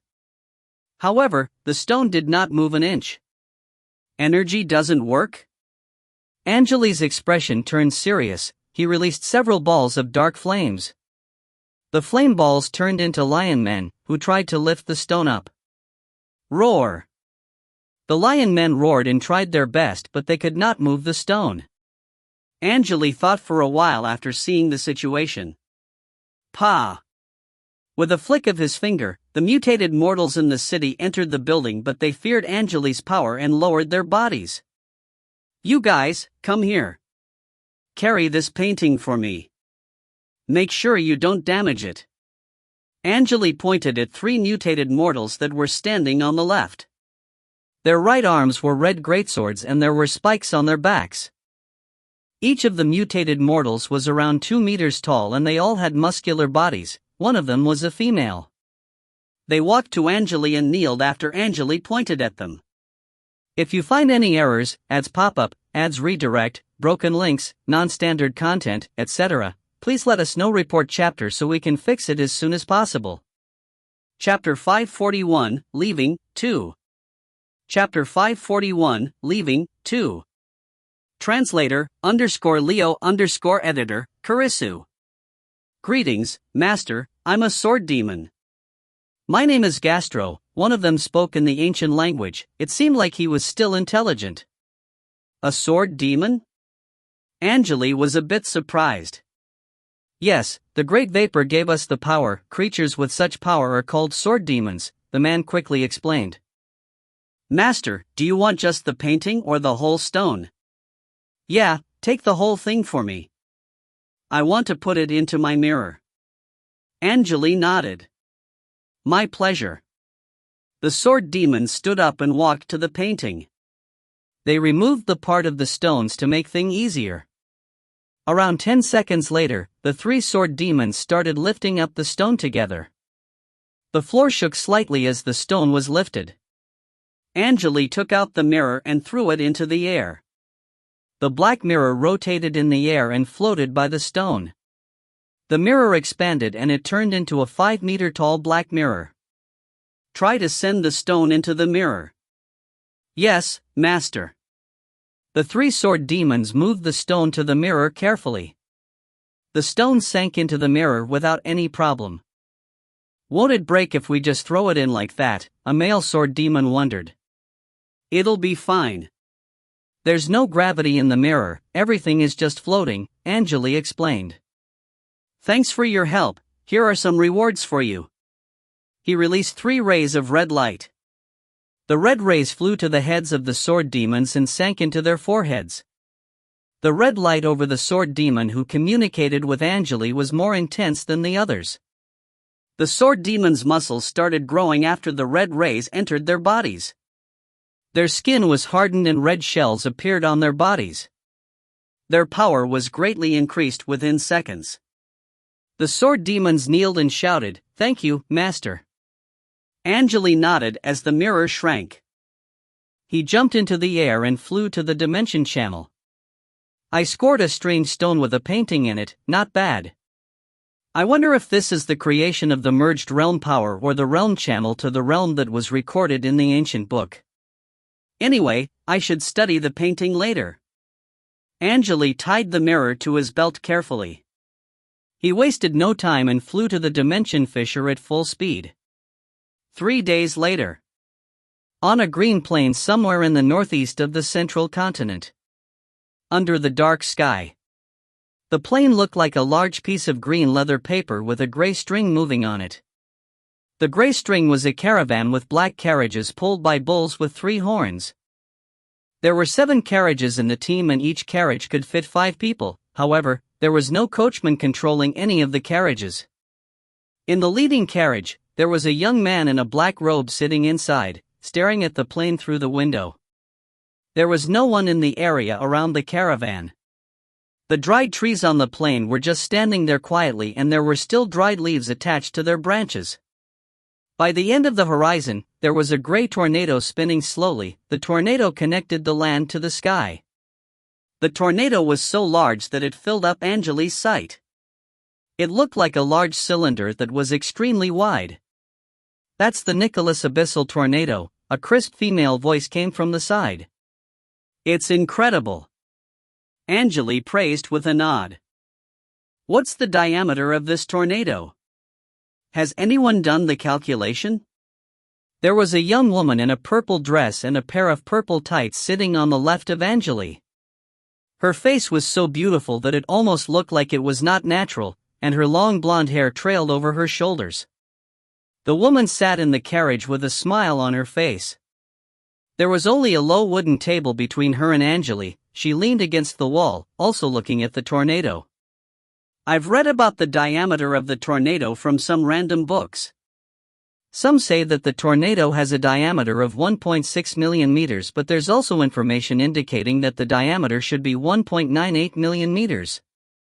However, the most recognized number was from the last Mirror Lord, 2.5 million and 6.5 thousand meters. 2.5 million and 6.5 thousand meters? Angele repeated the number. The scale used in this world was slightly different, so after Angele did some calculations, he found that the number would be 764 kilometers if it was on Earth. Many wizards who were good at this validated the number through some special techniques. I think this should be the right number. The woman nodded. We need to pass through that tornado. We're counting on you, Master Green. Just call me Green, Fur. Angele smiled. How long until we leave the central continent? I just checked. Fur took out a small red plate and looked at the map carefully. We just got on the road, it'll take us around 2 months to leave the central plain. We can see the tornado from here because of its size. We'll reach the edge of it soon.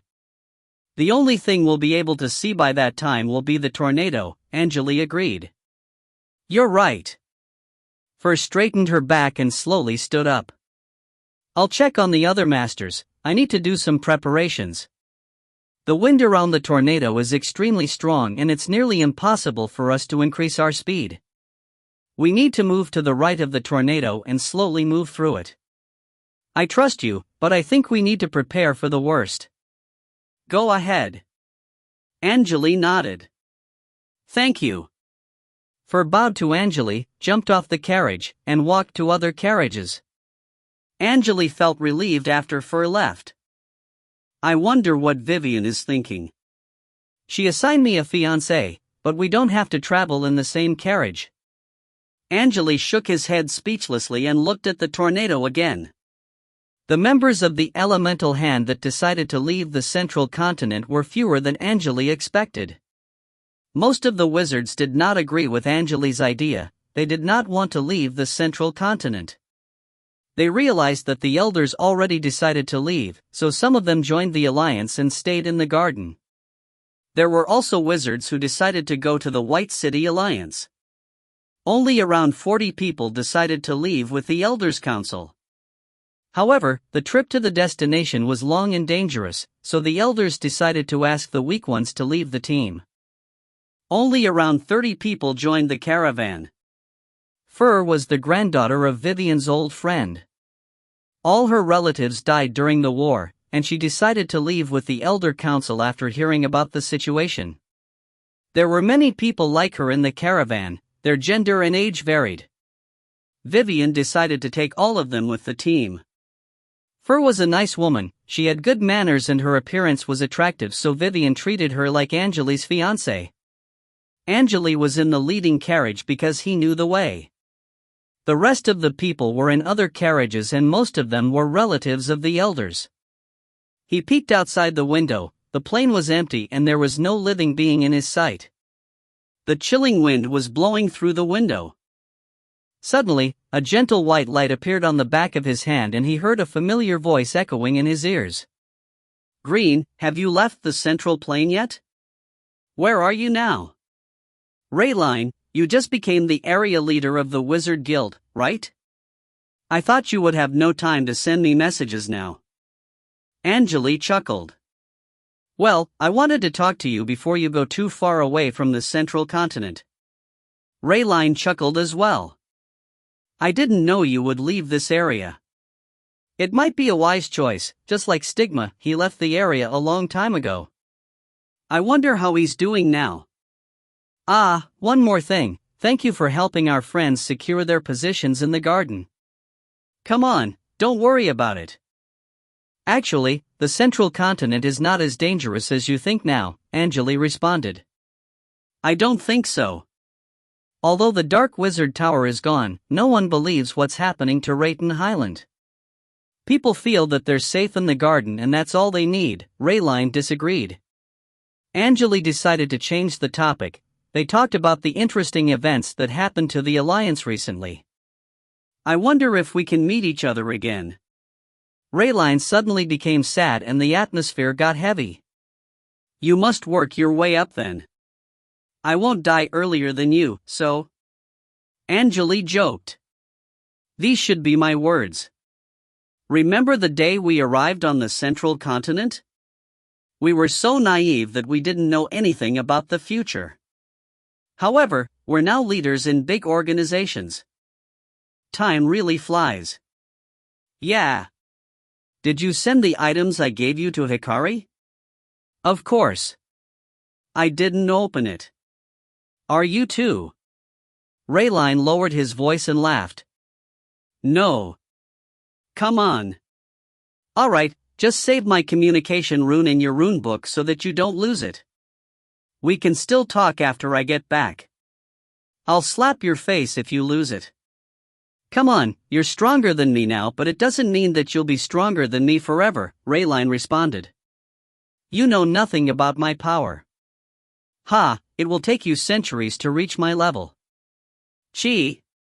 Suddenly, the conversation ended and the smile disappeared from Angele's face.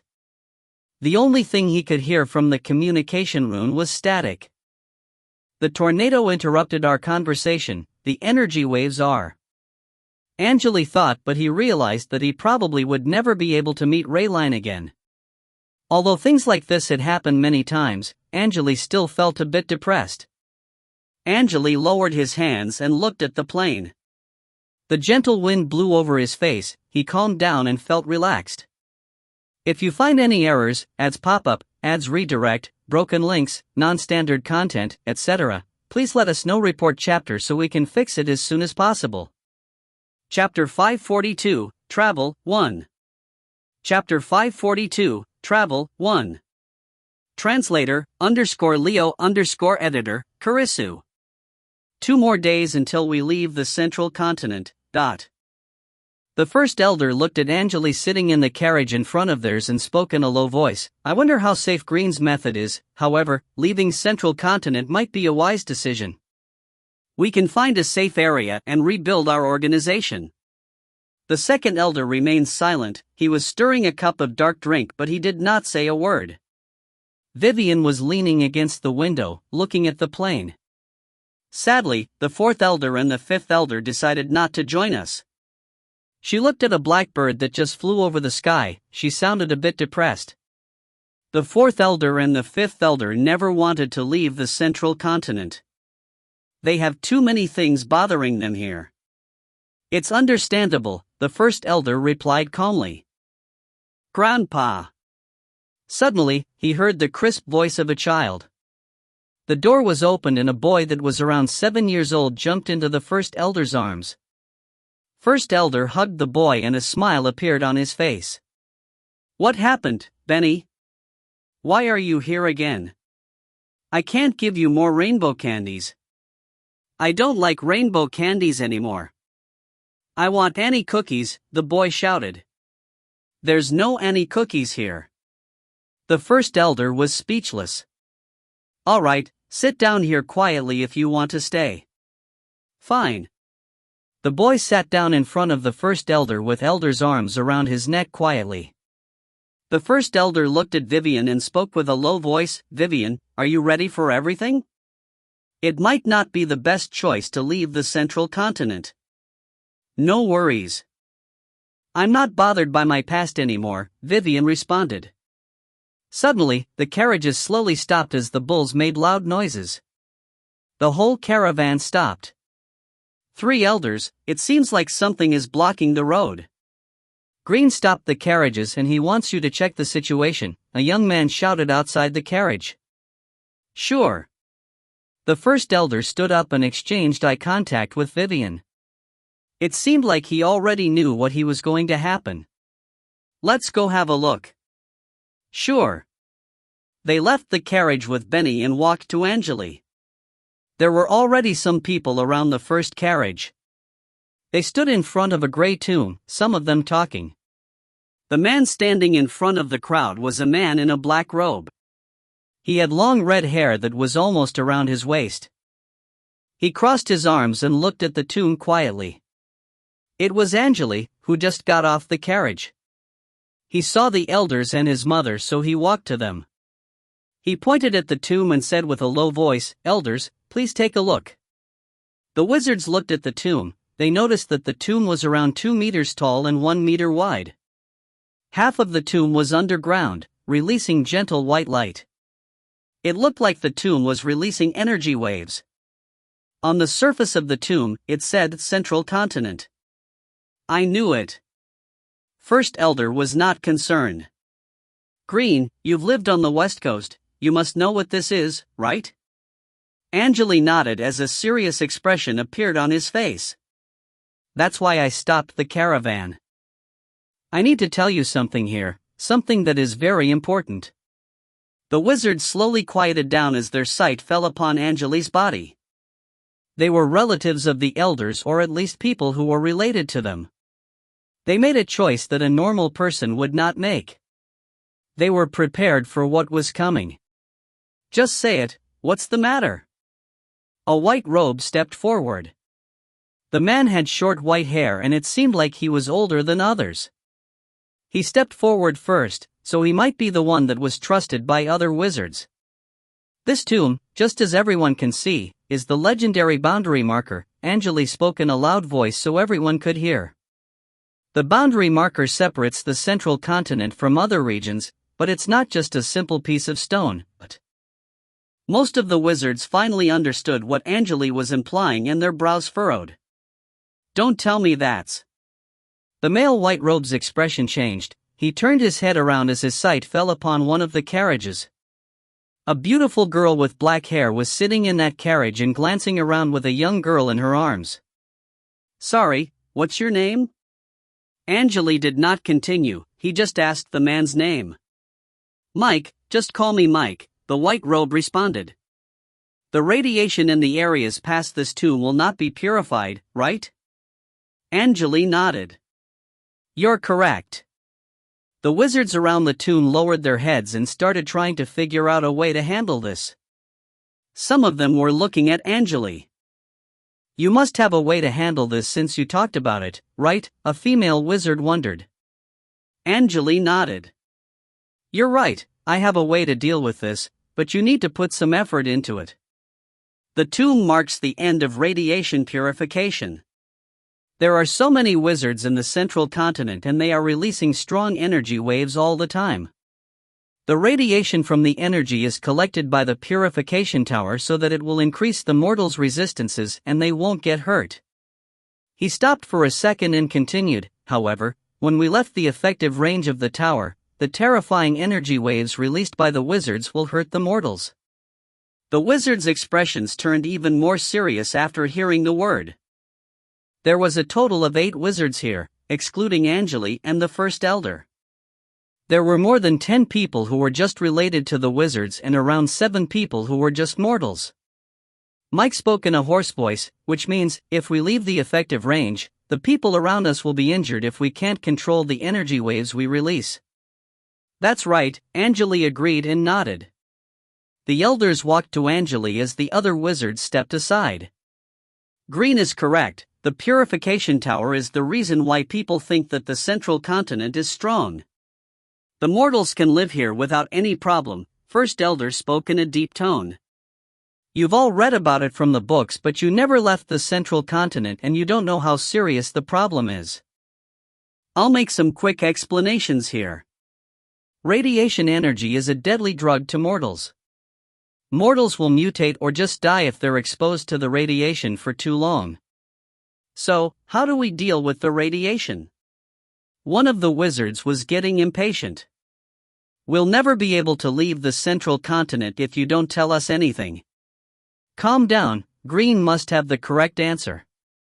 The first elder looked at Angele and smiled. Of course. Angele nodded as he took out a purple tube from the mirror. What filled up the tube was some pink liquid. To handle the radiation, we need to stabilize the energy that's stored in the wizards' bodies. The energy waves they release will be weakened, so the radiation energy will not do too much damage to the mortals. I designed the potion by myself, it'll work, however. What? Stop wasting time, Vivian interrupted, everyone is waiting for you to get to the point. Well, I want to make sure that everyone is interested in my creation. Angele had a smile on his face. Anyway, I want you to know that I crafted this potion right before we reached the tomb, so I don't know if it has side effects. All right. I'll be the test subject, Mike spoke in a calm tone. My wife and my daughter are mortals. I can't put them in danger. Angele smiled. Of course, but you don't have to take the risk. I have a perfect test object here. Becky, come to me. Huh? Mike was confused.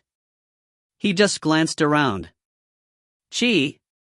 White light flashed around Angele's body and a beautiful gift in white armor appeared. The girl looked sleepy and it seemed like she had no idea what was happening. Angele looked at Becky. All right, everyone. Open your eyes. He removed the stopper from the tube and poured the liquid into Becky's mouth. Huh? What's this? Becky sounded like that she just woke up from a sweet dream. Angele lowered the test tube and responded, it'll make you feel refreshed. The wizards looked at Becky, who was still swallowing the liquid. They felt speechless. It tastes great. Becky licked her lips and noticed that there was a bunch of wizards looking at her with sympathy in their eyes. She finally woke up. She grabbed Angele's collar and shouted, "Damn it! What did you just pour into my mouth? Nothing, just a tube of potion that I crafted. Oh, wait, it's working. Angele was excited. He pushed Becky's hands away from stepped several meters away from her. The other wizard stepped away from Becky and started observing her. Becky's butt started growing quickly. It looked like there were 2 large balloons in her butt. However, her breasts started shrinking quickly. It almost turned flat. Oh, Lord, what have you done? What did you do to me? Becky put her hands on her butt. My breasts are in my butt now, she shouted in a shaky tone. It did stabilize her energy waves. So, this is the only side effect.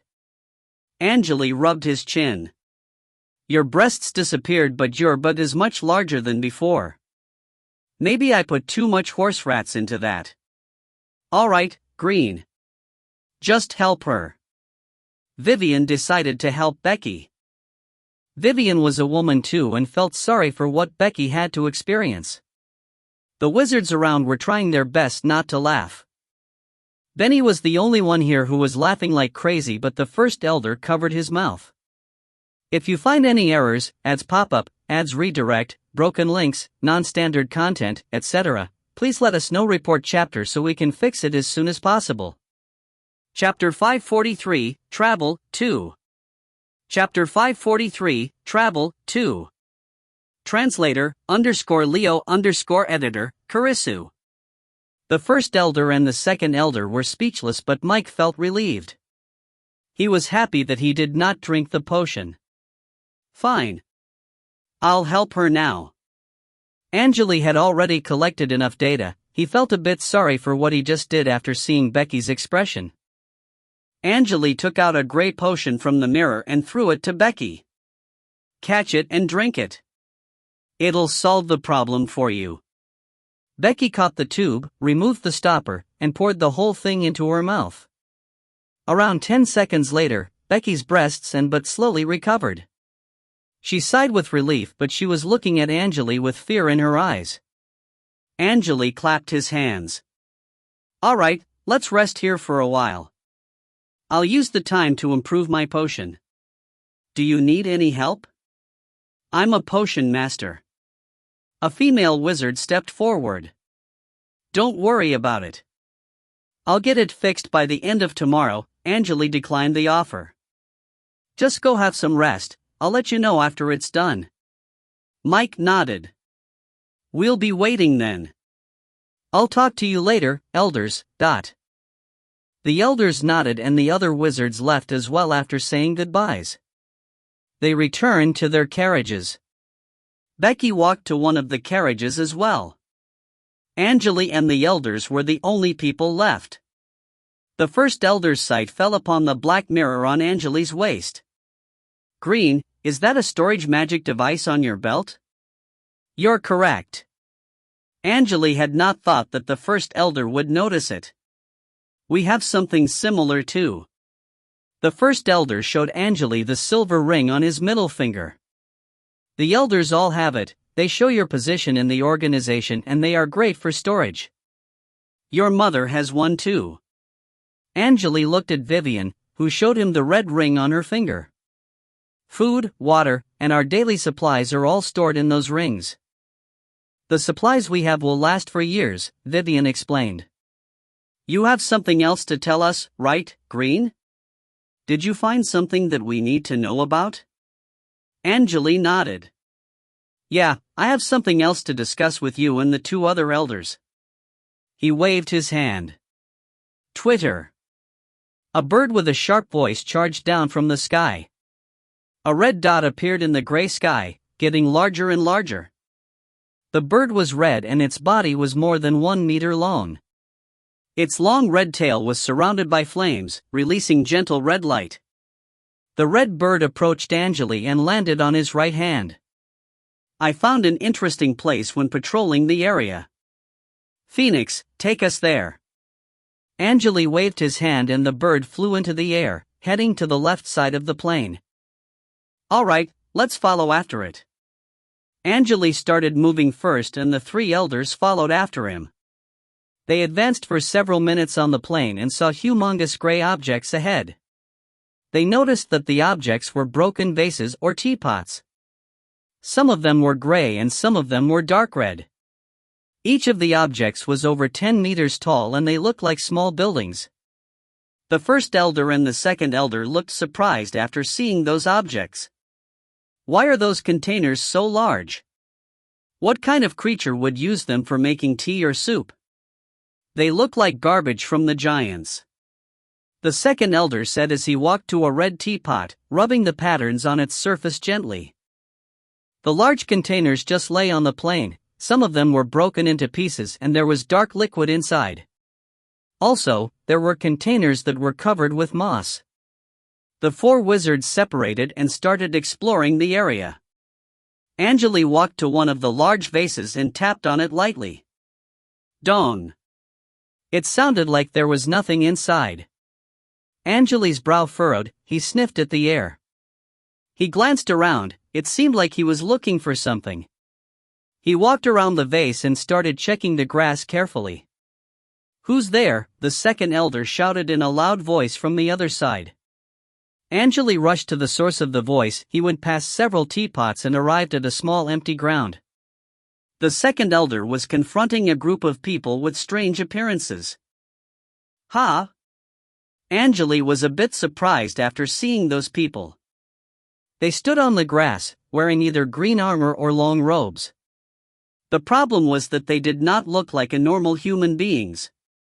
Their heads were huge, at least 4 times the size of a normal human being's head. They almost looked like large pumpkins. Their leader was a girl wearing a luxurious outfit, surrounded by several young males with large heads. If their heads had normal size, their appearances would be quite attractive.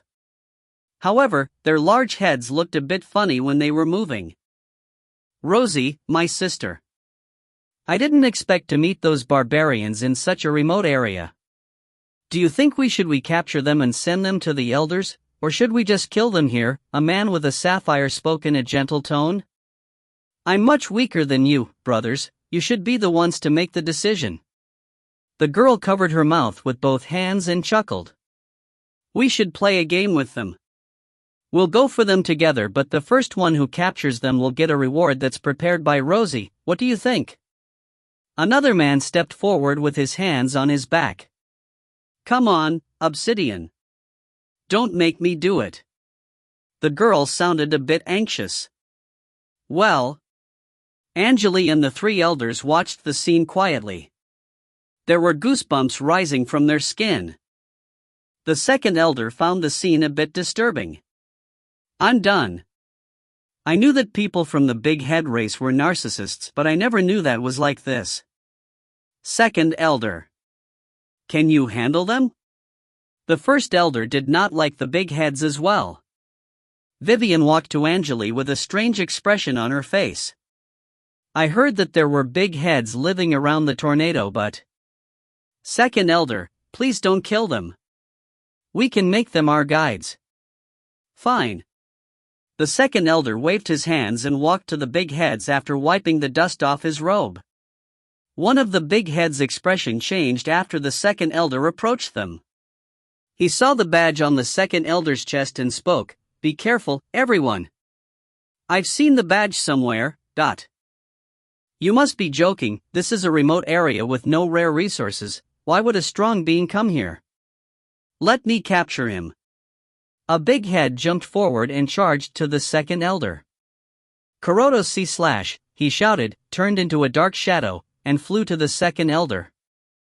Hand of solidification, the second elder chanted an incantation and created a large translucent hand in front of him. The hand flew straight to the big head. Bam! The strike made some loud noise. The big head was blown away by the impact and was caught by the other big heads. The big head breathed heavily and yelled, Such power! He destroyed my Kuroto C/ without any problem. Be careful, everyone. He must be one of the strongest barbarians. Angele and the 2 elders were speechless. They knew that the second elder had not fully released the hand yet, but the big head was already blown away. The hand released by the second elder was still floating in the air, the man was blown away before it made any movement. The big heads stared at the second elder with serious expressions on their faces. It felt like they were looking at a terrifying monster. Vivian could no longer hold it in, she started laughing. Those big heads live in remote areas and barely communicate with the people from the central area. They have their own society and handle things differently. I knew they were different, but I didn't know that they were so funny. Angele nodded and shrugged. Well, big heads think they're the inheritors of the giants. They think humans are weak, but they are not strong. They believe in a devil named Hariton, a strong being from a different realm. I want to know how they survived all those wars.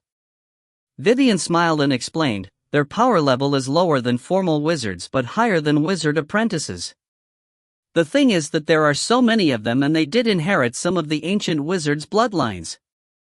The devil named Hariton is related to the incident of the concept gears. They have no way to fight formal wizards, but they are stronger than the mortals.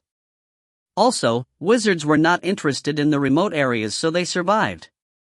The big heads gathered and had a short conversation. It seemed like they finally understood what the badge meant and their expressions turned serious. Master wizards from the central area. Sorry for our arrogance, please forgive us, the girl apologized first. As a compensation, if you need any help, we'll do whatever we can to aid you. The wizards noticed that the girl's apology was sincere and they did not want to offend the big heads who lived on the plain. The second elder looked at the girl and said, "We're heading to the abyssal tornado but we're not familiar with the areas around. If you want to offer us help, you can be our guides." "Sure, no problem." The girl looked happy after hearing those words. However, the arrogant kids still need to be punished. The second elder waved his right hand and released the hand of solidification. The large translucent palm was around 1 meter long. The big heads who offended the second elder screamed in pain. They were blown away by the impact and Angele could hear their bones breaking. If you find any errors, ads pop up, ads redirect, broken links, non-standard content, etc., please let us know. Report chapter so we can fix it as soon as possible. Chapter 544, Exploration 1. Chapter 544, Exploration 1. Translator, _Leo _editor, Karisu. Brother! Oh, my! The big heads screamed and rushed to the ones who were blown away. One of them checked their bodies. "Don't worry, it's nothing. Some of my bones are broken but I'll recover." Rosie slowly calmed down. She stood up and bowed to the second elder. "Thank you, Master. It's fine, just make sure that you guide us to the right path. We need the safest route to the tornado. You can do that, right?" "Of course." Rosie nodded. "I think you only need one of us to guide you. Can you let my friends go? Their wounds need to be taken care of." "Sure." The second elder nodded. Angele listened to their conversation quietly. He was surprised that the big head named Rosie could still interact with the second elder in a reasonable way after the fight. People like her will become leaders. She was trying to find the best solution for the team while protecting her friends. Although she's weak, her team will be stronger with her in it. Wizards need someone like her in their teams, he muttered. Vivian nodded after hearing these words. "You're right. Just like Suman from Thousand Waterfall City of White City Alliance. He could sacrifice himself for his teammates. Also, the current Mirror Lord has the same personality." Angele smiled. "Sadly, I'm nothing like them." The other big heads started leaving. They had to leave Rosie to the wizards. They slowly disappeared from the plane with the ones who were injured and the wizards started moving again. The team returned to the carriages. Angele returned to his carriage and started modifying the potion he created earlier. Everything went smoothly with the help of the biochip. Angele successfully limited the consequences by the night. He handed the potions to the wizards and the caravan started advancing. Rosie pointed out the direction for them and led them to the right side of the tornado. The green and gray grass on the plain looked a bit strange on the ground. After around 10 days later, the grass turned blue. 10 more days later, the grass on the plain turned pure blue and looked a bit translucent for some reason. The tornado was getting larger and larger in the wizard's sight, it looked endless. Another 5 days passed. Bam! Angele was meditating in the carriage when it suddenly shook and stopped. Opening his eyes, he looked to the left. Fur also opened her eyes slowly. She was sitting with her legs crossed and was impacted by the carriage's stop as well. I'll go take a look outside. Angele stood up and opened the door. The chilling wind blew into the carriage right away and the only thing he could hear was the noise made by it. He lowered his body and jumped out. Raising his head, Angele looked at the sky. The sky was dark, there were no clouds, but the sun was surrounded by strong airflow. It was the source of the furious wind. Some ice shards in the wind were hitting the surface of the carriages and the noise was quite loud. Besides the blue grass on the ground, the only color in his sight was gray. It felt like he was in thick fog. Gee! Angele created a red barrier with a diameter of around 30 meters. He wanted to prepare for any possible threats. He walked to the bull in front of the carriage and started checking. The bull lowered its head. It seemed like something it feared stopped it from advancing. Angele tapped on the bull's head with his brow furrowed. Moo! The bull's muscles tightened. It seemed like the bull was getting more and more scared. What happened, Master Green? Fur questioned from behind. The elders are asking about the situation. The door opened. Fur jumped off the carriage as well. She was wearing a purple dress and the wind was blowing her blonde hair in the air. She was moving to Angele slowly. The bull stopped moving. I think the environment ahead scared it, Angele responded. I'm still trying to figure out a way. Fur's brow furrowed as well. There are mortals in the caravan. Without the carriages, we won't be able to travel too far. White light was flashing on the back of her hands. The elders said that we should use the method we talked about. That's all we can do now. Angele nodded and looked at the bull. With a flick of his finger. Gee! A ray of red light was released from his finger. The ray separated into 4 smaller rays, then entered the bull's ears and eyes. Moo! The bull groaned in pain and tried to charge forward like crazy, but Angele stopped it from moving. The only thing it could do was screaming in pain. Blood spurted out of its eyes and ears. We have damaged all the bull's eyes and ears. They won't feel scared if they can't hear or see the tornado. Angele sent the words to Fur through energy particles. Ask the elders to do the same thing. Sure. Fur nodded and she sent the words to the elders using communication runes. Seconds later, Angele heard that other bulls were also groaning in pain. Angele used his hands to stop the bull from moving and checked the surroundings. There was sand in the wind. Angele could barely see the things 10 meters away from him. Several black robes from other carriages approached him. Rosie was in front of the black robes and quickly took off her hood. Master, we're almost at the edge of the tornado, we should stop. There should be a wall ahead and the tornado is right behind that wall. Alright, did the elders say anything? Angele did not look at Rosie, he was still checking the humongous tornado with his brow furrowed. The elders said that they would let you decide everything since you were the one made the plan, Fur interrupted. Angele thought for a while and responded, alright, you can go back to your people now, Rosie, but... Rosie bowed to Angele politely and left the caravan. She ran to the right side of the carriage and disappeared into the sandstorm. Angele opened his mouth again after Rosie left. I approached the tornado from a different angle the last time I was here, so I need to check the situation. Please just wait here. He did not send the words through energy particles, he just said it using his mouth. Fur could easily deliver the message to the elders. Fur did not respond, she just nodded slightly. It'll take me a day or two, so just stay alert. There should be no threat inside the tornado, but I'm not sure about its edges, Angele advised. Sure. Angele tightened his black robe and started advancing.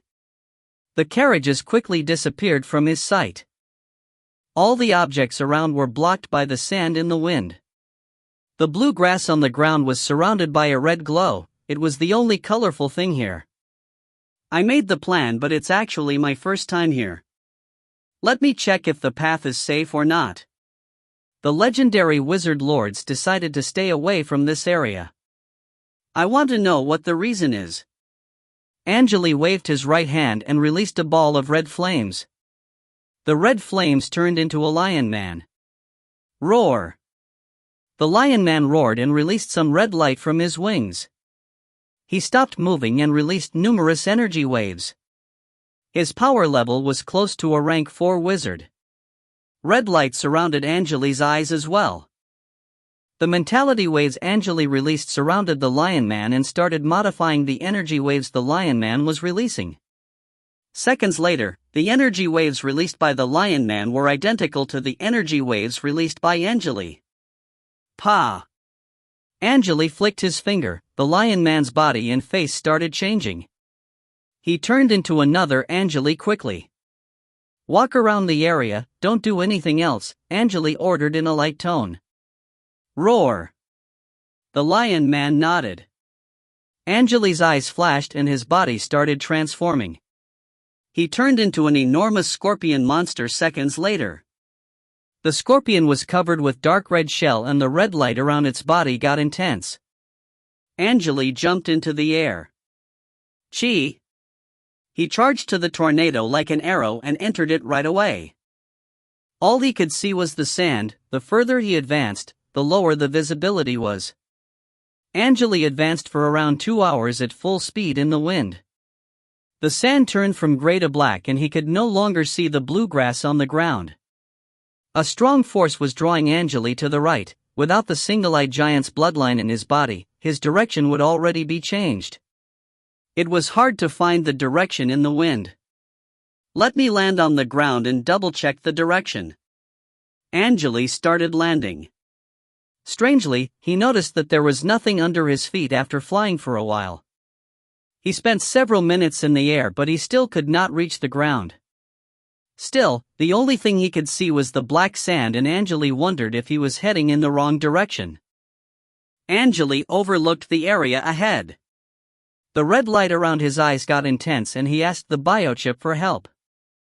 He could finally see the humongous tornado ahead. It was still spinning slowly. I thought I was getting closer to the tornado. Angele kept flying down. Several minutes later, he finally landed on the ground and felt relieved.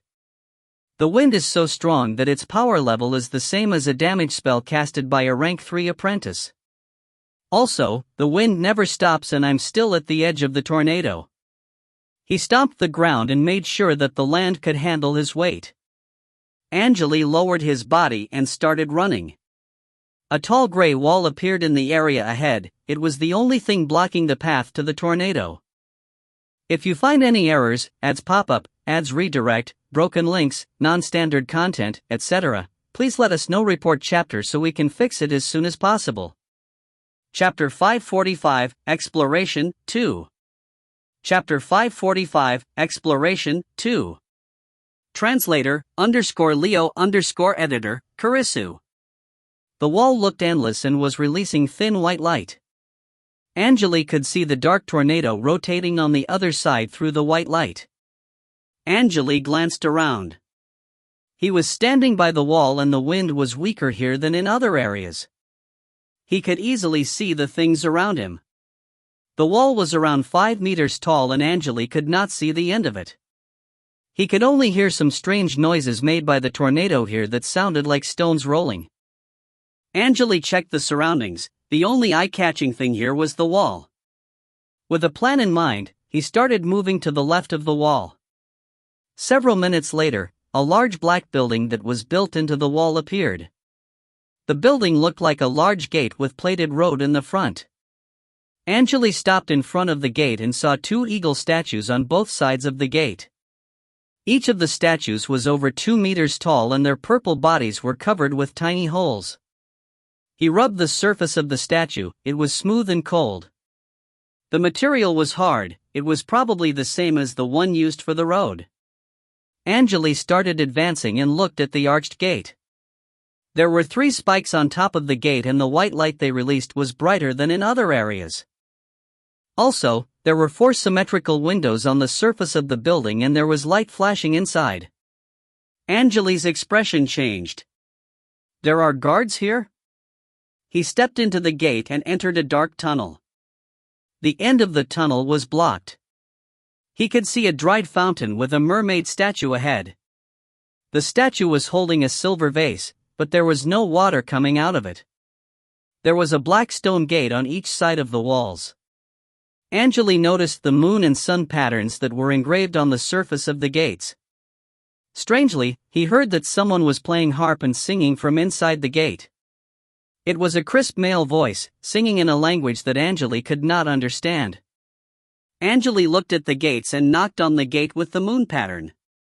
Woo! The gate slowly opened and the orange light spurted out it immediately. Angele's body trembled, he quickly covered his body with black smoke. Several seconds later, he transformed back to his human form and stepped into the gate. Inside the gate, it was a U-shaped hall with several wooden counters inside. Behind the counters, there were people with long sharp ears. It seemed like they were servers. There were several empty stone tables in the center of the hall and creatures that were releasing strong energy waves were drinking by the tables. Only 2 of the creatures looked like human beings, the rest of them looked like monsters. There were black rhinos with 2 heads, silver eagles in red armor, and humanoid creatures with heads of lobsters. Those lobster men also had 6 pairs of arms on their bodies. The only similarity the creatures had was their high power level. Angele entered the gate and closed it quickly. He glanced around and saw at least 3 creatures that were stronger than rank 4 wizards. Power seekers?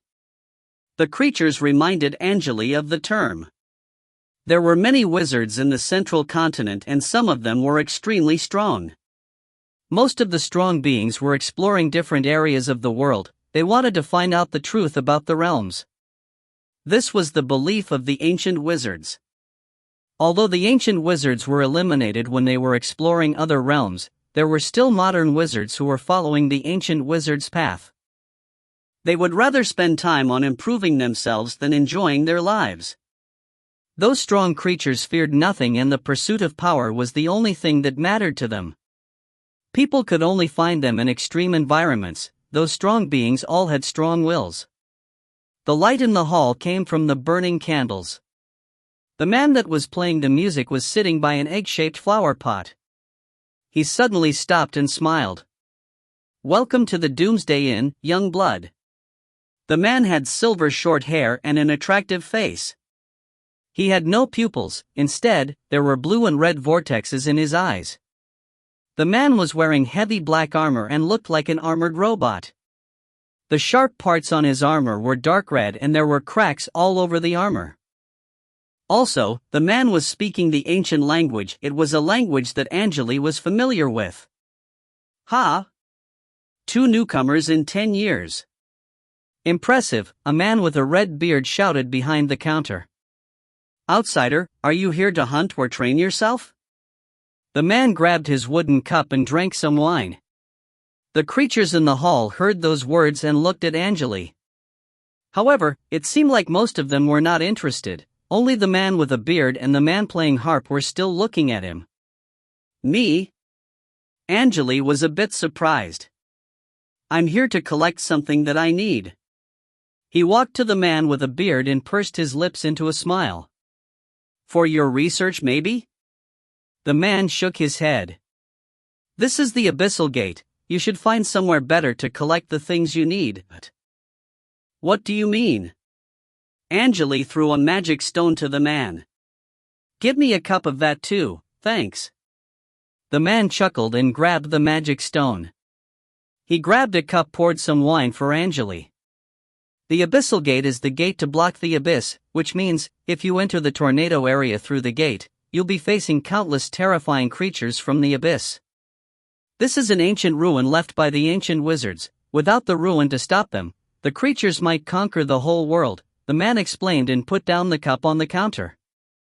Some of the yellow wine splashed on the surface of the counter. It was quite fragrant.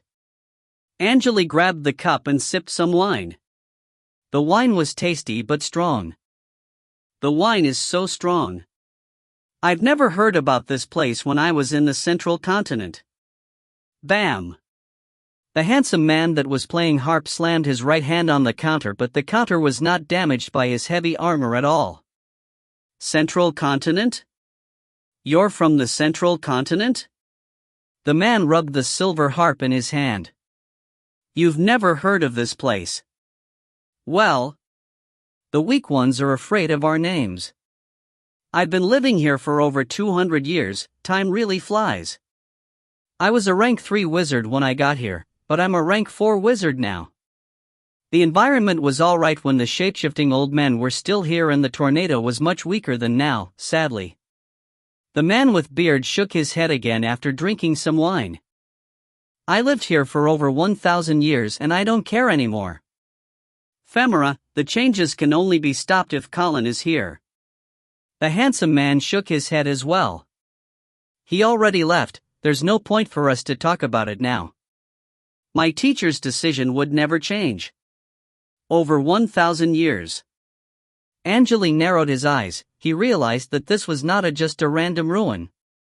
The shapeshifting old men the man mentioned reminded him of something. Beard, the shapeshifting old men you talked about are old men that transform their bodies into different animals, right? They are the definition of privacy invasion. You know them?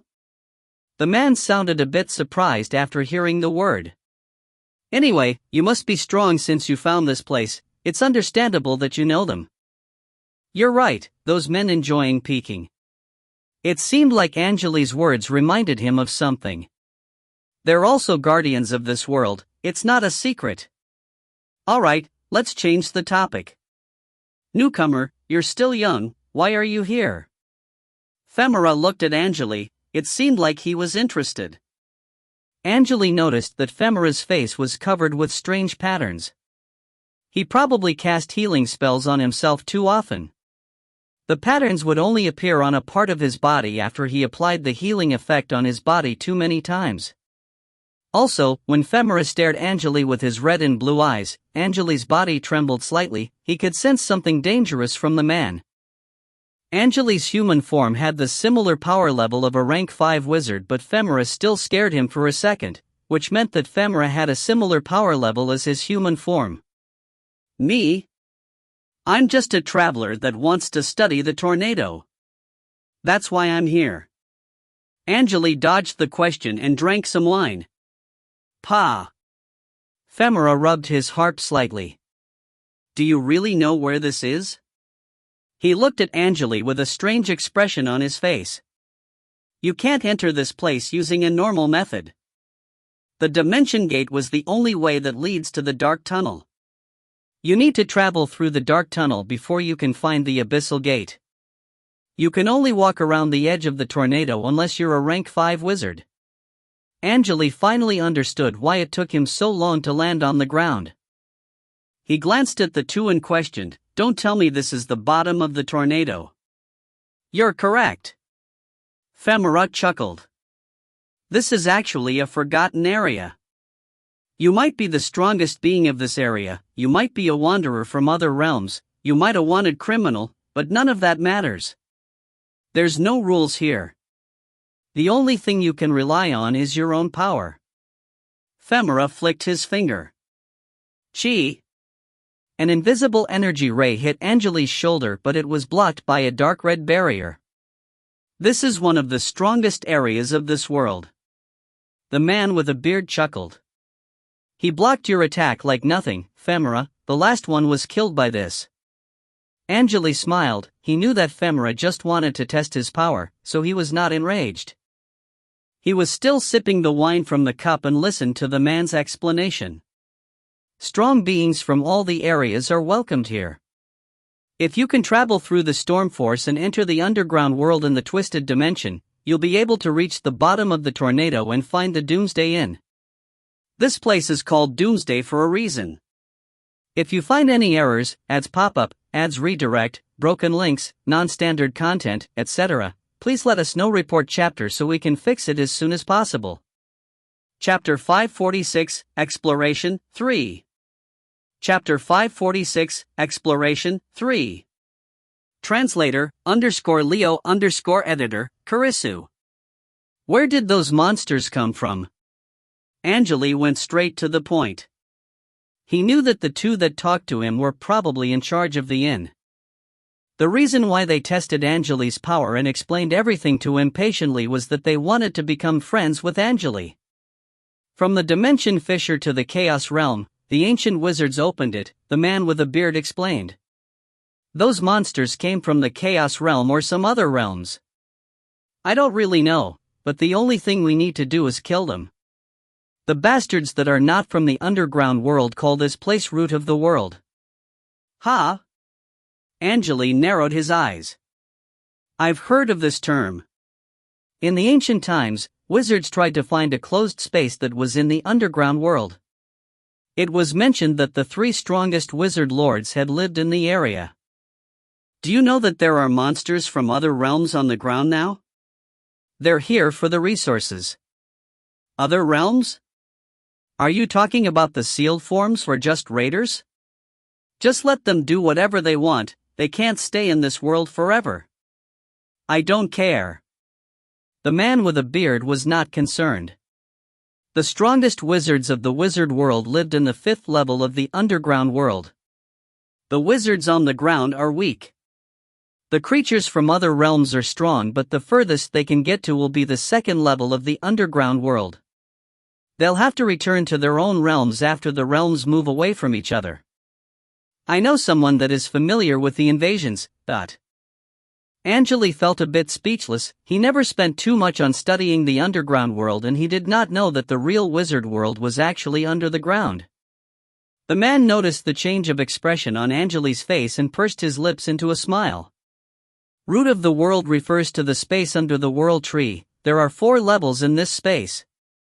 The size of each level is similar to the size of the Gem Sea. You know Gem Sea, right? The sea between the central continent and the west coast. The empire was being destroyed when I was at the Gem Sea. It was a big event.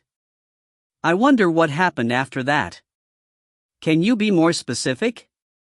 I have no idea how big the Gem Sea is. A bitter smile appeared on Angele's face. He noticed that the red beard was a living history book. He knew a lot of information that was considered as secrets to the outside world, but he was not trying to hide any of it from Angele. It has the same size as the sky area. Do you know sky area? Femera interrupted. He sounded a bit impatient. Angele was confused. He shook his head. It felt like he barely knew any valuable information when compared to the red beard in Femera. Well, the red beard put his hand on the forehead. What do you know then? You're a strong wizard, but you're not knowledgeable at all. Femera, help me explain it to him. Femera nodded. All right, I'll make it easier for you. This area has the size of 20 central continents. You know central continent, right? Angele remained silent. Femera did not say anything else. Come on, say something. The red beard sighed. You probably never paid any attention to the underground world. There were so many wars and empires in the history, but the only things you can find on the ground are some small ruins. Don't you think it's a bit strange? Where are the big ruins? Dimension fissures are very unstable when compared to the actual realm. Have you ever thought of the ruins of the ancient wars? There are so many strong ancient wizards in different areas. They could do whatever they wanted to and rule the empires. Where are all those ruins? The red beard kept asking questions.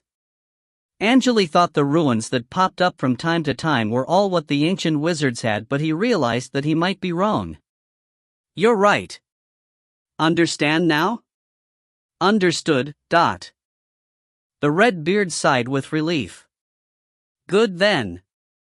I was worried that you were too dumb to understand everything. What's your next plan then? Actually, I have a question. Do you know what the area was used for before the tornado appeared? Angele questioned politely. He wanted to show his respect. The red beard rubbed his chin. It was just a remote area that was weak and poor. I've only been there once and all I met were mortals. There was barely any wizard there. Angele nodded. What about the tornado? What's inside it? A lobster man approached them before the red beard opened his mouth. I've only been there once, he repeated the sentence the red beard said. He says this sentence every time you ask him about a location. His nickname is Beard the Living Map. The red beard rolled his eyes and he threw a green wine bottle into the lobster man's mouth. Inside the tornado, there is the dimension fissure and the monsters. Alright, young one, I've told you a lot of things. Why don't you become a member of Doomsday Inn? I'll pay you 1 golden beast every 10 years. I'll pass. I need to take up my family and my friends first. Angele stood up and smiled. He turned around and started walking to the exit. The red beard ephemera looked a bit sad after hearing those words. That's sad. I think he's scared and he'll just leave. The red beard sent the words to Ephemera through energy particles. Ephemera shrugged but did not say anything. Angele walked to the stone gate. He suddenly turned around and looked at the counter. Red beard. Huh? The red beard was confused. To be honest, I do want to become a member of the inn, but it'll take a while before I come back. Angele smiled. The red beard hesitated for a second and smiled. For sure, I'll welcome you back no matter how long it's going to take. I'll be back in 1,000 years. Angele finished speaking and the inn suddenly became silent. The red beard's wine cup stopped moving and Ephemera just put his hand on the harp. The wine was dripping down the lobster man's chin. All the creatures in the hall were surprised by what Angele just said. The flames were dancing on the candle stands and no one was talking. Their sights all fell upon the man that was standing by the exit. It felt like the atmosphere was getting heavy. Angele chuckled. I'll come back in 1,000 years. Don't forget. He pushed the gate open and disappeared into a ball of flames. The red beard breathed heavily and put down the cup with excitement in his eyes. No problem. I'll wait 1,000 years, he shouted and his voice echoed in the hall. Ephemera had mixed emotions about this. He was shocked, surprised, and depressed at the same time. A strong being that can live for 1,000 more years. I won't be able to see that day, I think. It sounded like he didn't care. I think he could at least live for 10,000 years. The red beard was still excited. If he really is that strong, I don't mind waiting 1,000 years for him. Beard, do you really believe what he said? A man with a head on his chest asked. I trust my own eyes. The red beard pointed at his eyes. Angele left Doomsday Inn and stood in the sandstorm. He inhaled deeply and looked at the gray area outside the red barrier. He could no longer see the inn below. I didn't expect to find an inn at a place like this, and it was even filed up with strong creatures. Peace will return to this world in 1,000 years and I'll come back here to study the truth of the world. Angele was being serious when he talked to the red beard. He would come back if the inn was still open 1,000 years later. He started flying in the strong wind that was mixed with gray sand. The only thing he could hear was the wind and he was not even sure if he was moving at full speed. Angele flew for a while and he slowly stopped in the air after he was certain that he was far away from the inn. I'm just moving around the edge of the tornado based on the strength of the wind. The wind is pushing in a certain direction. Angele closed his eyes and checked the situation using the biochip. Several seconds later, he opened his eyes and looked to the right. That's it. I can move through the edge of the tornado ahead. A large hologram of the tornado slowly appeared in front of his eyes. Tornado model created. 81% of the tornado simulated. 2% of the details included. Zero's voice echoed in his ears.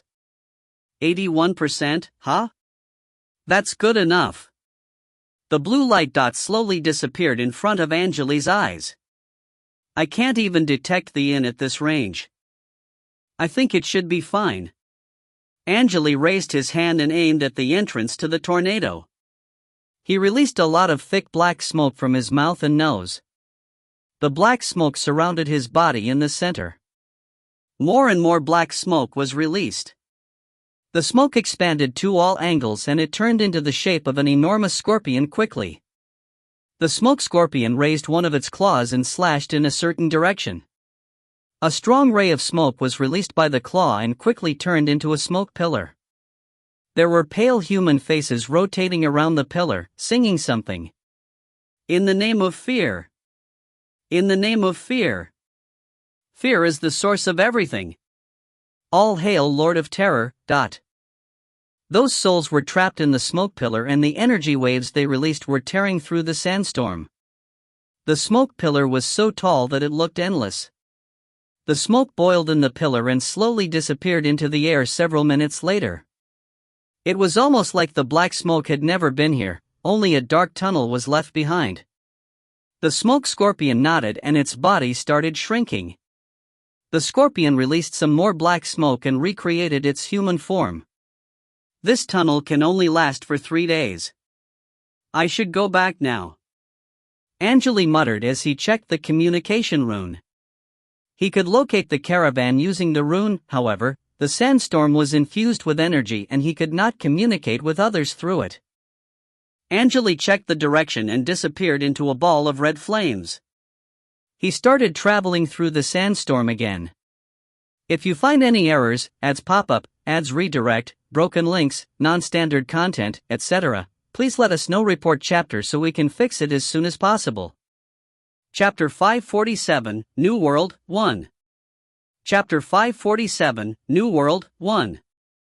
Translator, _Leo_editor, Kurisu. 2 hours later. A ball of red flames was released from the sandstorm that was in front of the caravan. Angele recreated his body next to a bull. The door of the carriage was opened right after Angele returned to the caravan, revealing Fur's face. Master Green, how's the situation? Angele smiled and nodded. I found the entrance. Inform everyone that we need to start moving. The tunnel won't last for too long and doesn't appear often, so we need to travel through it as soon as possible. Sure, I'll let the elders know. They are sitting in different carriages with their relatives, so I only need to inform them about the situation. Fur looked relieved. Angele jumped into the carriage and closed the door. The door of the carriage was protected by a wind-blocking spell. It was quiet inside the carriage, but he could still see the furious sandstorm through the window. He sat down by the window and grabbed the fruit wine from the table. The wine was slightly spicy and warmed his body up quickly. Fur lowered his left hand and nodded. It seemed like she already sent the message out. Let's get moving then. Angele tapped on the table using his finger. Moo. The bull started pulling the carriage forward slowly.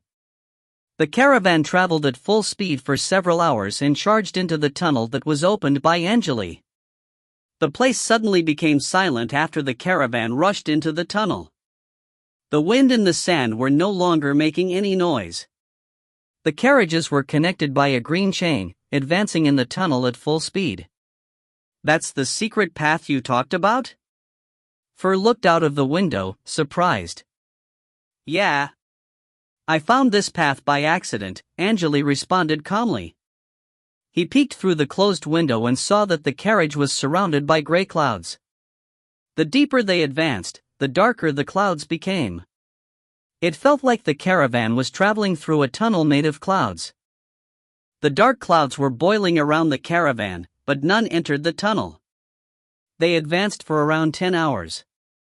Angele suddenly grabbed a wooden cup from the table and threw it out of the window. Gee! The wooden cup hit the dark clouds and sank into it, but nothing happened.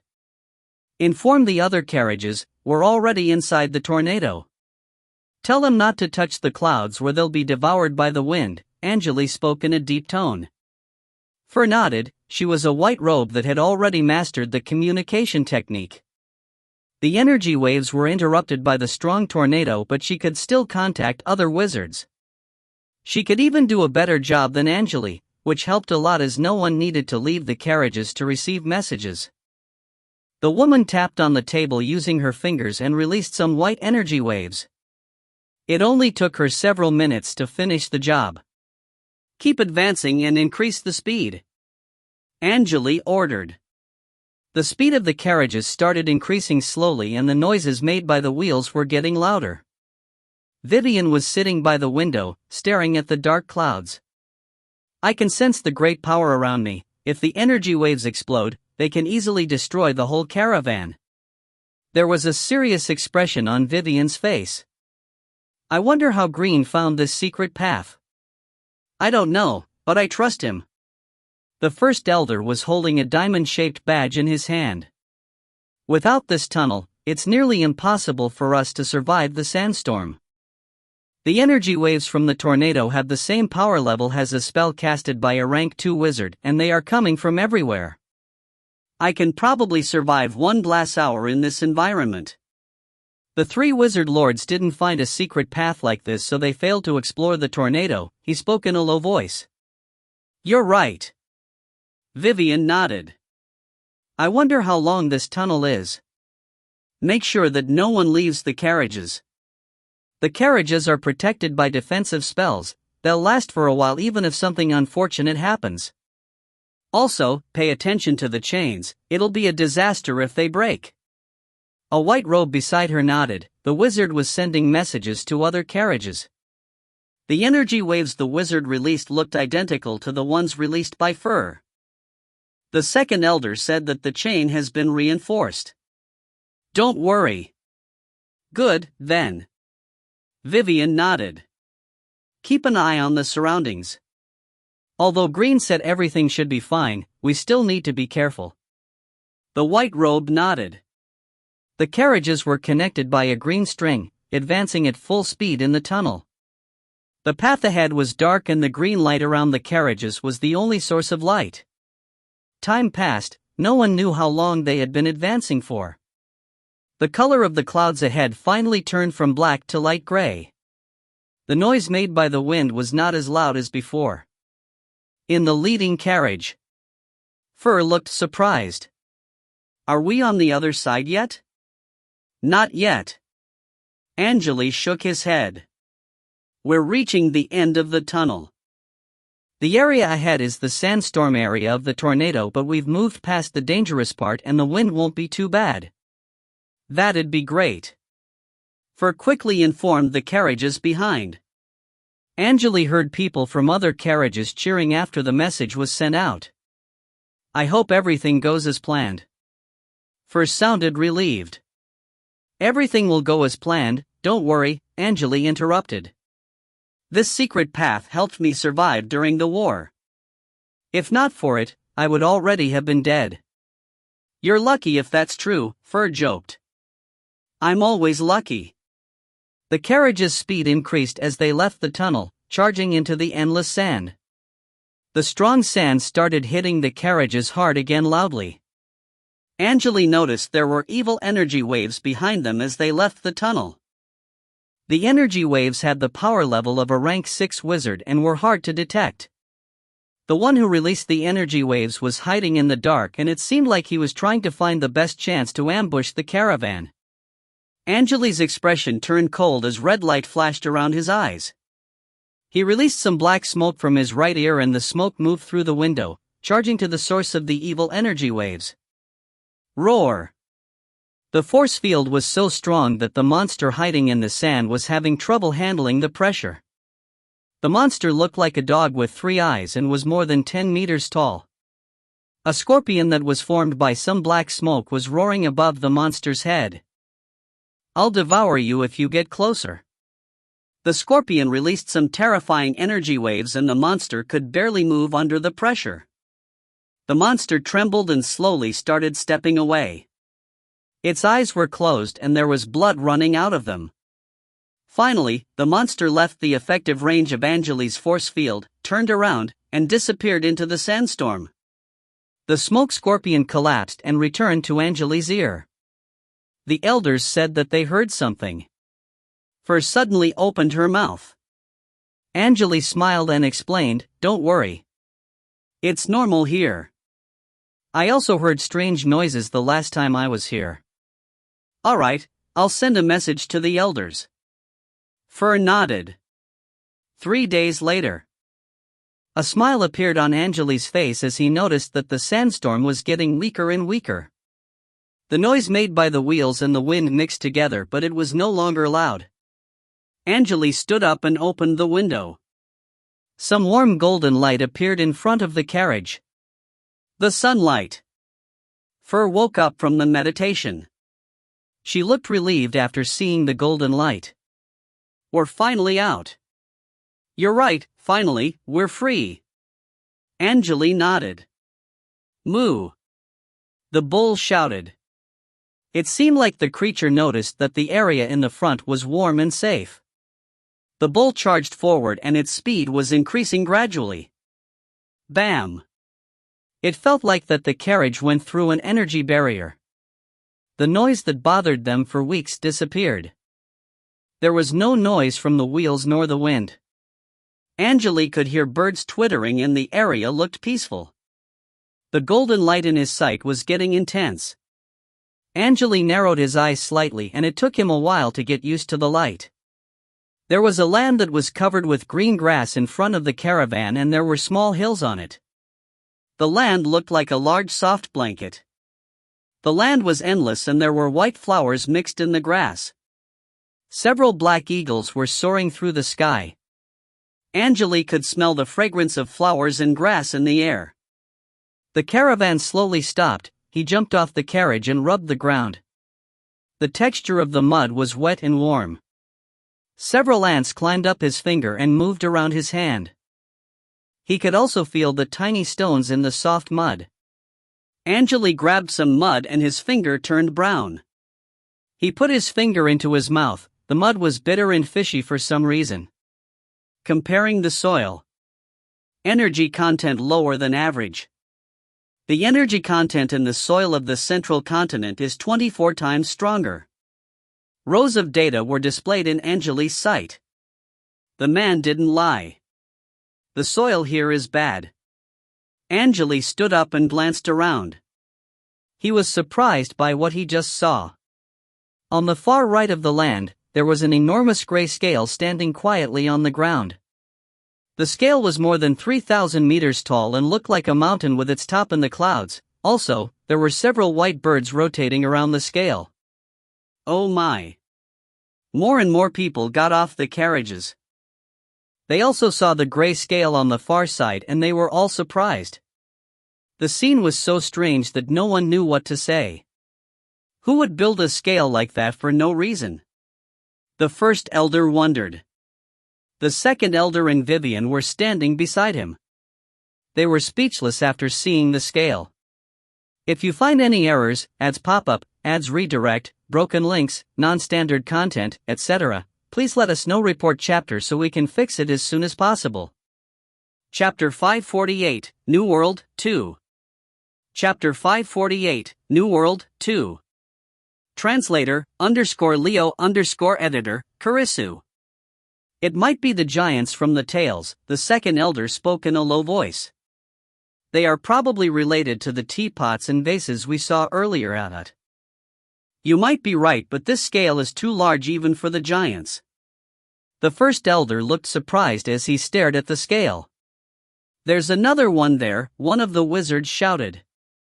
They looked in the direction that the voice came from and found another humongous gray scale on the far left. Angele glanced around, but the only thing he could see was the green grass. There were no strangers around.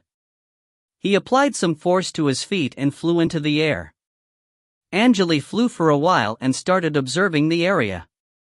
He noticed that the grass on the ground was slowly turning yellow.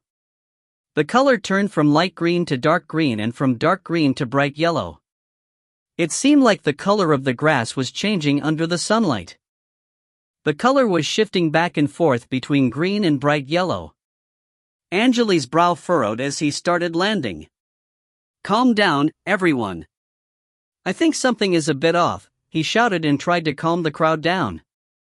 The crowd slowly stopped talking and they all looked at Angele. "Master Green, did you find anything?" Mike stepped forward. It seemed like the wizards considered him as the representative. Angele shook his head. "I didn't find anything, but I think something is missing in the air."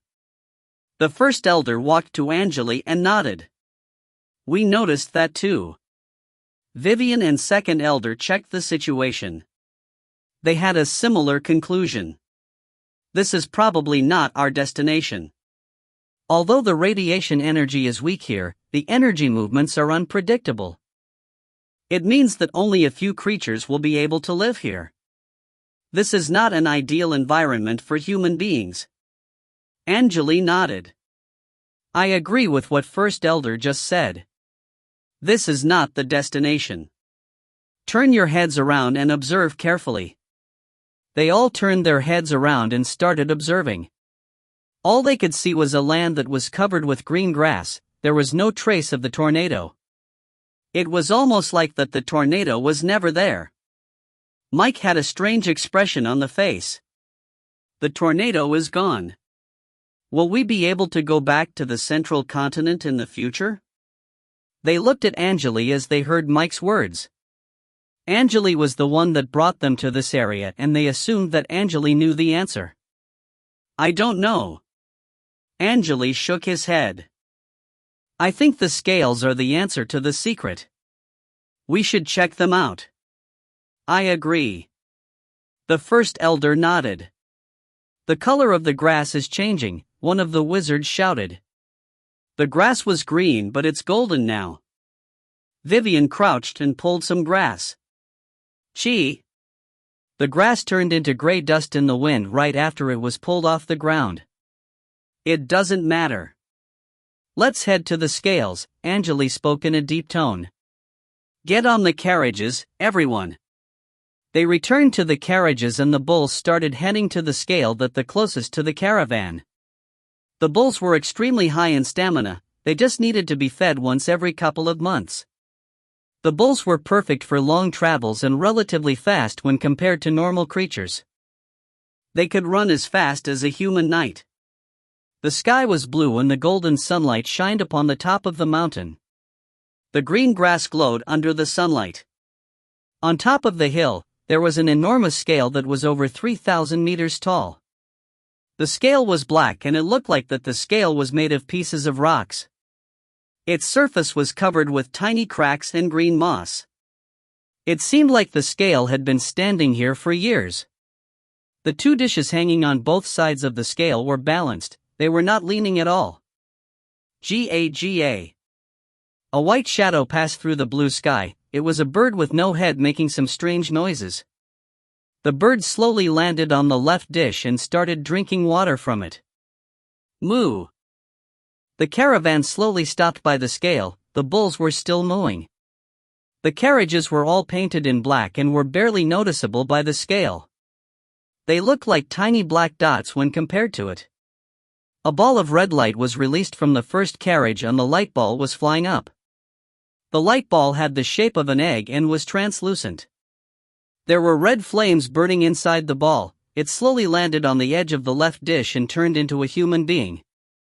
It was a man in a black robe who had long red hair. The man's skin was pale and there was a confident expression on his face. It was Angele, who decided to check the situation alone. Angele stood on the edge of the dish and looked at the water. The dish had a diameter of over 300 meters and it almost looked like a lake. The golden sunlight was reflected in the shimmering water and the wind was blowing gently. There were several white birds with no heads standing on the edge of the dish, drinking water using their necks. Chee chee. Angele heard the noise coming from the other side and quickly checked the source of the noise. A ball of white fog landed on the other dish. It was the second elder. Angele quickly activated the communication rune. He could hear the second elder's voice echoing in his ears. Green, did you find anything? Angele shook his head and responded, No, the only thing I can see here is some water. What about you? The second elder replied in a strange tone, Well, I found a huge pattern here. I've never seen anything like this. I'll show it to you. An egg-shaped white light screen appeared in front of Angele's body after the second elder finished his words. A strange red pattern was displayed on the light screen. The pattern looked like a circle with two triangles on its top. Inside the circle, there were countless runes that weren't following any particular order. There were strings, triangles, squares, insects, creatures, and human beings. Some of the runes were simple but most of them were complicated. Angele narrowed his eyes and observed the pattern carefully. He felt like that he had seen it somewhere. Vivian's voice came from the light screen. I have no idea what this pattern is. The runes inside circle don't make any sense. The first elder also joined the conversation. I think those are just random runes that have no actual meaning. I'll show them to the other wizards. Wait a bit. Some wizards failed to reach higher ranks, but they might know more. The wizards who explored different areas of the world usually knew more about information like this, so they just started waiting for the first elder's response. Angele could hear other people talking through the light screen. He started thinking as his brow furrowed. Some blue light flashed in front of his eyes and it seemed like the biochip reminded him of something. I've seen a similar pattern in some random books. The pattern has no actual meaning, however, it's used for explaining and sharing certain information, The first elder was a bit surprised. He did not expect Angele to know the things that they had never seen. What is the pattern trying to explain then? Maybe it's related to the scale? That's possible. Angele nodded. Vivian agreed, yeah, those runes are not releasing any energy waves, that might be the only explanation. Who's there? Someone suddenly shouted below. It seemed like they found something. Angele and the second elder jumped off the dishes immediately. They were dropping at full speed but they landed on the ground without any problem. Mike and two male black robes surrounded a strange human-shaped creature in the center. They were standing on the empty ground by the carriages. The wizards already prepared their magic devices. The magic devices were glowing. It seemed like they could be activated at any time. What happened? The crowd led by the first elder gathered around them. Angele and the second elder also approached them. They had a clear view of the person that was surrounded by the wizards. The man was strange. He was wearing a gray linen outfit, and his head was a large magnifier, its glass slightly curved. The man looked just like a normal male human besides the magnifier head. Don't kill me. Please. The mentality waves the man released were sending the message to the wizards around. The man shook his head and the wizards' faces reflected on the magnifier. The first elder moved closer to the man and asked the wizards not to cast the spells. Who are you? Are you a resident of this area? He questioned using the mentality wave. Using mentality waves to trade messages was a basic technique, however, only simple messages could be delivered through the mentality wave. The technique was still used by some old races with strong mentality. The man calmed down after he received the first elder's message. I'm a magnifier man, the ritual is not my fault. He pointed at the first elder and then pointed at the scale behind him. A ritual? Vivian noticed that the man said that word when he was pointing at the scale. Do you mean that the scale is used for a ritual? However, it seemed like the man did not understand the sentence. Vivian repeated the sentence using mentality waves, but the man just pointed at the scale. Exchange. Ritual. He suddenly shouted, and the wizards were a bit surprised. It disappears. Disappeared? Vivian and the first elder exchanged eye contact. Maybe the scale has the ability to start a certain ritual. The things in the circle refer to the things that can be sacrificed, and that's why there are many things in it. I think that the scale can be activated using a sacrificial ritual, and it will teleport us somewhere else. I think you're right. Angele suddenly opened his mouth. His eyes were covered by red glow. He checked the magnifier man's memory and acquired random pieces of information. The portal could only be activated through the ritual. Let's give it a try. Sure, let me try the portal. Vivian flew to the left dish right away.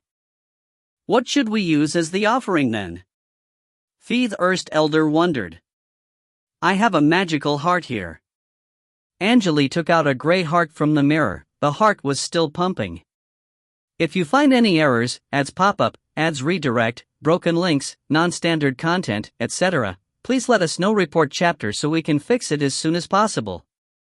Chapter 549, New World, 3. Chapter 549, New World, 3. Translator, _Leo_editor, Karisu. He flew to the right dish and threw the black heart onto it after Vivian landed safely on the left dish. Ka! The heart landed on the dish without any problem. The whole scale suddenly leaned to the left. It seemed like the left dish was heavier than the right one. Angele was surprised after he saw the black heart disappear from the dish. The heart left no trace behind. Does it mean that the two things on the dishes must be equal? Green, try this. The first elder's voice came from below. A red shadow flew to Angele, then rotated in the air and slowly flew into Angele's hand. It was a red arm that was skinned. Angele could see the muscle and the tendon clearly. He had no time to check the arm, so he just threw the arm onto the right dish. Ka! The scale shook slightly and regained the balance quickly, but it was leaning to the right slightly. It seemed like the arm was more valuable than Vivian. A strong but cold mentality wave surrounded Angele. Do you want to start the teleportation? What are you? Angele was excited after he heard the voice. Where will the scale teleport her to? He wondered. Start the teleportation now? The mentality wave questioned again. The voice was emotionless. Angele narrowed his eyes as blue light dots flashed in front of his eyes. Analyzing the mentality wave. Target unknown. Not logical. Not intelligent. It's a generated question. Zero's mechanical voice echoed in his ears. So, I have to say yes or no. Angele muttered as he looked at the left dish. Vivian was floating in the air and she nodded after noticing that Angele was staring at her. Start the teleportation or not, the mentality wave repeated. Start, Angele answered. Woo! The sky turned silver gray for a second, but it returned to normal quickly. Angele saw that Vivian's body was surrounded by a ball of gray fog. She disappeared along with the fog. She's gone? Angele quickly checked the situation using the biochip, and blue light dots appeared in front of his eyes. On the left side of his sight, rows of data were refreshing. Angele could see the information like the density of the energy, the dimension movement, the radiation density, and the movement of the air. The data was being calculated constantly. How safe was the teleportation? Angele questioned. The teleportation was extremely safe. The success rate was 99.985%. The biochip responded immediately. Angele checked the number of the dimension movement. The number was so large that Vivian had to be teleported to somewhere far from this area. Vivian's mentality sigil is still active. The place must be safe, the first elder said loudly. The magnifier man started talking again. Disappear, many people, just like you. The second elder's brow furrowed. Is he trying to tell us that there are many people like us on the other side? That's the only possibility. The first elder nodded. This area doesn't feel like the inside of a tornado or the other side of the tornado. It felt like a random dimension fissure, and my guess is probably right. An ancient scale like this can only be found in dimension fissures. I think the scales were built for the giants. It's highly possible. The second elder nodded in agreement. First elder, should we use the scale too? Let's do it. It's impossible for us to return to the central continent now, and this area just makes me anxious for some reason. We should leave now. There are many human beings on the other side, and we should be able to rebuild our organization there. The first elder finished his words and looked at the other people. What do you think? Should we stay here or teleport to the other side? We should teleport to the other side, this is not even a question. Mike stepped forward. The children in the team aren't feeling well after we travel through the tunnel. I think the radiation here is not just from the energy particles, and mortals will be hurt if they stay here for too long. However, I don't think we can just trust the magnifier man like this. It's easy. I have a spell that can test if he's telling the truth. I've already cast it on him. Angele slowly landed on the ground. I can guarantee that he's telling the truth. He checked the magnifier man's memory and saw the scene on the other side. It was a glowing cave with human beings living inside. The scene was nice and peaceful. That's it then. We should teleport together. Second elder, Mike, and I will protect the mortals. We should protect them using a metal barrier or an ice barrier so that they won't take too much radiation. Fur and Green, help take care of the children. Also, please put the offerings on the right dish. The first elder waved his right hand and a black leather bag dropped into Fur's hand. These are the limbs of energy creatures I collected. I wanted to use them for lab materials, however, I think this is a better time to use them. The second elder threw a red leather bag to Fur as well. I have some materials that I don't need too. The other wizards all handed the materials that they could spare to Angele and Fur. They needed a large number of materials as offerings. They could not keep the carriages and the bulls. The wizards stored everything they needed in the rings and their relatives to the left dish. It took them around 10 minutes to take all the mortals to the dish that was several hundred meters high. Angele and Fur flew to the right dish. Angele was the one who dropped the offering. The mentality started questioning Angele again after he dropped everything on the dish. Start the teleportation or not? Angele led Fur to the left dish and landed by the wizards who were prepared for the teleportation. He exchanged eye contact with the first elder and opened his mouth. Start now. Woo! Angele suddenly heard something ringing in his ears.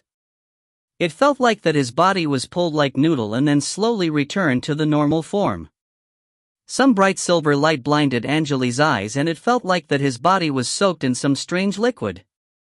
Angele had no idea how long had passed when the silver light disappeared. There was a black wall right in front of him. The wall was bumpy and there were glowing mushrooms on its surface. Angele glanced around. He noticed that he was standing on a white platform with the team. There was a large white stone wall behind him and the engraving on the wall looked like a large scale. The other walls in the cave were black and there was a narrow path in front of them. By the end of the path, there was white light coming from outside. Vivian was resting on the path with her eyes closed. The crowd got noisy after several seconds. Is everyone doing fine? The first elder swung his hands and released some green light. The mortals and wizards at lower ranks were quickly relieved from the pain caused by the energy radiation. I'm fine, First Elder. I'm good, but my muscles are sour. Mike crouched by a girl with silver hair. He was checking the girl's condition carefully. The children are recovering, which means the area with the scales was the problem. Sounds good.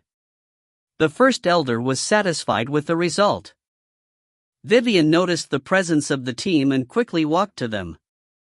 I was waiting for you. I checked the surroundings and found that this was just a normal cave. There is a forest and some small hills around. Also, I found a town that's occupied by humans on the left. I checked the energy movement and I'm certain that there was no wizard here. Actually, the density of energy particles here is low. That's very strange. Vivian's brow furrowed. There are over 10,000 people in the town, but I didn't find any wizard apprentice and knights here, which means those people are all mortals. The first elder's brow furrowed as well. That's not good news. Are you sure that you didn't find any knight? Who's protecting the town then? There are swordsmen and normal knights that are not releasing any energy waves, but they are still mortals, Vivian explained. Also, I checked the elementals here. Raising her hand, Vivian released an oval mirror in the air. Inside the mirror, there was a translucent vortex and there were a few colorful strings in the vortex.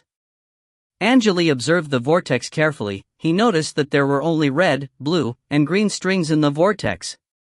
Fire, life energy, and water. Those are the only energy particles in the air here. Also, the density is so low that I can barely see the strings. Blue light dots flashed in Angele's eyes. He did the comparison and the energy density in the central continent was 100 times the energy density here. That's why there's no knights and wizards here. Alright, let's leave the cave first. There was a serious expression on the first elder's face as he left the cave first. The rest of the wizards all had their brows furrowed. The low energy density would be good for the mortals, but the spells they cast would be much weaker than before. They had to rely on the energy particles that were stored in their bodies. However, it would be hard for them to collect the energy particles in the air. It was a terrible news to the wizards who enjoyed doing research. It would not be a problem to Angele. He was a wizard that followed the ancient wizard's path and he could still rely on the refined true form. Although he could not sense the nightmare realm here, the pressure from the realm power had already disappeared after the two realms contacted. The only problem was that the realm power here was barely noticeable due to the low energy density. It was the first time that he found a place that was weaker than the West Coast. In such an environment, it would be nearly impossible for them to build a portal that could teleport them back to the central continent. Wizards' power came from the energy particles. Without enough energy particles, they would never be able to build a strong portal. Although Angele had a huge amount of energy from the negative emotions, he would not build a portal using the power of the souls and the negative emotions. If you find any errors, ads pop up, ads redirect, broken links, non-standard content, etc., please let us know. Report chapter so we can fix it as soon as possible. Chapter 550, Research and Exploration, 1. Chapter 550, Research and Exploration, 1. Translator, _Leo _editor, Karisu. The rain was heavy. There were some small white houses on the empty ground among the vibrant green trees.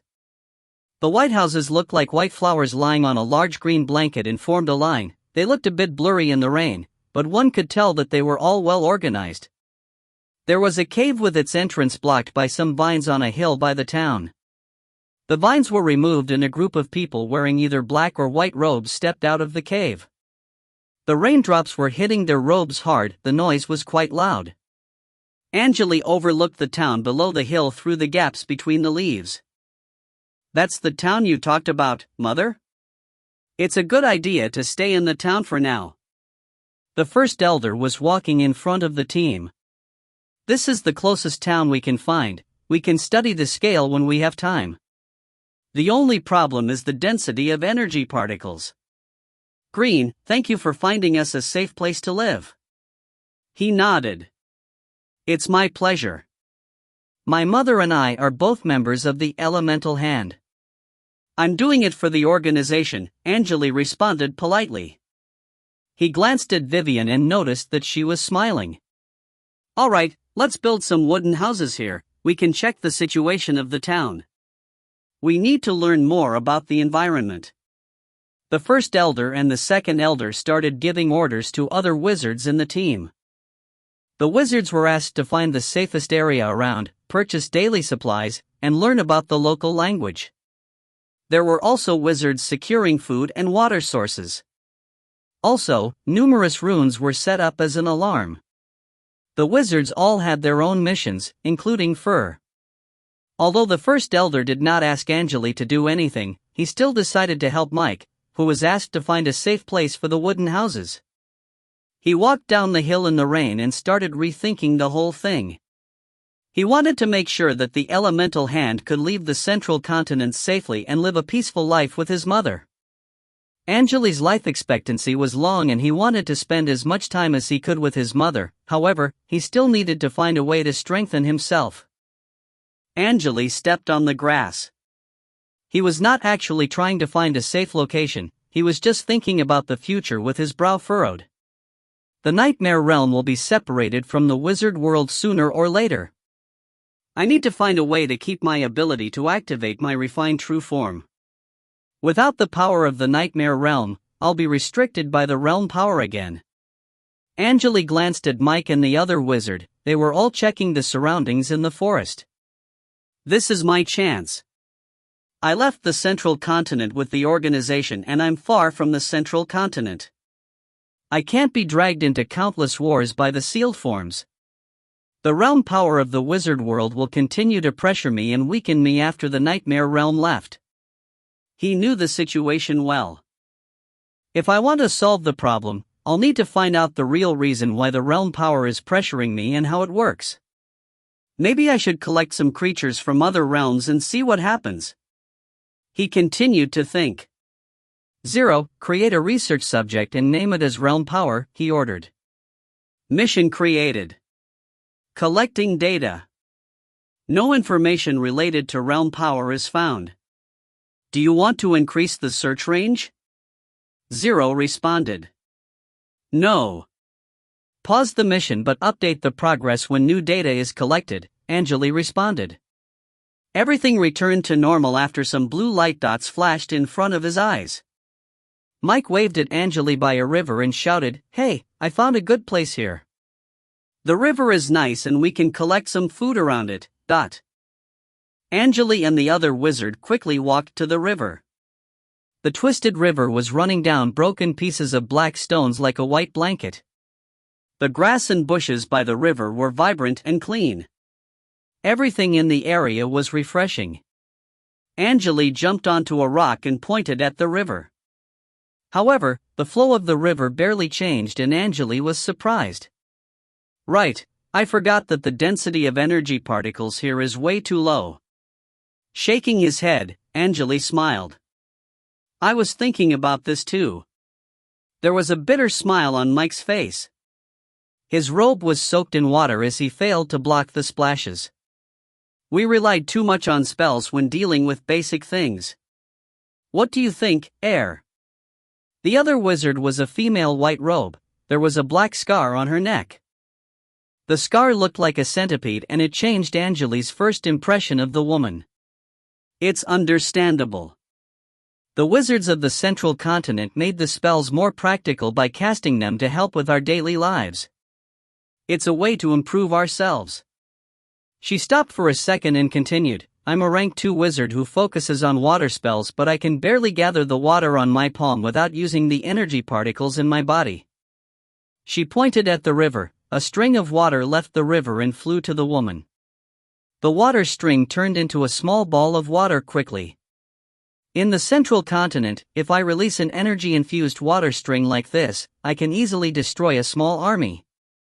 However, there's barely anything I can do here, Mike tried to calm Air down, however, he looked a bit helpless. They started cutting down the trees by the river. They wanted to create an empty ground here for the wooden houses. Angele helped them as well. Without casting any spells, they cut down the trees using their physical strength. Angele's attributes were much higher than the other wizards, so he decided to cut down the trees by himself and asked the other 2 wizards to build the wooden houses. The rain slowly stopped after a while. The golden sunlight pierced through the dark clouds and landed in the forest. It was bright but still cold. Angele quickly cut down numerous trees as he thought about the realm power. An empty ground was created without any problem. He tried to cast spells, however. A rank 2 damage spell in the central continent only had the power of a rank 1 apprentice here. The spell could barely do anything. It felt like that the wizards were 2 ranks lower than they were here. The good thing was that Angele's power came from the bloodlines, or he would be greatly impacted too. He felt like he was just a strong rank 1 wizard here and would have trouble recovering after using up all the energy particles in his body. Most of the wizards decided to save the energy particles for critical situations and were using their hands to collect the things they needed. The wizards were much stronger than mortals, so they would not get tired easily. It only took them a couple hours to build more than 20 wooden houses by the river. The wooden houses spread on the empty ground. They looked like large cubes. The wizards also built fences around the houses. That's all we can do for now. We can build better houses later if we decide to stay here for a longer period. Mike was satisfied with the small town they built and quickly sent the signal to the team. Several minutes later, the other people brought the food they collected here. They also caught some wild boars and chickens. The wizards who went to the town returned with basic tools and condiments. They also learned the local language through some special spells. The elemental spells were weakened, but the spells that would affect people's mind were still usable. The wizards acquired the knowledge of the language without any problem. The 3 elders were still in the town. They wanted to learn more about the environment. There were around 20 people in Elemental Hand's team. They entered the wooden houses and retrieved their items from the magic devices. Also, they put their names on the houses that they selected. Some of the wizards modified the houses to the way they liked. Angele selected a house that was close to the forest and waited for the elders to come back. The 3 elders finally came back following the signals left by the wizards when the sun started setting. Vivian had a short conversation with others and walked to Angele's house. Angele stepped out of his house to welcome his mother before she knocked on the door. "Vivian, how's the situation here?" "I only visited the Dimension Fissure the last time I traveled through the tornado, and it's my first time here," Angele questioned. They entered the wooden house together and sat down in the wooden chairs. "We haven't talked in a while. Too many things happened." Vivian grabbed the cup from the table and sipped some water. "The water is not polluted by the energy radiation and tastes great." Angele peeked through the wooden window. The wizards all returned to their houses with their relatives. The Elemental Hand finally found a peaceful place to settle down. The members decided to live in this town they created with their families. The first elder and the second elder were talking with Fur, but Angele was not sure what they were talking about. Outside the fences, the trees were marked with glowing red runes that would alert the wizards if anything happened. "We're safe now. What's your next plan?" Angele questioned in a calm tone. "Plan? I've visited the town." Vivian sighed. "All I could find were mortals. The mortals here are kind, and it might be a good idea to settle down here. What about you, Green? You're young and you probably don't want to waste your time here." Angele chuckled. "No worries. I need a peaceful environment like this to solve my problem. An environment like this will help me think, also." He stopped for a second and continued, "It's nearly impossible for me to go back from a place like this. The density of energy particles here is way too low. I can build a portal or send my shadow back to the central continent. Magic circles are supported by the energy particles in the air, however, we have to rely on ourselves now, and wizards can't do anything without the energy particles." Sadly, First Elder wanted to rebuild the organization in a remote area, but in an environment like this. Vivian lowered her head and looked at the cup. She looked a bit depressed.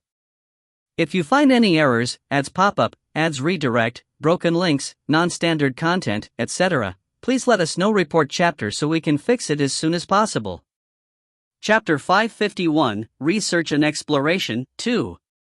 Chapter 551, Research and Exploration, 2. Translator, _Leo_editor, Karisu. If we want to leave this area, we'll have to study the stone wall with the scale on it. Maybe the scale can help us teleport somewhere else, we just need to figure out the method. Angele shrugged. The problem is we don't have enough materials as the offering, only a small number of us can be teleported. Vivian did not finish the sentence. Don't worry, most of the wizards that left with us hate the war. If we want to return to the central continent, we'll have to travel through the tornado again. However, it'll take me a while to find another hidden path, and I've already made it clear. The wizards are here because it's their destiny, Angele said. We need to get used to the environment here and live a peaceful life. Yeah, we've already made the decision and we shouldn't regret. Vivian sounded a bit depressed.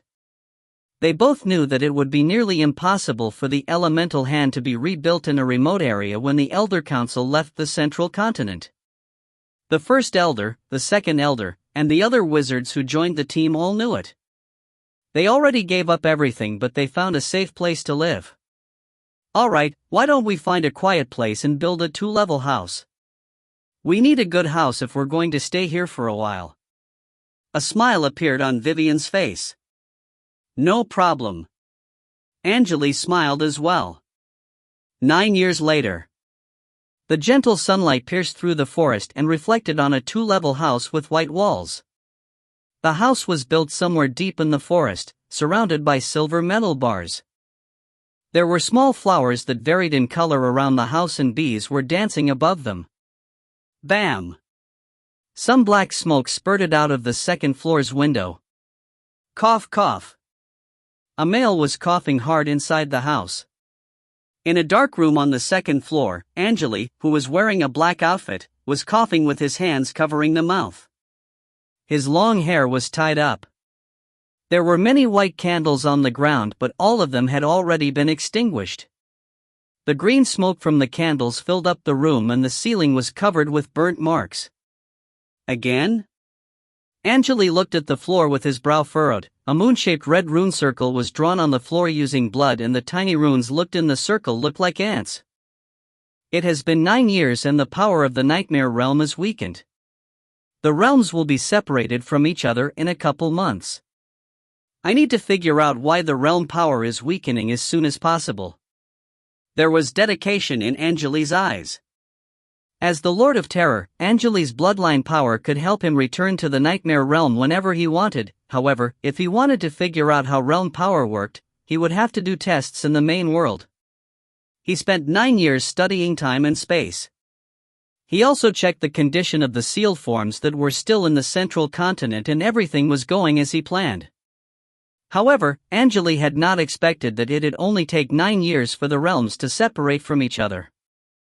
That's why the beard was not concerned with the sealed forms. It's impossible for the sealed forms to get to the 5th level of the underground world in such a short period. Green. Suddenly, Angele heard children shouting outside. Vivian asked you to go to the town and have breakfast. Angele looked out of the window. Outside of the silver metal bars, there were 2 children shouting. The 2 children were around 10 years old. The one on the left that looked like a boy was wearing a shirt and there was a slinger on his belt. The other looked like a girl. She had long red hair and her purple dress was cute. Alma and egg tart. Angele looked at the 2 children and smiled. The 2 children both looked cute. However, the one that looked like a boy was actually a girl and the one in a dress was a boy. It was a tradition of the town. Boys would be treated like girls until they were 13 years old, and girls would be treated like boys until they were 13 years old. The wizards and their relatives communicated a lot with the people from the town in the last 9 years. Some of the wizards moved to the town since most of them enjoyed the peaceful life and the environment here was perfect for them. Only the first elder and Angele were still living in the forest. Vivian and Fur all moved to the town. Breakfast, huh? Alright, you can go play if you want. I'll be there soon, Angele responded quickly. The 2 children heard the response and disappeared into the forest. It seemed like they had friends waiting for them. Angele was not concerned about the dark smoke in the room. He moved away from the window and walked down the stairs. The wooden staircase led him to the first floor quickly. He walked around the staircase and pulled a black ring on the floor up. Crank. The ring was the handle of a trapdoor which hid the entrance to the basement. Angele lowered his body and entered the basement, closing the trapdoor. The basement was empty, there were no decorations there. The only object there was a gray platform in the center of the room. The platform had a diameter of 5 meters and occupied most of the area. There were 2 tall silver candle stands on both sides of the platform. Dim red light from the candle stands was reflected off the walls. Angele walked to the platform but did not step on it. He stopped by the edge of the platform and checked his feet. A blue glow flashed on the gray platform when Angele approached it. The blue glow came from the flashing light strings that looked like tiny cracks. The cracks were not following any specific pattern. I hope I can succeed. The problem is I only have a couple months left. The wizards of the elemental hand were barely doing any research that required the use of energy particles, but it was not a problem for Angele. He had the energy created by negative emotions. Sadly, the energy created by negative emotions was hard to control. Angele spent the last 9 years trying to design a special rune circle that could utilize his bloodline power. The rune circle was designed using the bloodline power, and its fuel was the energy created by negative emotions. Angele wanted to use the rune circle to help him with his study. Angele was a bit anxious as he looked at the flashing cracks. 9 years of study. I hope I did everything properly. If I can get the desired result, I'll be able to find out the truth about the realm power and solve the problem. The ancient wizards injured the ancient light without taking any damage, and I'm sure I can do it too. Let's start. Angele stepped forward. The complicated red rune circle glowed under his feet, and a larger rune circle appeared outside the circle he was standing on. Several seconds later, the second circle was followed by a third circle. The rune circles stacked and all appeared under Angele's feet, covering the floor of the basement. Angele took out a dried body of a white bird from his pouch. In the name of the Terror Lord. He started chanting the incantation. The dead bird was revived on Angele's palm, and its dried body was filled up with life energy. Several seconds later, the dead bird turned into a normal white bird and left Angele's hand. The bird rotated around Angele several times and released intense red light from its eyes. The bird charged into the gray platform and disappeared into the rune circles. All the realms. All the dimensions. My sigil. Open the tunnel for me. Angele released some thick black smoke, which all moved to the gray platform. Some red walls that were covered with countless runes appeared around the platform. The black smoke gathered and turned into a black bead that was slowly spinning. The bead was surrounded by the red walls. Chi! It sounded like a piece of cloth was being torn apart. The black bead was destroyed and turned into an eye-shaped fissure with pure darkness inside. Angele stared at the black fissure. Suddenly, dark light flashed in his sight. The basement blacked out for a second and Angele's sight blurred. He noticed that the fissure disappeared completely when he could see things again. An unknown creature appeared on the gray platform. The creature looked like a ball that was stuck on a cube. Its body had the color of bronze and it looked like a mechanical creation. Angele could hear the noise made by gears. The ball was on top of the cube and the 2 holes that looked like eyes were staring at Angele. What's this? Angele looked at the strange creature on the platform with his brow furrowed. I created the summoning spell to call the creatures from other dimensions, but it shouldn't bring me a robot. Angele checked the creature and noticed that the realm power was not pressuring it at all. Is the creature too weak? The realm power is not doing anything to it. Angele was a bit speechless. He named the summoning spell as Angele's Great Dimension Spell. The spell would summon a random creature from a random realm for him, but he could not control the outcome, so the creature might be strong or weak. He wanted to summon something that would trigger the weakening effect of the realm power, but it seemed like the robot-looking thing in front of him did not meet the requirements. Angele waved his hand. The red walls released red electric pulses, and the electric pulses quickly struck the bronze robot. Chee-chee. After the noise, only a pile of black dust was left on the platform. Angele waved his hands again and the dust was blown away from the rune circles. The dust was sucked into a small hole on the ground. Again. He took out another dead bird. Angele repeated the process and the bird charged into the rune circles again. Black light flashed. Angele's sight was blurred and he saw the second creature he summoned. It was a man that was standing on the platform, surrounded by the walls. The man was wearing a white fur coat and had short golden hair. The man's face was handsome, but his expression made him look like he did not care about anything. The man had his hands in his pockets and he just stood there. "Where is this place?" The man raised his head and looked at Angele. The man was not speaking using his mouth, he was sending the message using his mentality wave. "I'm Lord of Ethereal, how did you teleport me to this place? If you find any errors, ads pop up, ads redirect, broken links, non-standard content, etc., please let us know. Report chapter so we can fix it as soon as possible."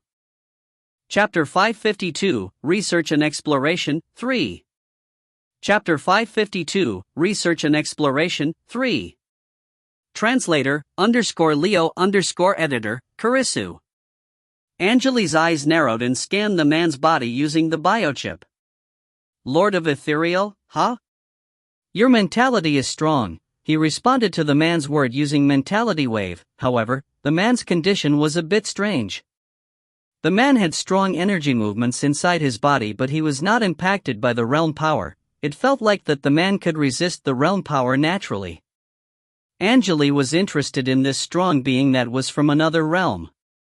"Let's do a trade, strong being from another realm. I'm interested in the way you use your mentality wave, but..." Angele's message was a bit hard to understand since he was not good at sending messages through mentality waves. He repeated the sentence multiple times and the Lord finally understood what he was trying to imply. "That's not a problem." The man flicked his finger. "This is the first time I travel to another realm like this, and what you're asking is just a common thing to me, so I'll just gift you it." Angele noticed that the knowledge from the Lord was sent into his brain through mentality waves. "Thank you." He quickly improved his mentality wave messages and the message was much easier to understand than before. "Sadly, my spell can only keep you in this world for a short duration."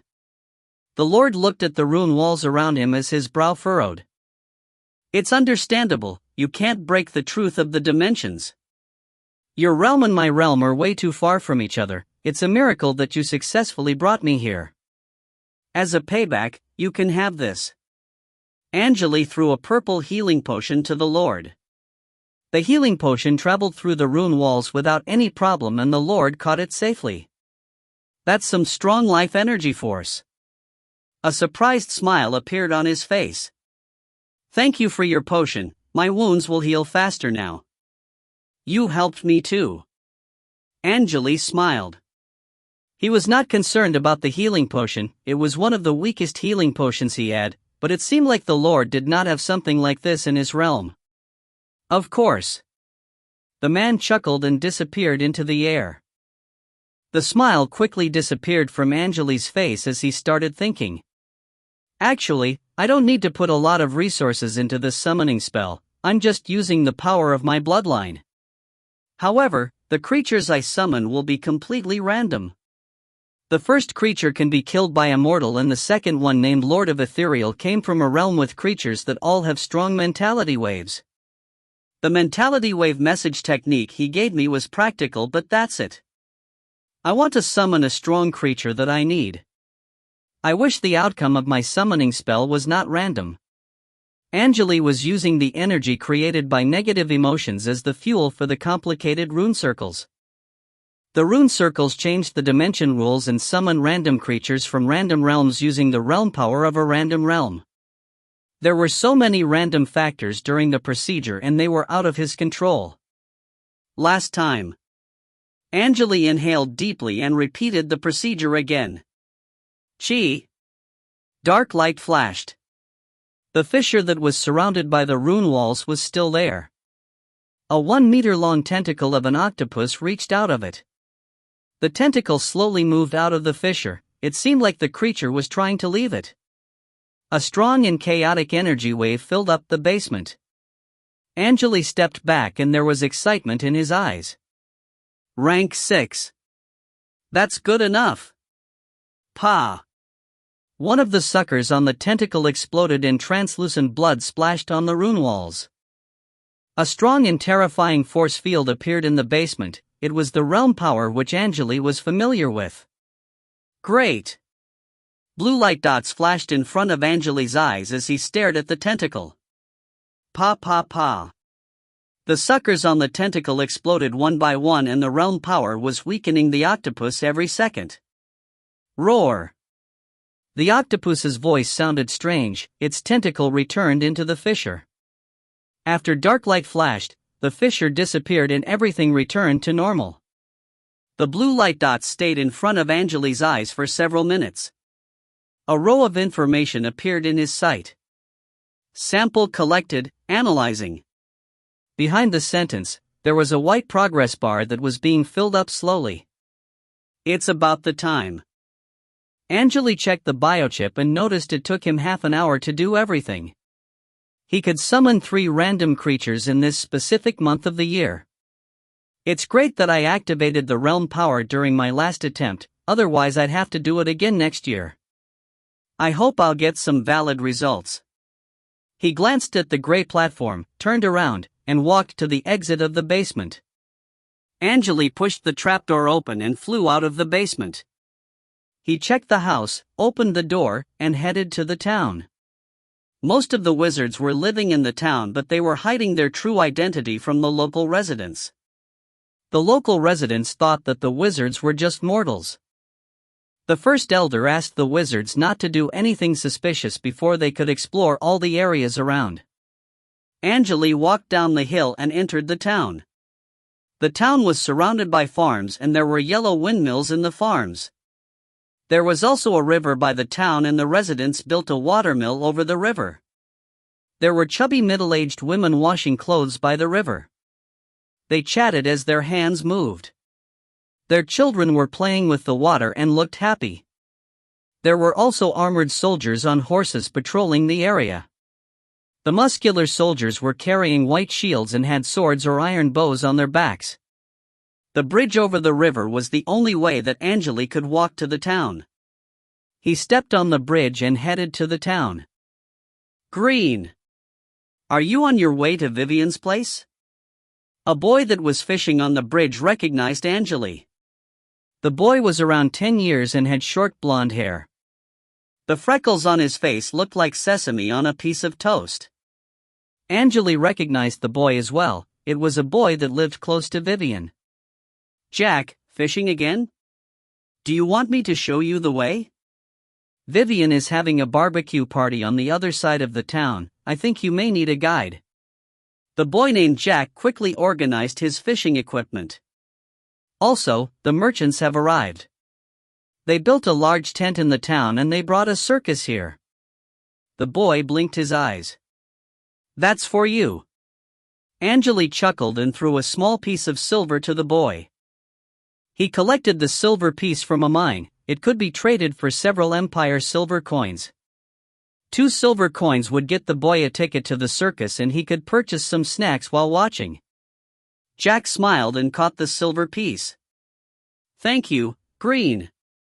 He collected his fishing equipment and walked down the bridge with Angele. They headed to the left side of the town together. It took them a couple minutes to arrive at a 2-story house with white walls. There was a spacious garden in front of the house, tables, chairs, and barbecue tools lined up on an empty ground. Several wizards of the elemental hand attended the party.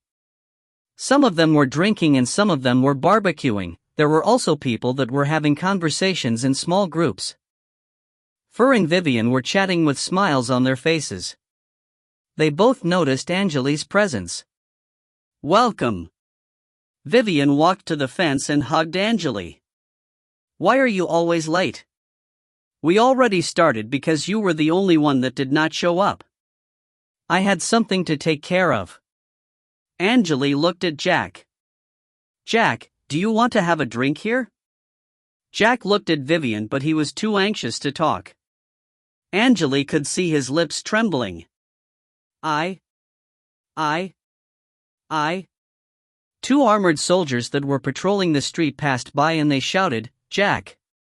Your father is looking for you. He's angry, you should head home now, the soldier in the front shouted.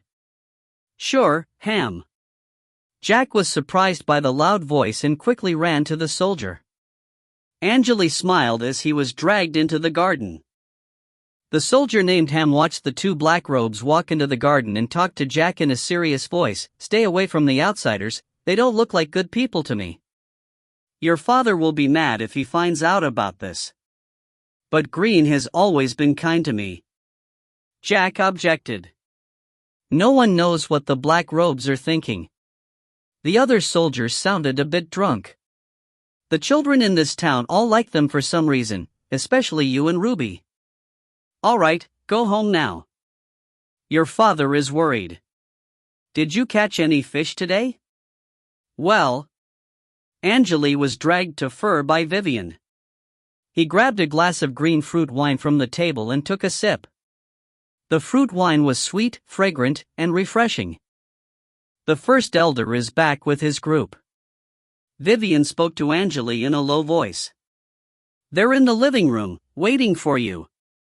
Angele nodded. All right, let's go. Fur finished the fruit wine and put down the glass on the table. She nodded and entered the house first. Angele and Vivian followed after them. The first elder and the second elder were sitting by the fireplace in the living room.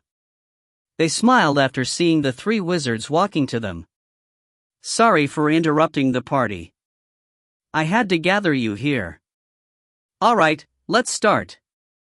The first elder looked at Vivian and she quickly locked the door. They walked to the two elders and sat down by the table. Mike was also here, eating a meat skewer slowly.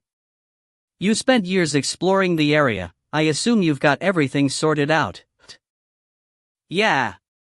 The first elder nodded. Second elder, I'll let you do the talking. All right. The second elder glanced around. First elder and I explored the area over the last several years. We tried to do it as fast as possible, so we used a lot of our resources and finally have a general idea of the layout of this land. He cleared his throat and continued, there are only mortals in the countries on this land. Their main forces are strong soldiers on heavily armored horses. There are no knights here, but there are rumors of wizards going around. The rumors said that people here hated wizards and the kings treated the wizards as their enemies. They would burn the wizards they captured alive and some mortals were killed due to false reports. The wizards were a bit surprised after hearing the word. Which means, if they find out who we are, it'll be a big problem? Vivian questioned in a low voice. We're just rank 2 or rank 3 wizards now and we can only cast weakened spells using the energy particles stored in our bodies. There'll be consequences if we use up all the energy particles. Fur, Mike, and Angele remained silent. They did not expect something like this, it was lucky that they were living in a remote area. It'll be hard for us to rebuild our organization. That might be the reason why we didn't encounter other wizards in the last 9 years. If we don't return to the central continent, we won't be able to collect the energy particles we need. Fur was worried. The mortals can kill us if they send a whole army here. Don't worry, no one knows who we are as long as we don't expose ourselves to the public. Also, we can return to the Dimension Fisher in the worst case, Angele said. Some people already told me that they wanted to return to the central continent. The first elder sighed. I gathered you here because I want to ask you if you want to stay here or return to the central continent. We don't have enough offerings to send all people back. It has been 9 years, but we don't know what's happening in the central continent. I think I'll just stay here, Fur spoke first. My family died during the war and I don't want to go back. I don't really care. I'll just stay with my mother. Angele shrugged and looked at Vivian. Vivian hesitated and smiled. We've already announced that we were leaving the central continent and I don't think there's a place for us there anymore. I think White City Alliance has already created another organization like the Elemental Hand, and there'll be a problem if we go back unless we hide in a remote area, but it'll be the same as what we're doing right now. I'll just stay here, I think. If you find any errors, ads pop up, ads redirect, broken links, non-standard content, etc., please let us know. Report chapter so we can fix it as soon as possible. Chapter 553, Research and Exploration, 4. Chapter 553, Research and Exploration, 4. Translator, _Leo _editor, Karisu. Mike looked at the First Elder. First Elder, why don't you tell us more about the ruling class here? I'll be staying here too. I'm a normal wizard, but I'm one of the strongest individuals here. He looked a bit excited. If I stay here, my power will be recognized and I'll be respected one day. I won't go back just for that. Mike was born and raised in the central continent. It was the first time he realized that he could become one of the strongest human beings in a world that was full of mortals. Unlike the wizards that traveled to the central continent from other regions, Mike had not experienced such feelings yet. Mike, Angele, Vivian, and Fur were all interested in learning more about the local areas. This is a town in the Stanley Empire. Only merchants visit this town once per year since we're in a remote area. There are many towns like this in the Empire. They don't communicate with other towns often. The Empire is much larger than the human empires in the central continent. We visited at least 6 large cities and we heard that there was a total of 12 to 14 large cities. The First Elder stopped for a second and continued, also, Stanley Empire is weakest of the 5 countries here, but it still has around 30,000 soldiers in the army. Most importantly, we found many strange ruins here and they look like unexplored ruins left by the ancient wizards. Most of the wizards looked excited after hearing these words. For the ones who want to go back, we should just let them go. The First Elder sighed. This might be our chance or our graves. We have to work for the future. Angele smiled after he noticed that his mother looked happy. He was not concerned about his power as a wizard, his main problem was still the realm power. He needed to avoid the pressure from the realm power or just solve the problem completely so he could release his true power when necessary. Vivian was also not a problem for him. In this area, Angele was confident that he could protect all the members of the Elemental Hand. Also, one more thing, about your wedding with Fur, Vivian suddenly interrupted. Well? The smile disappeared from Angele's face. He liked Fur, but Angele's true form was a humongous scorpion monster and he was worried that their children would be scorpions too. Fur glanced at Angele with a calm expression on the face and mocked, Master Green has Becky with him and I think he never thinks of me. Becky. Angele was a bit speechless. He did bring Becky here, but Becky left years ago and Angele had no idea where she was. Although Angele's bloodline was inside Becky's body, he could barely sense it due to the distance. We haven't seen Becky for years. Vivian chuckled. Fur, Green, if you think it's fine, we'll hold the wedding for you as soon as possible. What do you think? The Fenrir family needs inheritors. A sweet smile appeared on Fur's face. I have no problem with that. Angele shrugged. I'll still focus on my research, I hope you don't mind. I'll try to make you spend more time on me, Fur spoke in a light tone. She knew that a dark wizard that had a strong body like Angele would be perfect for the environment. When the energy particles are limited, Angele would still be able to handle many things. Fur hated the political wars and endless research. She always wanted to live a peaceful life and would never give up a chance like this. Angele was smart and he was not ugly, also, Vivian always treated Fur well. The 3 elders chuckled after they heard the conversation. Alright then, we'll hold the wedding in 3 days. Green and fur, it won't be a big wedding, we can only work with what we have here. The first elders sounded apologetic. It was night. In Angele's house that was built on the hill. There was still orange light from a burning candle coming out of the reading room's window on the second floor. Angele stood in front of a large stone wall in his black silk robe, scraping something off the wall carefully. He used a silver metal plate to collect the dust. Most of the wall was covered by a black blanket, but it was still visible that there was a painting behind the blanket. Minutes later, Angele left the stone wall and sat down by the table. He started checking the dust he collected under the dim light. 0. Is the analysis on the realm power done yet? He questioned as he checked the dust. Analysis completed, you can retrieve the result now, 0 quickly responded. Retrieving the result. Chi.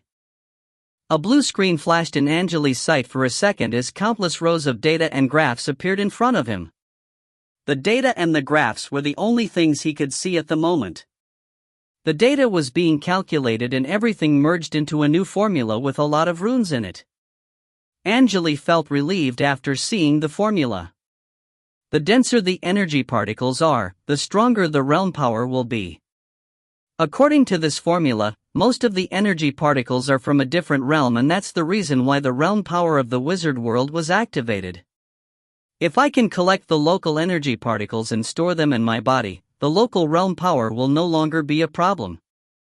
However, it'll be hard for me to complete this procedure. Angele's head was aching. The power of his true form came from the bloodline of the Scorpion Woman and the Single-Eyed Giant. The two ancient creatures were both from the Nightmare Realm, and the Son of Sun was also from a different realm. He would be a complete stranger to the wizard world if he was not a human being. But how does the realm power recognize the energy from a different realm? If I can figure that out, I might be able to avoid the realm power. Angele's brow furrowed. Anyway, let me prepare the materials for the summoning spell. The dust he collected from the mysterious painting was the main material for the summoning spell he created. Angele wanted to find out the truth about the painting. He was almost trapped in the painting and still remembered how that felt. He spent a lot of time trying to study the painting over the years. As long as part of the painting was covered, there would be no danger. Angele flattened the dust carefully using a metal needle under the light from the candle. Zoom in, he muttered. Suddenly, his pupils shrank and turned to the size of holes made by needles. He stared at the dark dust on the silver plate. The dust was zoomed in, its size increased gradually and filled up Angele's sight. The dust looked like pieces of random black crystals in his eyes.